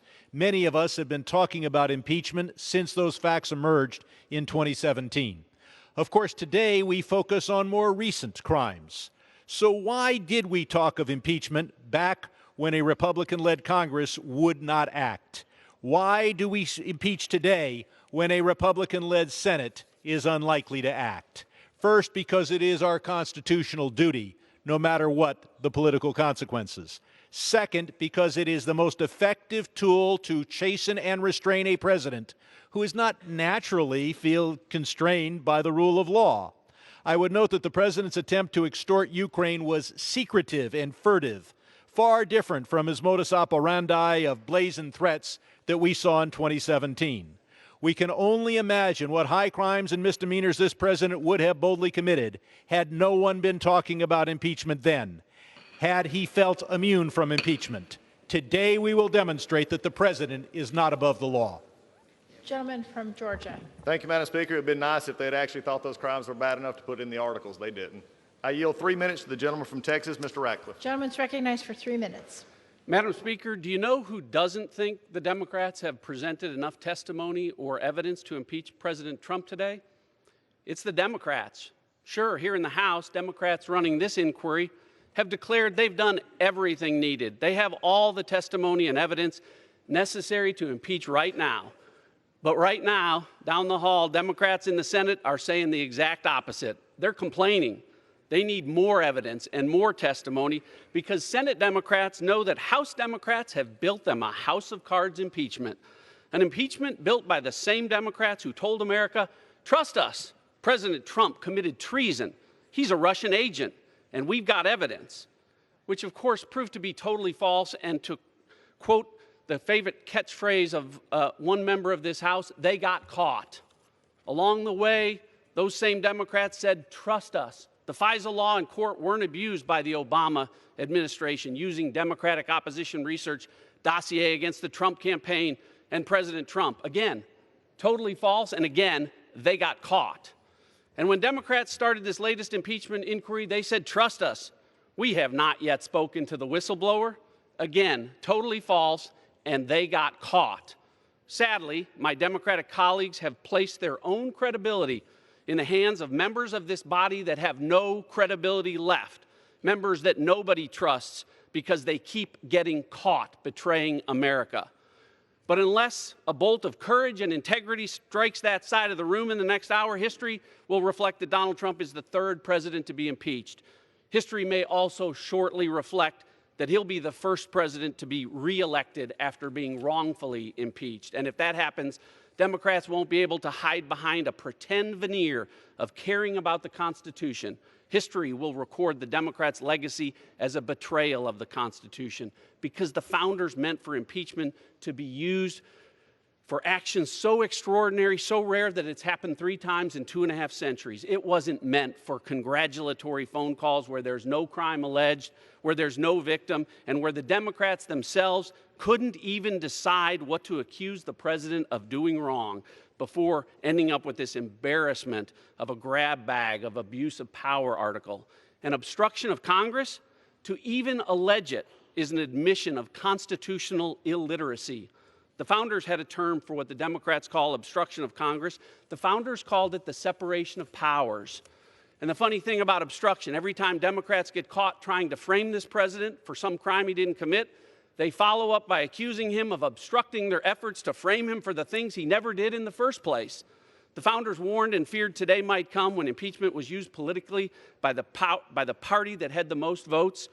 Today, Democrats are the founders' worst nightmare come true. I think most Americans are probably wishing they could impeach the Democrats. To them, I say, you can next November. I yield back. Gentleman from California. Madam Speaker, I think when the history of this time is written, it will record that when my colleagues found that they lacked the courage to stand up to this unethical president, they consoled themselves by attacking those who did. I now recognize the gentleman from California, Mr. Takano, for a unanimous consent request. Gentleman's recognized. Madam Speaker, I ask unanimous consent to enter into the record my remarks supporting the impeachment of President Donald Trump. That objection is so ordered. Madam Speaker, I request unanimous consent for the gentlelady from New York, Ms. Clark, for her request. Gentlelady is recognized. Madam Speaker, I ask unanimous consent to enter into the record my remarks supporting my vote for the impeachment of Donald J. Trump. Without objection. Madam Speaker, I recognize the gentlelady from California, Ms. Napolitano, for unanimous consent request. Gentlelady is recognized. Madam Speaker, I ask unanimous consent to enter into the record my remarks supporting the articles of impeachment against Donald Trump. Without objection, so ordered. Madam Speaker, The gentlelady from Ohio, Ms. Beatty, for unanimous consent request. Gentlelady is recognized. Madam Speaker, I ask unanimous consent to enter into the record my remarks supporting the impeachment of President Donald Trump. That objection is so ordered. Speaker, I recognize the gentlelady from Virginia, Ms. Wexton, for a unanimous consent request. Gentlelady is recognized. Madam Speaker, I ask unanimous consent to enter into the record my remarks supporting the impeachment of President Donald Trump. That objection is so ordered. Madam Speaker, I'm now proud to recognize the gentleman from New Jersey, Mr. Pascrell, for 1 minute. Gentleman is recognized for 1 minute. Madam Speaker, we're here today because of the failure of so many to cast aside narrow ambition to confront the threat standing before us. Offered the chance to investigate this government together, the President and his party stonewalled and obstructed. We're here today because they choose comfort over courage and avarice over the Republic. This is the ongoing tragedy of our age, and it is ongoing. The matter is now solely in our hands and belongs to us and us alone. The buck has stopped. Many have invoked the judgment of history as an antidote to this threat. But the threat to democracy is here today, not tomorrow. We need not, we must not await the verdict of time for Donald Trump's abuse of power and obstruction. We can offer that verdict right now, and we are. Gentleman yields back. Gentleman from Georgia. Thank you, Madam Speaker. I yield 3 minutes to the gentleman from Ohio, Mr. Jordan. Gentleman's recognized for 3 minutes. I thank the gentleman, Madam Speaker. The Democrats forgot two key things. Forgot about the facts and they forgot about fairness. 4 facts will never change. We have the call transcript, no quid pro quo. We have the 2 guys on the call, excuse me, who've repeatedly said there was no pressure, there was no pushing. We have the fact Ukraine didn't know aid was held up at the time of the phone call, and most importantly, Ukraine took no action, no announcement of investigation to get the aid released. But Democrats don't care. They don't care about the facts, and they sure don't care about the process. No subpoena power for Republicans, no Republican witnesses. During the depositions, Republicans were prevented from getting all their questions answered, but Democrats got every one of their questions. The witness responded to every one of theirs, but not Republicans. The chairman wouldn't let them in. Of course, the whistleblower, the anonymous whistleblower with no firsthand knowledge, bias against the president, who worked for Joe Biden, was never compelled to testify. The guy who started it all. This is really about the president's been driving these guys crazy because he's getting things done. He's doing what he said he was going to do. He's having results. Taxes have been cut, regulations reduced, unemployment at its lowest level in 50 years, the economy growing. Gorsuch and Kavanaugh on the court, out of the Iran deal, embassy in Jerusalem, hostages home from North Korea, and a new NAFTA agreement coming tomorrow. But guess what? When you drain the swamp fights back. And they started attacking the president before the election even. July 31st, 2016, they opened the Russia investigation. The FBI spied on 4 American citizens associated with the Trump campaign. The FBI took the dossier to the FISA court. The dossier they already knew was false. They took it to the court. They lied to the court 17 times. Guess what? 3 days ago on national television, even Jim Comey had to admit the FBI was wrong. And yesterday, 1 day ago, the FISA court sends the FBI a letter and says, straighten up, get your act together when it comes to the FISA application process. Think about this. Think about this. The attack started then, and they've continued right up till today. But I want you to think about something. The individual who said the FISA process was fine, the dossier was fine, the Russian investigation was fine, that same individual ran the impeachment process. That same individual's staff met with the whistleblower. That same individual is the only guy in Congress who knows who the whistleblower is for sure. And that same individual released the phone records of the president's personal attorney, released the phone records of a member of the press, and released the phone records of a Republican member of the United States Congress. This process has been unfair, it's been dangerous, and it has been harmful to our country. Democrats have never accepted the will of the American people. Nancy Pelosi made that clear 4 weeks ago when she called the President of the United States an imposter. The will of we the people, the 63 million folks who voted for this guy and made him president in an electoral college landslide. They've never accepted that fact. We are less than 11 months away from the election. Let the American people decide who should be president. Let the American people decide. I yield back. Gentleman from California. Madam Speaker, I'm proud to recognize the gentleman from Illinois, Mr. Schneider, for 1 minute. Gentleman's recognized for 1 minute. Madam Speaker, I rise to defend the Constitution and support these articles of impeachment. The President abused the power of his office by corruptly putting his own political interests ahead of our nation's security. He blocked congressionally authorized military aid to coerce Ukraine to launch a phony investigation into his political rival. In the months since, he has waged a campaign of absolute obstruction against Congress's constitutional authority, ordering all federal officials to defy subpoenas and refusing to produce even a single document. Madam Speaker, I take no joy in today's impeachment vote or that the President's actions demand this response. This is a sad moment for our nation. Only twice before has the House voted to impeach a president, and never before on accusations of compromising our nation's security. I hope in the Senate, prosecution and defense can call and cross-examine witnesses, and the senators will hear the evidence and make their decisions without prejudice or prejudgment.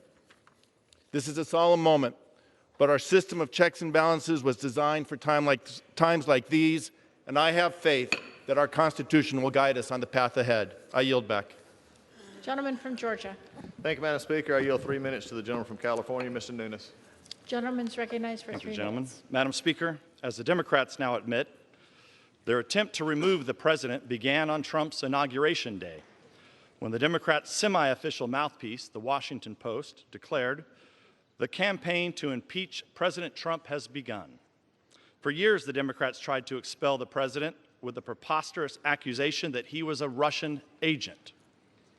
As detailed by I.G. Horowitz, dishonest intelligence officials used fake allegations spread by the Democrats to gain approval of a spying operation against the Trump campaign. As they falsely accused the Trump campaign of colluding with Russians, the Democrats themselves colluded with Russians to manufacture these allegations in the infamous Steele dossier. They even tried to get nude pictures of Trump from Russian pranksters. With the Russian collusion hoax, the Democrats had everything going for them. Federal investigations run by Trump haters, an endless supply of media cheerleaders, and a galaxy of left-wing interest groups amplifying their ridiculous message. And yet, even with all those weapons at their disposal, the Russia conspiracy theory collapsed. So they quickly concocted Plan B. The Ukraine hoax was based on a supposed whistleblower who colluded beforehand with the Democrats. The Democrats then prevented Congress from interviewing the whistleblower while conducting bizarre secret depositions and selectively leaking testimony to discredited media hacks. The Democrats showcased the most useful witnesses in public hearings that somehow reduced support for impeachment. It's not easy to make a coup attempt boring, but the Democrats found a way. As it turns out, the American people don't think a routine phone call with a foreign leader is a good basis for ousting a U.S. president. The Democrats also put forth ever-changing accusations against the president, including campaign finance violations, quid pro quos, election interference, bribery, extortion. Eventually, they ended up with the ridiculous charges we consider today: abuse of power, an utterly meaningless term, and obstruction of Congress. One Democrat has pronounced the president guilty simply because he won't cooperate with their plan to railroad him. But the only thing President Trump is guilty of is beating Hillary Clinton. The Democrats refuse to accept that loss, and now they're indicating they'll continue their impeachment efforts even after this one fails in the U.S. Senate. Madam Speaker, after all their deceit, phony investigations, ginned-up crises, and manufactured outrage, the Democrats need a long period of rehabilitation. They must learn how to do something productive for the American people instead of ripping the country apart in their lust for power. With that, I yield back the balance of my time. Gentleman yields back. Gentleman from California. Madam Speaker, I thank the gentleman for his remarks, and it's now my pleasure to recognize the gentleman from Massachusetts, Chairman Neal, for 3 minutes. Gentleman's recognized for 3 minutes.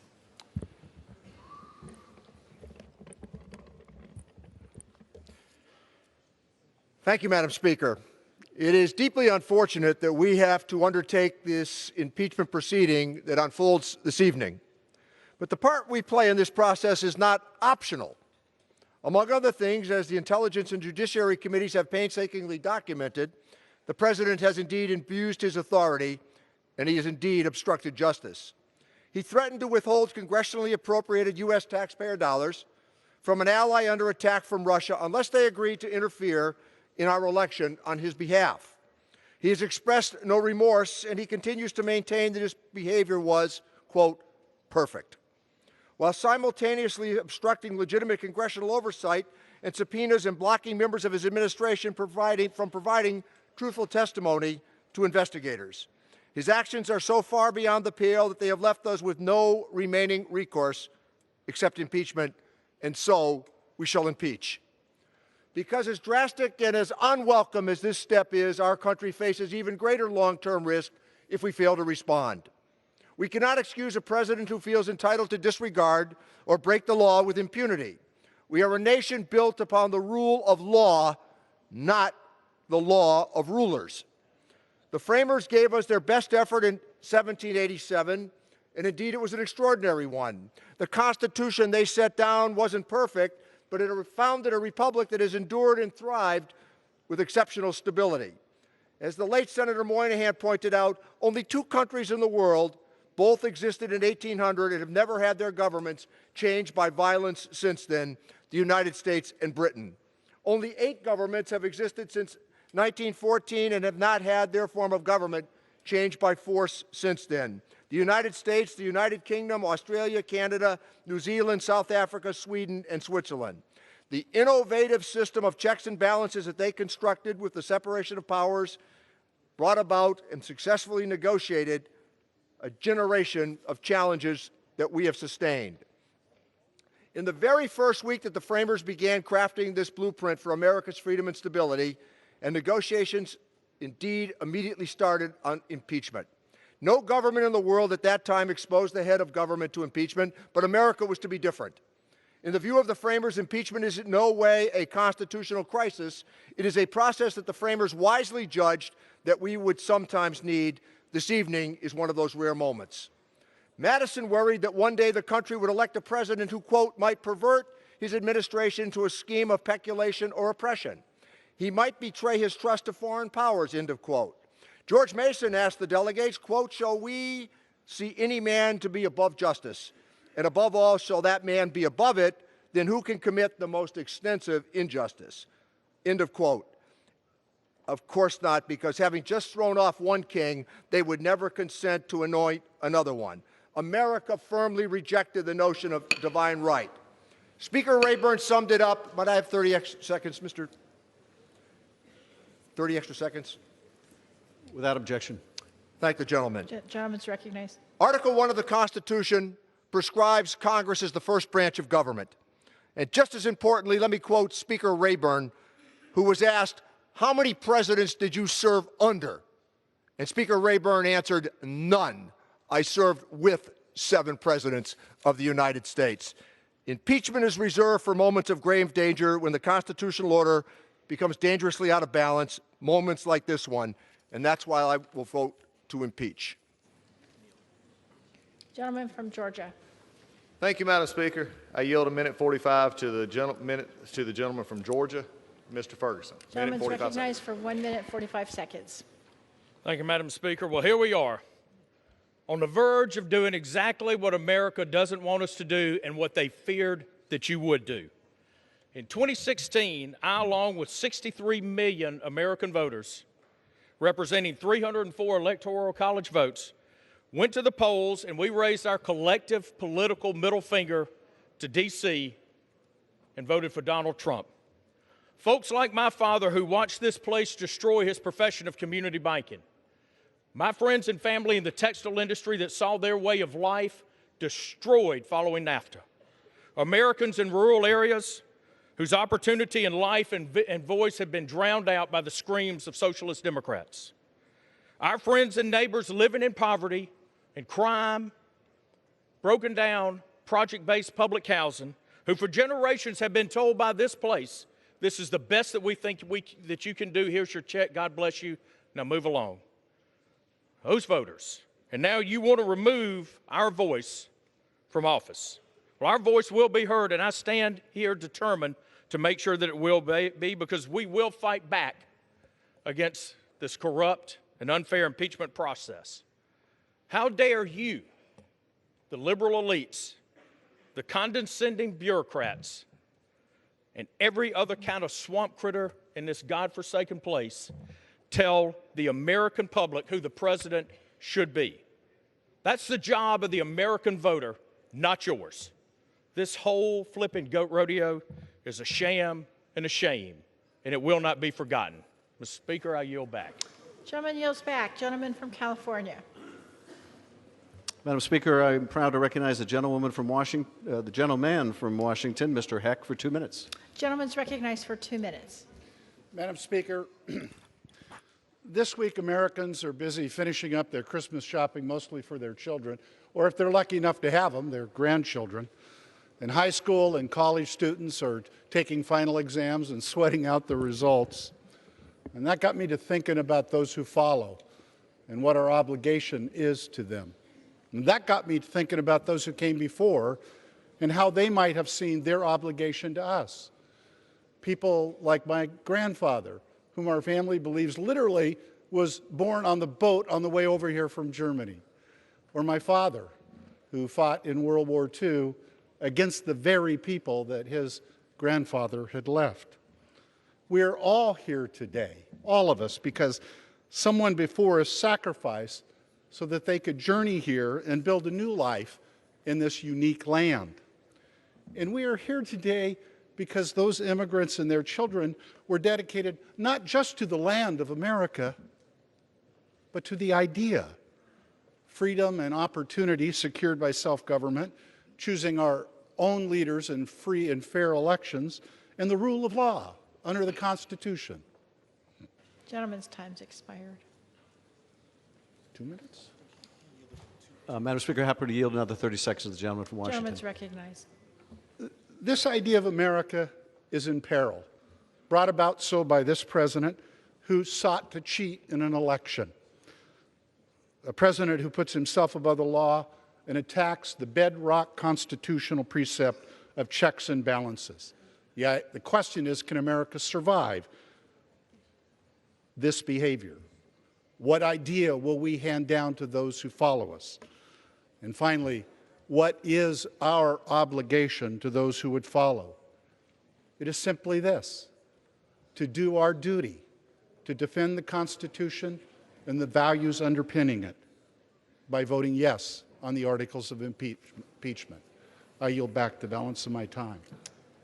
Gentleman from Georgia. I reserve, Madam Chair. Gentleman reserves. Gentleman from California. Sure. Madam Speaker, I'm proud to yield to the gentlelady from Florida, Ms. Demings, for 2 minutes. Gentlelady's recognized for 2 minutes. Madam Speaker, we live in the greatest democracy in the world, and I am convinced that the overwhelming majority of Americans are good, decent people who work hard and play by the rules. But then we have people who have no respect for the law, people who have little regard for the rules, people who spend a lot of their time trying to figure out how to game the system.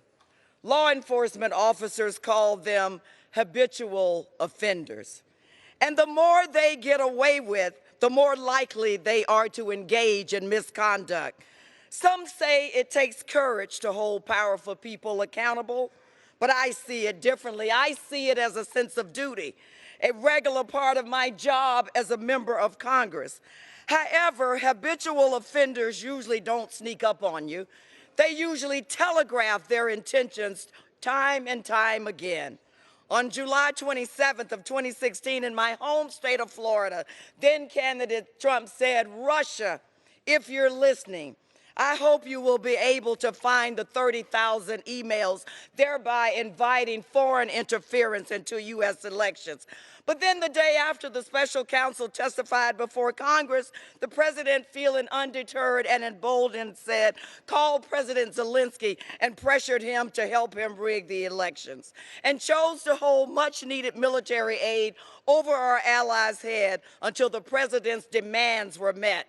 Now, I served 12 years on the hostage negotiations team, and I know that pressure and demands come in many forms. And in this scheme, we had both.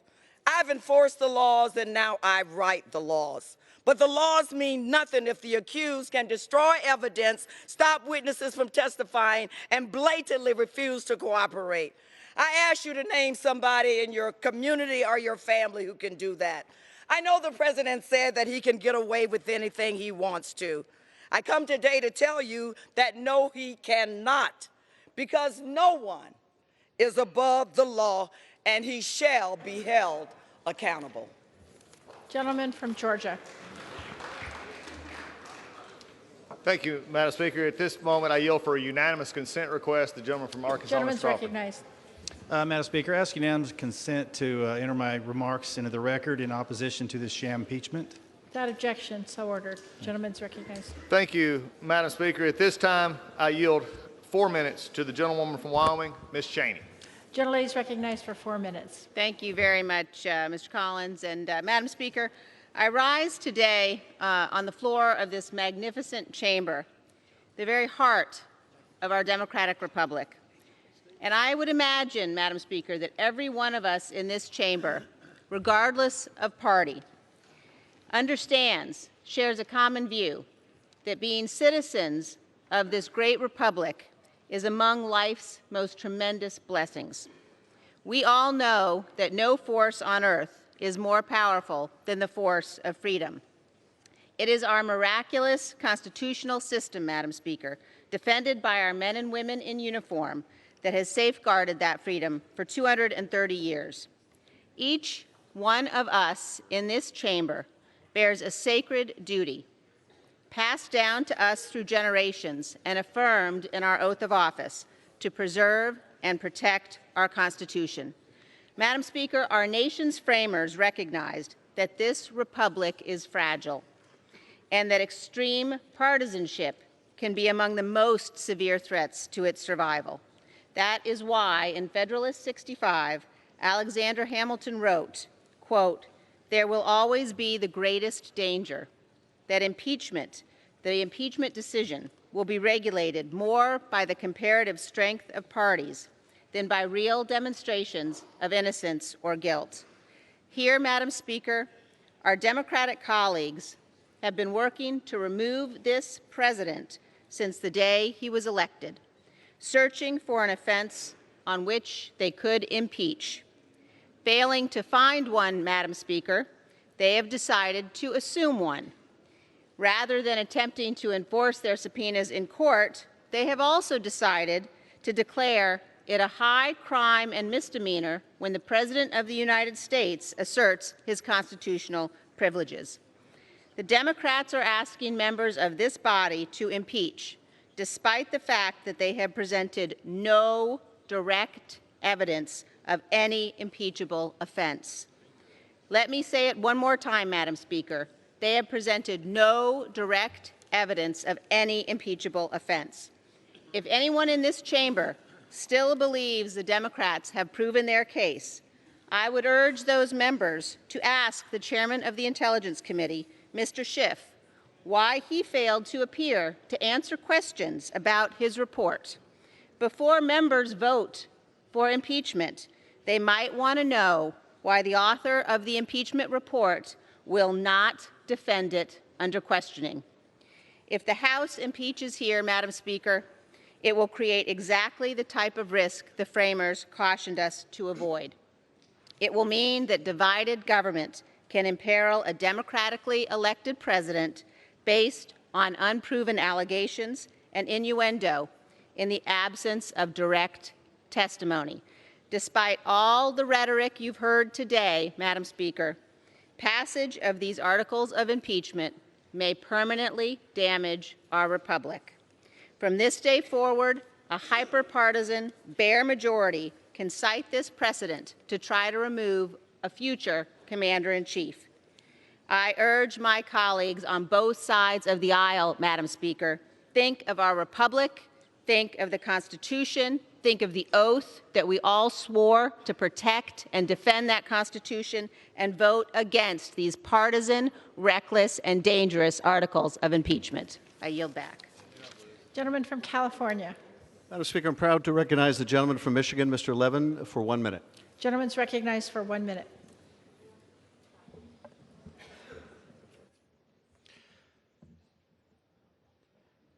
Madam Speaker, today we proclaim that no person is above the law, not even the President of the United States. Donald J. Trump abused the power of his office and violated his oath of office by extorting a new and inexperienced president of a vulnerable foreign ally to dig up dirt on Mr. Trump's domestic political opponents. He then obstructed the Congress, this equal branch of our government, from undertaking our duty, outlined in the Constitution itself, to investigate and check these violations. Today, we do nothing more and nothing less than fulfill our duty to our country and to our Constitution. Mr. Trump has allowed foreign powers to interfere in our domestic affairs. He has endangered our national security and our democracy itself.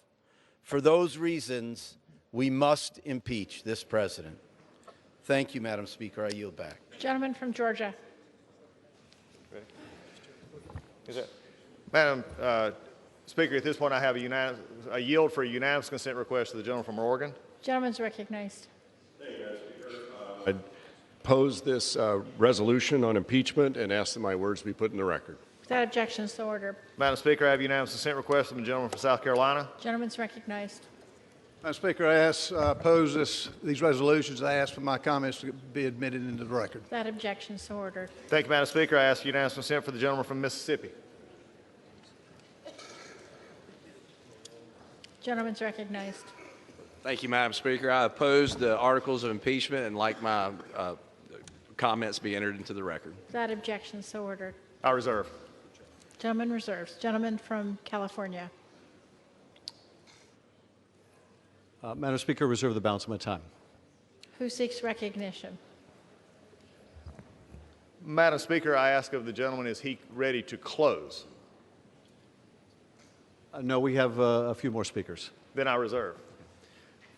Madam Speaker, I recognize the gentleman from New York, Mr. Espiat, for 1 minute. Gentleman's recognized for 1 minute.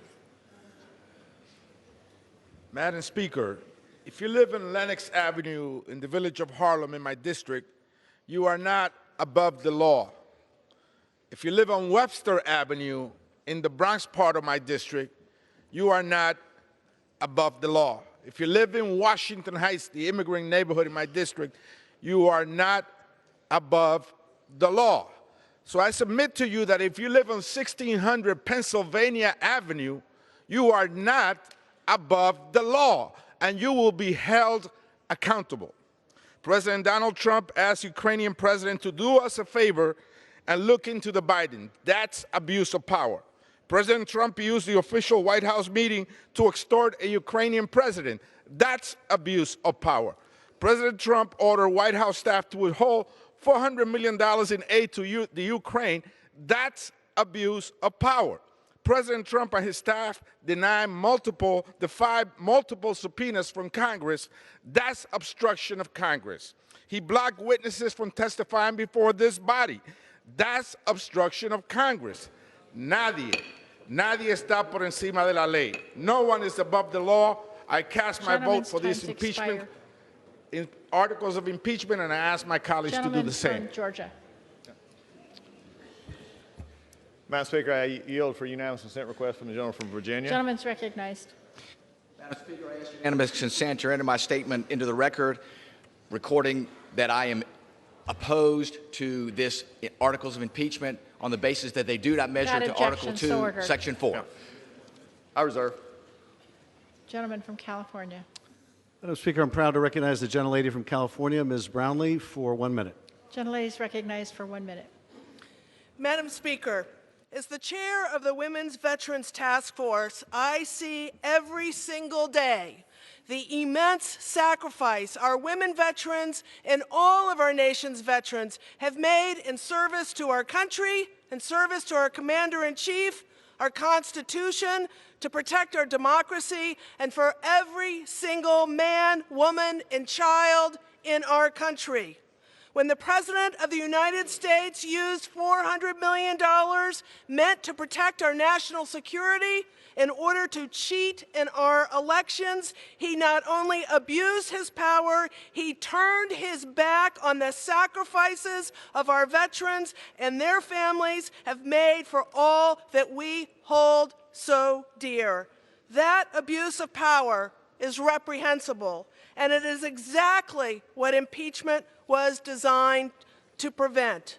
We have a solemn duty to protect our Constitution, to protect our democracy, and to honor all those who have laid their lives on the line for these United States of America. I yield back. Gentleman from Georgia. Thank you, Madam Speaker. At this time, I yield for a unanimous consent request to the gentlelady from Indiana. Gentlelady is recognized. Thank you, Madam Speaker. I ask unanimous consent to enter into the record my opposition to these articles of impeachment. Without objection. I reserve. Gentleman from California. Madam Speaker, I'm proud to recognize the gentlewoman from California, Ms. Davis, for 30 seconds. Gentlelady is recognized. Madam Speaker, make no mistake. We are not impeaching this president. He is impeaching himself. If you are the president and you obstruct justice, try to bribe a foreign leader, and threaten national security, you're going to get impeached. End of story. Yields back. Gentleman from Georgia. Thank you, Madam Speaker. At this time, I recognize the gentleman from North Carolina for a unanimous consent request. Gentleman is recognized. Madam Speaker, I ask unanimous consent to enter into the record my opposition to these articles of impeachment. Without objection. I reserve. Gentleman from California.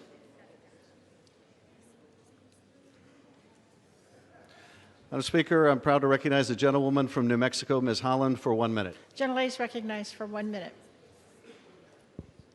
Madam Speaker, I stand before you as a representative of New Mexico, a place where we believe in dignity and respect for all. In Congress, I've been fighting for them. We've been working to make health care more affordable, education accessible, and move our country forward for the people. But today, this president has forced us into a serious debate. We're talking about a president who used the power of the presidency for his own political gain, risking our national security and putting the integrity of the next election at risk. It's a sad day when a president shows complete disrespect for Congress as a co-equal branch of government and for the American people who elected us. We collected the evidence and the facts are indisputable. We all took an oath to protect and defend our Constitution. We have the solemn responsibility to hold this president accountable because it's our job. I urge my colleagues to live up to our responsibility and show our fellow Americans that no one, not even the president, is above the law, and I yield.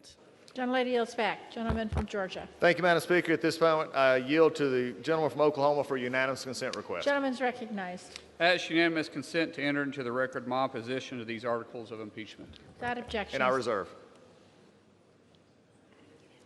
Gentleman from California. Madam Speaker, I recognize the gentlelady from North Carolina, Ms. Adams, for a unanimous consent request. Gentlelady is recognized. Thank you. Madam Speaker, I ask unanimous consent to enter into the record my statement in support of the articles of impeachment against President Donald J. Trump. Without objection, so ordered.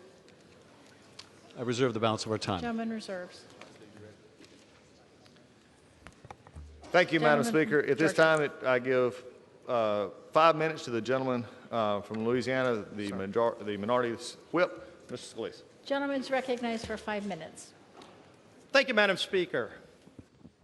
Impeaching a president of the United States. This isn't about some solemn duty tonight. Let's talk about what this is really about. This has been about a political vendetta, a political vendetta that didn't just start with the Zelensky call. It started long before that. Just listen to some of the quotes from Democrats in this chamber. Speaker Pelosi, quote, "It's been going on for 22 months, 2.5 years actually. We cannot accept a second term for Donald Trump.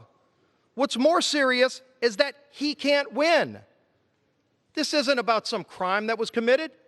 It's about fear that he might win re-election. That's not why you impeach a president."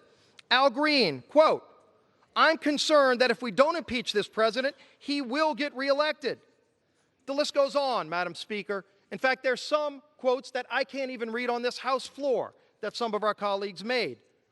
And keep in mind, more than 100 Democrats on this House floor voted to impeach this president before the Zelensky phone call. Just look at some of these articles of impeachment that they voted for. 2 years ago, 58 Democrats voted to impeach the president over comments he made about NFL players kneeling for the Pledge of Allegiance. Impeaching the president, over 50 Democrats voted to impeach him for that. Just this summer, over 90 Democrats voted to impeach the president for comments he made about the squad. So he makes comments about some other members of Congress who make a lot of comments about him, and 95 members vote to impeach the President of the United States. This is a political vendetta. It has nothing to do with a crime committed. There was no crime. And why don't we listen to some of the witnesses? Obviously, we weren't able to call all the witnesses we wanted, but there were witnesses. In fact, Gordon Sondland, U.S. Ambassador to the European Union, he's mentioned over 600 times in the Schiff report. He was their star witness. And what did he say when asked? Quote, "Did President Trump ever tell you personally about any preconditions for anything?" His answer, no.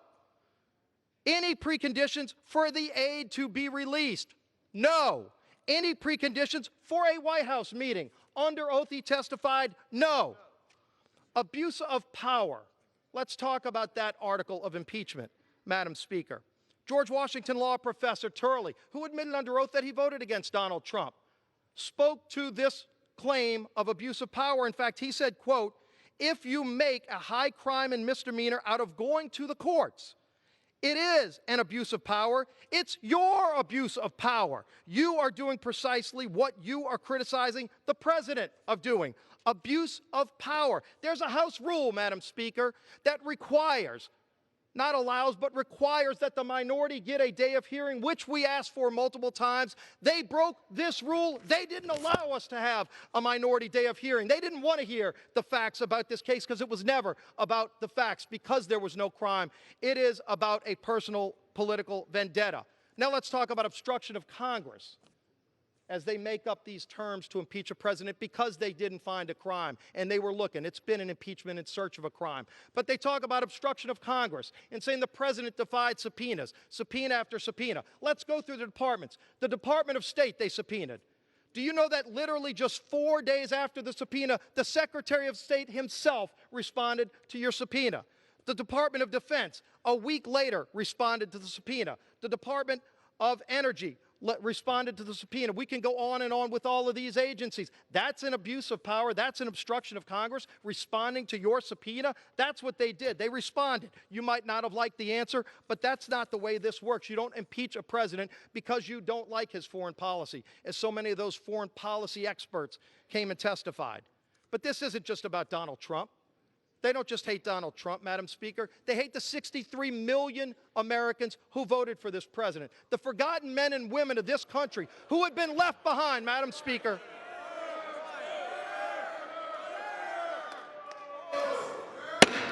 House will be in order. Gentlemen may proceed. Thank you, Madam Speaker. It's those forgotten men and women of this country that Washington had left behind. And what's this president doing for them? He's delivering for them. 600 jobs in Pennsylvania. 1,000 jobs, workers in Mingo Junction, Ohio. $750 million investment for 600 new jobs across this country. Detroit News, Chrysler, 6,500 new jobs. That's what this president is doing to deliver for those men and women of this country who had been left behind. It's about time somebody stands up for him, and President Trump is. So it is a political vendetta. But if they're going to go through with this, Madam Speaker, impeachment will not just be a stain on this Democrat majority. Impeachment will be their legacy. I Members yield are back. reminded to address their remarks to the chair.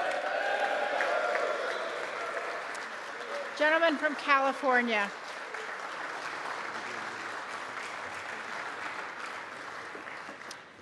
Madam Speaker, I recognize Ms. Custer from New Hampshire for unanimous consent request. Gentlelady is recognized. Madam Speaker, I request the unanimous consent for enter in my statement into the record regarding the 75th anniversary of the Battle of the Bulge in favor of articles of impeachment. Thank you. Without objection. Madam Speaker, it is now my pleasure to recognize the gentleman from Maryland, the Majority Leader of the House of Representatives, Mr. Hoyer, for 1 minute. Gentleman's recognized.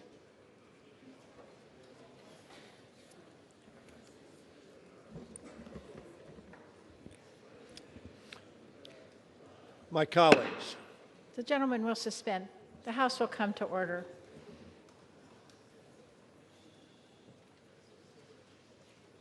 Gentleman's recognized.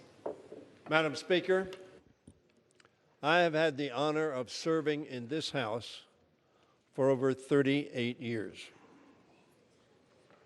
I've served during 6 presidencies. I've been here through moments of tremendous progress and terrible tragedy. I've seen periods of rank partisanship and patriotic bipartisanship. I've seen our two-party system work, and I've seen it break down.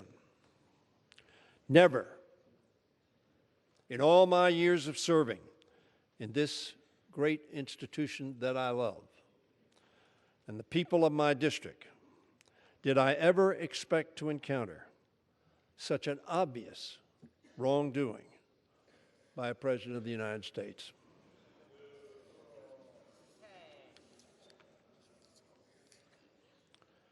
Nor did I expect to witness such a craven rationalization of presidential actions, which have put our national security at risk, undermined the integrity of our elections, and defied the constitutional authority of the Congress to conduct oversight. We've heard from Republicans that this impeachment really has to do with policy differences or how we feel personally about the president, about his temperament, or that we simply dislike him. Throughout the Trump presidency, Democrats have resisted pursuing impeachment, even as we watched with dismay and disgust at a pattern of wrongdoing. That pattern included ordering federal agencies to lie to the public, firing the FBI director for refusing to end investigations of his campaign, siding with Vladimir Putin against our intelligence agencies, taking funding away from the military to put towards an ineffective border wall, and setting policies that have led to the separation of families and caging of children. We have to be sure deep disagreements with the policies and actions taken by this president. There's been a lot of talk about the 63 million people who voted for Mr. Trump. Little talk about the 65 million people who voted for Hillary Clinton.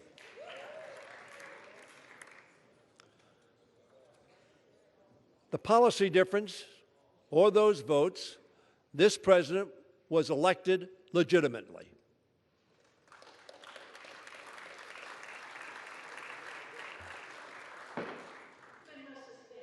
The House will stay in order. The gentleman deserves to be heard.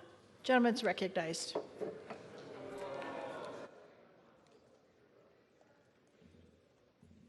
Because we have an electoral college.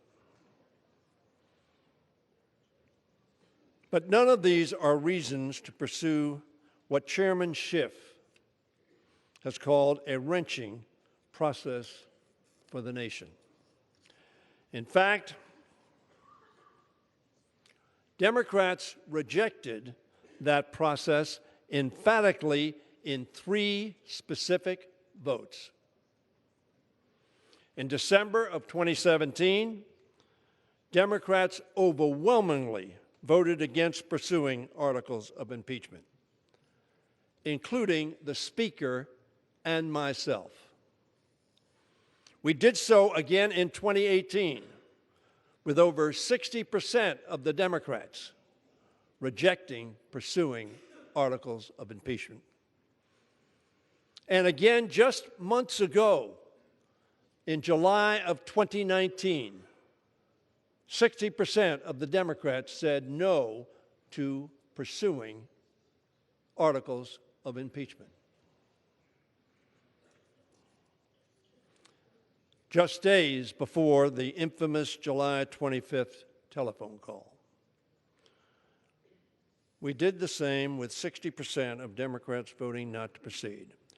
Credible witnesses, many of whom were appointed to office by President Trump, have corroborated the details and timeline of his abuse of presidential power, which forms the basis of the first article of impeachment in this resolution. Instead,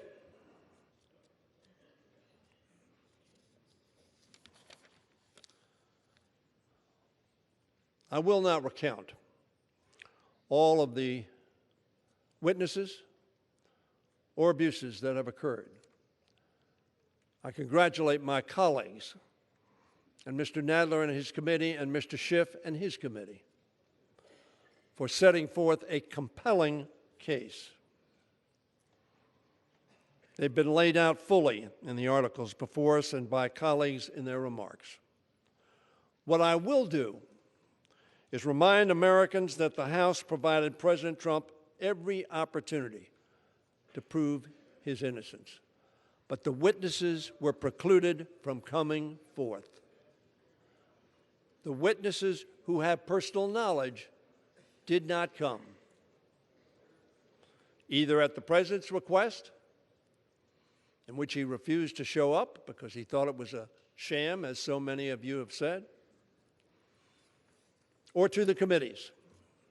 Instead, he ignored congressional subpoenas for documents and for testimony by White House officials and ordered his subordinates not to cooperate. Perhaps they could have exonerated him. This itself, I suggest to you, is unprecedented. When President Nixon and Clinton were asked to hand over documents and allow officials to testify, ultimately both complied, because it is the law.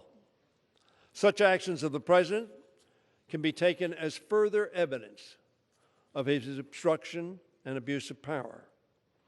It is, in and of itself, impeachable conduct, the subject of the second article of impeachment.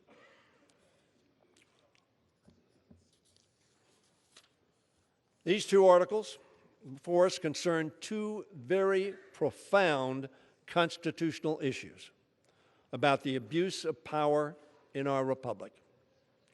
First, whether it is acceptable for the President of the United States, any president, to solicit foreign interference in our elections. There is a difference as to whether he's done that, and the place to try that is in the United States Senate. But we believe strongly there is probable cause to conclude that. To undermine our national security, the integrity of our elections, and the integrity of our democracy. And secondly, whether it is permissible for the President to obstruct Congress and act as if he is above the law and immune from constitutional oversight. On December 4th, the Judiciary Committee heard the testimony of constitutional law experts who weighed in on these points. Some 1,500 historians have said the same thing. As Professor Noah Feldman said, if we cannot impeach a president who abuses his office for personal advantage, we no longer live in a democracy. We live in a monarchy, or we live under a dictatorship. The votes we are about to take concern the rule of law and our democracy itself. Let us not forget the words of John Locke, so influential to the founders of our republic. John Locke, millennia ago, said this: wherever law ends, tyranny begins. This impeachment asks whether we are still a republic of laws, as our founders intended, or whether we will accept that one person can be above the law. In America, as we have said over and over again, no one is above the law, but only as long as we hold every person accountable for breaking the law, even a president, will that be true. If the House does not act, if we wait and delay, we run the risk of allowing the president's misconduct, if we believe it to be so, to be repeated at the expense of the integrity of our elections, our national security, and our constitutional system of separation of powers. Democrats did not choose this impeachment. We did not wish for it.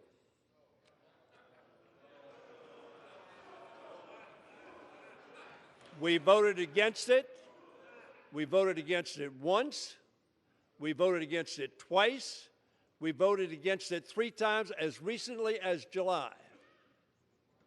We did not want this.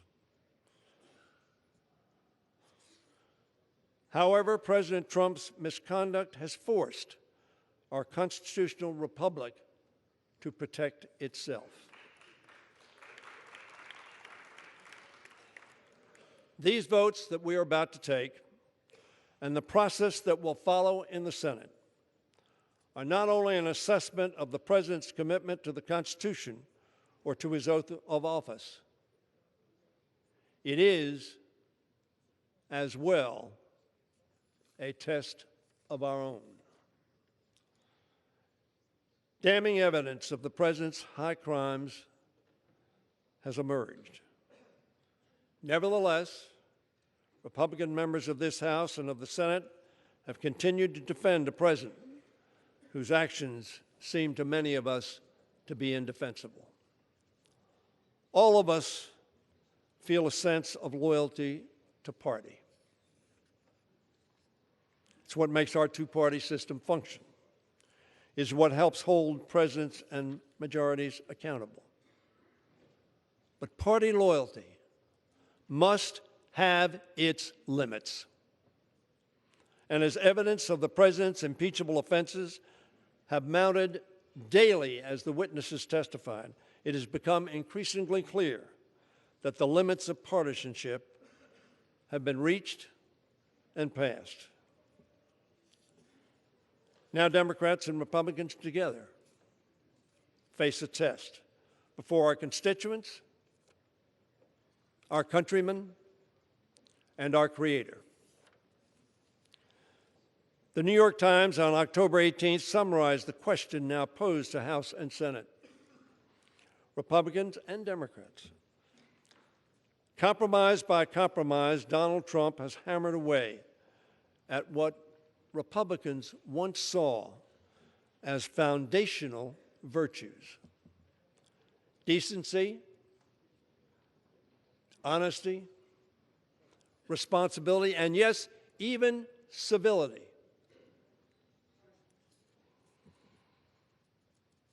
Went on to say, will they commit themselves and their party wholly to Mr. Trump, embracing even his most anti-democratic actions?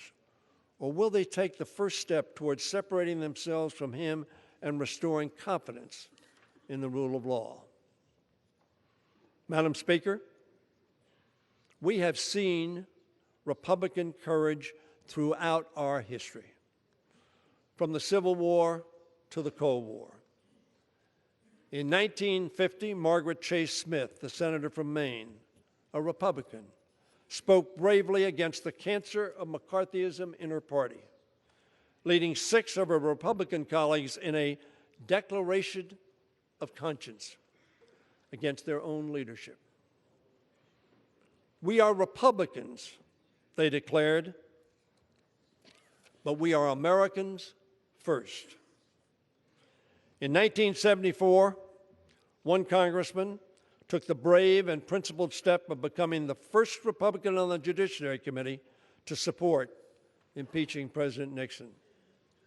He said to his colleagues and to the country, and I quote, "It isn't easy for me to align myself against the president to whom I gave my enthusiastic support, on whose side I've stood in many legislative battles, whose accomplishments in foreign and domestic affairs I've consistently applauded.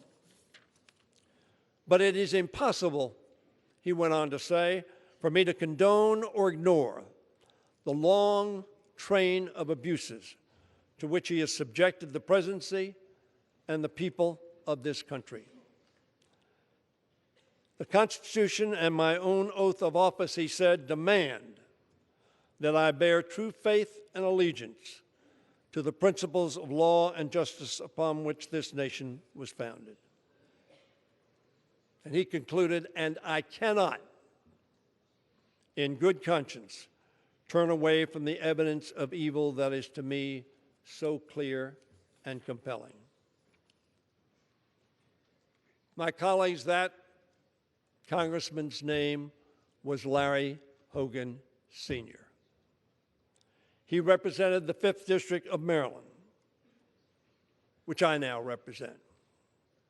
His son is presently the 2nd-term Republican governor of our state.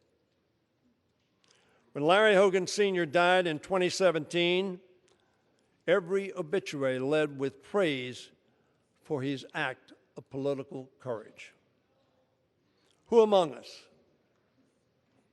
many years from now, will receive such praise as a man or woman of courage? Who will regret not having earned it? We've talked a lot about partisan differences. There is one person who has spoken today who is neither a member of the Republican Party nor the Democratic Party. His name is Justin Amash, who represents a Republican district. He left the Republican Party, and in doing so, he admonished his colleagues that, quote, "This president will only be in power for a short time, but excusing his behavior will forever tarnish your name." He spoke on this floor in support of the 2 articles that we will consider this evening. Neither a Democrat nor a Republican.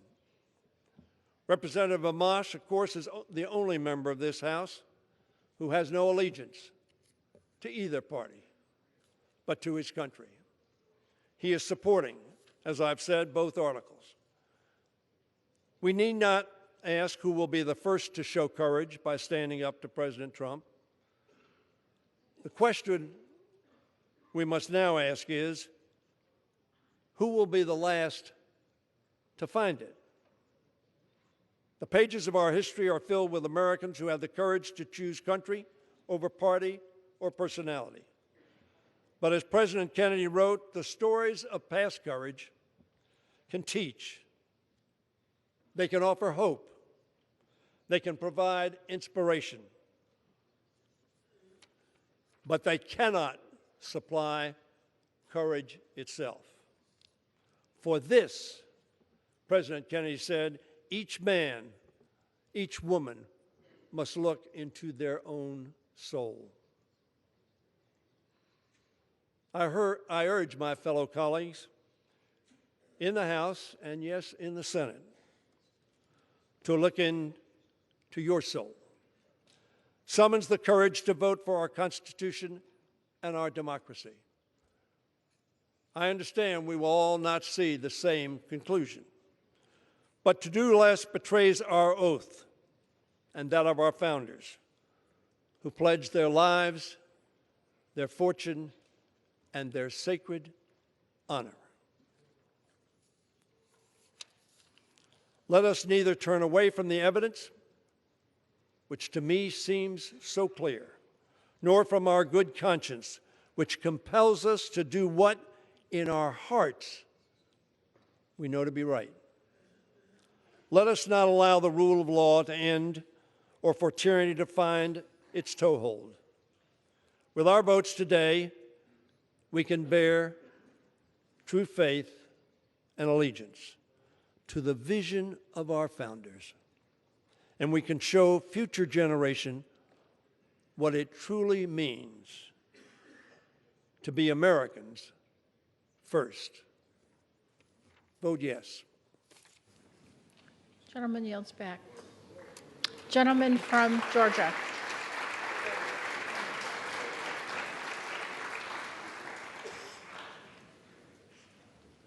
Madam Speaker, a few weeks ago, just off of this floor, I said that a dark cloud was descending upon this body. And today, because of the clock and the calendar, it is closing. It is amazing to me what I just heard from the Majority Leader, that Mr. Schiff and Mr. Nadler presented a compelling case for impeachment. If this is a compelling case for impeachment, I'm not sure why we're here right now. It is not anywhere close to compelling. But you know what is interesting is what I have heard today. The Majority Leader just spoke and said that if the President was given every opportunity to come prove his innocence. I tell you what, Madam Speaker, let me have just a few minutes, stop the clock, and let me go around to the press corps and to everybody here, and I'm going to accuse you of something. You did it. You did it. You did it. You did it. Now prove it's wrong. You did it. Guess what? You don't want to, because deep down you know that that's turning the entire jurisprudence of this country upside down. You're not guilty until you're proven. You're innocent. And today from this floor, we have heard the Majority Leader say this President is guilty and not the other way around. He is innocent, and these come nowhere close to proving it. But what is left of this body? Let's have an honest conversation, Madam Speaker. What we have found over the past few weeks is it is okay for the majority to tear down a foreign leader because they can't make their case. They've called him a liar or weak or worse, or as it was called in the committee, even looked like a battered wife. It is below the dignity of this body and this majority to tear down a foreign leader because they can't make their case against this one. We have broken rules in this House, even to this moment. Chairman Schiff and the others have broken House Resolution 660 by not turning over the things that they should be turning over. I still have not got a transcript. We still don't know what we got. And the White House still has not got their stuff. I guess minority hearing rule days don't matter either. You see, there is a problem here because we're going to vote this tonight while breaking the rules. What a shameful incident. But we also found in creative interpretation of minority rights. We saw the rise of partisanship because of things that have been done even further. And we've even seen members smeared in reports by drive-by political hacks when they matched numbers of the majority or the ranking member and the members of the press. That ought to concern every one of you as much as it concerns every one of us. Nothing but a drive-by hit. But you know something? This Majority Leader also just said, wherever law ends, tyranny begins. But I will say this, in this House, wherever the rules are disregarded, chaos and mob rule. actually began, and the majority has taken that to a new level. It has been said today, where is bravery? I'll tell you where bravery is found and courage is found. It's found in this minority who has lived through the last year of nothing but rules being broken, people being put down, questions not being answered, and this majority say, be damned with anything else, we're going to impeach and do whatever we want to do. Why? Because we won an election. I guarantee you, one day you'll be back in the minority, and it ain't going to be that fun. Because when you look at it, when you actually trash the rules of this house, you ought to really look at what did you gain at the end by trashing the institution you claim to love. That's the things we found out so far. But you know, they're really careful of saying, oh, you want to deal in process and process. As I said last night in the Rules Committee where they didn't want to listen, I'll win on process and I will win on facts because we have the truth on our side. Let me remind you that here's what the process actually says. There was no pressure. Look at the call. President Zelensky, President Trump, no pressure. There was no conditionality. There was nothing done to get the aid, and the aid actually came. There were 5 meetings, but when you look at it right now, none of which matter, because right now the dark cloud is descending upon this house. And I am fearful, Madam Speaker. When I look out in that abyss, I don't know what I see, but I tell you what I do see. I see coming up a president who will put his head down even through this sham impeachment, and he will do his job. He will put the American people first. He will tell them that I care about you. He will still put the economy first, and he will make sure this country stands strong. That's what I see in this abyss. That's where we're going. And Madam Speaker, it is with that hope in the future that I recognize right now that I yield 1 minute to the Republican leader of this House, the Republican from California, Mr. McCarthy. Gentleman's recognized. Madam Speaker, I must warn you, I'm about to say something my Democratic colleagues hate to hear. Donald J. Trump is President of the United States.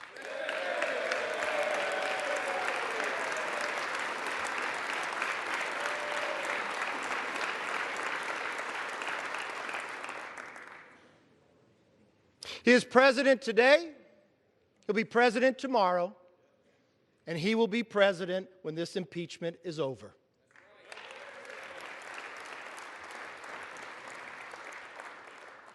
Madam Speaker, when they accept that, maybe this House can get back to work for the American people. Now, tonight I rise not as the leader of the opposition to this impeachment, or as the elected representative from the Central Valley of California.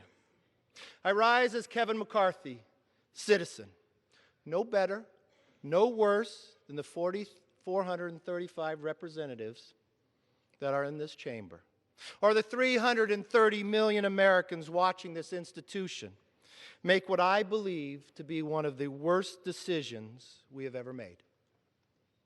It doesn't matter whether you're a Democrat or a Republican, whether you're liberal or you're conservative, whether you're the first generation or the 10th, at our core, we are all American, all of us. We choose our future. We choose what kind of nation we want to be.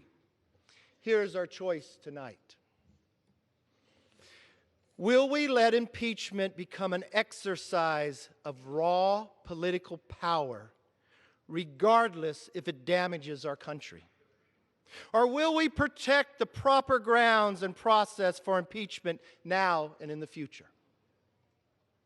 For months, Democrats and many in the media have attempted to normalize the impeachment process that would remove a duly elected president from office.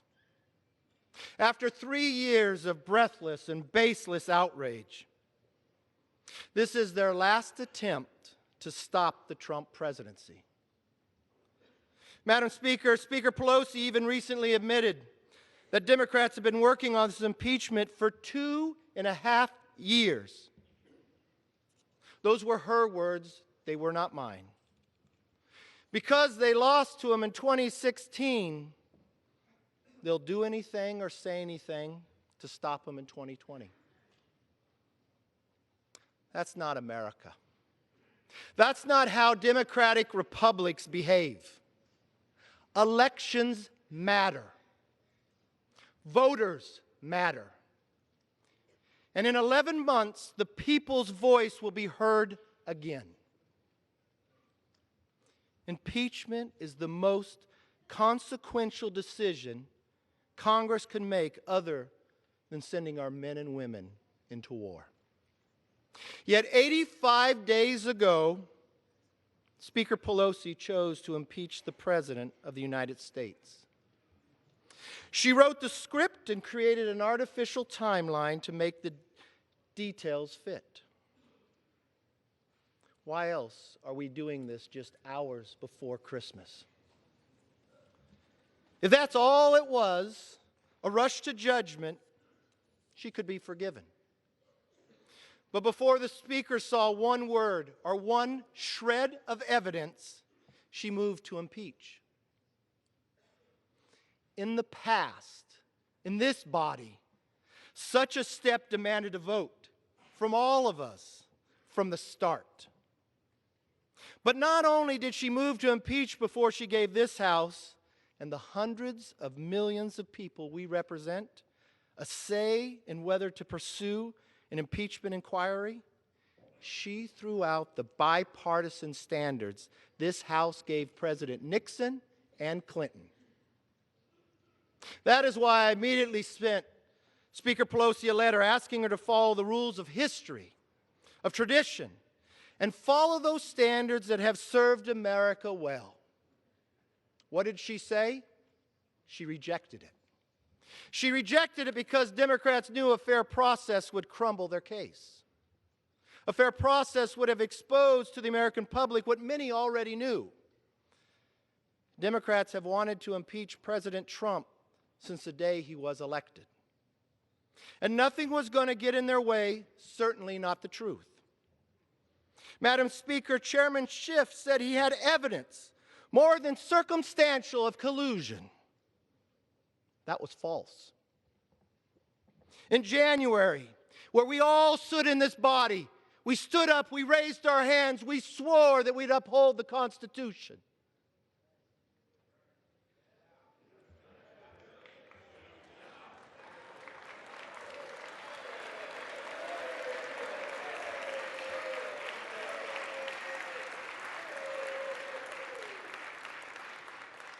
And a few mere hours after that, Congresswoman Tlaib said she was going to impeach the mother effer. Those are not my words.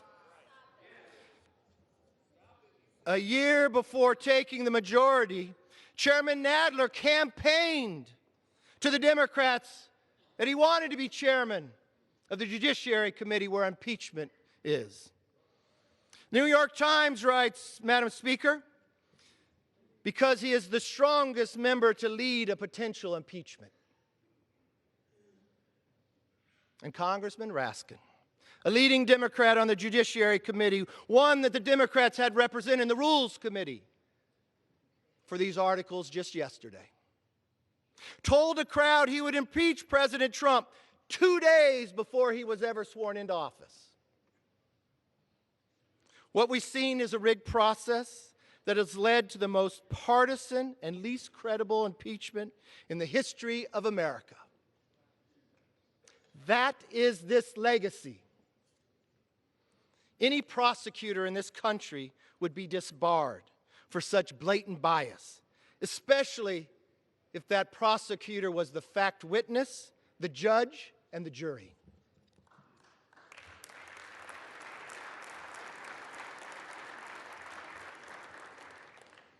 Madam Speaker, Democrats haven't just failed on process, they've also failed on evidence. I've heard a lot of debate on this floor today, but I haven't heard one member of this body dispute this simple fact. President Trump provided lethal aid to Ukraine. It came before the call, it came after the call, and it continues to this day. President Trump provided Ukraine tank-busting bombs. The previous administration, they gave blankets. This is the truth. Meanwhile, the Democrats' case is based on second-hand opinions and hearsay. Simply put, there are no grounds for impeachment. as constitutional scholar Jonathan Turley. And I would challenge to say he's probably the most respected, and we all know it. A Democrat who did not vote for the president said under oath there was no bribery, there was no extortion, no obstruction of justice, and no abuse of power. Based on the facts, based on the truth, based on the lack of evidence, Turley called this the fastest, thinnest, and weakest impeachment in the U.S. history. Such a definitive answer should be the end of all of this. But Speaker Pelosi is still moving forward with this impeachment without evidence of facts or truth or public support. The Speaker says it is out of allegiance to our founders. On this, I agree. I agree with the Speaker we should listen to the founders. And if one does, it's very clear that this impeachment is unfounded and improper. In the Federalist Papers, Alexander Hamilton wrote, there would always be the greatest danger, that impeachment would be driven by partisan animosity instead of real demonstrations of innocence or guilt. That impeachment would be driven by partisan animosity instead of real demonstrations of innocence or guilt. James Madison, another author of the Federalist Papers, wrote, the danger of legislative abuse must lead to the same tyranny as is threatened by executive abuse. The founders did not want impeachment to be used for political or partisan battles. If my colleagues do not want to follow the constitutional high standards for undoing a national election, perhaps you could have followed Speaker Pelosi's standard, at least the one she promised to follow back in March. It was a very sensible standard. She says impeachment is so divisive that the evidence must be overwhelming, compelling, and bipartisan. Not one of those criteria have been met today. Based on the facts, based on the evidence, based on the truth, this impeachment even fails that Pelosi test. Those now who say removing President Trump would protect the integrity of our democracy have it backwards. By removing a duly elected president on empty articles of impeachment, Congress will erode the public trust in our system of government. I understand you dislike the president, his beliefs, the way he governs, and even the people who voted for him. How do I know this? Because you say so day in and day out. In 2016, they even dismissed his supporters. Remember calling us deplorables? Now they are trying to disqualify our voice before the 2020 election. They want to undo the results of the last election to influence the next one. As I said, President Trump will still be president when this is all over. But Congress will have wasted months of time and taxpayers' dollars on impeachment rather than doing what America's people want us to do. It didn't have to be this way. Is this why we came here to serve? To trample on due process rights? To issue more subpoenas than laws? To appease the new Democrat socialist base?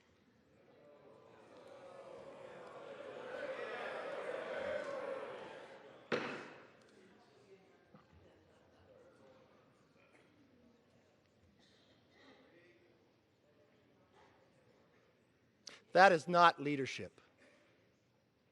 That is raw political politics, and you know it. By refusing to acknowledge the truth or follow the facts, by substituting partisan animosity for real demonstration of innocence or guilt, and by continuing a 3-year effort to undermine the president, This impeachment has divided this nation without any concern for the repercussions. Moreover, politicizing this process has discredited the United States House of Representatives and could forever weaken the remedy of impeachment.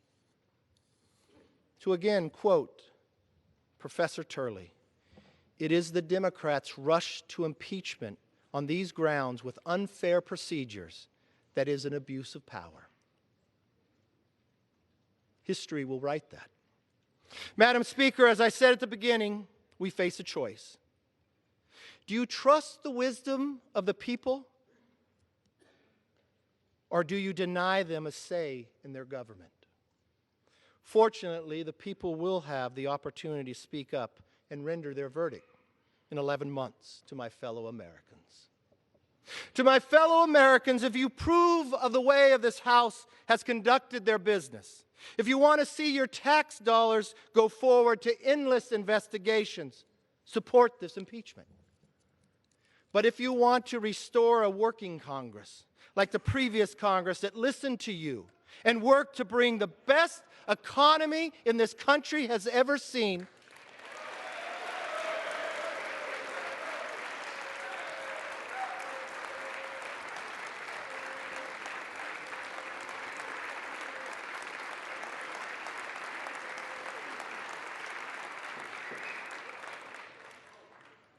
and one that once again will work with the President to get things done for you and your family, then join with us in rejecting this baseless impeachment. That's what's wonderful about this system of ours. We are a government of, by, and for the people. Always remember, we work for you, not the other way around. Now, I will say this stronger and with more conviction than I have ever said it before. In this time of great trial and tribulation, may God bless America. I yield back.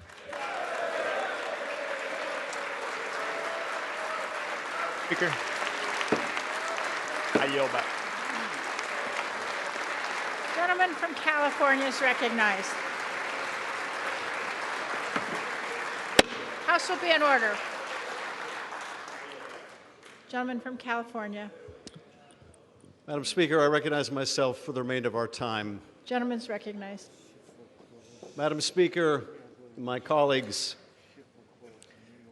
after 8 hours, let us return to where we began with the articles themselves. Article 1 charges the President of the United States with abusing the power of his office by coercing an ally into cheating in a U.S. election on his behalf. It charges the President of the United States. It charges the... Be in order. The gentleman has a right to be heard. It charges the President So of the United States. The gentleman shall suspend. Gentleman may resume. It charges the President of the United States with abusing his power by withholding official acts, by withholding a White House meeting that the President of Ukraine desperately sought to establish the support of his most important benefactor, the United States, by withholding hundreds of millions of dollars of military aid to a nation at war in order to get that nation to intervene in our election by smearing his opponent. That is the gravamen of the charge in Article 1. And what is the defense from my colleagues? Now, I've listened carefully to my colleagues for the last 8 hours, and I have to say, it's been hard for me to follow. But it amounts, I think, when you cut through it all, when you cut through all the sound and the fury, signifying nothing, what it really amounts to is this: why should we care? Why should we care about what the President did to Ukraine? Well, first of all, we should care about our allies. We should care about Ukraine. We should care about a country struggling to be free and a democracy. We used to care about democracy. We used to care about our allies. We used to stand up to Putin and Russia. We used to.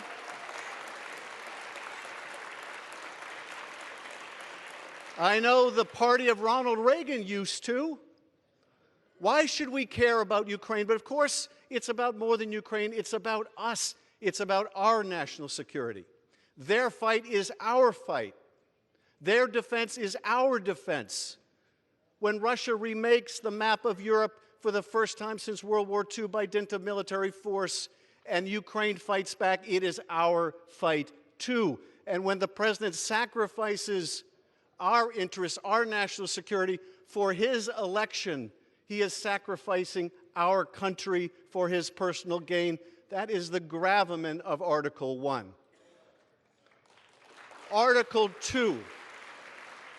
Article 2 charges the President of the United States with obstructing the Congress, with denying the Congress any witness, any document, by telling all of his administration people, you will not appear. You will ignore a co-equal branch of government. And what is the defense to this from my colleagues? Again, it is, why should we care? He is the president of our party. Why should we care if he ignores this Congress?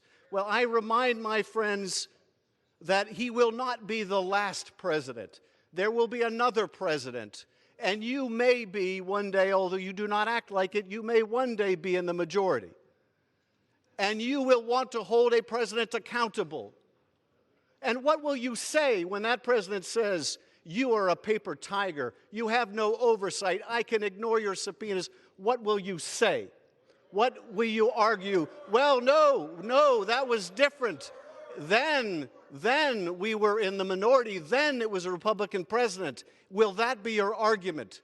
Is that how little faith you have in our democracy, in our Constitution? Is that how poorly you defend and uphold that Constitution? But finally, let me ask this question that overrides it all. Why should we care about any of this? And I will bring you to one conversation that came to light, because it's not the most important conversation, but in many ways, it is the most revealing. It took place on September 14th in Ukraine, when Ambassador Volker sat down with Andrei Yermak, the top advisor to Zelensky. And he did what he should do. He supported the rule of law, and he said, you, President, you, Andrei Yermak, should not investigate the last president, President Poroshenko, for political reasons. You should not engage in political investigations. And you know what Yermak said? Oh, you mean like you want us to do with the Bidens and the Clintons?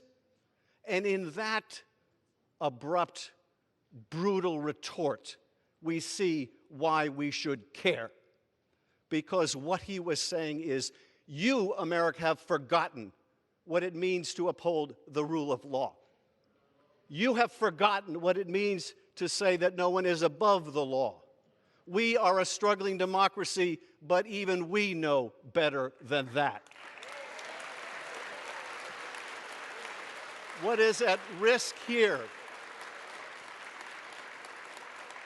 What is at risk here is the very idea of America. That idea holds that we are a nation of laws, not of men. We are a nation that believes in a rule of law. When we say we uphold the Constitution, we're not talking about a piece of parchment. We're talking about a beautiful architecture in which ambition is set against ambition, in which no branch of government can dominate another. That is what it means to uphold the Constitution. If you ignore it, if you say the president may refuse to comply, may refuse lawful process, may coerce an ally, may cheat in an election because he's the president of our party, you do not uphold our Constitution. You do not uphold your oath of office. Well, I will tell you this, I will uphold mine. I will vote to impeach Donald Trump. I yield back.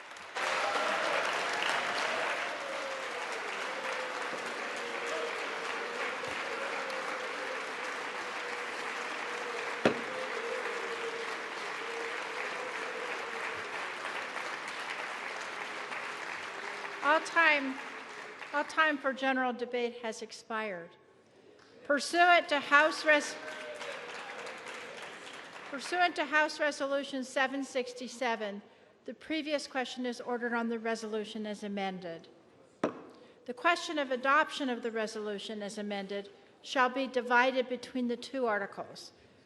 The question now occurs on the adoption of Article 1. All in favor, say aye. Aye. Opposed, no. No. The ayes have it. Gentleman from Georgia. Speaker. Madam Speaker, I ask the ayes and nays on that vote. The yeas and nays are requested. Those favoring a vote by the yeas and nays will rise. A sufficient number having risen, the yeas and nays are ordered. Members will record their votes by electronic device. This will be a 15-minute vote.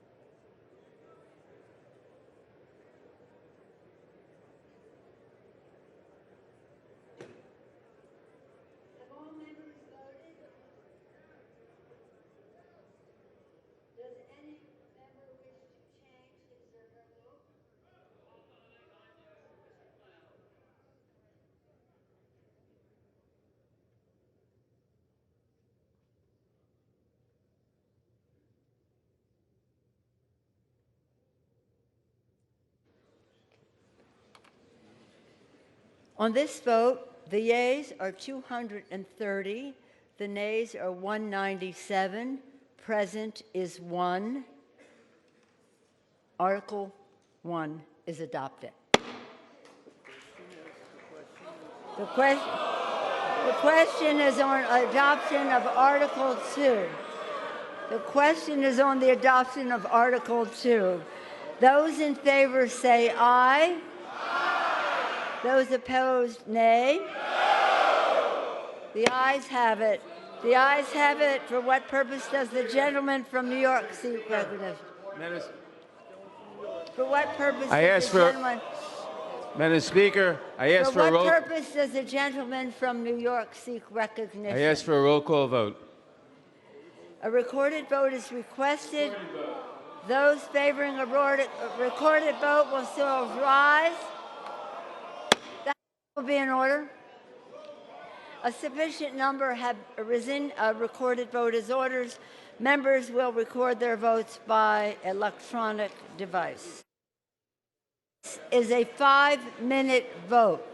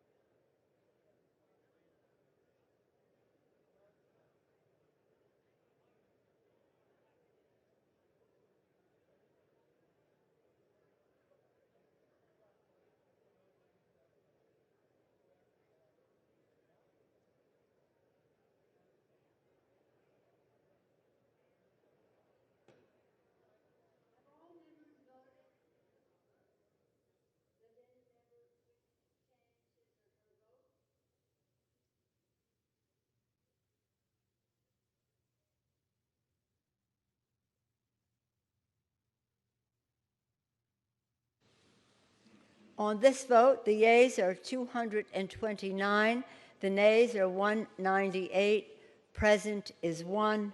Article 2 is adopted.